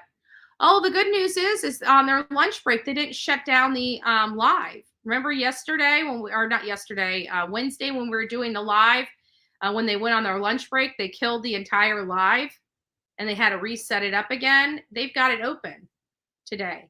It's not, they didn't kill it. They just muted it, but they did mute it. So we don't have hot mics, so we can't hear everything going on. They've had hot mics a couple times too. So we've got about 15 more minutes. Am I right about that? They were coming back at 1:15, right? Or was it 1? I can't remember. We've got a few minutes. So I know that we've been going, I mean, we're already at 8 hours, over 8 hours right now. We've only really had one break here. I'm sure you guys can just take me with you. But for me, I've only had one break, right? So I'm just going to give you guys a few moments. I'm going to turn my camera off and mute my mic, and you're just going to see the Bullhorn Betty logo on here. But just give me a few minutes to get some more drinks, because I didn't put my soda in the refrigerator, so I have to get ice. And I don't want to be disruptive because I know it's very hard for you guys to hear when I'm moving around. I can't mute my mic. Otherwise, we mute the feed coming in from the court. So I'm kind of stuck where I have a hot mic the whole time. So I apologize, but I try to keep the noise to a minimum, but I had to eat something. So you guys heard me cooking. I'm sorry. And probably before this is off, you're probably going to hear me sticking my meat on the, in the cast iron skillet, because I'm going to, saute it. I don't know what else to say. What do they call it? Sear it. There we go. I'm going to sear my steak. I'm not going to put it on the grill. I got all this grill stuff. Did I tell you? Yes, I did tell you, because they tried to call me a liar, which they failed at that too. Because after they were all said and done, we realized we spent $20 more. And not only that, when I said that the Bullhorn Betty channel donated $225, that we did. That was cash. I had $90 cash, and I put $135 on my credit card, my bank card, not a credit card. I don't want people saying, "Oh my God, you're charging it." Right? No, it came out. It was cash. It came out of the bank. But it was $225. It wasn't until the day later that I said, we actually contributed more than the $225 because we had the tickets. And I thought I spent $230 on the tickets, but come to find out it was $250 on the tickets. So we actually ended up spending $20 more. And if it wasn't for the haters trying to prove me wrong, I wouldn't realize that I actually undercut what we did. But the contribution from this channel really it wasn't the tickets. It was the actual cash contributions, the $235, $225, 90 plus the 135. So this is what we were able to get with the money. There were several different things, but this was the main thing right here. This was the, I'm not gonna. So this was the main thing right here. That right there, I don't know if you guys can see that, was the main one that we spent pretty much all the money on right there. But I did get these. Oops, I dropped my, I just broke my straw. Damn it.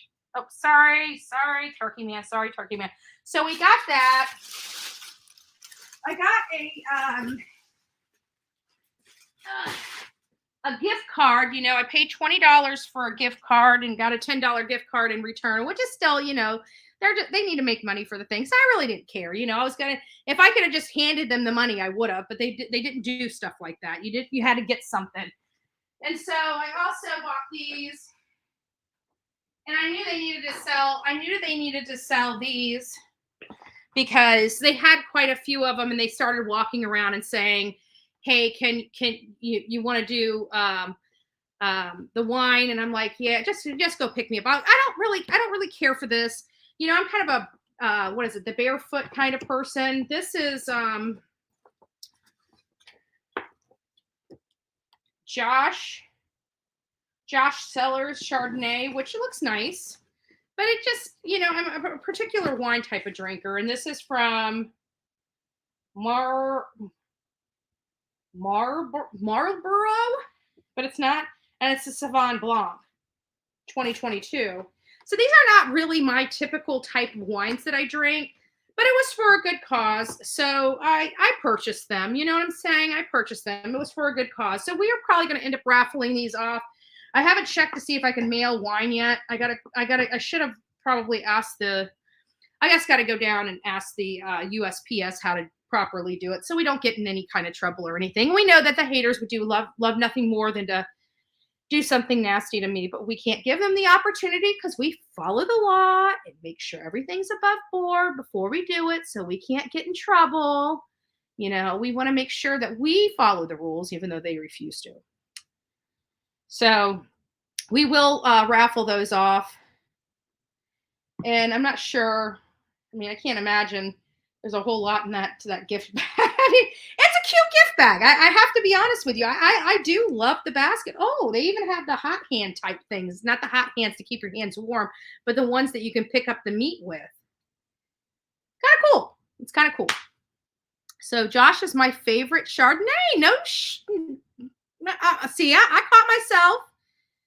Wow, I didn't know that, Twin Mom. Well, hey, maybe you'll be the lucky winner The Josh Chardonnay. Well, I didn't know that. I use white wine mostly to cook. Every now and again, I'm not really a wine drinker. I'll have wine if it's barefoot. If it's barefoot, I'll have wine. But most of the times, like all this wine here, like you love this wine. I'd end up cooking with it. I wouldn't. I really don't drink it. I every now and again I'll have a glass of wine, but that's it. I think I've had like literally 1 bottle of wine in this house, or maybe 2 bottles of wine in this house in the last year. And they were both barefoot. I mean, I've got bottles of wine in there for cooking, but actually drinking bottles of wine. I've only had 2, and I'm pretty sure they were. What do I get? Why can't I even remember? Moscato. That's what I drink. I drink the Barefoot Moscato. It's a very sweet wine. I'm a sweet wine drinker. That's why I don't drink too much of it. So, but I always get the Barefoot Moscato. And it might be the blush Moscato or just the white Moscato. But that's what I drink. I don't usually drink a Sauvignon Blanc or a Chardonnay, but they are amazing for recipes, for a lot, like even my soups and stuff like that. I might throw a cup of wine in there. So you leave it like this. No, I'm just joking. The alcohol cooks out, guys. The alcohol cooks out. Stop it. We don't have drunken clams here. We have them in our audience. All right, guys. No drunken clams here, but we do have a few in our audience. No, I'm just joking. I don't care what you spend your money on. Spend your money on whatever. I choose period. Spend away. Thank you. I always say I don't play nice, but I play legal. There you go, Laura Dawn. That needs to be my new saying. But it's kind of cool because I didn't even know. I'd never heard of Josh before. But it's good to know. Maybe I want to keep that one for myself now that you said you like it. Maybe it's a good wine. Maybe I need to try it. Maybe I need to spread my horizons, right? Expand my horizons, right? Maybe I need track lighting. Who knows? All right, guys. I put red wine in my spaghetti sauce. Oh my goodness. I make a sauce. And I remember I have a friend that's Italian. He's Italian. I've known him for a couple years now. And I was making, okay, mind you, I'm predominantly Irish, but I am a Heinz 57. I have a lot of crap in my blood. I tested it myself. I'm a Heinz 57. But my predominant traits that I have is like Irish, Scottish. Okay, they don't really differentiate. It's Irish, Scottish, whatever. And where was I going with that?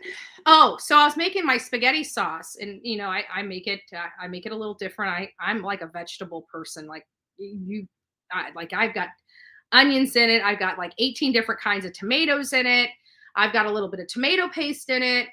But I've got mushrooms, onions, bell peppers. I mean, celery. Did I say celery? I don't think, and I don't put carrots in it. I didn't go that far. But I have all these vegetables in my stuff, and I'm sautéing them down with some olive oil and some garlic, and then I add like when I make my sauce, I make like 5 or 6 gallons of sauce at one time and put it in gallon bags. And store it so I can have it for spaghetti if I want a bolognese, if I want to, make some lasagna or something like that. I just make it. And I throw a lot of wine. I remember the last one I did, I accidentally threw a cup too much wine in it. But you know what? To be honest with you, I like that sauce that had a cup too much wine in it than I did before. It gives it more of a heartier taste to me. And it's a little deeper in color too. But yes, I do use red wine in my red sauce. My red sauce you could eat like as a soup. It's that good. We don't need no stinking pasta. But he told me, he goes, I don't know what kind of sauce you're making. He goes, that's not Italian sauce, not Italian marinara. I said, I'm not Italian. I said it's my Irish. It's my Irish sauce. Leave my sauce alone. Coming from a real New York Italian. He is a New York Italian telling Bullhorn Betty, but my sauce is good. My sauce is good. It may not be Italian sauce, but my sauce is good. If you don't believe me, ask anybody that's had my sauce. They'll tell you it is the best they've ever had. Hands down. I cook my sauce for about, 16 hours.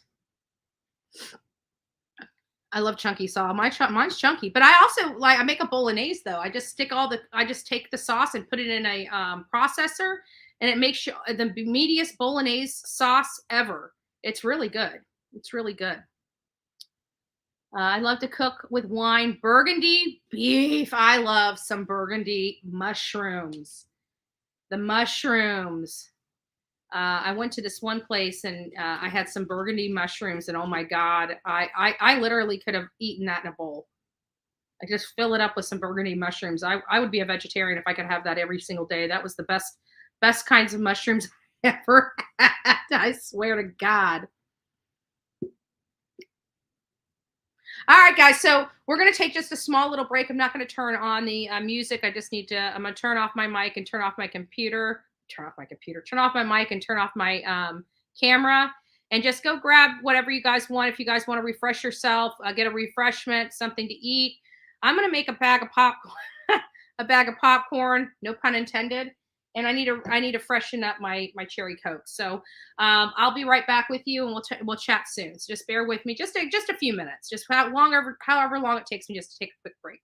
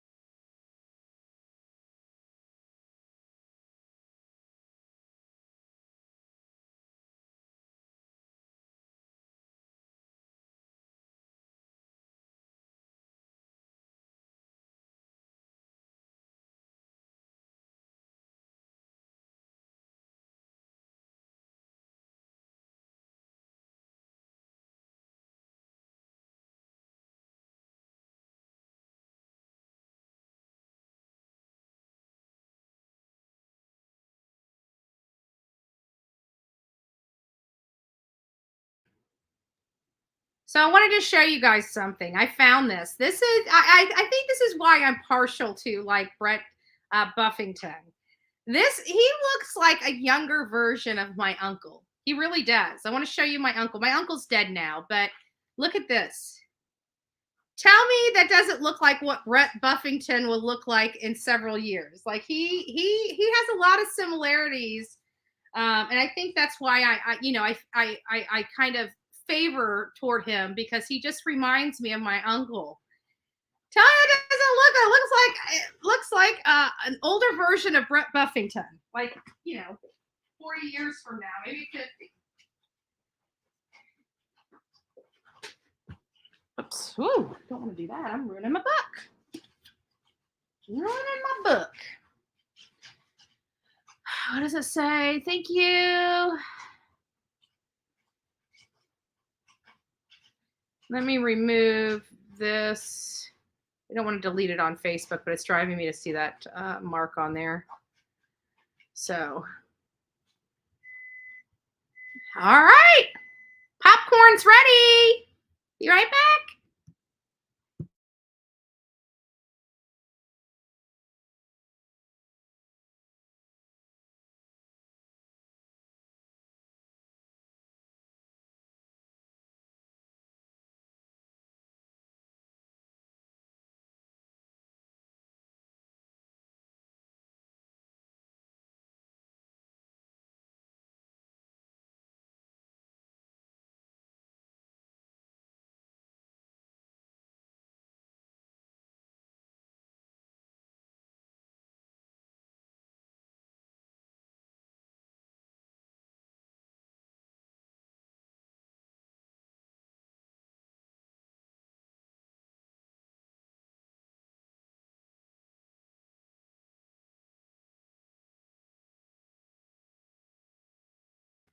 All right, I'm back. I'm back. I'm a fish. I sprinkled it with a little garlic pepper. Popcorn. Popcorn time. Now we just need to have something exciting and mind-blowing in this case. But I think it's a slam dunk case anyways. Have you guys been paying attention to how Letecia's, I mean, she's just over there like this. Like, it looks like instead of her participating in her defense, she's just over there, just doesn't even want to be there. She literally doesn't care that her stepson's dead, that she's accused of killing him. She's not crying. She's not emotional. And she was almost, she didn't even want to look at the lady that it gave her employment, which is crazy, by the way. Never seen anybody not have a degree, but be hired as having a doctorate. She looks bored to death. Yes, help me, Rhonda. Cayenne, good on popcorn. That's a little too spicy for me, Patricia. Oh, listen to this. So I was out with my with some friends in West Palm Beach, and they're Vietnamese. So I'm like, we're trying to figure out where to go to eat. And I have never been to a Vietnamese restaurant. I've been to Chinese restaurants. I've been to Japanese steakhouses, but I don't remember. I've been to Indian restaurants, but I don't remember ever going to Vietnamese or learning about, their food and stuff like that. So we went to a Vietnamese restaurant, and oh my God, it was really, really good, by the way. And all right, so, court will call 20 CR 1358. We'll pick that up later. Versus Letecia Stauch. Record should reflect the jury is not present in the courtroom. Is there anything we need to kick up outside the presence of the jury at this point in time? Prosecution? No, Judge. Defense? No.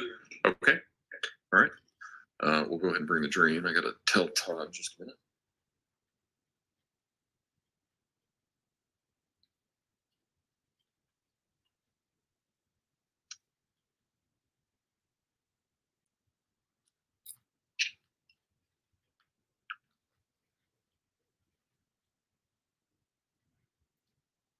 I love it when they do this and they keep it on, because we can still run our show and talk, and they'll always let us know when they come back on because they'll start talking.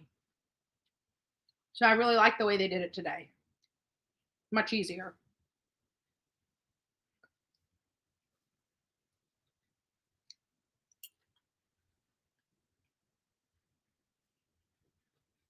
I still think he sounds like, hey, JB. Cameras up.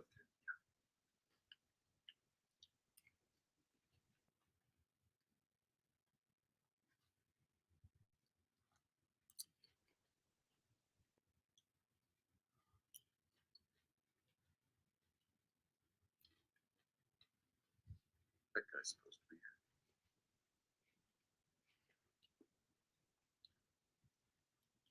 But I have to be honest with you. I mean, I think Letecia's attorneys are a little soft, if you ask me.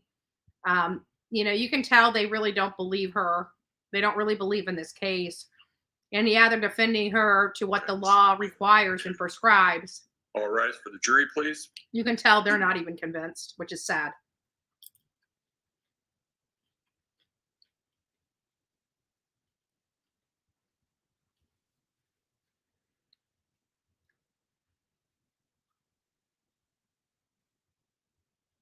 Hey, Justice Jane. Nice to see you in here, honey bunny.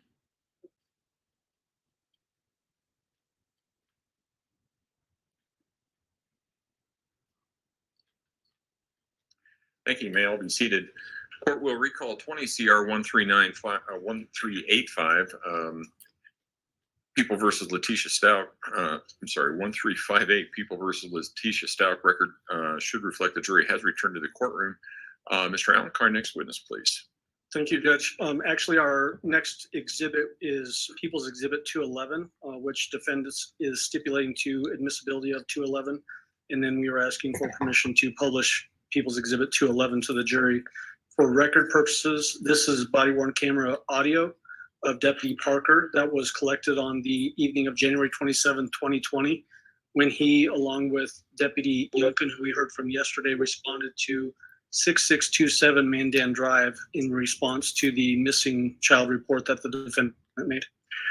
Defense, do you stipulate as to the foundational elements that have just been recited by the prosecution? Okay. All right. Exhibit 211 will be admitted. Go ahead. Permission to publish. Yes, you may.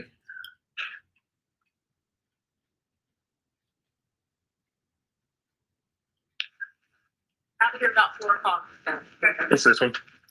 You have your notepad? Yeah. You have your big notepad? Big one? Yeah.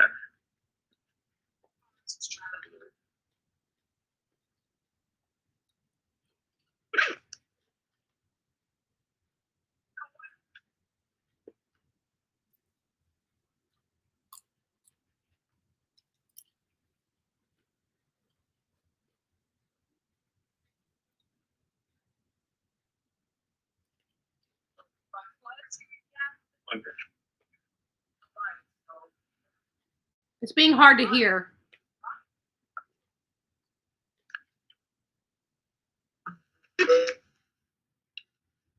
Recording. Mounted. Wi-Fi connected.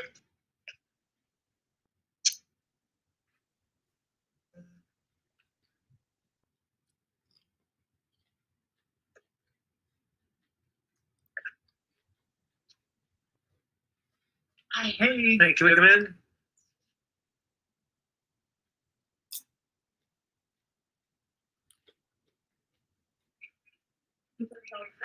Okay.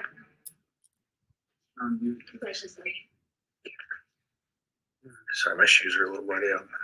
It's busy tonight, huh?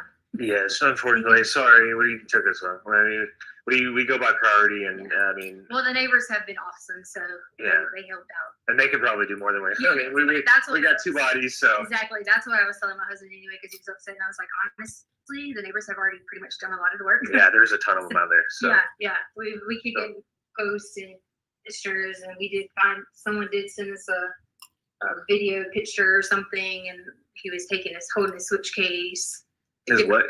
Like his Switch, like Nintendo Switch. Oh, okay. Yeah, not like a Switch. Like, So they've all been trying to be very like helpful and in the whole situation, because so he was supposed to be here at 6 o'clock because we were going to eat dinner, and he said he was off restriction today, so he was going to go play with his friend. And Dad already told him he could play with his friend, and he didn't come back at 6. So I looked outside and saw it was sleeting. So I said, well, maybe he's waiting on one of us to come get him, So we drive to the neighbor's house, which I'm assuming he's at the neighbor's on the corner's house. And they're like, no, he's not here. So I was like, okay, maybe it's only one other person. So they kept leading us on all this chase of people who it could be. And we covered a lot of houses. And at this point, the neighbors all stepped in, kind of went to the houses ourselves. And because they told me to wait here, and she went to a bunch. okay. But, sorry, I've been like freaked out the whole time. to add to it, I'm almost positive he is with someone that he knows because he searched on his phone, can my parents find me if my iPhone is, or if my phone is off? He also, and I'll let you look at this, sent my husband some crazy stuff that was like, Look at all the stuff she's going through to convince.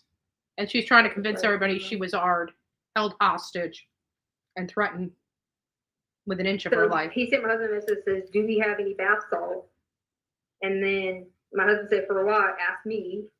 And then, because my husband didn't think, like what he was talking about. And it says, my friend said, if I get some, we could play, and he has a Sonic there this weekend. Because he's big into like Nintendo Sonic. Yeah, right. And then my husband said, no. So then he said, can we play today if my tummy stops hurting? And so my husband said, call him.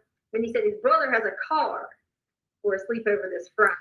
So that's why we were trying to find some of the kids that we knew we didn't know. Other people that had older siblings. So that's how the whole thing got started with this Jimmy kid. We feel bad, but we didn't start that. So everybody goes pounding on this Jimmy kid's house and looking for people at Gatling. And the kid was asleep, and he didn't have an older sibling, so it kind of got how social media gets blown all out of proportion like that. So yeah, so that's pretty much what we got. And then and we did. My husband was like, go through his book bag and stuff like that. We found like a cigar in there. It was like. I guess a cigar. Has any used the marijuana that you know about? No, he's never even been like this. Like he did start His doing it brothers are hanging around and smoking pot. because he is at Grand Mountain and they're mixed with the. He's 5th grade, 11 years old, and they also have the 6th, 7th, and 8th grade there now. Now, I know the school does a really good job because I work for the school district to separate the kids in the different, like, okay, the 4th, 5th grade, or 6th grade, but that doesn't mean they still don't meet each other in Larson Ranch. And that's the thing, because he does go take his bike up to Stingray Park. Is that the name of that little park? Whatever the park is up there. Yeah, I know the and things like that. So it's kind of like pretty much the Pay attention to how fast her speech pattern is. Did you give our dispatcher the social? My husband has the social. I'm gonna have like a blurry version. I don't know if I can read it, but he was like freaking out, saying, "I can't go find social. I'm upset." He is me. So I was like, yeah, I apologize once again that Yeah. the guy pulled. I mean, there was something pretty urgent on the. yeah, the definitely. vacay. You want to get people that are.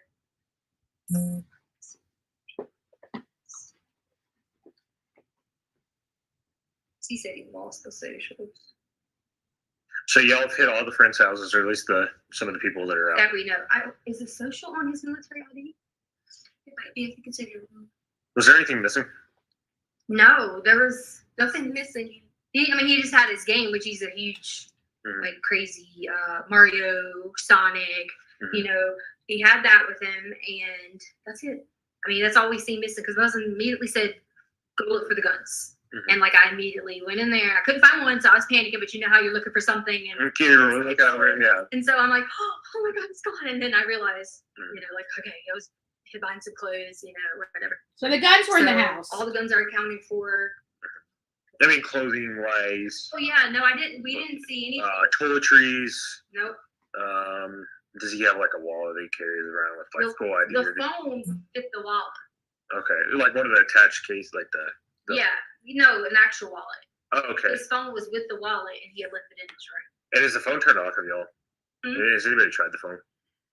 Well, I have his phone. He left the phone here with the wallet. Oh, okay. That's how we went. So how do you know? So he must have used somebody else's Facebook. Is that what you're thinking? That like he logged in somebody else's and asked that question if. She just got caught up in that. No, his search history. It was in his search history prior to this happening. So Okay. he had already like searched this information. He had deleted a bunch of things too because it would have like one thing searched for one day specific, and it was like, okay, we know you're on YouTube, we know you're on this, you should be, whatever. And there was a lot of messages deleted, like for example, his grandma or Nana, he had everything deleted, but we've reached out to all them, and he hasn't been in contact with, with any of them because they all live on the East Coast. Oh, okay. So Has there been any family issues other than, I mean, No. the strange thing was asking about the basketball. what happened last night? So he was upset about last night because he grounded from his switch, like I told you.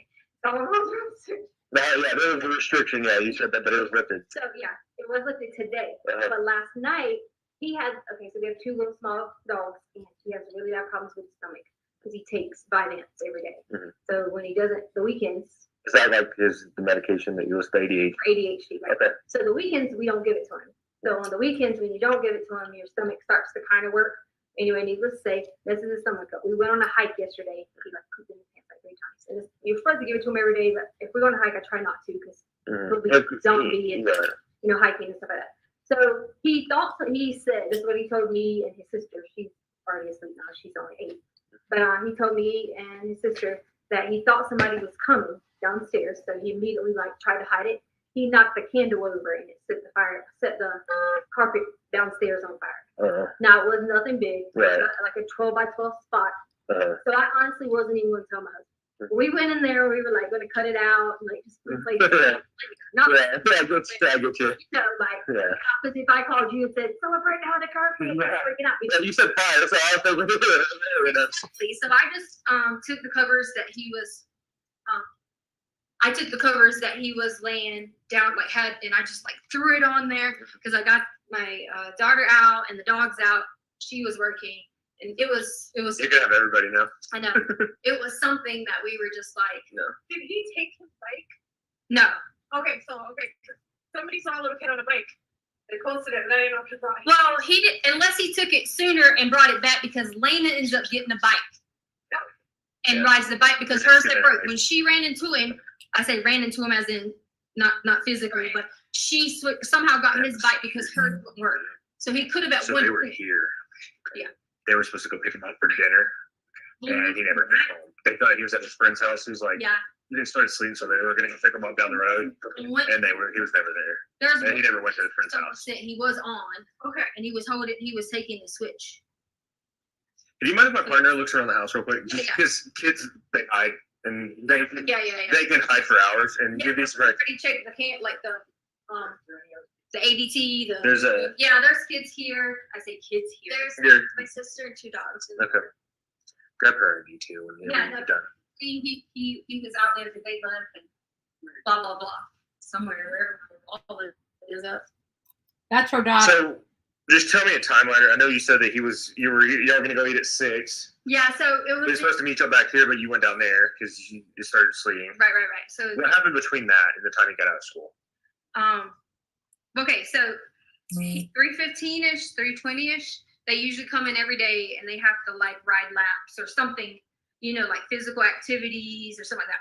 But since his stomach was hurting, his daddy told him he could go ahead and get his switch time back. Mhm. So that's pretty much it. They usually get snacks, and we always required him hey, you have to go outside, all these things. Mhm. So Pretty active then, huh? Yeah. So, he did that. He didn't do that because you said his stomach was hurting. What happened instead of him doing that? I said, do what? Doing that. He had already talked to my husband about being off restriction, Uh-huh. so he said he was going to his friend's house to play video games. And what time he left at 3:30? I don't know the exact time because I was correcting his carpet thing downstairs. Okay, so he left at that time. My husband's very more creative than I am with the situation. I kind of always whose house you going to? Give me their number. That's how I was with her. But he's I'm a neighbor, right? They come back by, everyone's together type thing. So so all the time they go and The stomach ride hurting and makes meet me think friends. she That's how might we have been ended up going to poisonous his too. house. I wonder if they What found time out. did you notice that he left to go? I mean, what time? Between the 3:15 and when did you notice he left? I came back up here at maybe 4 o'clock, and He was already gone. right. But then Lena came back in the house, which is the sister, and she said that she had to get his bike because her bike wasn't working, so he gave her his bike or whatever. Okay. Yeah. So he left before 4, between 3:15 and 4. Okay. Does he normally leave out the front door? Or Who? would he have normally left out the front door? Or the garage. They agree to do both, or the back because he takes trash out. So we have a lock on that house. Well, the only reason I asked, it looked like there was a ring doorbell. Yeah, we already. That's how I told you that we already knew that he had left. Yeah.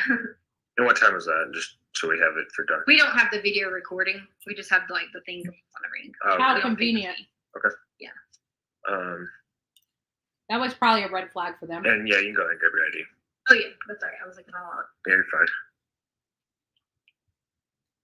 It doesn't ring automatically record for you. You don't really have to do, I mean, to think that it's not recording, what's the purpose of it? Who has a Ring doorbell? I don't have a Ring doorbell camera here.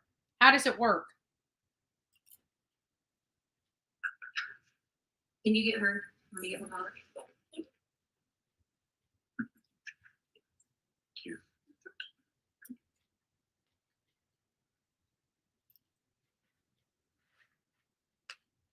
But you said that that they had a Ring doorbell camera, but it wasn't recording. Well, how do you have a Ring doorbell camera with it not recording? I don't get that. You just give them your name and date of birth.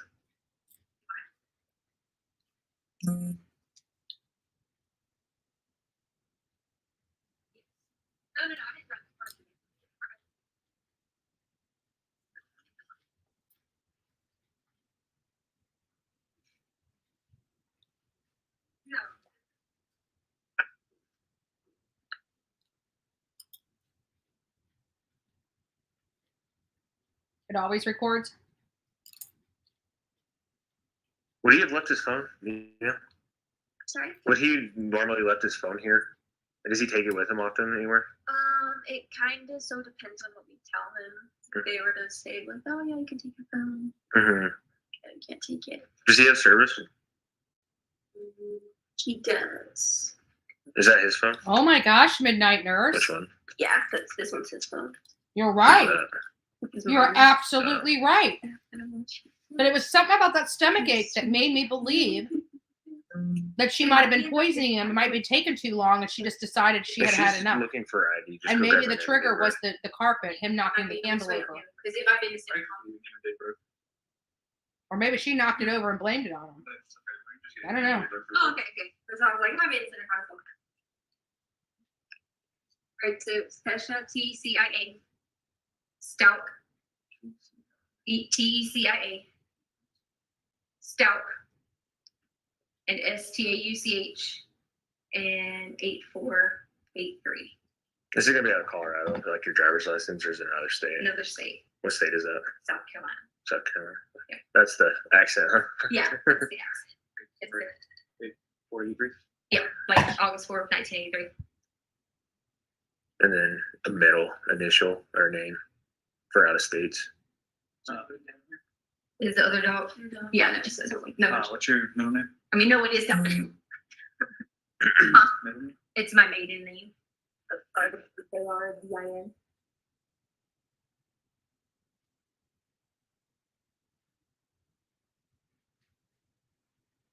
171 Verbal out of South Carolina. And the number you called, were you the one that called, or was it your husband?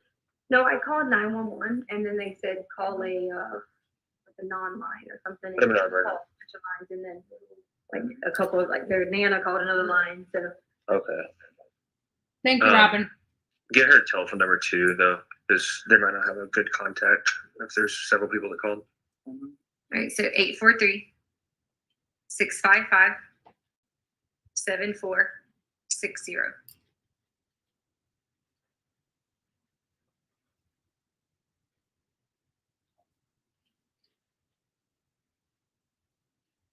Do you have a picture of him on your phone?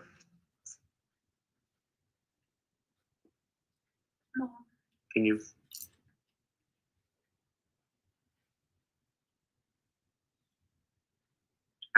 The ones we all have are like mostly him and his sister together. I mean, can you crop that out, or is it? Yeah, if you want to too. I mean, yeah, on your phone, you can send it. So this is the one that everyone has been sending. It's this one. Do you want me to send it to who? Yeah, his phone.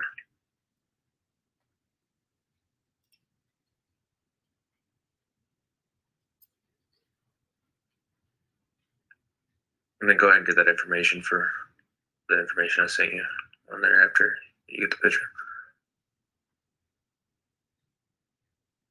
All right, what? Stand by. What if she threw the candle at him and that's how he got I just got a new burns and how the carpet got burnt. She seems evil. If you want to, while I do this, try and find the driver's license, or they're not finding you. It's it's LE. If you're running me in, like instead of TECIA, it's LETECIA. Okay. Like Letecia.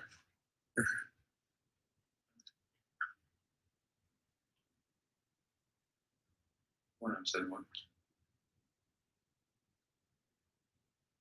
You try Lincoln Edward, Tom Edward, Oh, Mike. Charles. I know you wear your heart on your first name. sleeve, but even you, I don't think, even when the defense comes up, I don't think you're going to change your position on this.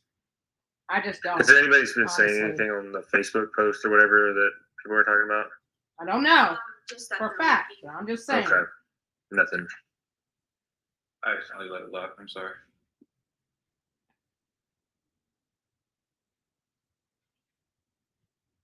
Yep. Help me, Rhonda, possibly.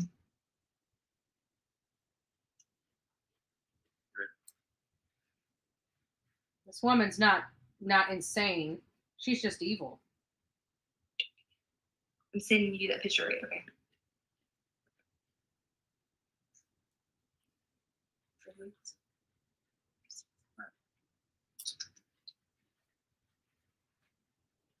Just give them another one. I have a OLN for you. 719-663. 719. 71. It's going to be 101-27-5370. South Carolina.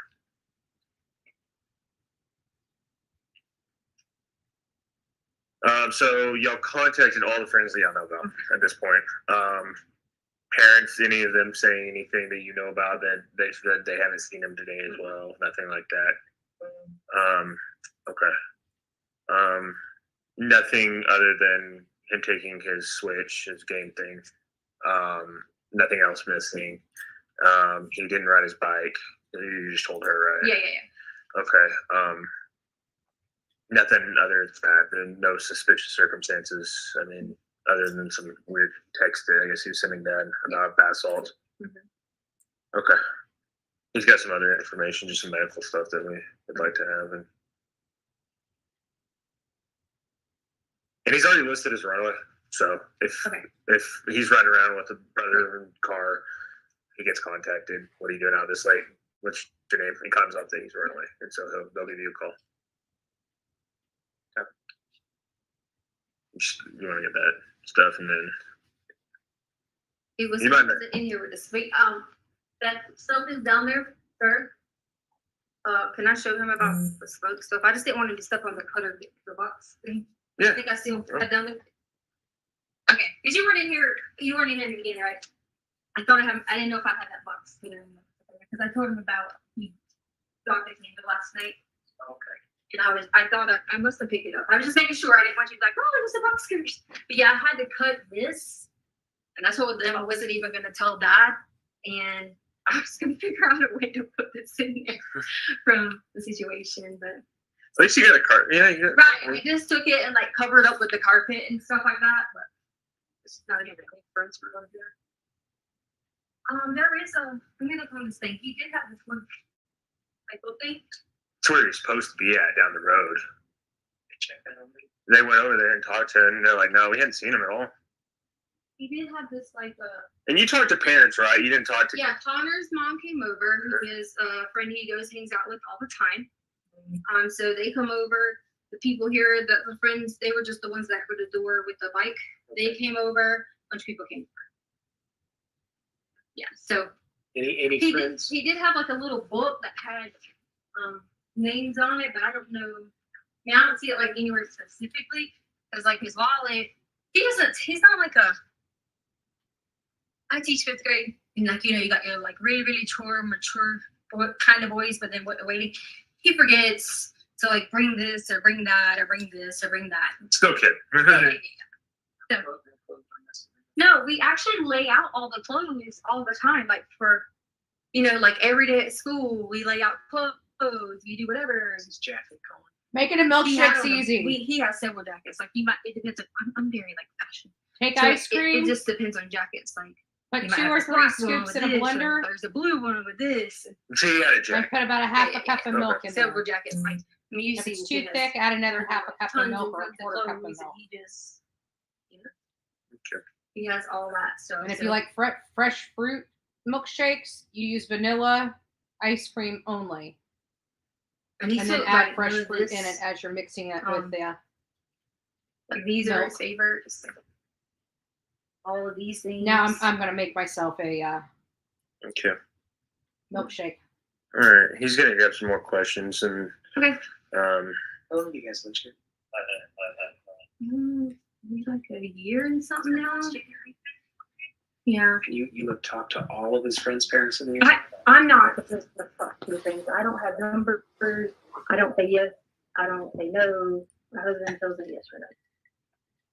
So he has all the numbers. Could be some friends that you don't. Right. Because I don't know the people like that. And a lot of the time that I was here, I had a job on the East Coast. So I had to fly back and forth a lot. So I didn't really meet a lot of people, like my husband did. And he's like, always want to be the one to talk to everybody about it. And so, Well, how about your husband? You talk to these people? yeah, he's been on the phone with a bunch of them. He's in Oklahoma, Fort Steele right now. Seriously, anybody he hasn't been able to get a hold of? No, he said he's talked to everyone that he knows of. The only concern we had is that he was talking about the friend with the older sibling, and we don't know who that one is. That's the one we don't know. You guys have a name for that? Because we don't know who that person is. We've never heard him say like specific name. My husband said when he talked to him today that there was no like specific name for it. But he didn't give him a name. He just told him no. So.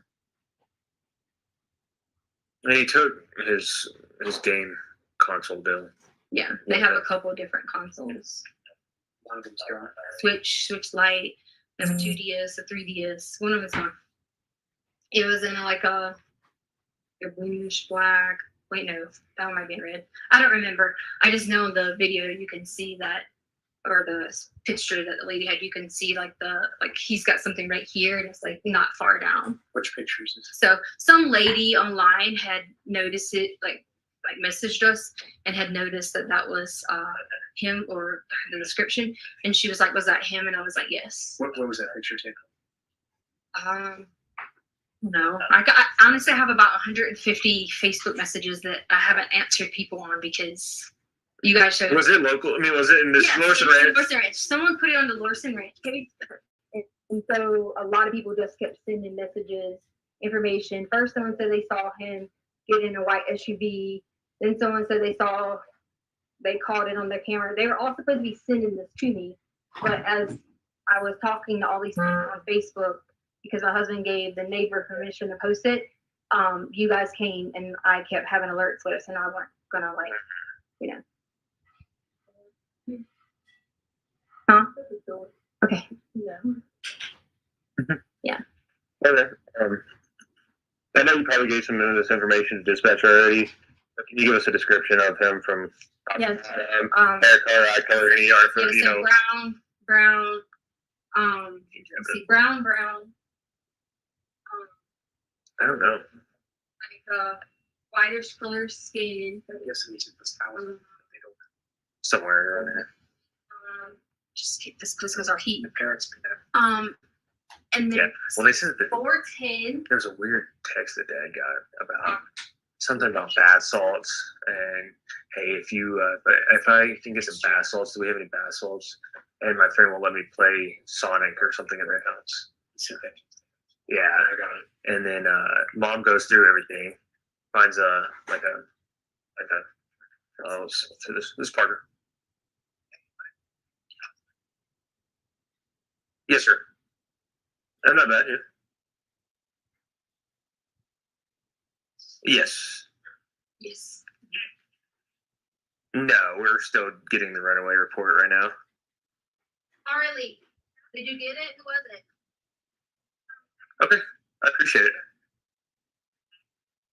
Oh, okay. Great.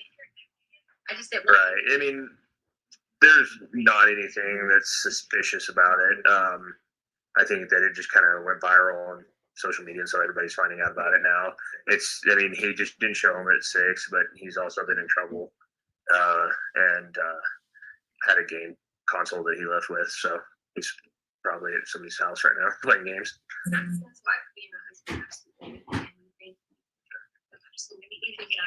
And we've calmed our stress level. Like a thick, heavy winter jacket, a windbreaker. No, like the ones I was showing you guys in there, kind of a little windbreaker type.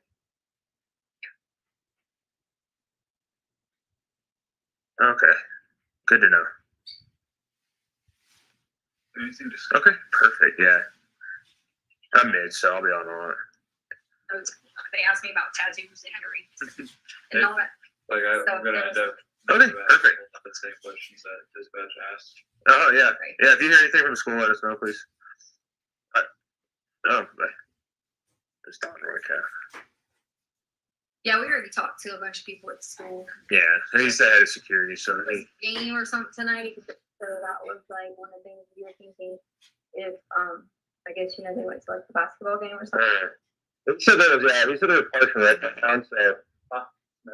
Yeah. What? It was the off duty. No. Okay. There's somebody in the neighborhood or something. If you guys want to call my husband. Yeah, we can do that. We'll call him because we might have a little bit more information. Yeah, then. A lot of the. Okay. He does all that. I also been over there stationed at. He's not stationed here. He's just at training at my career course. Okay. Yeah. So they go to a dentist. I think it's like Fountain Dentist, maybe. Yeah, we can do that. Face. We'll give him a call. Yeah. What's his name? Al, A-L. Stauch, S-T-A-U-C-H. 843 478 6714. Yes. Throw you back on 3. I'm on 3. They call it code. Give him a call to get some more information. Yeah, I mean, as far as like the medical, dental, like he'll know like all that stuff because he takes them on base. Cool. All right, well, we'll go give him a call in the car real quick and see if we can get any information that we don't already have. If not, we'll come back and or we'll give you a case number for the right away and everything. Okay. All right. Thanks. Down here now. I didn't see him. Okay. The gas hills.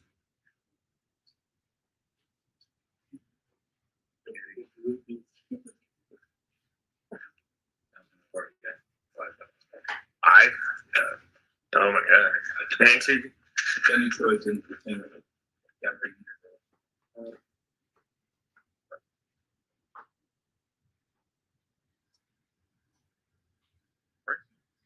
Prostitution, call your next witness, please.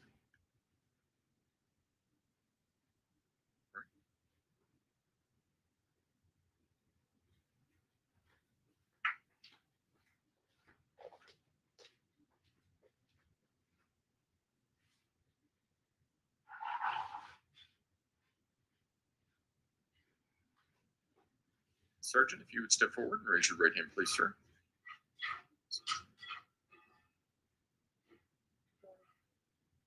You swear or affirm the testimony about to give this matter will be the truth, the whole truth, and nothing but the truth. Go ahead and have a seat in the witness stand. Please watch your step as you step into the stand.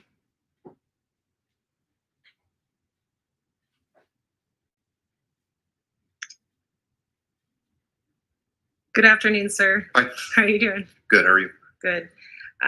Will you please state your name for the record? Yeah, it's Christopher Ganstein, Ganstine. And while it may be apparent, how are you employed? I'm employed with the El Paso County Sheriff's Office. And what is your role at the sheriff's office? My current role is I'm the patrol supervisor. Sergeant? Yes. And in January of 2020, what was your role then? I held the rank of detective sergeant, and I was assigned to the Colorado Springs Metro Vice and Narcotics Unit. And in terms of your role specifically as it relates to that case, this case here, what were you tasked with doing with the Metro BNI unit? One of our many tasks that we do is we do covert surveillance, and we were asked to start a surveillance operation on the defendant. And as part of that surveillance on January 30th of 2020, where was your team located?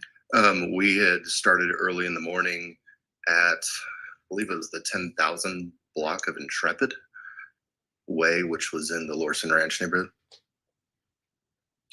And were you able to make visual contact with the person that you know to be Letecia Stauch?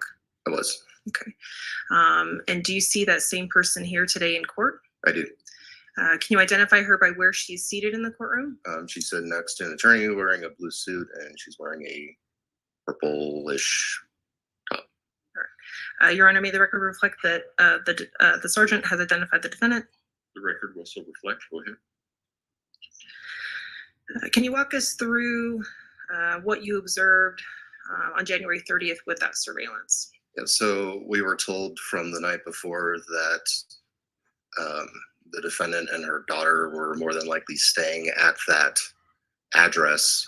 When I got there, the vehicle that was in question that she was seen in the day before, I believe it was a white Jetta, was in the driveway. And so I had actually, since I got there first, I had set up shortly down the street with a clear view of the door and the vehicle. And I can't recall the exact time.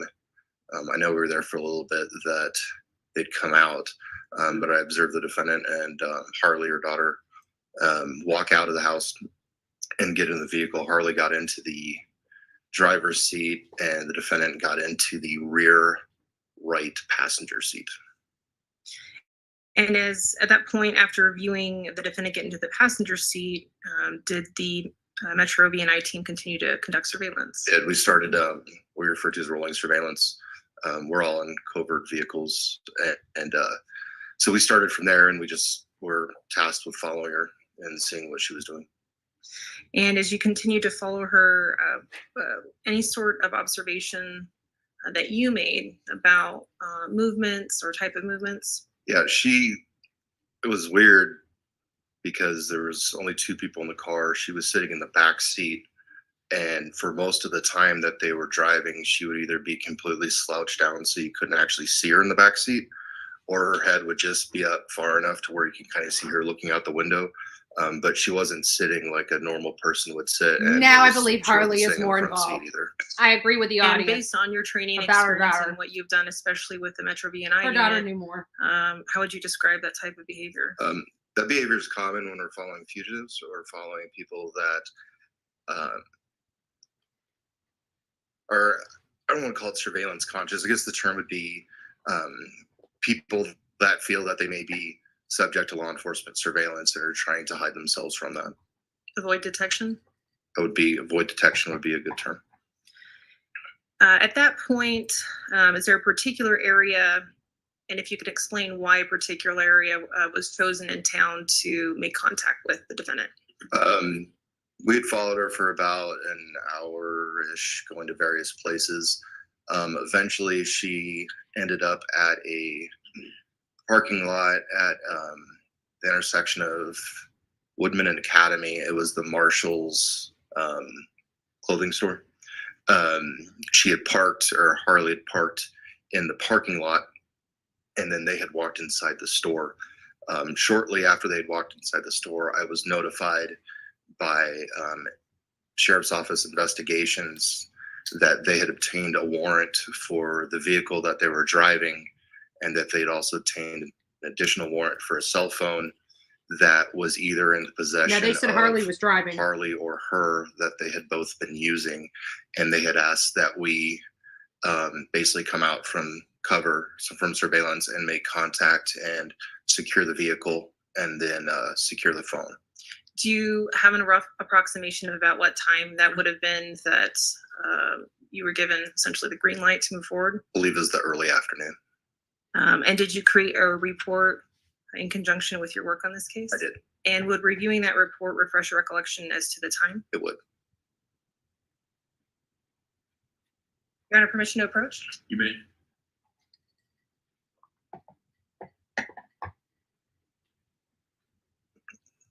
$13:24, so 1:24 p.m. Your recollection? It does. Sorry. So at and not everybody thinks in military time, but what is 1324? That'd be 1:24 p.m. Okay. At that time, can you explain for the jury what you did? So I'd coordinated my team. I'd put some detectives inside the Michaels to maintain surveillance on those two, and then I had created a multi-person team outside, and the plan was that when they had checked out, we would be notified outside that they had. Once they had walked outside, we were going to have two units that have emergency lights just pull up, and we were going to do what we refer to as like a soft contact, just, hey, it's the police, we got to get your phone and we got to do this because we got a warrant. And that was the plan, that they'd come out and do that. Our main concern was obviously the phone and destruction of evidence, or being able to get back in the car and flee. So in relation to the type of approach you decided to use, was that important? I'm sorry, I couldn't overhear with cough. In terms of the type of approach that you wanted to use, a soft approach, that was important for the purposes of evidence? Yes. Okay.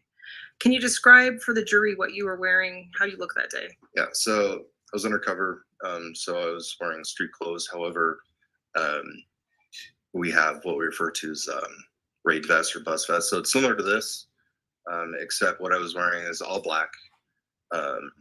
All of my stuff that I would normally have on a belt, kind of like what this is all on my vest, including my firearm. The main difference, it's black. The word sheriff is across the entire chest. It's bigger than what this is. And then I didn't have a cloth badge at that time. That one actually had my physical real metal badge on my thing. And then it was in January, so I would have been wearing jeans and a hoodie under it. So dressed in all of those things that you're wearing on January 30th, what occurred when you went to approach the defendant? So it didn't go as planned because Harley had stayed inside, and then the defendant had come out. Specifically, when the defendant came out, she was holding the keys to the car. And so that's a concern. We can't let her get into the vehicle. Where her vehicle was, I was parked directly next to her vehicle, in between her vehicle and the store. So I radioed to everybody that we would stick with Harley inside, and that I was going to get out and just contact the defendant myself and just let her know what was going on, that we had a warrant for the car and that I couldn't let her in and I need to get the keys. So I had gotten out of my car that time, and as she walked up to me, I'd approached her. Actually, I didn't really approach her. She'd gotten there about the same time, right in between the two cars. While that approach is happening, can you describe the defendant's demeanor? She was surprised. So she kind of froze, and I said, "My name's Sergeant Ganstein with the Sheriff's Office. We have a search warrant for the vehicle. I can't let you into it. I'm going to need the keys." And basically, it was, like I said, it was a soft approach, just like I'm talking now. She didn't acknowledge me. She didn't say anything. Where she was, she had maneuvered kind of closer to her driver's door, and then just started slowly walking backwards.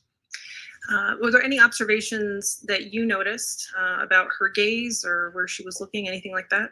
So the two biggest things I noticed is she was just stuttering, like one word, like key, warrant, like just repeating what I was saying. And then she kept walking further back, and I told her, I said, "Relax, you're not in trouble. I just need the keys to the car. I can't let you into it." She continued to walk back, and then I noticed she started to turn her head behind her, because when that was going on, so there's my vehicle, her vehicle, and I'm here, she's here, so she can't go past me, she can't go left or right. So all she can do is basically turn around, and so I noticed that she was periodically turning around as she continued to walk backwards. As she walked backwards, what did she do after that? She turned and ran in a full sprint away from me. She had the keys in her hand. I was like, okay. Got on the radio, and I was like, she's running. Like, I don't know what's going on. And I started running after her. As she was running away from me, she had taken the keys to the car and threw them across the parking lot. It took us a little bit of time to find them, but she had thrown them across the parking lot, and so she threw them one way and then kept running the other way from where she threw the keys. Ultimately, after running after her, were you able to make contact? Yes, to the two vehicles that had the lights that we were going to have come in, they rolled in. They got out. One drew his firearm and gave her commands, and she had stopped and got on the ground at that time. And then I didn't know what was going on, so I went up and handcuffed her at that time, detained her until we could find out what was going on and what had happened. And then she was given to two other people that had taken her back to a car. Okay. But to be clear, at that time, she was not being arrested, correct? No. While you were present on scene with other law enforcement members, where was Harley Hunt? She was, when that happened, she was walking out of the Michaels pretty like within a minute of that happening, and then me detaining the defendant. Okay. And with specifically as it relates to the approval of the search warrant for a cellular telephone, was that able to be gathered that day? Yes. Initially, Harley was reluctant to give the phone. And so one of the detectives, she had it in her hand. One of the detectives just yanked it right out of her hand, so she couldn't manipulate or do anything with it. Was there any interaction that you observed between the defendant and her daughter, Harley Hunt, while you were present on scene? Yes. The defendant was fairly hysterical. She was screaming. She was yelling obscenities, things like that. Once she realized that we were also in contact with Harley, she started screaming at Harley, saying, "Don't say anything. Tell me what an attorney. Don't talk to him." Those type of statements. And we were trying to tell her we just need to get the phone. And after obtaining the phone from Harley Hunt and securing Ms. Stauch, what did you do after that? At that point, we had moved Harley because Harley started crying and she was fairly hysterical as well. But actually before that, I talked to the defendant and I told her she needed to calm down. She's screaming. We're in a public parking lot. She's committing criminal acts and she doesn't need to get herself in trouble. So just to relax and calm down. And she did. Once I had that short conversation with her, she stopped yelling. And then we had moved Harley into the back of one of our patrol vehicles. We didn't close the door. We left the door open. And I just had a quick conversation with Harley to calm her down because she was crying and she was fairly hysterical. Okay. And were you able to calm her down? Yeah. I told her, hey, here's the deal. We needed to get the phone. I don't know what your mom just did, but we're fine now and we're going to let you guys go. So. And to be clear, up until that point, the defendant was not arrested. She was not. She didn't have any criminal summons or anything like that you provided to her, correct? No. Until we can secure the scene and find out exactly what the circumstances were behind the unusual reaction of me just trying to get car keys, given the scope of the investigation and its infancy, we didn't know if there was something more that we didn't know until we knew. So once we calmed everything down, got everyone calm, we released them because we accomplished what we needed to do, which was to execute the 2 warrants. And after obtaining the cellular telephone, is that telephone then made available or accessible in evidence for other law enforcement officers with access to? It was given. We had multiple detectives from majors there from the sheriff's office, and it was given to them.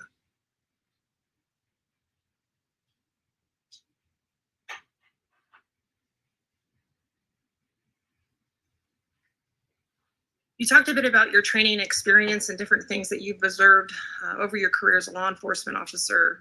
As it relates to this specific interaction with a defendant,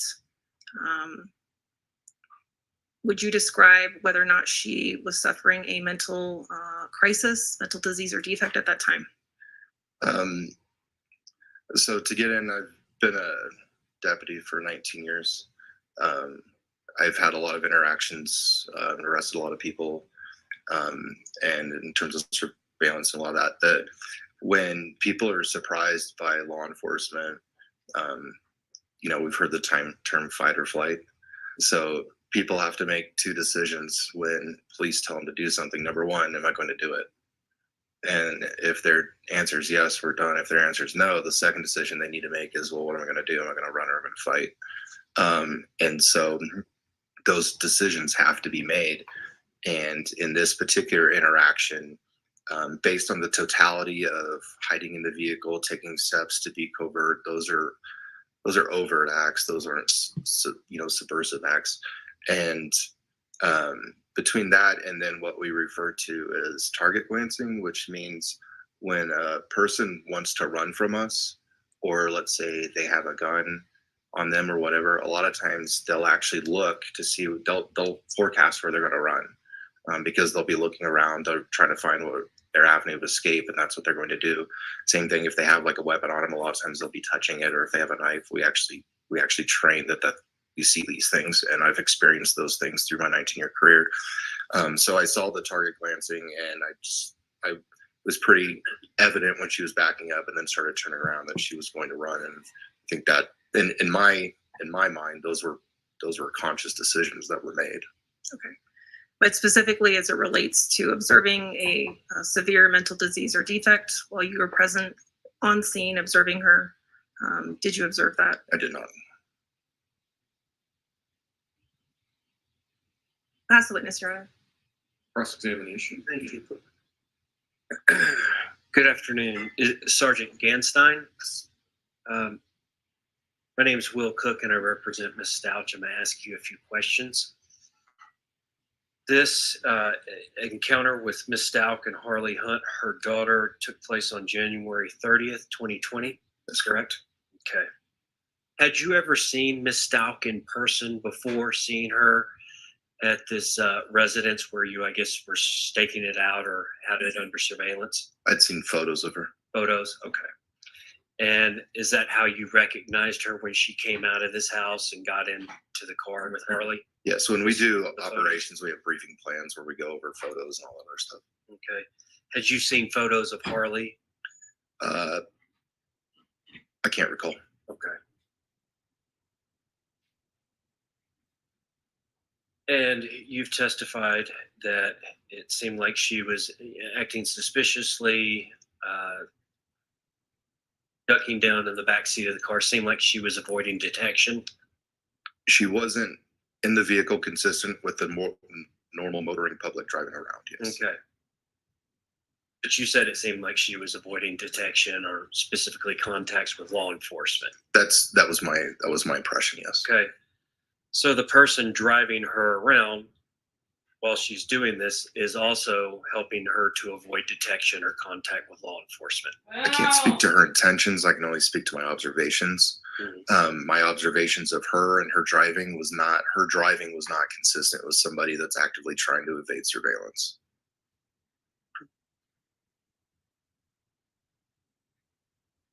What would evading surveillance be? When we follow individuals, drivers specifically, that feel that they're being followed by law enforcement, there's a number of countermeasures essentially that people will take. They'll make U-turns, run red lights, go down one-way streets, or go down to cul-de-sacs and turn around to see if anybody's following them, randomly pull over. It's in our training, our experience, it's pretty apparent when somebody's doing that, and I didn't see that here.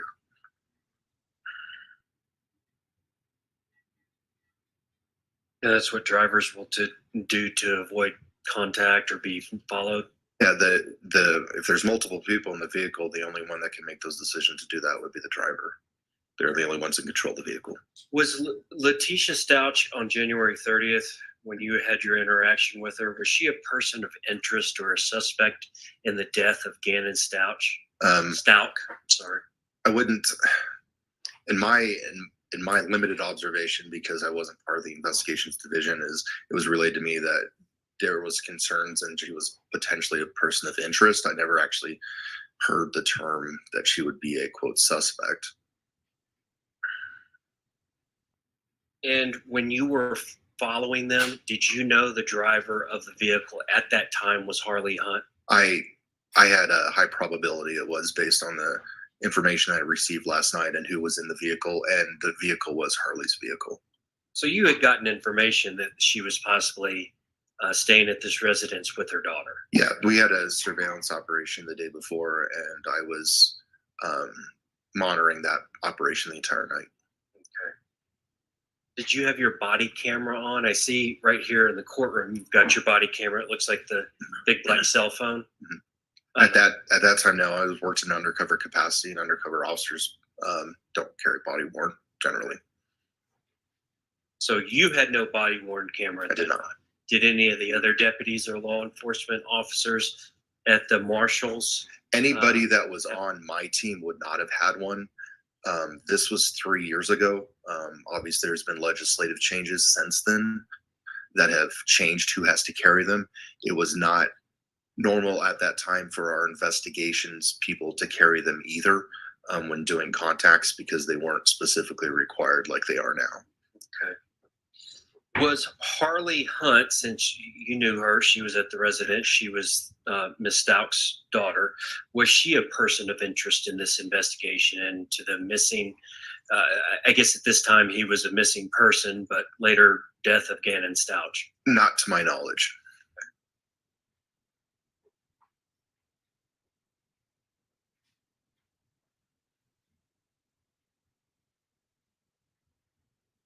And have you ever been qualified as an expert diagnosing any of the diseases, mental health diseases from the DSM-4 or 5?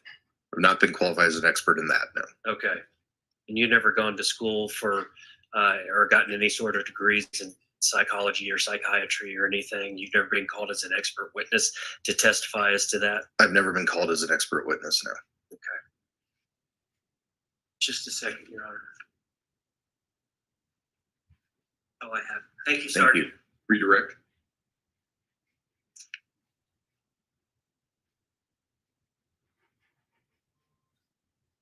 Gratiana? Yes. Sergeant, as part of a unit conducting surveillance, why would it not be feasible to wear a body-worn camera? Well, number one, we're in an undercover capacity. We don't want other people to see. Basically, I don't want anyone to know my detectives and who they are, what they look like, or anything else. Certainly, body-worn camera evidence is discoverable, and that could potentially put my detectives' lives in danger that are working significant undercover operations involving criminal.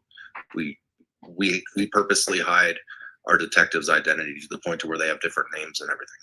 In terms of how obvious it would be to have a camera in the center of your chest, would that also be an issue as well? Well, if we were wearing a camera, it would probably burn us, if you want to call it that. I think people would realize we were the police really quickly, and majority of our job is done behind the scenes, and people don't know that we're there. So. No further questions, Your Honor. All right. Do any of the jurors have any questions for Sergeant Gasting? All right. Thank you, sir. You may step down. Thank you. Prosecutor, can I next witness, please? Dr. Leon Kelly.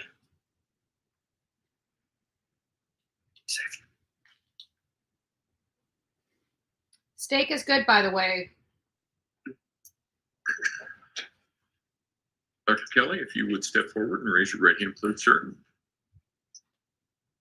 You swear from the testimony about giving this man will be the truth, the whole truth, and nothing but the truth. Go ahead and have a seat in the witness stand. Please watch your step as you step to the stand.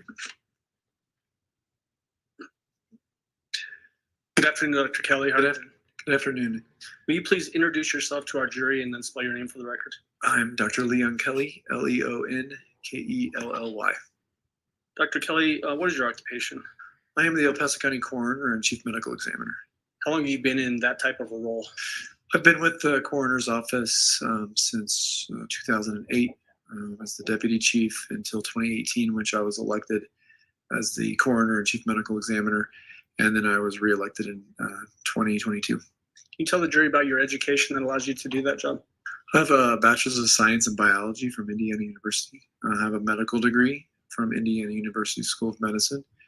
Following that, I completed 4 years in training in anatomic and clinical pathology at Penrose St. Francis here in Colorado Springs. And then following that, I completed a 1-year fellowship in forensic pathology at the University of Texas in Dallas. So I'm board certified in anatomic pathology, clinical pathology, and forensic pathology. And I'm a fully licensed physician in Colorado. Do you also have certifications? I do. Can you tell the jury about that, please? Board certified in anatomic, clinical, and forensic pathology. Any professional memberships? Yes, I'm a member of the National Association of Medical Examiners, the College of American Pathologists, and the American Society of Clinical Pathology. What about publications? Have you published any journals or anything like that as it relates to pathology or any of your job duties? We've published papers, posters as well on various types of deaths in forensic setting. Have you ever testified as a court qualified expert witness? I have. In what areas? Forensic pathology, strangulation, many forensic sciences.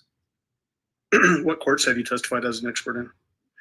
Multiple courts in Colorado, including El Paso County, as well as courts in South Dakota, California, Ohio, Texas. Okay. At this time, I would move to have Dr. Kelly qualified as an expert in forensic pathology. Objection. The witness will be so qualified. And just so we're all on the same page, Doctor, when we say the word pathology, what do we mean on that? Pathology is a field of medicine defined essentially as the study of disease or injury. And then what about forensic pathology?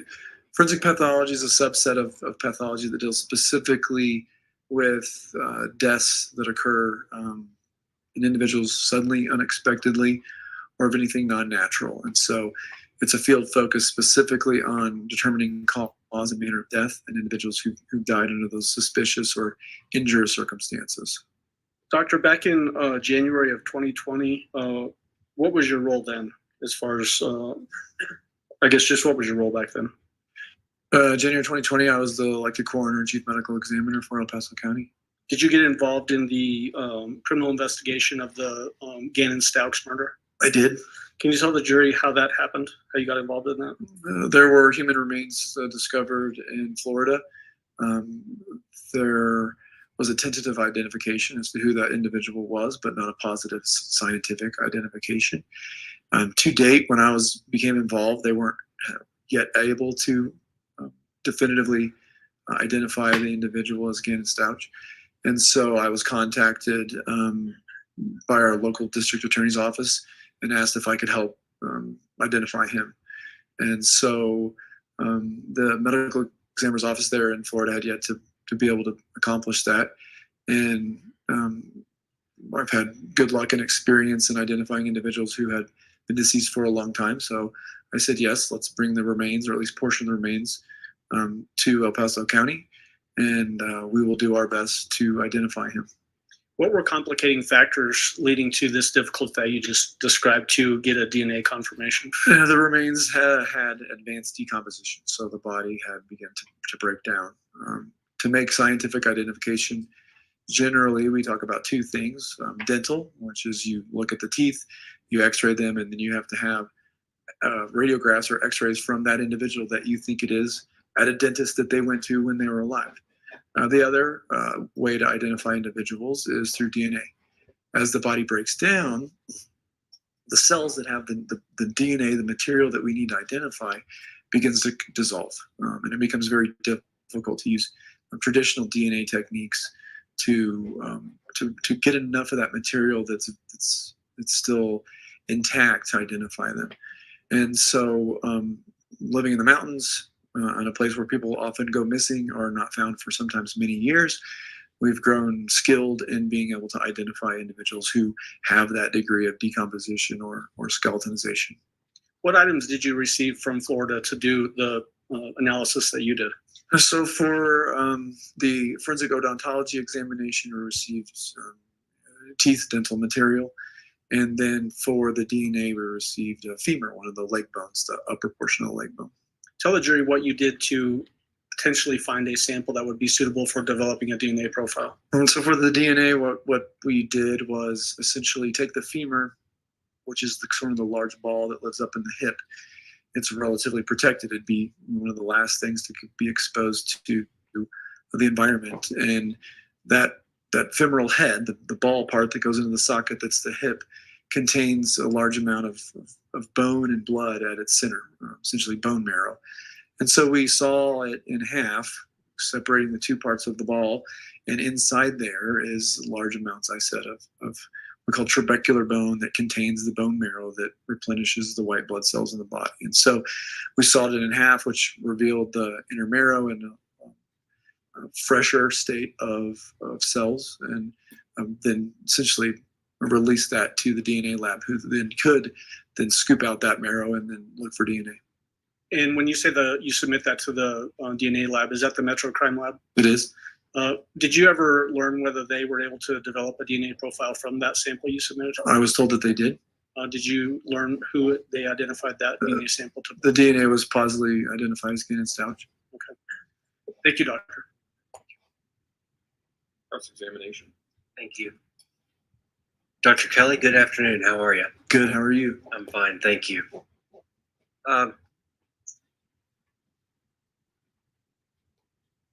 When you do autopsies, you've done hundreds of them, if not thousands of them over your career, correct? Correct. Okay. When you have a human body that is deceased, it will start smelling. For lack of a better term, it'll start emitting a bad smell, putrid smell, whatever you want to call it. But that's one of the hallmarks of death is a bad smell. Yeah, as the body breaks down, the bacteria that live in our body begin to consume the body. One of the byproducts of their metabolism is gas that smells poorly. So once decomposition begins, yes, human remains, as do all organic remains, including other animals, begins to smell quite poorly. How, and I know it depends on temperature, humidity, and a lot of other factors, but if you could just discuss when a person dies, a human being dies, how long does it take for this poor smell to begin? So the breakdown of the body after death is driven almost entirely by temperature. Humans are like any other organism that dies. If you have a steak and you put it in your fridge or your freezer, it'll last for weeks, months, many years without smelling. You leave that same steak out on a hot day in the front of your house in the sun, and it'll start stinking within a couple of hours. Humans are no different. And so given normal temperatures, let's say 70 degrees inside a home, usually decomposition begins between about 24 and 48 hours. Usually by about 3 to 5 days, the body is sort of well into a decomposition, and the smell is quite obvious and strong. However, given a very hot environment, 90 degrees, 100 degrees, bodies can begin decomposing within just a few hours.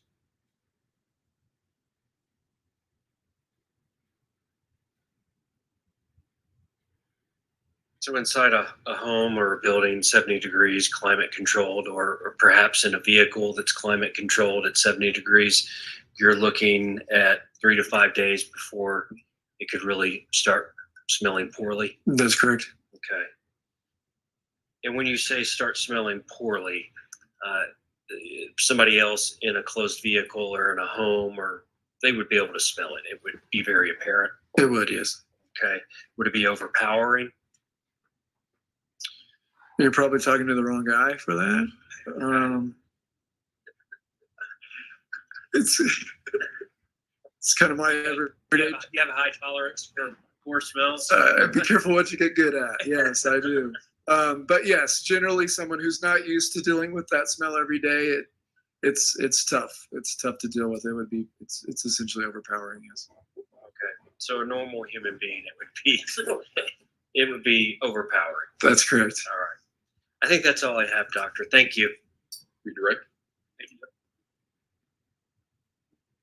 Doctor, your ability to withstand these odors notwithstanding, if a person freezes the body, will that delay when that smell becomes heavier? It will, yes. Freezing a body will essentially stop decomposition, as it does with all meat.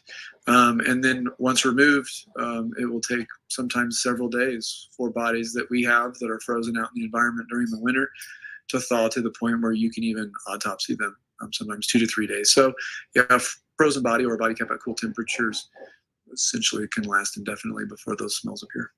And I'm going to ask you some probably very obvious questions here, but just bear with me. Gannon was reported missing in late January of 2020, winter months.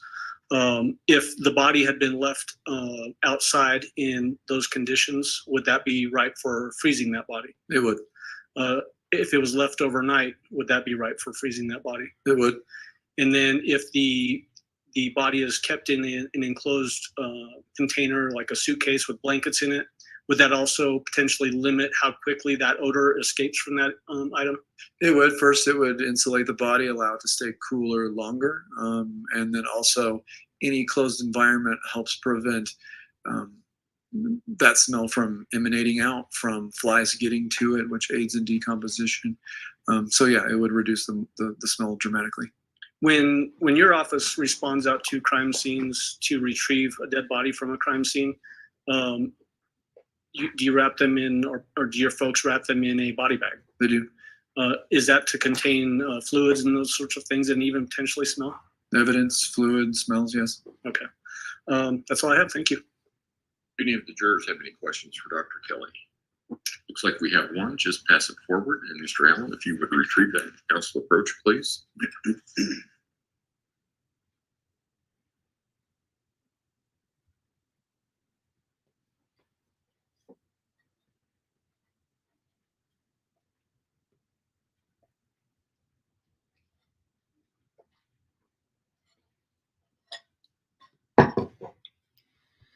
So I'm not sure why they have to approach what paperwork they're doing, but either or. I think after this trial is done today, I don't think we're going to open it up for really a whole lot of commentary. I'm kind of exhausted from today, and I also got to start getting ready for my All travel. right, Dr. Kelly, what impact does humidity have on decomposition? So humidity, meaning the moisture in the air, would result in decomposition likely and potentially happening at a slightly increased rate, probably not dramatically, not enough to alter the time course that I talked about. What it does do is alter dramatically the type of decomposition that's going to happen. And so in a state like Florida and the Gulf Coast, where you have high temperatures, lots of moisture in the air and the environment, the body tends to decompose in a way that's sort of very, very, very wet. And it goes through a process which we call adipocere, which is the bacteria and the things that live in a moist environment are very different than a dry environment. And so those bodies do tend to smell even worse, if you can imagine, than other conditions. Here in the West, where we live, bodies go through a different state. They start out juicy and wet initially because there's fluid in the body, but then it relatively quickly turns towards a mummification, which is a drying out, a leathering of the body, which does tend to keep the smell down quite a bit. The first few weeks of the decomposition, there's not going to be a measurable difference. It's really after that point where they'll go these two different directions. I will allow reasonable follow-up as to that question only, Mr. Allen. Only for purposes of our record, can you spell adipocere for the court reporter? Yes, adipocere is ADIPOCERE. All right. Got it. All right. Go ahead. Mr. Cook. I don't have. All right. Thank you, Dr. Kelly. Thank you, Your Honor. Watch your step. Prosecution, call your next witness, please.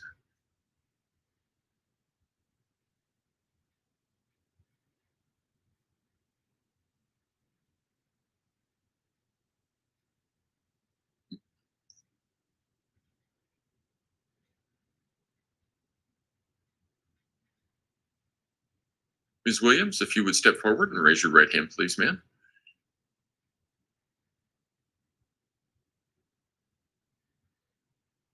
You swear affirm the testimony about to give in this matter will be the truth, the whole truth, and nothing but the truth. I do. Go ahead and have a seat in the witness stand. Please watch your step as you step into the stand.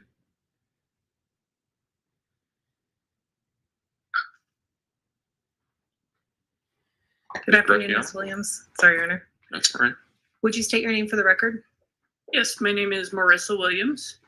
And where are you currently employed? I'm employed with the El Paso County Sheriff's Office. How long have you been with the Sheriff's Office? For approximately 11 years.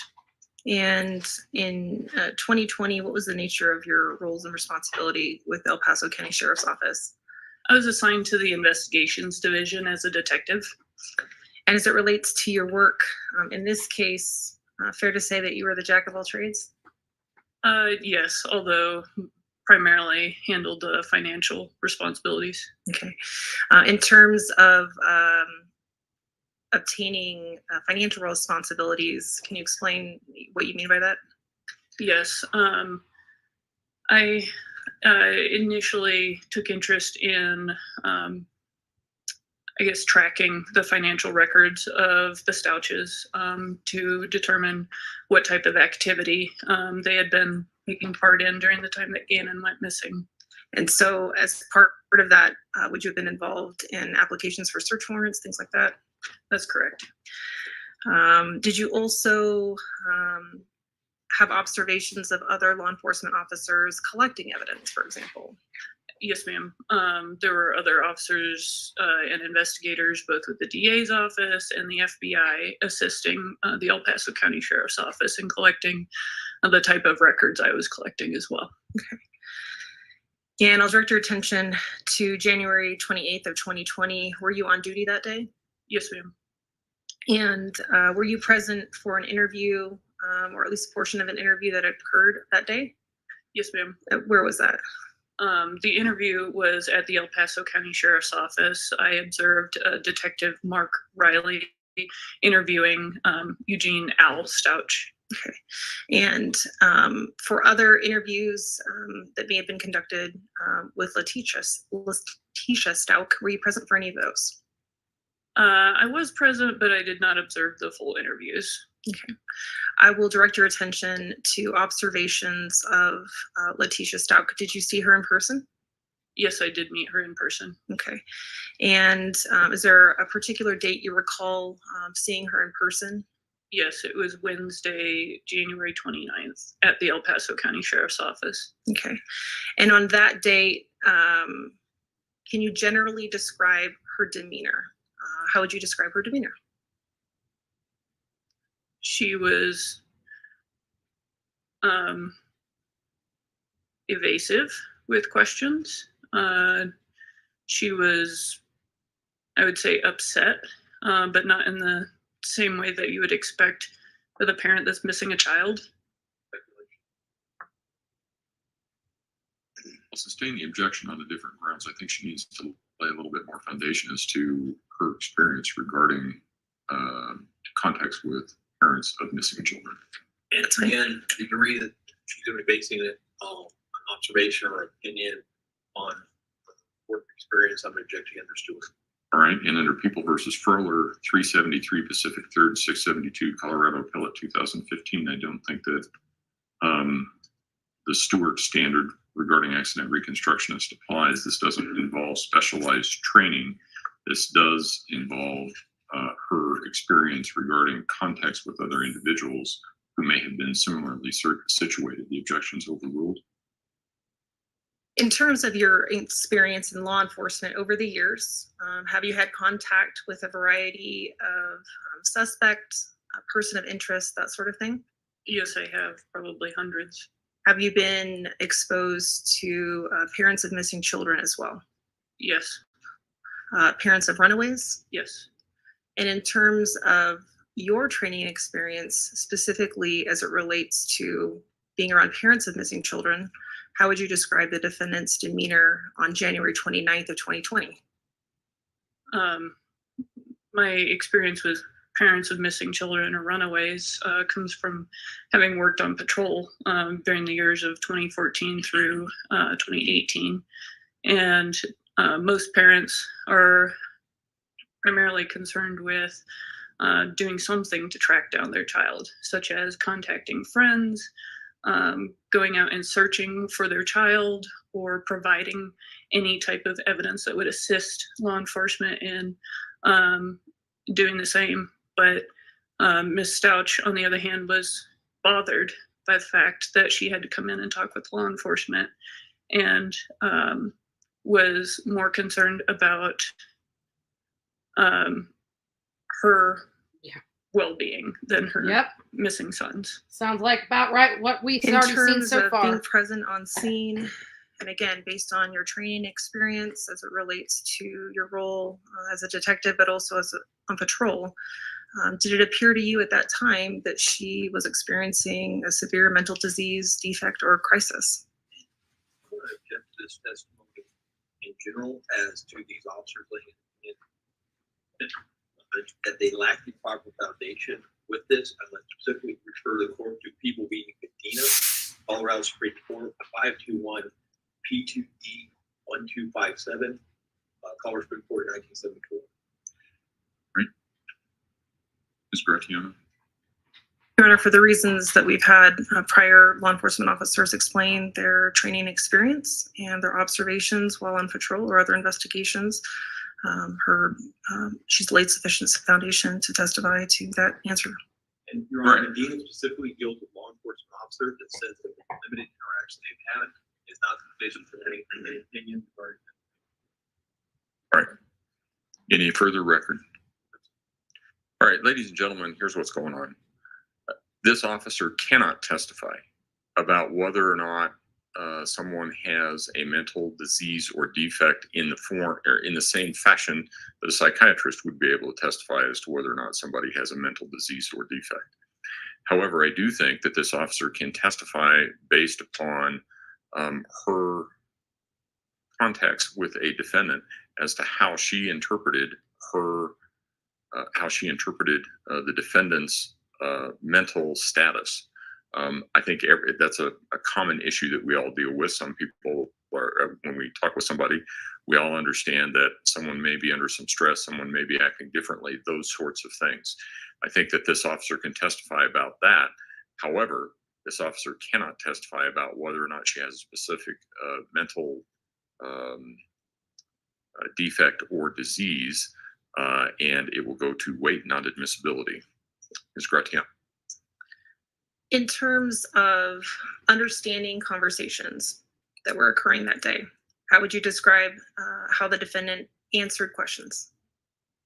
I think she answered questions competently. She understood the questions that were being asked. There was no indication that she did not understand the questions or failed to understand language that was being spoken. At any point, did she refer to herself or address anyone by a different name, referring to herself? Not that I recall. And in terms of her overall awareness of the situation, how would you describe that on January 29th of 2020? How would you describe her demeanor? I'm awareness not really as sure how to answer. Yeah, awareness as to where she was, what was being done, what she was being asked, etc. I think she fully understood the gravity of the situation because the El Paso County Sheriff's Office had asked her many times to come in for an interview and to assist in providing some evidence about the location of her stepson's whereabouts.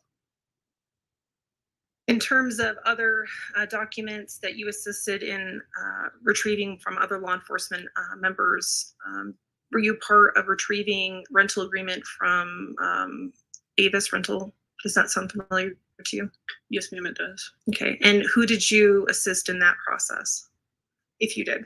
No, I was the one who collected the Avis budget rental records in March, on March 20th, I believe. You're under permission to approach the witness with what has been marked as People's Exhibit 232. You may go ahead.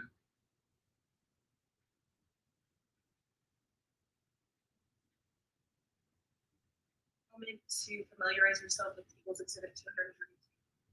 Yes, ma'am. Do you recognize it?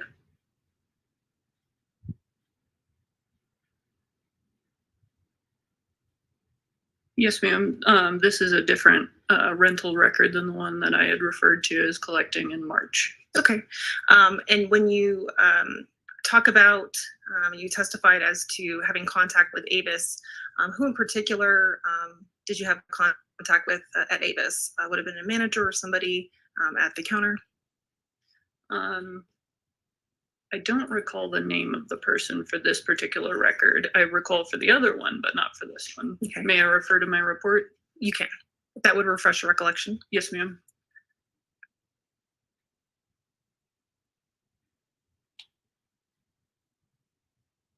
And in terms of a specific name, I'm not asking you for a specific name, but just what representative from Avis you had contact with. Sure.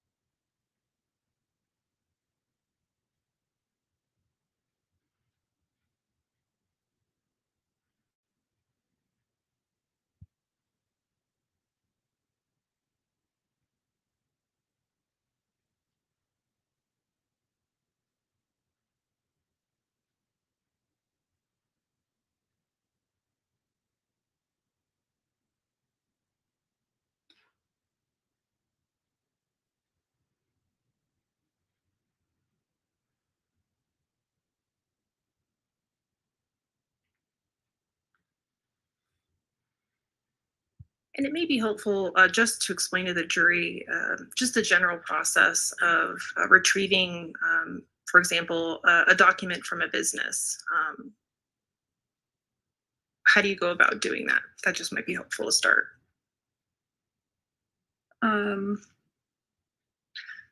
So yes, the process for collecting evidence from rental car business such as Avis is that I issue a court order or a search warrant addressed to the company in the first place, and then have a judge review the probable cause in the affidavit. And once the judge has signed off on it, I serve it either in person or via some electronic delivery method that's preferred by the company.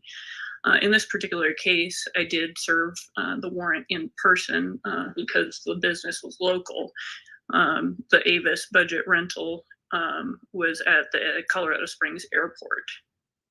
And to retrieve documents referring to a rental agreement, did you respond to that location? I did. And was a representative able to provide you with documentation? Yes, ma'am. They provided the rental agreement that showed the signed agreement. It had been signed by Letecia Stauch, and I believe it was signed on Tuesday, January 28th, for a it was for a white Kia Rio 4-door sedan, and that vehicle was used for approximately 1 day before it was returned to the same location. And to be clear, when you're retrieving things, you're retrieving a rental agreement, but are you retrieving documents that come with that rental agreement from that company? Yes, ma'am. Such as Exhibit 232? Yes, ma'am. So can you explain how you recognize what 232 generally is? I recognize it because I've seen it before during the time I collected it. Okay. And because you've seen it before, would you say it's a fair and accurate representation of the rental agreement documents you retrieved from the Avis representative that day? Yes, ma'am. Your Honor, at this time we would move for the admission of People's Exhibit 232. Mr. Delaney, Exhibit 232 will be admitted. Go ahead. Okay. In terms of other work in this case, you explained that you collected various financial documents. Did you also have an opportunity to review those financial documents? Most of them I did, yes. And overall, were you able to, along with other law enforcement members, able to track movements or charges, if you will, of the defendant through those financial documents. Yes.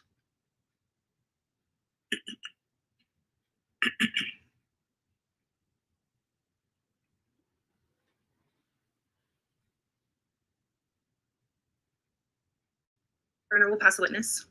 Cross-examination. Do any of the jurors have any questions for Detective Williams? No? Well, hold on. Your Honor, I'm sorry. Are we passing or not passing? Your Honor, just pursuant to the stipulations that we've already put on the record, Yes.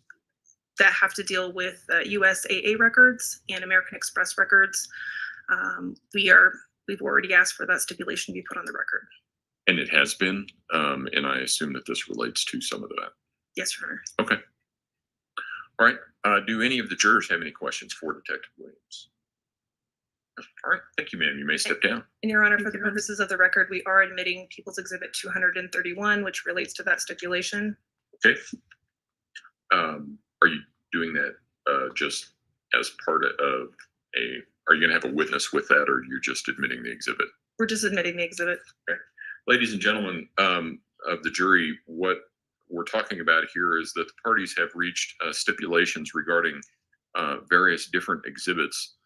And one of the exhibits is Exhibit 231, right? Exhibit 231, which is referred to as a disc of American Express records. There won't be a witness with that. It will just be records that will be admitted as an exhibit for you to consider that has records from American Express. The parties have admitted or have agreed that the exhibit can be admitted without further evidentiary foundation or testimony. So Exhibit 231 is admitted. Prosecution, call your next witness. Okay.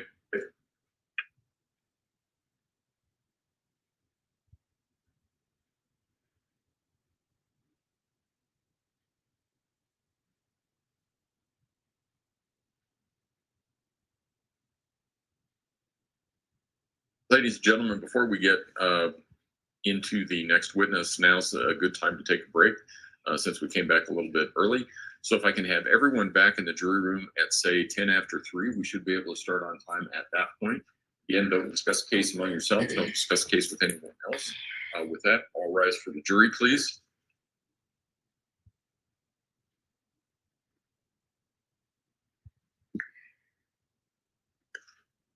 Excuse me. A lot to take in. I have to tell you, a lot to take in. But they're putting in some, in the whole, I would have liked a little more specificity personally on the American Express charges. So they're bringing them in now, but I have a funny feeling they're going to dovetail to them later to show certain purchases leading up or after Gannon's murder. May all be seated. Record should reflect the jury has left the courtroom. Is there anything else we need to take up at this point? No, Your Honor. No.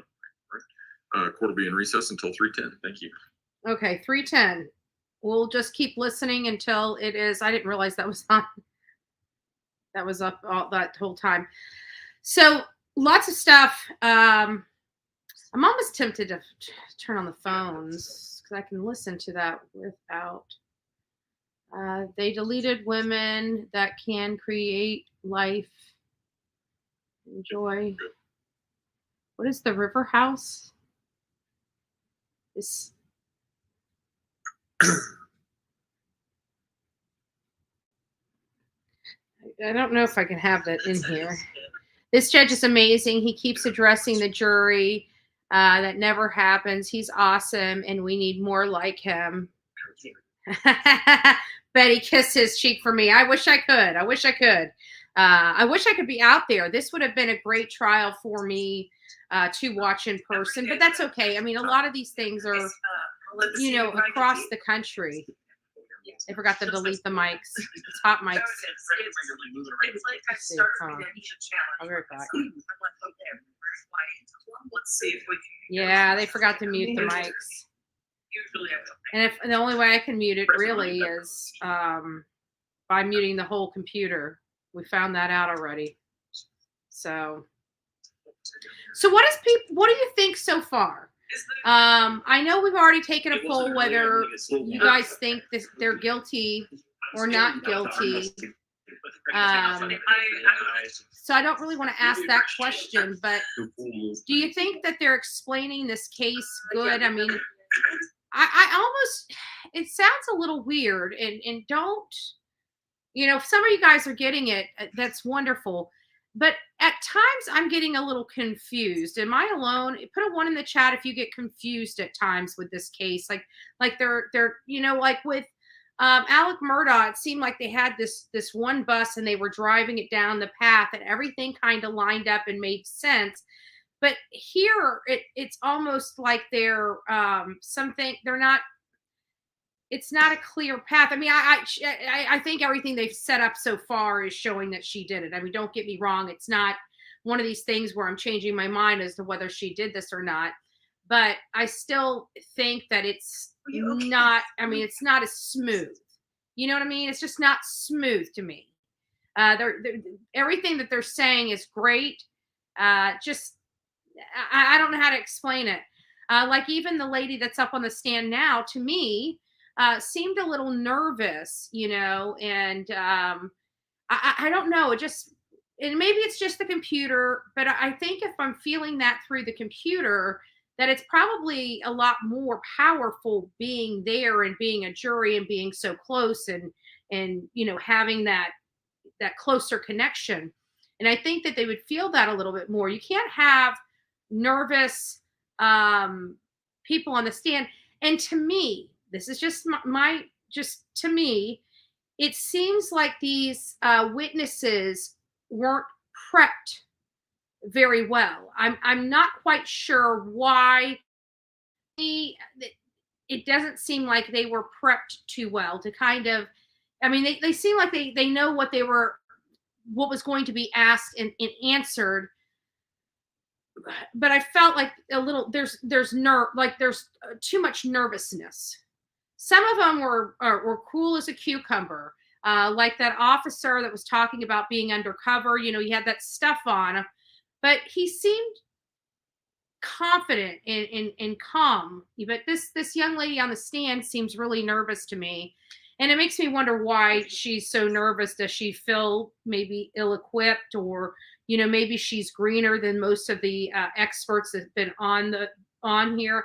I don't know if I heard them ask her how many times she's been called to give testimony in a case like this. They asked that of other people coming up on the stand, like experts. I don't know if she's an expert more so than like a person that just had contact with as part of their investigation. So.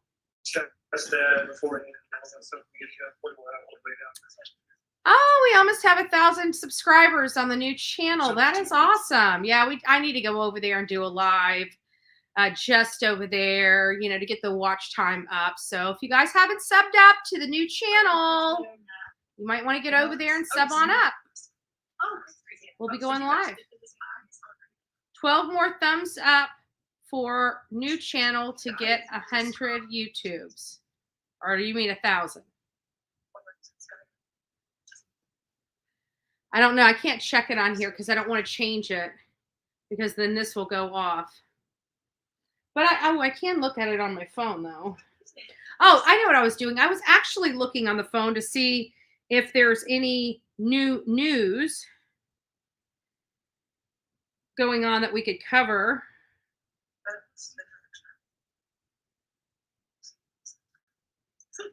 Okay, hold on.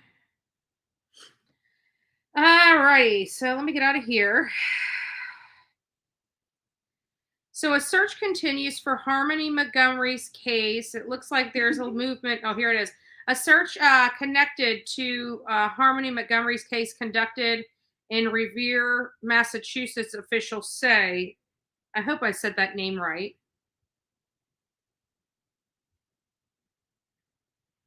A search conducted Friday in Revere, Massachusetts, in connection with the investigation into the killing of Harmony Montgomery. Officials with the Attorney General's office announced Manchester Police, Massachusetts State Park Police, or State Police, and other law enforcement agencies were at the scene, which is wetlands along 107 in Revere, or if I'm saying that right. I don't know if I'm saying that right, so I apologize. I'm sorry, they have a hot mic, so I'll try to speak up so you guys can hear me over them. Officials caution against any speculation related to the potential results of this search. Officials with New Hampshire Attorney General's office wrote in a news release. The search wrapped up around 4 p.m., and Massachusetts State Police said no further information would be released. Sorry, I'm having like an allergy attack. My eyes are just watering. The search wrapped up at 4 p.m. and no further information would be released. Okay. According to Massachusetts State Police, the search, which began just after 9 a.m., was prompted by information developed by investigators, and that's in quotations. Police said 18 troopers assigned to the Massachusetts State Police Special Emergency Response Team were joined by 4 Massachusetts State Police K-9 teams, the Massachusetts State Police Drone Unit, members of the State Police Detectives Unit for Suffolk County, and Manchester police officers during the search. That sounds like it was a pretty promising lead, if you ask me. Investigators believe Harmony was killed by her father, Adam Montgomery, in December 2019. That Harmony Montgomery had disappeared was not known by law enforcement for more than 2 years. In January, a grand jury indicted Adam Montgomery for second-degree murder, alleging he recklessly caused her death. And I'm not going to go into all of the details of that. A trial is expected to begin later this year. Anyone with information about the case is asked to call the tip line, and it just goes in. So for those that... Time is it? We got about 10 more minutes before it starts. So those are the updates on Harmony Montgomery, but that is just a really sad case. She should have never been released back to her father, ever. That man was a violent felon. He should have, I don't know how he passed any kind of background to get that child. I just don't know. Just failures all over the place. But it still makes Sorry.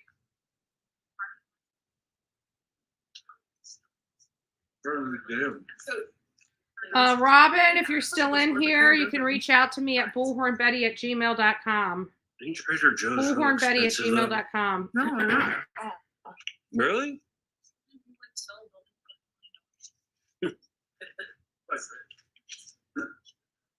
You know what happens when you sell? You know what happens when you sell a building for $1 million? You turn around and buy a house.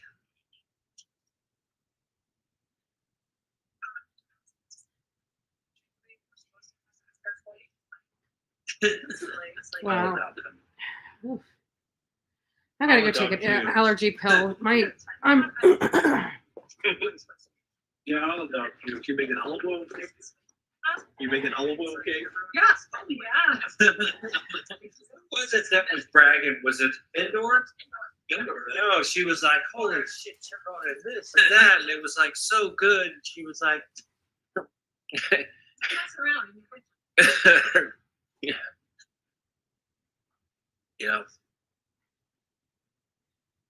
Indoor. We signed probably half of these. It's done a lot of search.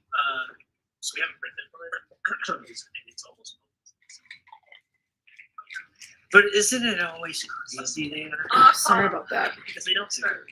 I've been sneezing. I mean, I'm not feeling good. It's getting stopped up. I've got like Kleenexes out the butt here. I mean, it's getting ridiculous. I think I kicked up all that dust yesterday cleaning the office because some of those books were really dusty.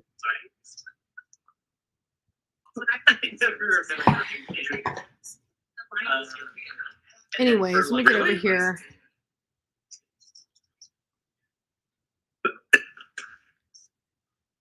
And we are going to be looking into going to that case where the three kids, all the teenagers, that was a sad case. I mean, we were learning about stuff. We watched the press conference today about that case, and that case is really, really bad. And we talked about Trent and the condition that he was left in. Can you believe they actually, sorry, deemed that hazing? Hazing. And after they looked at it, there's no way that was hazing. That was torture. That was aggravated battery, in my opinion. Have you heard that local raw honey can relieve allergies? I actually have a bottle of honey next to the bed. I used to take a tablespoon at night before I went to bed, but I don't know. I haven't done it in a while. I think it's because I travel and I got out of the habit. But I have a bottle next to my bed right now. I just forget to take it, so maybe I'll take it tonight. Thank you. 9 more thumbs up needed to get BHB to 100 likes. Is that on the new one? To 100 likes, thank you. Where's my phone? The new channel. It's slow, but we're gonna have to do something to bring more people off this channel and over there. Maybe I'll put together one of the serial killers. Maybe I'll do that. That'll be interesting because I got some good ones too. You guys have you ever heard of Pee Wee Gaskin? You need to research him in South Carolina. I actually was at the store that was right across the street from his house, and those little gals like to talk. And that's not the only one, man. In that neighborhood or in that community, there was another lady that married guys and murdered them. Like, I'm like, I'm not lying. Their history is a little cray-cray. Like, serious cray-cray. And it's just right there. They were telling me about this, and I'm like, and she was a serial killer too, but can you imagine a place that has like 2 serial killers, one a man and one a woman? And you would think that well, they were from different generations too. One was from I don't know, the 1950s, 60s, and 70s. And I think the other one was later. I used to have sneezing fits, yeah. Well, I've been walking away and walking into the back room just to blow my nose, but it's starting to get to me. But now it's my, while I was trying to read that, my eye was just watering. It just wouldn't stop watering. County Fair and kept him as past. In the back of my throat, a little scratchy too. His name was Keenan. He's real big and they tattooed inside their ears so you can ID him. They need to remember to turn that button off. Like on here, we have, yeah, I guess we have mute camera and mic. They are separate, but you would think that they would, because ours is right next to each other. You can't see it. If you're used to hitting 2 of them, it's hard just to walk away without one.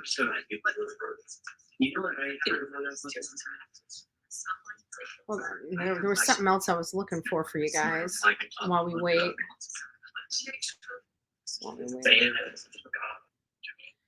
But if you guys were here, they were looking for somebody in that the homicide, the 3 homicide, I can't remember what community I thought I read and it said Miami. I think I was looking at the wrong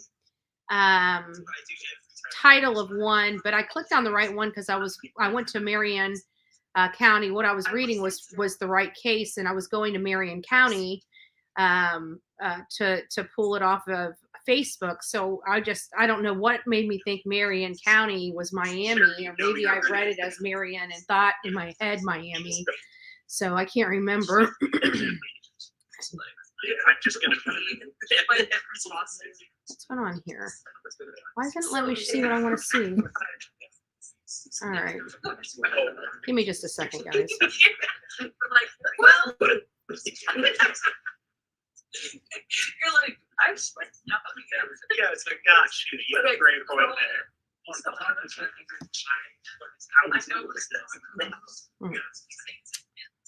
God burn it. I can't find what I. Do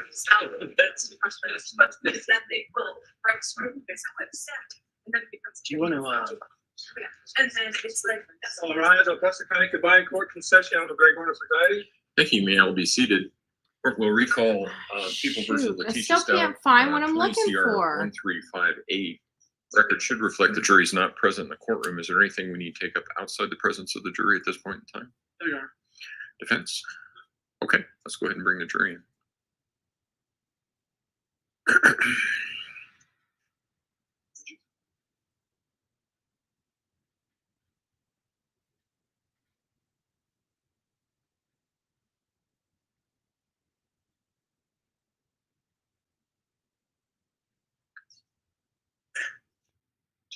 For planning purposes, are you guys planning on leaving everything in here over the weekend? It's going to be locked. There shouldn't be anybody in here. I'm sure we'll leave some things in here. Yeah. Okay, but I know you guys did a really good job of cleaning stuff out of here Wednesday night. So, but it's up to you. Okay. So we're good to leave. Yeah. Yep, you can leave. Yeah, because there won't be anybody here. Leave Mr. Cellini here. All rise for the jury, please.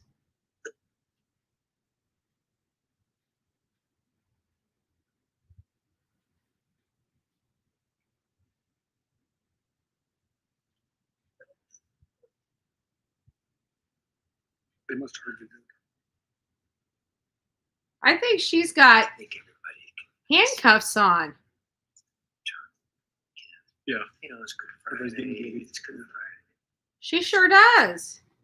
She might be in plain clothes, but no, was that her hand? Maybe not. Yeah. Thank you. May all be seated. Maybe that Court is a will recall, bracelet. 20 CR 1358. People versus Letecia Stauch. Record should reflect the jury has returned. Okay, to the courtroom. I guess it was Prosecution, just a call your next bracelet. witness, please. It looked like Thank she you, was Your wearing Honor. a We would handcuffs call the way Janine she was Sanchez. looking. But I did see her hand up at her face all day today.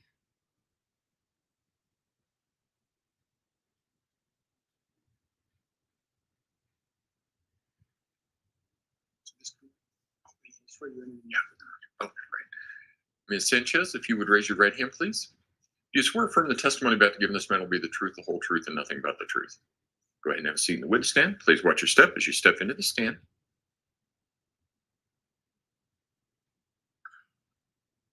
Good afternoon, ma'am. Will you please introduce yourself to our jurors and spell your first and last name for the record? Yes, my name is Janine Sanchez, JANINE SANCHEZ. Ms. Sanchez, I want to just do some preliminary stuff with you. You live here in Colorado Springs? Yes, And I'm going to talk specifically about January of 2020, so 3 years ago. Where were you living back in January of 2020? in Lorson Ranch. Were you familiar with a young lady by the name of Harley Hunt? Yes. How did you know Miss Harley Hunt? So we worked together at Massage Envy, and then we'd occasionally go to Bible study together. Are you similar in age with her? I'm about a couple years older than her. Okay. And you said you worked at Massage Envy. Did you both share the same type of job, or did you have different jobs at that employer? We were both receptionists. Would you see each other often at work? I would say, depending on the shift, yes. Okay. And then you mentioned that you would sometimes go to Bible studies together. Did you ever hang out any other times outside of work besides those types of gatherings? No. Okay. Did you have each other's phone numbers? Yes. Would you sometimes text with each other? Yes. Would that include potentially sending jokes, memes, TikToks, that kind of thing? Yes, we would send TikToks to each other. TikTok is quite controversial these days, isn't it? Yes. How would you describe Harley's demeanor? She was very nice. Was she social or was she shy? She was both. She was shy at first, and then once you got to know her, she was more social. Would you say she had a positive personality or a negative personality? Positive. Bubbly or angry? Bubbly. Okay. Was she nice to people or mean to people? She was nice. And then how would she interact with customers that would come into Massage Envy? She was really nice to them. Was she professional also? Yes. Had you ever been over to her house? No. Prior to a specific time that we're going to get to in just a moment, did you ever have an occasion to meet any of her family members? No. At some point, did you become aware that her younger brother was missing? Yes. I'm not asking you for what was said, but did you actually get a text from Harley regarding that specific incident? Yes. Do you remember working with her on Wednesday, January 29th? It was a long time ago, so I don't remember exact dates. Okay. Yeah.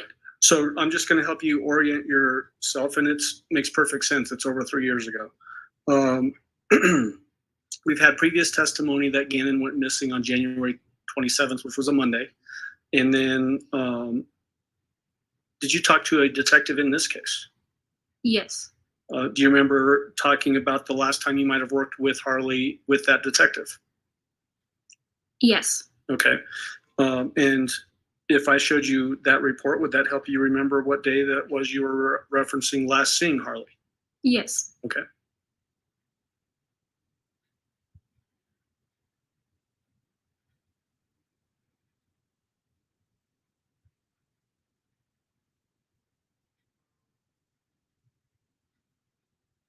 All right, may I approach the witness? You may. In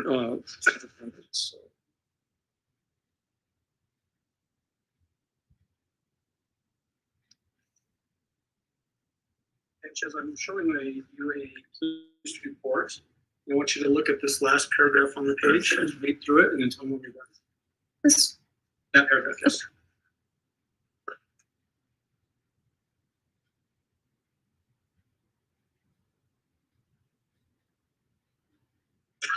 Yes. Did that refresh your memory as to the last time you had worked with Harley? Yes. What day was that? The 29th. Was that Wednesday, January 29th? Yes.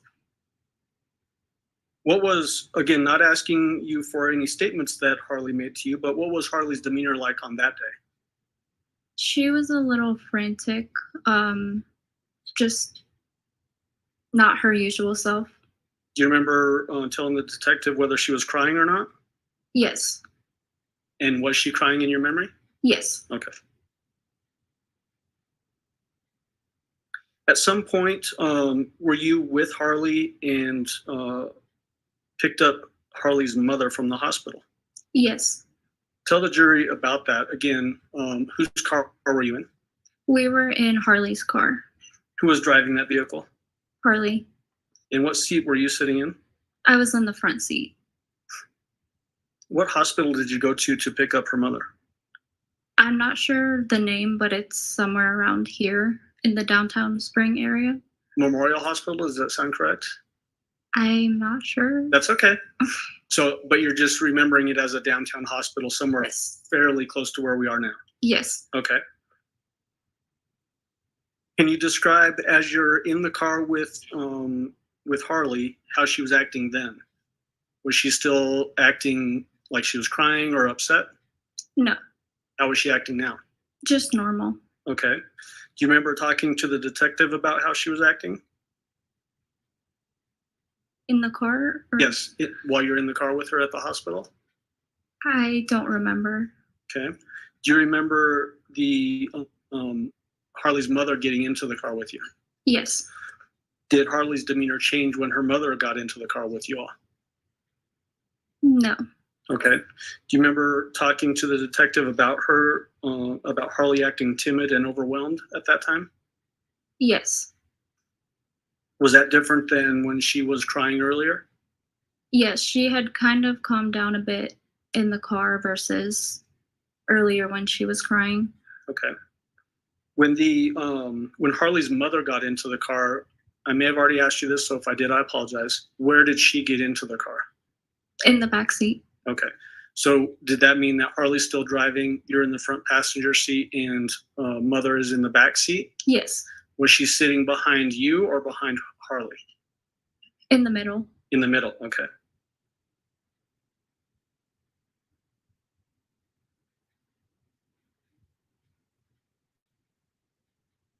Do you remember telling the detective anything about whether Harley was quieter or louder than normal during this car ride from the hospital to your house? We definitely weren't talking for the car ride. It was more just quiet. Okay. Yeah. Do you remember telling the detective that Harley was quieter than normal? Yes. Okay. And I think I've already asked you this in an implied way, but this time that you're now seeing Harley's mother, had you ever seen her before? No. Do you see her here in the courtroom? Yes. Will you please point her out and describe what she's wearing? Yes.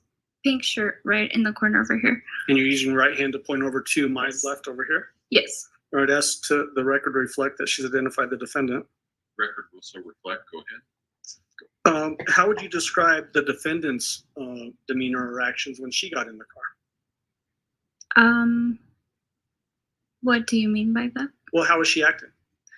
It was my first time meeting her, so I can't really describe how else she would be acting, but I'd say normal.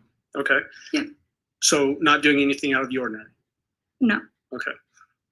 Do you remember her making any statements to you or just to anybody while she was in the car? No. Do you remember talking to the detective about her getting into the car? Yes. Do you remember telling the detective that the defendant apologized for having to stay at your house? Yes. Do you remember talking to the detective about the defendant's demeanor in the car? No. How she's acting? No. Okay. You don't remember that at all? Do you remember telling the detective that the defendant was acting weird? No. Okay. Do you remember a specific statement that the defendant made to you when she got into the car? Yes, I do remember that one Okay. statement. And what was that one statement? Just jokingly how she was joking about saying, basically, hope you don't think we're a bunch of murderers. So the defendant said that to you? Yes. Did you find that to be weird? Yes. But other than that, the demeanor wasn't weird, just that one statement. Okay. So she wasn't acting like she was losing her mind or anything like that? No.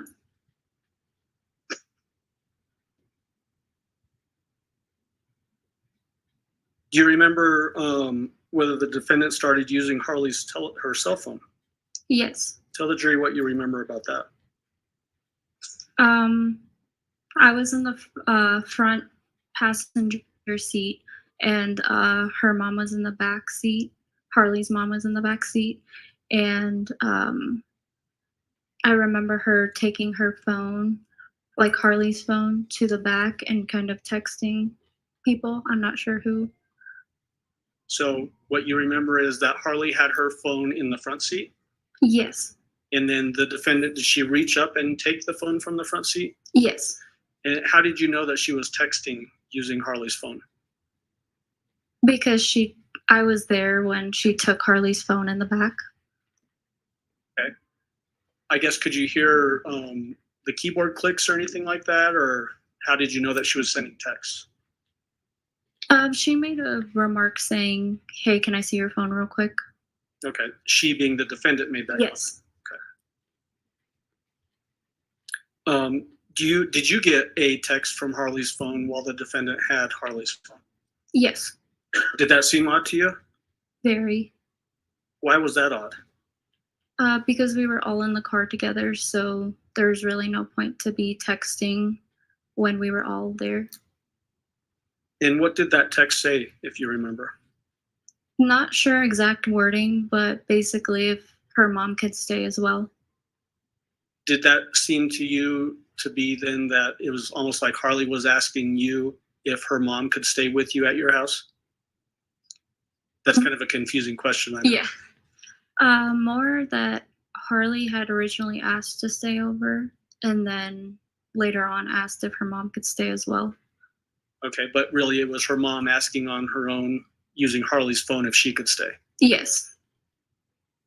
Wow. Did that seem weird to you since you're sitting right there and it could have been verbally said as opposed to texted? Yes. Do you remember a particular time when the defendant said something about turning off location services? Yes. Tell the jury about that. It's been a while, but I remember that they had turned off Harley's location service basically on her phone. Okay, so let's dive into that just a little bit more. Is this while the defendant has Harley's phone? I do not remember. Okay. What does location services mean to you? Just basically seeing where someone's at based off of Google Maps. Okay.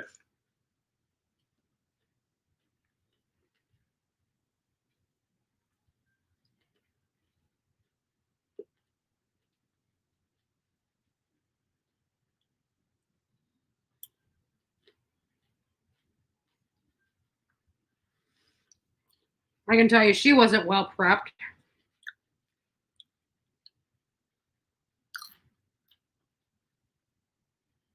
Do you remember the defendant making a statement while holding Harley's phone that she was turning off Harley's cell phone location services? I do not. Okay. If I show you a report, would that refresh your memory? Yes. Your Honor, may I approach the witness? You may. Go ahead. I don't think this witness is trying to intentionally deceive anyone. I think she just truly can't remember. If they would have prepped this witness, they would have, unless they're not allowed to. Some court rules are different than others. I would never let witnesses go up there unprepared.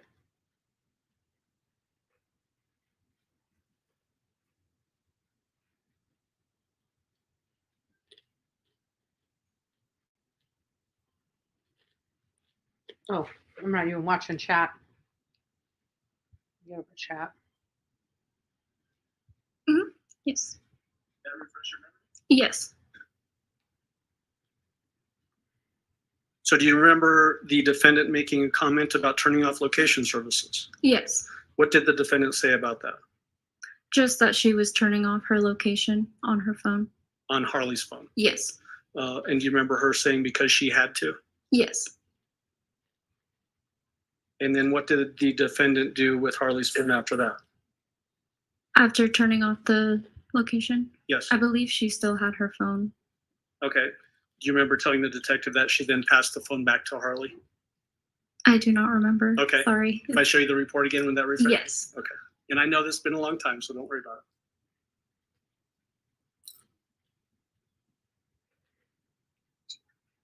it. Okay. Did that refresh your memory? Yes. So after the defendant turned off Harley's cell phone location services, do you remember the defendant passing Harley's phone back to Harley? Yes.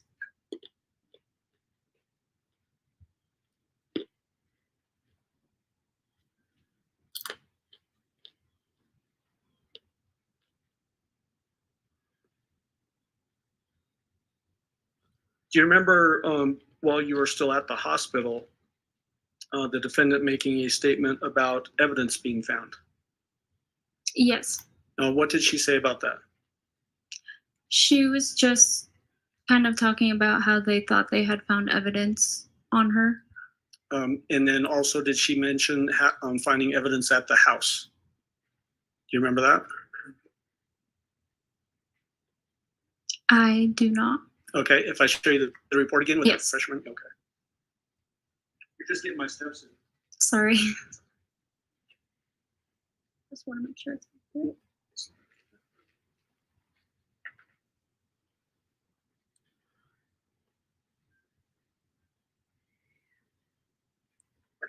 Yes. Do you remember the defendant making a mention about there being evidence found at the house? Yes. What did she say about that? Just about like the carpet situation, how there was like a fire with the carpet. Okay. Hold on just a moment.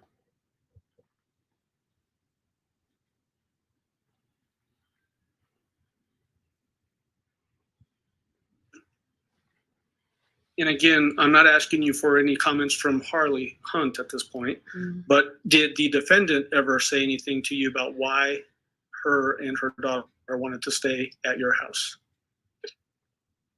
So Harley was just wanting to stay at my house because she didn't really feel comfortable at her own house. I'm not really sure why her mom wanted to stay at my house. With the whole texting thing, that was kind of odd, but we were already at my house, so I just let them both stay. Was it strange to you that both Harley and her mom were now staying at the house as opposed to just Harley as originally arranged? Yes. Oh, okay. Did it make it even more strange that this is also at the time that Harley's young little brother was also missing? Yes. Okay, thank you. Oh, just a second.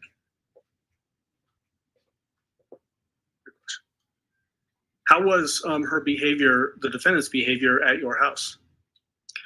Really, we just walked into my house, talked for a little bit, and then I let them get settled in the living room, and then I just went upstairs. Okay. So you have a 2-story house? It's technically a 3, but the basement's unfinished. Okay. So is your bedroom upstairs? On the 2nd floor. And then Technically the 3rd floor. Okay. Yeah. And then where did they stay? Harley and her mother.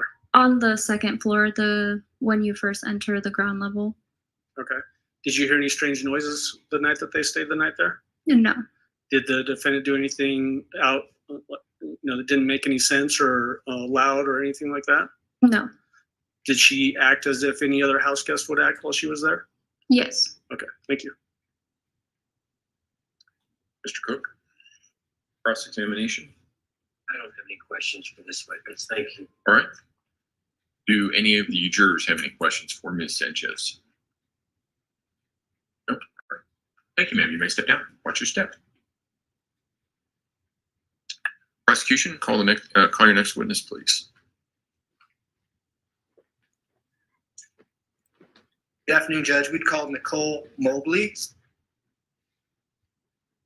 Just gonna cross Nicole. You guys want to be? Want to do this? Ms. Mobley, if you would step forward and raise your right hand, please, ma'am. Just gonna right up to that. Right there is fine for right now. You swear affirm the testimony about to give in this matter will be the truth, the whole truth, and nothing but the truth. Yes. Go ahead and have a seat in the witness stand. Please watch your step as you step into the stand.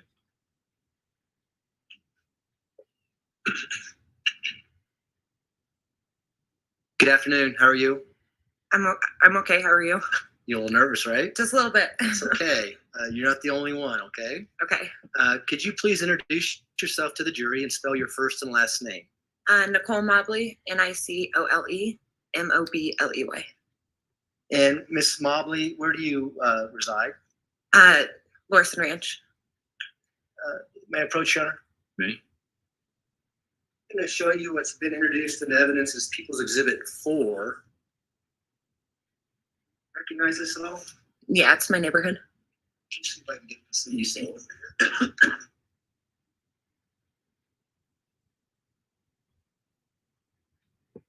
Thank you, Sword.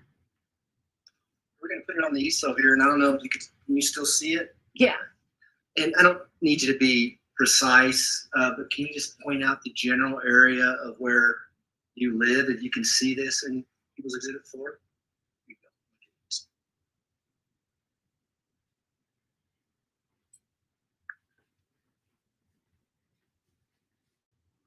I'd be over here somewhere. So for the record, you pointed to Mumford Drive in between Tarbell Drive? Yeah, I'm on Decker, but the school's right here, and my house would be like over in the section kind of by it. Okay, great. How long have you lived there? 2 years? No, I'm sorry. That's way off. 3.5, almost 4 years. So you were living there back in January of 2020? Yes. And while you were living in that neighborhood, did you have an occasion to meet someone named Letecia Stauch? I did. And tell the jury about how you met her.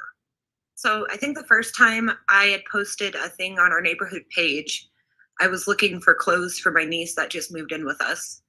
And I had got a message from a Harley Hunt, is who I thought I was speaking to. And then they offering some free clothes for us. And when the person actually showed up to my house to drop off those clothes, it was Letecia. You talked about a neighborhood.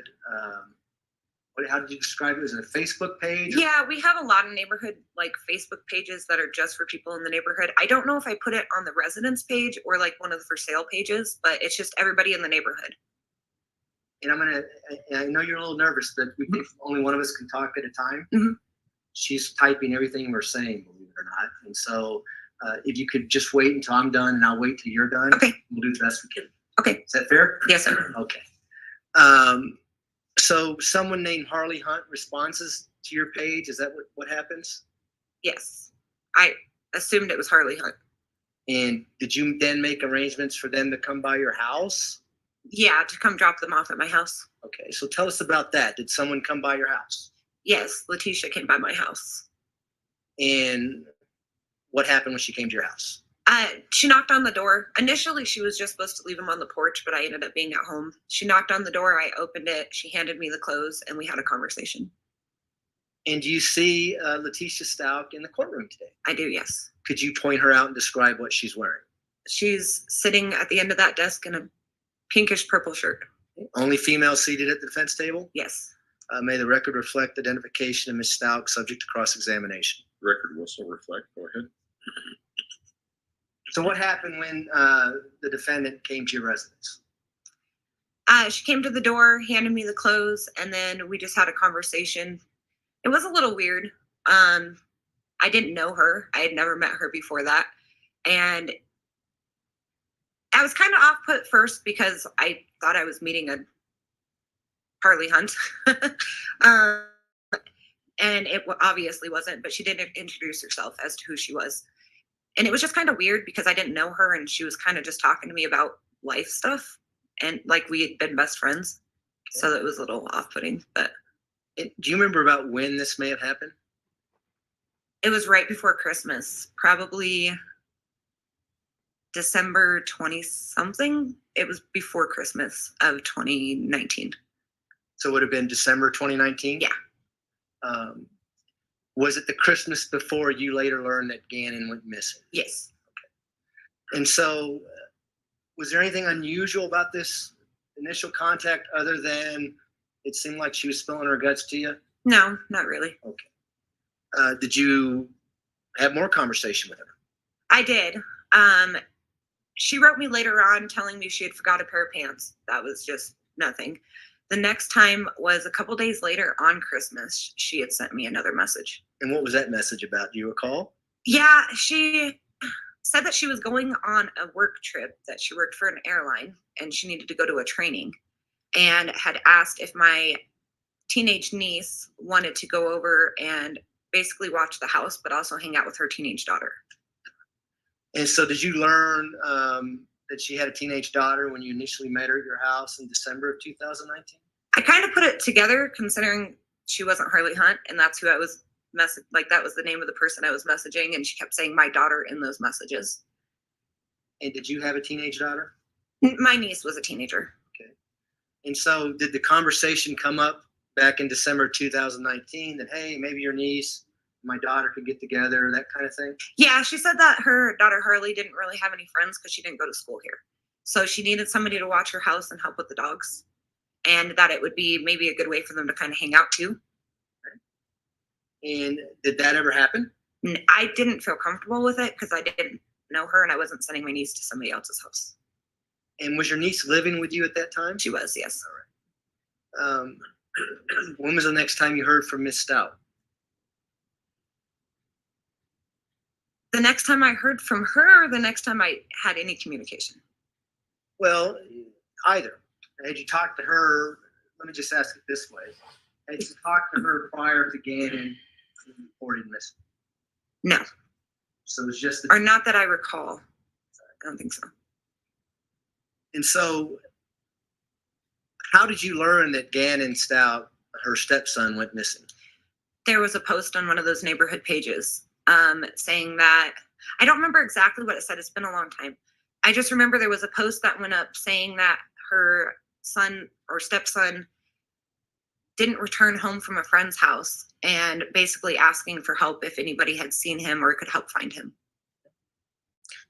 And so, prior to seeing that post, had you and the defendant talked about the defendant's family situation, who was living in their house, how many kids, and that kind of thing? Not that I remember. You only remember her talking about Harley, the teenage daughter? I remember when she was at my house that first time, that weird conversation that we kind of had was talking about weird things, just like, I'm trying to remember exactly what it was. No, because that, I do remember.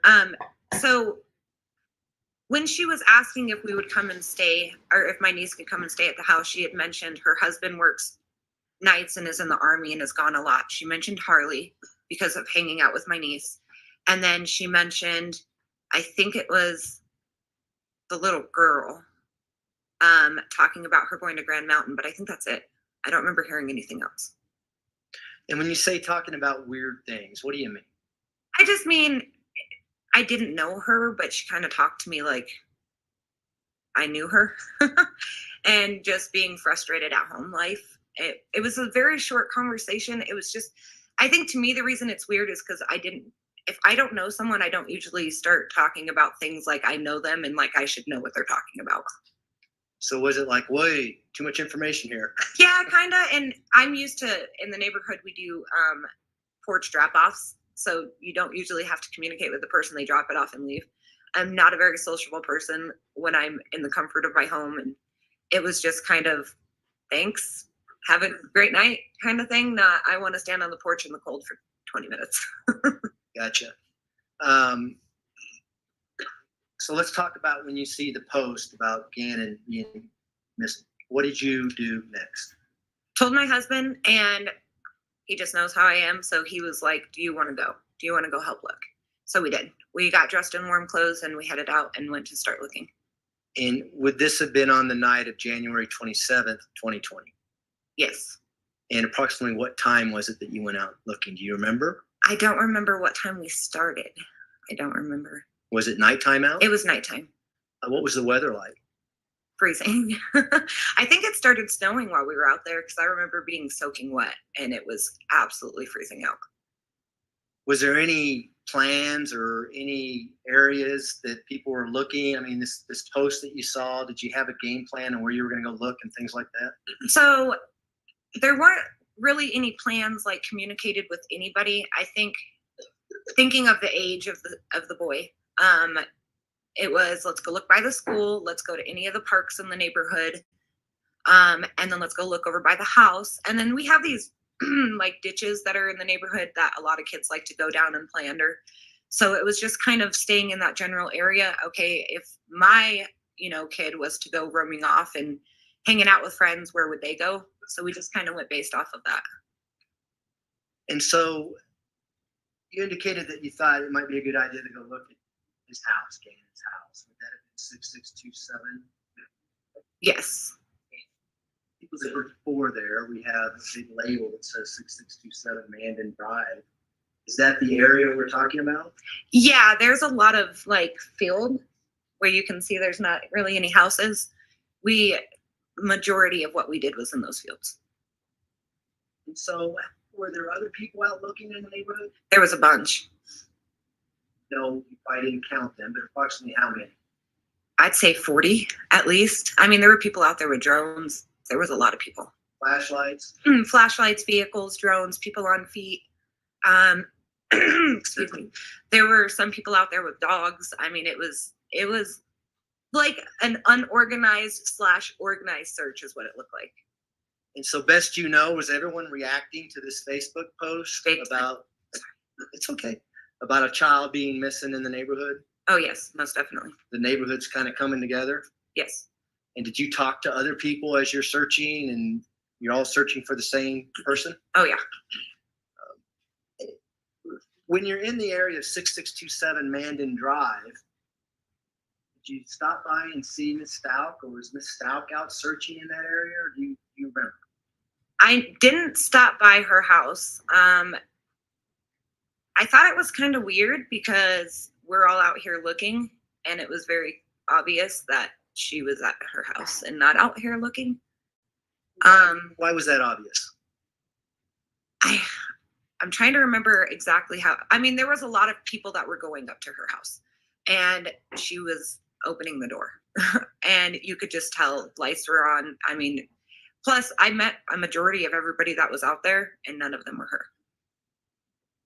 And obviously you had met her before, and so did you tie it together that Gannon Stauch was living in the same house with Letecia Stauch? Yeah, as soon as the post went up on the neighborhood page, I recognized her right away. Was she on a picture of her on the post? Not on the post, like her Facebook picture. Oh, okay. And so as you're out that neighborhood, did you ever see any police cars coming to 6627 Mandan Drive? I don't remember seeing any when I was there. How long were you out there, do you think? Hours. We were out until about 2-3 a.m. So you went in that into the early morning hours of the 28th. Oh yeah. By the time we got home, we had mud all the way up our legs, our arms. We were covered. And were people out there pretty consistently until the early morning hours looking, or? It died down a lot, probably around midnight. I mean, it did get really cold. If I remember correctly, I think it started snowing. So some people, I think, did have to kind of start giving up. So at that time, like, as long as we went, there was probably maybe a handful of us at that point. And so into the 28th of January, 2020, did you continue to follow the progress of the case, the Facebook postings and things like that? I did, to an extent. Tell us about that. I tried not to read into, or I guess look too much into the drama stuff that was going on through it. More, I tried to focus on the facts of things that were going on, or posts that were made directly from the defendant. A lot of drama and a lot speculation and things like that on social media? Oh, yeah. Was the media reporting pretty heavily on Gannon's disappearance as well? Yes. Were you watching that? Yes, those things I would.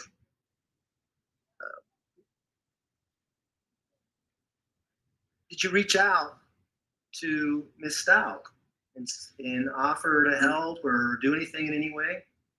That was another thing that kind of set me off. The night that he went missing, I had sent her a message. I cannot remember what I said in it, but I remember it was something trying to get information like where we should be looking, and she blocked me immediately. What kind of message did you send her? Was it a text? Was it social media? Was it a phone message? How did you try to reach her? Facebook Messenger. And prior to that, had you been messaging on Facebook? For the previous times that we spoke, it was Facebook, yes. And did you ever talk to her about why she blocked you or anything like that? Well, she blocked me, so I couldn't. I know my husband sent her a message saying, you know, I don't understand why you blocked my wife. We're just trying to help you. Is there something you have against her? Like, what's going on? But we never got a response. Did you continue to progress or watch the progress of the investigation to see whether or not Gannon was found, that kind of thing? I did. I also, any search party that they had, we had like blue ribbon ceremonies, different things that we did. I participated in everything. Do you recall seeing the defendant, Ms. Stauch, being interviewed on KKTV during this time frame? I do. What do you recall from that interview? Can you, as in, like, what do you mean? I don't know how I'm supposed to answer that one. No, I answer it truthfully. I mean, did that spark anything and want you to be involved in the investigation based on what you saw her say during that interview? The first thing that stood out to me, I think, with that interview is she didn't face the camera. And then there was a lot of in my opinion, it sounded like her speaking in past tense when she would mention Gannon. But I also thought it was really weird that a majority of that news cast was her worrying about what people thought about her instead of worrying about where Gannon was. And did that trigger your personality as to want to know more or find out more about what had happened to Gannon based on everything you're seeing, not only this interview, but the post on social media and things like that? Most definitely. Was there a point in time where you tried to reach out to Ms. Stauch again via some Facebook pages? I did, yes. And what kind of Facebook pages did you reach out to? Do you recall? Do you mean which one of hers or what? What do you mean? Well, let me, was there a Facebook page called Support Ms. Stauch? Something? Yeah, there were several pages. I don't know if I communicated with her on any of her responses that were happening on those pages. I might have made comments to other people, but I don't remember if I communicated with her on those. I just know that I reached out to her on personal Facebook Messenger. Is this the same Facebook page that you were blocked on previously or another Facebook page? Another one. Do you recall the name of that? I think it might have been, it was either Letecia Stauch or T Stauch. Did you get a response? No, not initially. When you say not initially, does that mean you eventually got a response? Yes, I ended up creating a fake Facebook page. And talk about that. Why did you do that? I wanted to see if I could get her to respond to me. And I knew she wouldn't on my original page. And why did you want her to respond to you?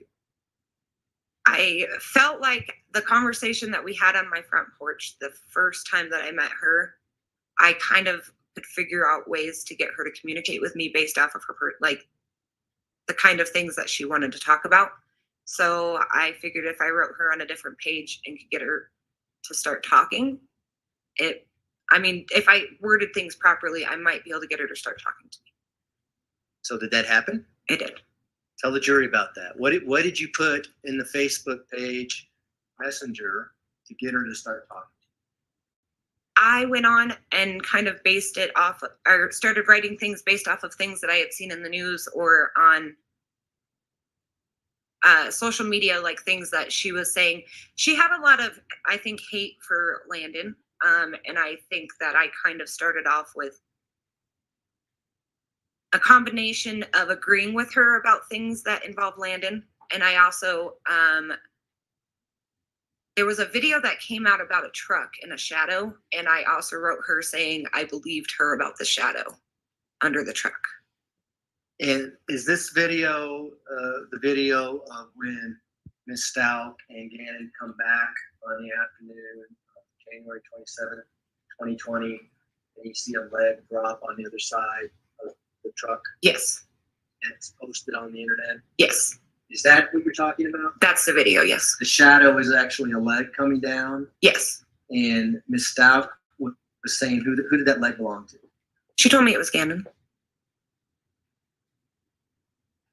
Did you eventually continue communications with Ms. Stauch via text? Yeah, so I continued on Facebook Messenger, and then eventually we did make it onto a texting app. Tell us about the texting app. Whose idea was it to use a texting app? She had asked me to download a texting app on my phone so that we could talk more privately. And was this on February 19th of 2020?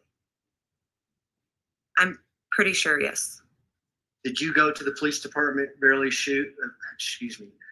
shortly after this string of text messages? I don't remember how long it was, but I feel like it was pretty soon after that, yes. If a report indicates that you went to the police department on Friday, February 21st, 2020? Sounds right. Would that be accurate? Yes. And when you went there, did you take your phone with you? I did. And did you provide your phone to law enforcement so they can take screenshots of this text messages that you're having? I did. They took it for several weeks. And would you recognize those text messages if you saw them again? Yes. May I approach the witness, Your Honor? You may. Andy, what's been marked as People's Exhibit 30 or 233. And within that exhibit, there's 33 pages. Do you see those? I do, yes. If you could take a moment and go through those 33 pages, and I'll ask you some follow-up questions.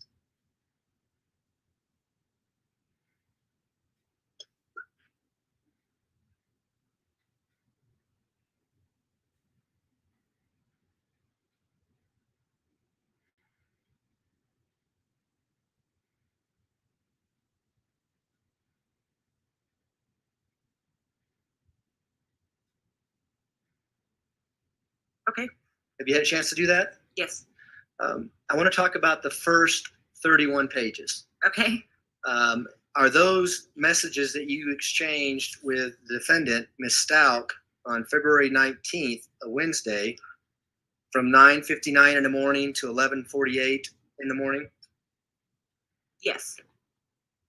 The second to last page, is that a text message that you exchanged with a Harley Hunt?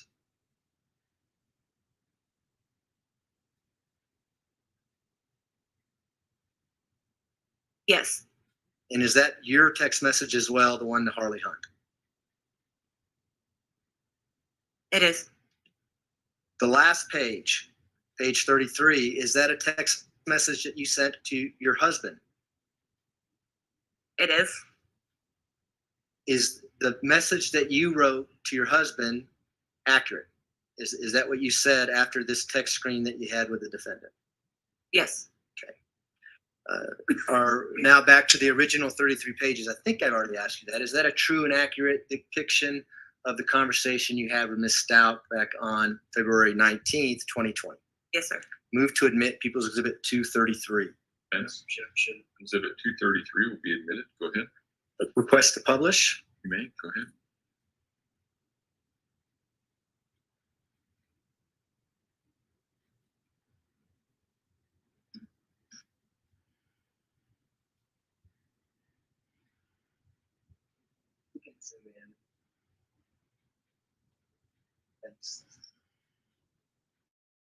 You know, either look at the TV screens or actually look at the notebook, whatever you're more comfortable doing. Okay. We're on to page 1 here. Before we talk about page 1, what was your motivation? Why were you trying to get her? Sometimes I get this impression of myself that I can get people to tell me things that other people can't. So I just wanted to give it a shot. When you're talking to the defendant here, had Gannon been found yet? No. Were you trying to find Gannon? Yes. Were you trying to get information from her so that Gannon can be found? Yes. The top of the text says Barbie Girl.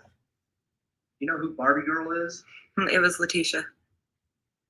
And did you know that that was her name through the Facebook messaging before you started this text app? I didn't know that she didn't tell me the name, but it was the phone number. And it says Wednesday at 9:59. Is that approximately when this all started? Yes. And that would have been February 19th? Yes. So when it says to verify it's you, what was your real first name, LOL? Is that Ms. Stauch talking? Yes, sir. And prior to getting this string of messages, were you certain that it was Ms. Stauch who you were talking to? Yes, sir. We did a thing on previous messages where I had asked her something. I don't remember what it was, but to validate it was her, that only she would know, and she did that. And is she now validating who you are? Yes, sir. I.e. Nicole is what you respond? Yes. So if we can scroll down a little bit.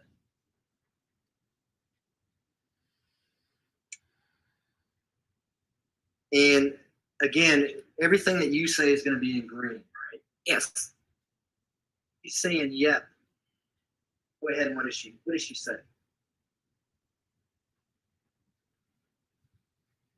That she was realizing who I was, verifying that that's. She said, okay, so listen, I didn't hurt my son or kill him. want you to know that. I also want to know that I can trust you on. Yes. How did you take that?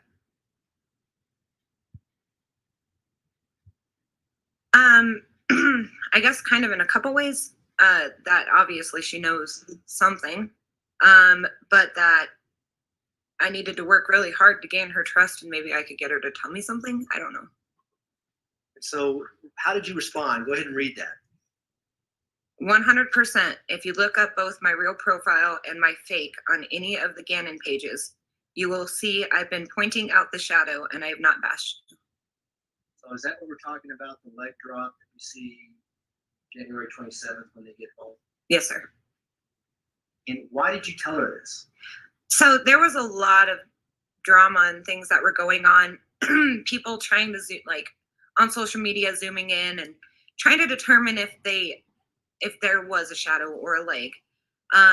Because there was a lot of, well, we didn't see him come home. So she, I think at one point was involved in some of that communication, trying to push that. So I knew if I reached out and said, I believe you, this is what I saw, that she would start to trust me.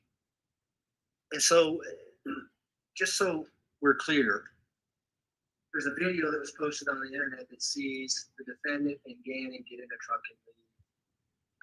13. Yes, sir.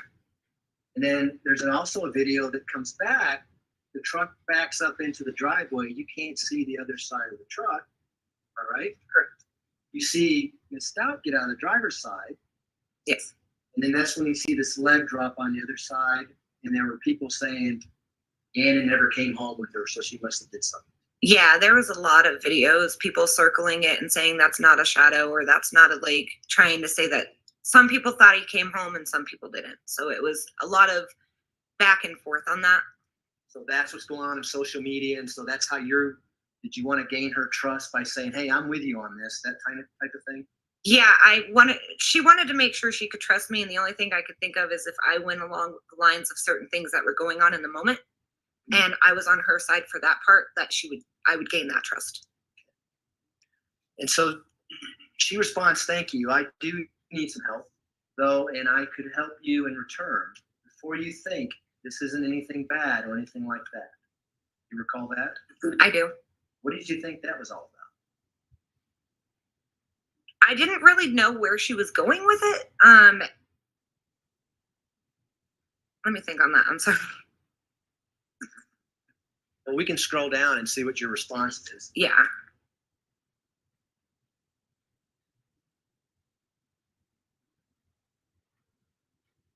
Now we're on page 2 of that exhibit. So your response is, just to show you what I've said to my own family in the past about all this. Can't make out. Looks like you attached something to the text. Yeah, I think I attached something that I'm like a message I might have sent to somebody else talking about it. I don't remember, but I'm pretty sure it was just like, look, I'm showing you. I even told somebody in my family I believed you. Is that again to gain her trust? Yes. I don't know about you guys, but I'm exhausted. Lordy, lordy.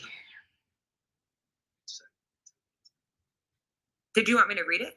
Yes. Okay.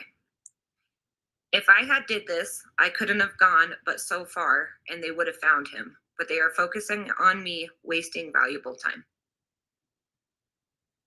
It says thank you. Thank you. And then what do you say?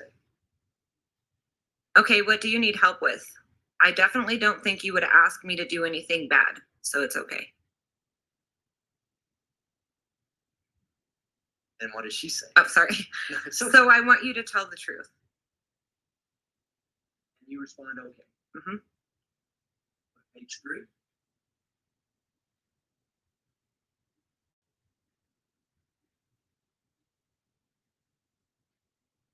And some of these are kind of repetitive just because of the way they did the screenshots, so bear with me. So you say okay, and then what does she say? Someone was in the home when we got back. I gave this to police at my initial interview, but I thought he was being defiant and just going against his dad's wishes leaving. I blacked out.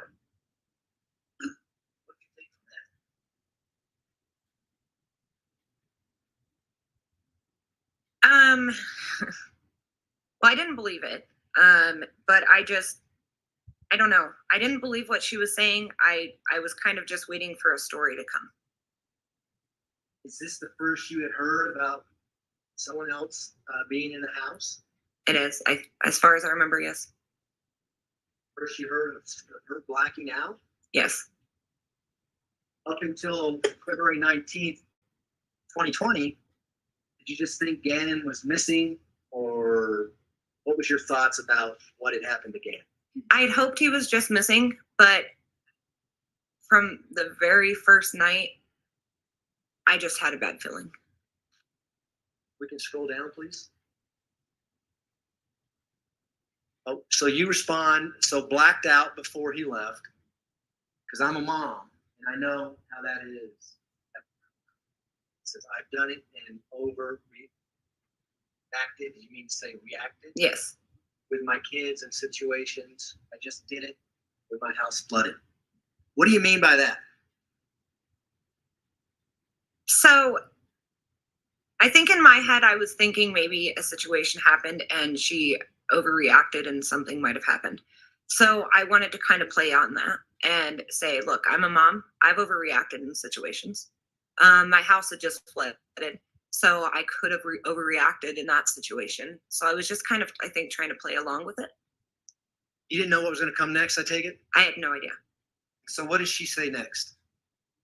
I am beginning to think that the guy was still in the home when police came. Either way, he popped back up with Gannon, so I'm assuming they were in the storage room. He threatened me, and I put them girls upstairs to protect them. She says the? Yeah. And you asked her who was the guy? Yes. How'd she respond?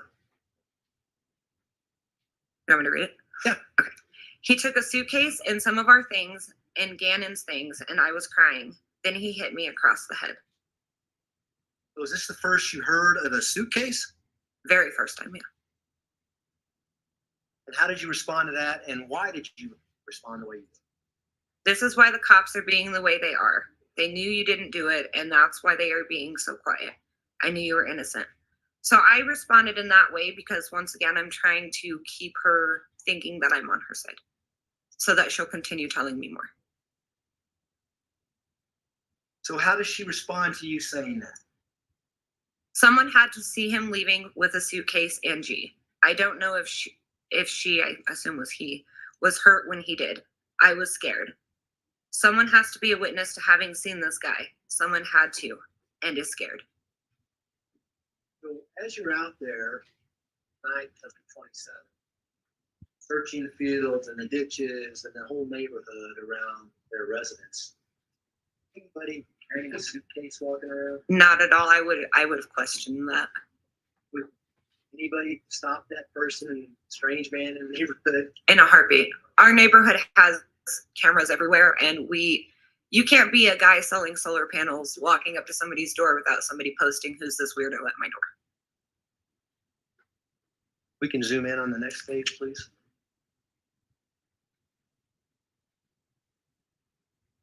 So she said someone has to be a witness to having seen this guy. Someone had to and is scared. And you said, can I ask you this? You think Landon sent this guy? Yes. How does she respond? I will do anything to find that person, but I don't know how. She could have, and then things may have went wrong. Now, had you gotten to know Landon and Al and Lena and the rest of the family from efforts that were going on in the neighborhood to try to find Gannon? I remember, I think I met a few of them maybe once for a very small amount of time. I think there was an aunt and Lena at one of the events that I got to play with Lena and do a few things with, but I didn't get to know them. Was there a church in the neighborhood that was heavily involved in the search effort, and people would meet at the church and discuss things? And trying to find game. Yeah, we would do it at the church, but we also had a point when right off of Mandan, there's that field, and we actually set up tables with food and snacks and waters, and everybody would gather there and do search parties. And I think that's where I did most of my communication. The one time that I think I spoke with a couple of them. So why did you ask her if she thought Landon was involved? It was made very clear, and I don't remember how, if it was social media or what it was, but that she didn't like Landon. So I think I was trying to play off of, okay, well, she doesn't like her, so if I start talking about Landon, it pulls her in more because I'm kind of siding with her. Okay. We can scroll down, please. And you say, I've been thinking she sent someone to get both kids. Yes. Same thing? Same thing. You're trying to draw more information out of her? Yeah. And that's what I had meant in the previous, when she had said things may have went wrong in the previous one, I'm sitting here thinking, okay, if I play off of, okay, maybe Landon sent somebody down here and it didn't go right. They were only able to get the one kid and, you know what I mean, kind of played it off. And then she responds to that, says, but Lena was gone, so he couldn't. Yes. And did you know who Lena was? At this point, yeah, I did. Is that Gannon's 8-year-old little sister? Yes. And you asked her, how did he get into the house? Did he force his way, or did he act like he was there for a reason? Do you recall asking her that? I do, yes. Trying to get more information? Yes. And how did she respond to that? Can you read that for us? When we went in through the garage, I went into the bathroom. So either already in there or came gate. Maybe G had seen him before. That's why he kept checking the gate to make sure it was locked.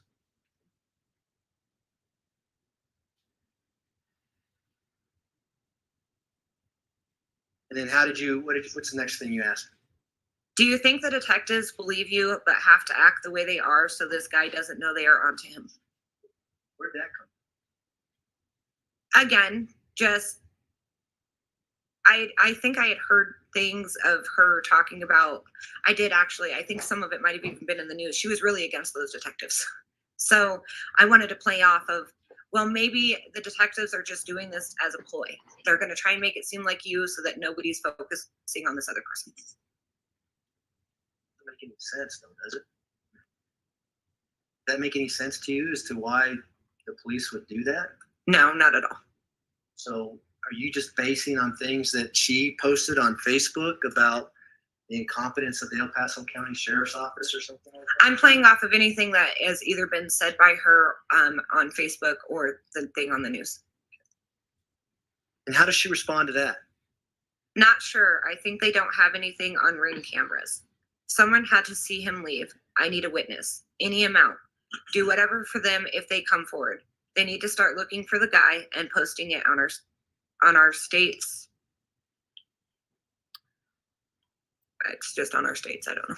Okay. And Mike, just to let you know, I just blended myself a milkshake. And then how did you respond to that?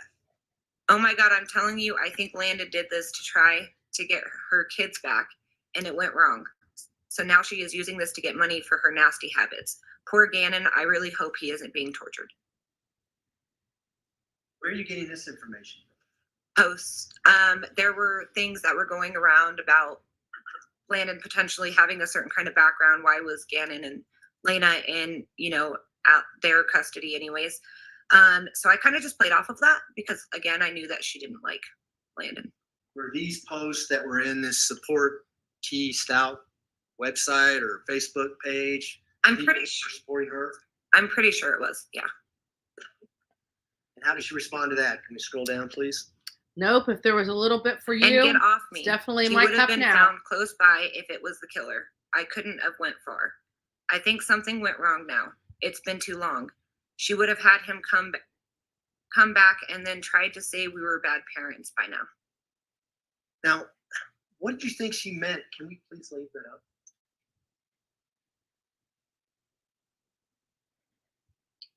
What did you think she meant when she said he may be close by if I was the killer? She can. That's a speculation. It goes to her response to this.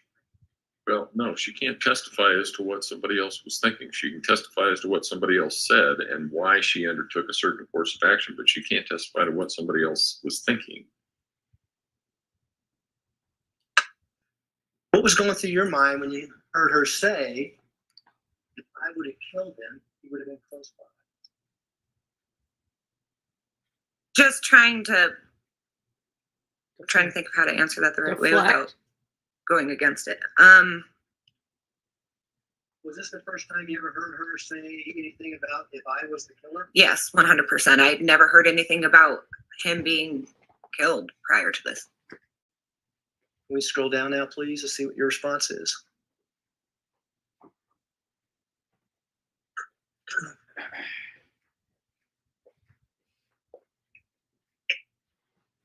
So you respond, did Gannon seem like he knew him? Or was he acting scared when he was talking? Taking him. Taking him, I'm sorry. It's okay. Is that how you responded? Yes. Now, above that, she says, I think something went wrong now. It's been too long. She would have had him come back and tried to say we were bad parents by now. Now, I think he may be out of state. All that? I do, yes. Is this the first time you ever heard her say anything about Gannon being out of state? Yes. And did you later learn that Gannon's body was found in the state of Florida? I did. Go to the next page. Next page, please.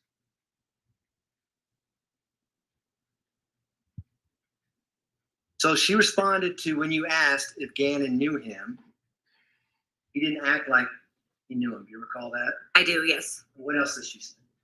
The guy did say friends with Uncle Matt, but I don't know if that is real. He doesn't have an uncle named that on our side.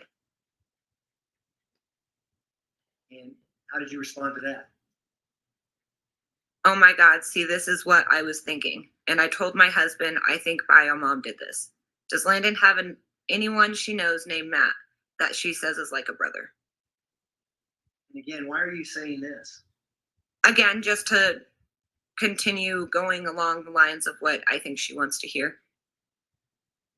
And how did she respond to that? I need a witness that the guy left. I will do anything. I'm not asking you. I'm asking if you know anyone who will. I will give them my life, a reward, whatever. Anything to get them to expand the search. How did you respond to that? Did he ask where the little girl was, or what did he say to you?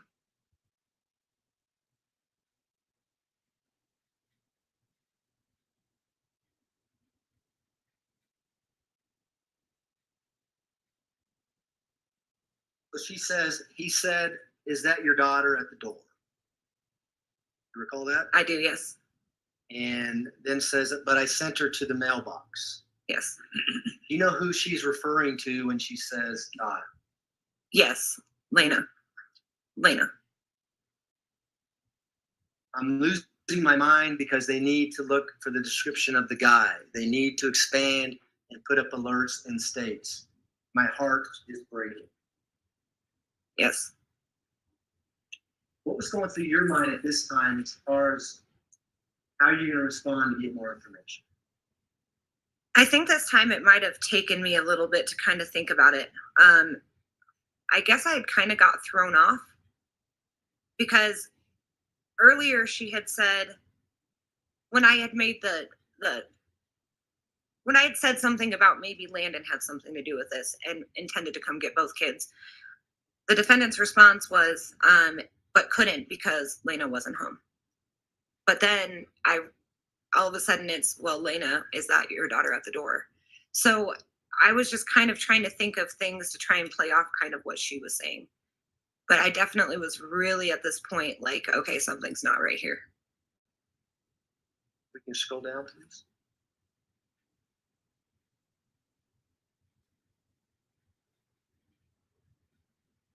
So go ahead and read what you say there in green now on page 13. Okay, let me think on this. On a way to help.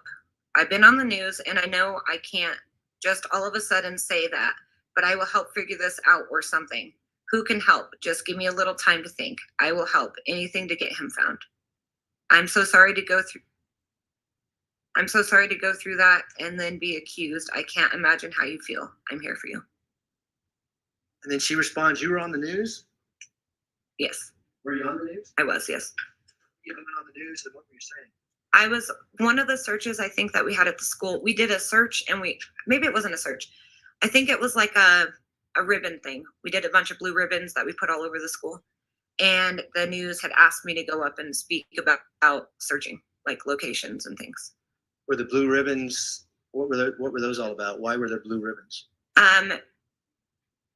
We turned the whole neighborhood blue for Gannon. Is that his favorite color? I think it was his favorite color, but he also loved Sonic. We can scroll down, please. And she says, and whatever they need, they're going to have to pay me for defamation, civil rights violations, etc. But for now, I need him home. I need my boy home. Yes. How did you respond to that? Sounds like Don Wells. Let's go. Sorry, had to say it. Yes, my husband and I went out the first night till, I think it says 2 a.m. And so, go ahead now. Then I went out every day for a week looking. Steak was good. Now, when you say that, steak and shake, you got that right.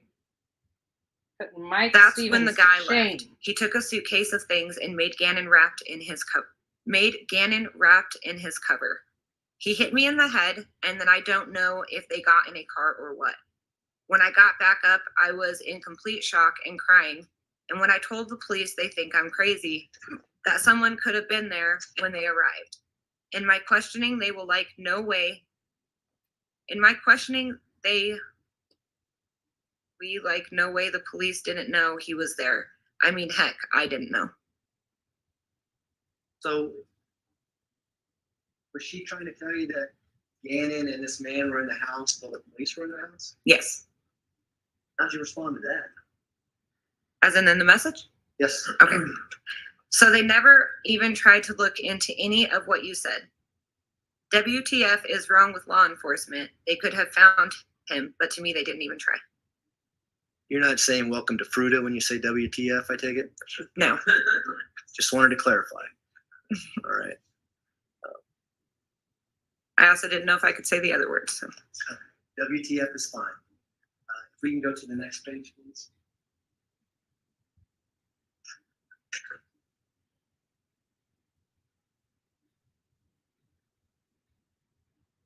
So she responds to that by saying that's when the guy left. He took a suitcase of things and made Gannon wrapped in a cover.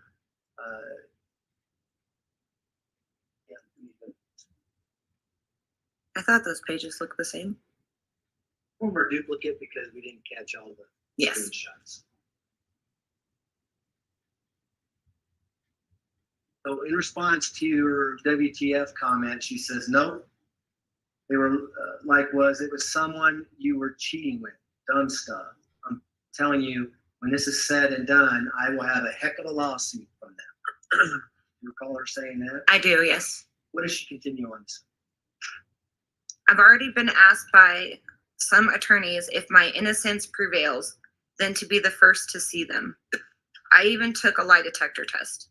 I wouldn't ask if I didn't need the help. I am trusting that you don't say anything about our convo. I am innocent. He is my son.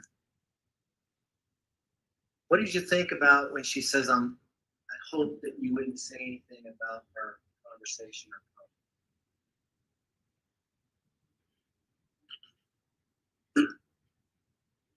I'm sorry, say that one more time. Well, what was going through your mind when she says, I am trusting that you don't say anything about our convo? That she's probably getting ready to open up and say more. Did you get the impression that she was going to be asking you to do something? I did, yes. What was that? Lie for her.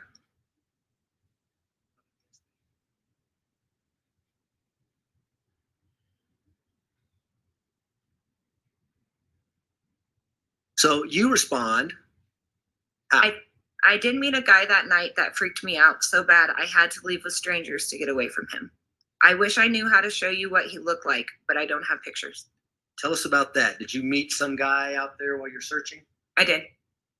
What was that all about? Tell the jury.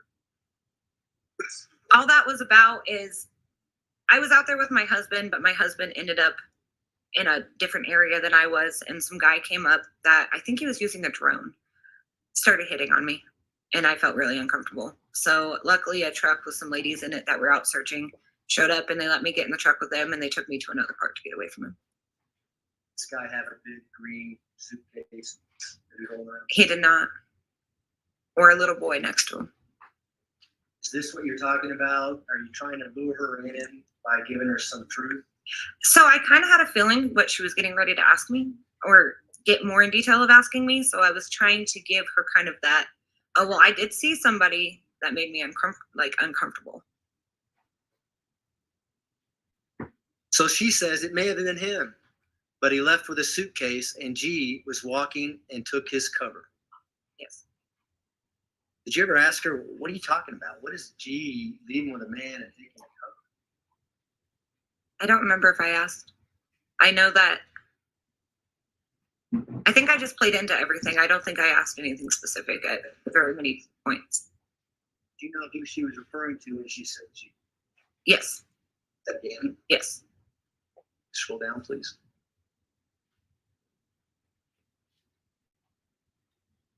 How do you respond to that? I will never repeat this conversation. I promise you, I believe you.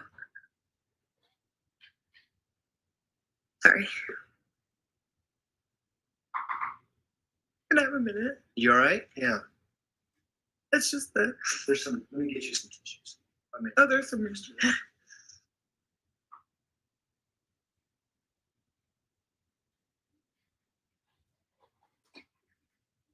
People don't realize how stressful it is. Could you read it? Sure. Did you say this was hours later, and I told my husband this guy that creeped me out, what if he had something to do with it? And hours later came out to help search, just to be close to the house to see what was happening. And I told him this that night before I knew any of this. Yes. I'll say that. I do, yes. You actually think that? No. Why'd you tell her this? Again, just to keep her going. Yeah, I'm okay. Okay. Yeah, I'm okay. We can go down to the next one, please.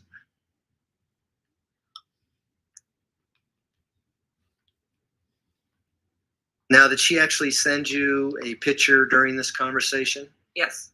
And what is that picture of? Do you recall? Cannon's bed and his blanket. Is that why you're getting emotional? Because you saw this picture coming up? Yes. And I apologize for that. It's okay. What did she talk to you about when she sent you this picture? She said, this is the cover he left with. This is online now because it showed G back at the house with me timestamped. What if you just said you remembered something suspicious after seeing this picture and explained the description and you didn't think was relevant until now because the kid had the same cover? I swear to you, I didn't do this. I just need help with someone getting this out there so they can start posting in other states.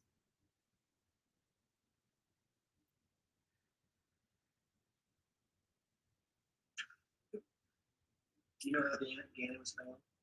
I do, yes. How he was found in that suitcase? I do, yes. How did you respond to this? That's a possibility. Do you remember around what time it was?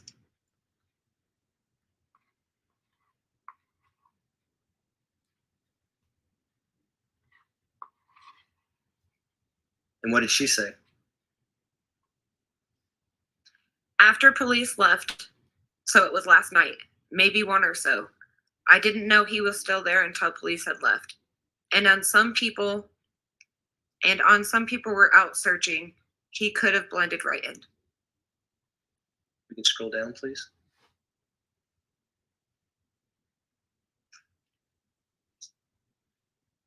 Did she also go on to say, especially if cars were around in the area, they had to get in a car at some point? Yes. Did you see anybody, kids getting in the car while you're out searching? Not kids in this aspect, no. Like when you're out searching? Yes. Is that all over the post? It's Yes. pictures of Gannett? I think that I also clicked on her Facebook and looked them up too. So you respond, yeah, there was a lot of cars and people everywhere. Yes. Is that true? Yes. Well, not a lot of cars. There was a few cars, a lot of people though. And then what did she say next at 11:11 a.m. on the 19th? I wouldn't ask this if I didn't want to find our son. I'm cornered because of no ring activity. Did you know what she meant by that? Yes. And what did that mean to you when she says that? Just there was no footage of him leaving or any man walking out with a suitcase and a blanket and a little boy. So no footage of that on the internet posted on Facebook pages? No, and none on anybody's rings. We can scroll down, please. Looks like you asked a couple questions here. Could you go ahead and read that for the jury? Yes. So this was before the cops searched the house. So he was making Gannon hide with him and be quiet. That's not only scary, but also really sick. Do you remember? I think it's supposed to say what he looks like. Tall, short, skinny, fat. So I can think of a way to say it when they ask details. Why are you saying that? To play along. Keep her going. Do you want her to think that you're going to come up with this story and tell the police about what she's asking you to say? I wanted her to believe this, yes. What did you say next? So I was in the field by your house from about 12 to 2 and could see your house most of the time. So now I need to think really hard about this because I saw a lot of people out, and now I'm wondering if I could have seen anything. It was freezing cold and we were exhausted, but there were so many people out there. How did she respond to that? Yes, he's Hispanic, shorter, 5'7" or 5'8", about 175 pounds. He has like either a tattoo or something on his face, maybe teardrop or something like that, but a marking. He had on a jacket. I don't remember the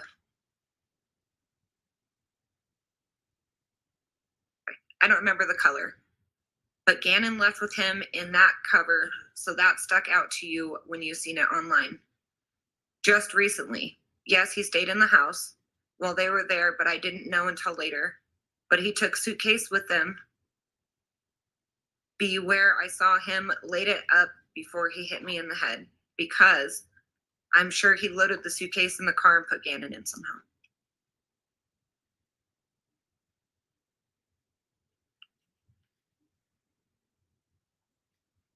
Then how did you respond to that? I wish I could remember that night better. Like a car in front of your house or close, because I parked on your street a few houses down to get out and search the field. And then when she says, at this point, I just need the main info out there. Again, I only ask because it's our child. They're looking in all the wrong places. Driving me crazy. All her saying that? I do, yes. Is she leading up to something? I know we're going to get to this question she's going to ask you down the road, but at the time that you see this text come across, are you anticipating her asking you to do something? Yes. Go to the next page, please.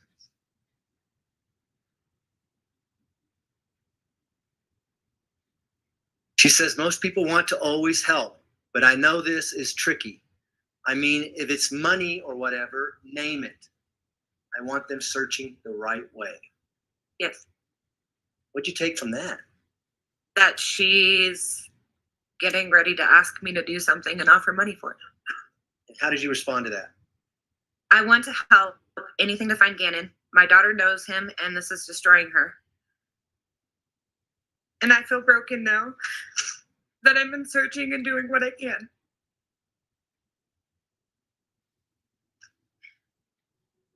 And I met Lena, and that made me break down. So I am about to meet with my dad to help him put together a chair. He just got a new house. He is nosy when I'm on my way on my phone, so I only want to message when he isn't next to me. So if I'm slow to reply, that's why. I don't want anyone knowing I'm talking to you because then people get nosy. And like I said, anything we talk about is between us.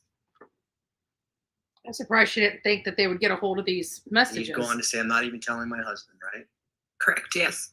And you can scroll down, please. He says, okay, I think that's best. You think you could do it? Let me know what you need. Gannon is who I want home. And they can turn their searches the right way. Then they could call me back I just realized. and take me Sorry, seriously. guys. Yes.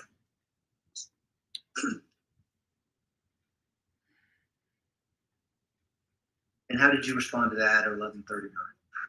I'm going to see if my first post is still up from that night, because that will prove that I was right by your house at that exact time and will help. And no, you don't need to give me anything. I just want to help get him home. Why did you say that? Just to keep her going. And I don't recall at this point, I might have already been in touch with law enforcement. What do you mean by that? I reached out. I think there was a number that we could call if we had any information, but I had reached out and they ended up having me sit down with a guy from the FBI. I think it happened around this time but yeah, I met with the FBI and they kind of gave me some things to go along with as well. Did that during this conversation, or did you make a call and keep the conversation going? I think I made a call and then kept the conversation going. Because what do you say at 11:39 and then she responds at 11? Okay, I could help with that with what to say, and yes, I will. You guys need some help too. I'm desperate to find G. Well, it sounds like that you guys are having pretty constant conversation based on the timestamps on here, at least within a minute of each other. Yes. Was that accurate? Yes. And she says, I'm desperate to find G. And then how did you respond to that? You passed the polygraph, so why don't they start listening to you? I don't get it. They're dumb, and I know you passed it because they posted that you did. I already know what I'm going to ask now. How did you know that she took a polygraph and passed it? She did that. Well, she had told me she was taking a polygraph, but it was posted online. And again, were these on these pages that were support the defendant type pages? Yes. You can scroll down, please. And how did she respond to your polygraph question? Well, I wanted this, and then when they call me back in, I will take that. And they will listen. I will take a witness too. So they say, let's call me back in, and then I think they will refocus on search differently. And then I will take results then. The police can keep you anonymous to the public.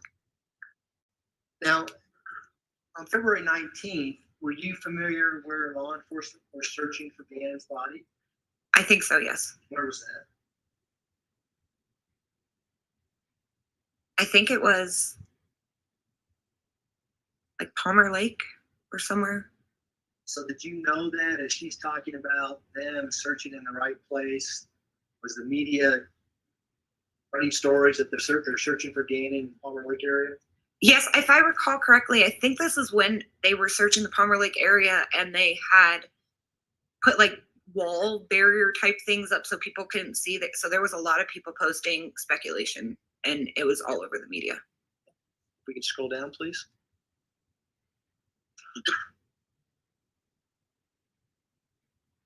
You say looking for my first post now, and then how does she respond?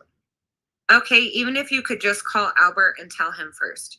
He would keep you anonymous, except to the police. Besides, it's for Gannon. I can't stop at anything to get them to refocus and find who that was. So what were you thinking she's asking you to do when she says, call Albert? She wanted me, in my opinion, she wanted me to call him and tell him that I Object to speculation. Yeah, sustained. What were you thinking? Sorry. Okay? And I'm not talking about what you thought she was thinking. Yeah. But what were you thinking when she says, I want you to call out? I was thinking I was supposed to call Albert and tell him that I saw a man leaving the house with a suitcase in Gannon in a blanket and give a description of a man. And do you know Albert Stauch to be the same person who's seated right over here? I do, yes. Front row? Yes. Had you met him during this process at, again, these events for Gannon? I think I met him once, but I definitely saw him a lot. Yeah. He was on the news as well? Yes. If we can go scroll down, please. So you say found it, and what are you referring to when you say found it? I found the first post I had made. Scroll down, please.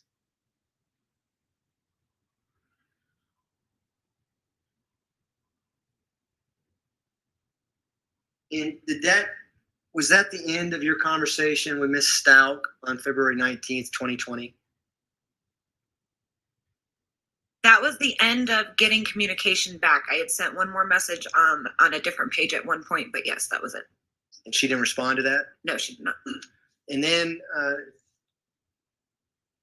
what do we see here on the second to last page of that exhibit, page 34? Is this a different phone or a different app that you're using to communicate with someone named Harley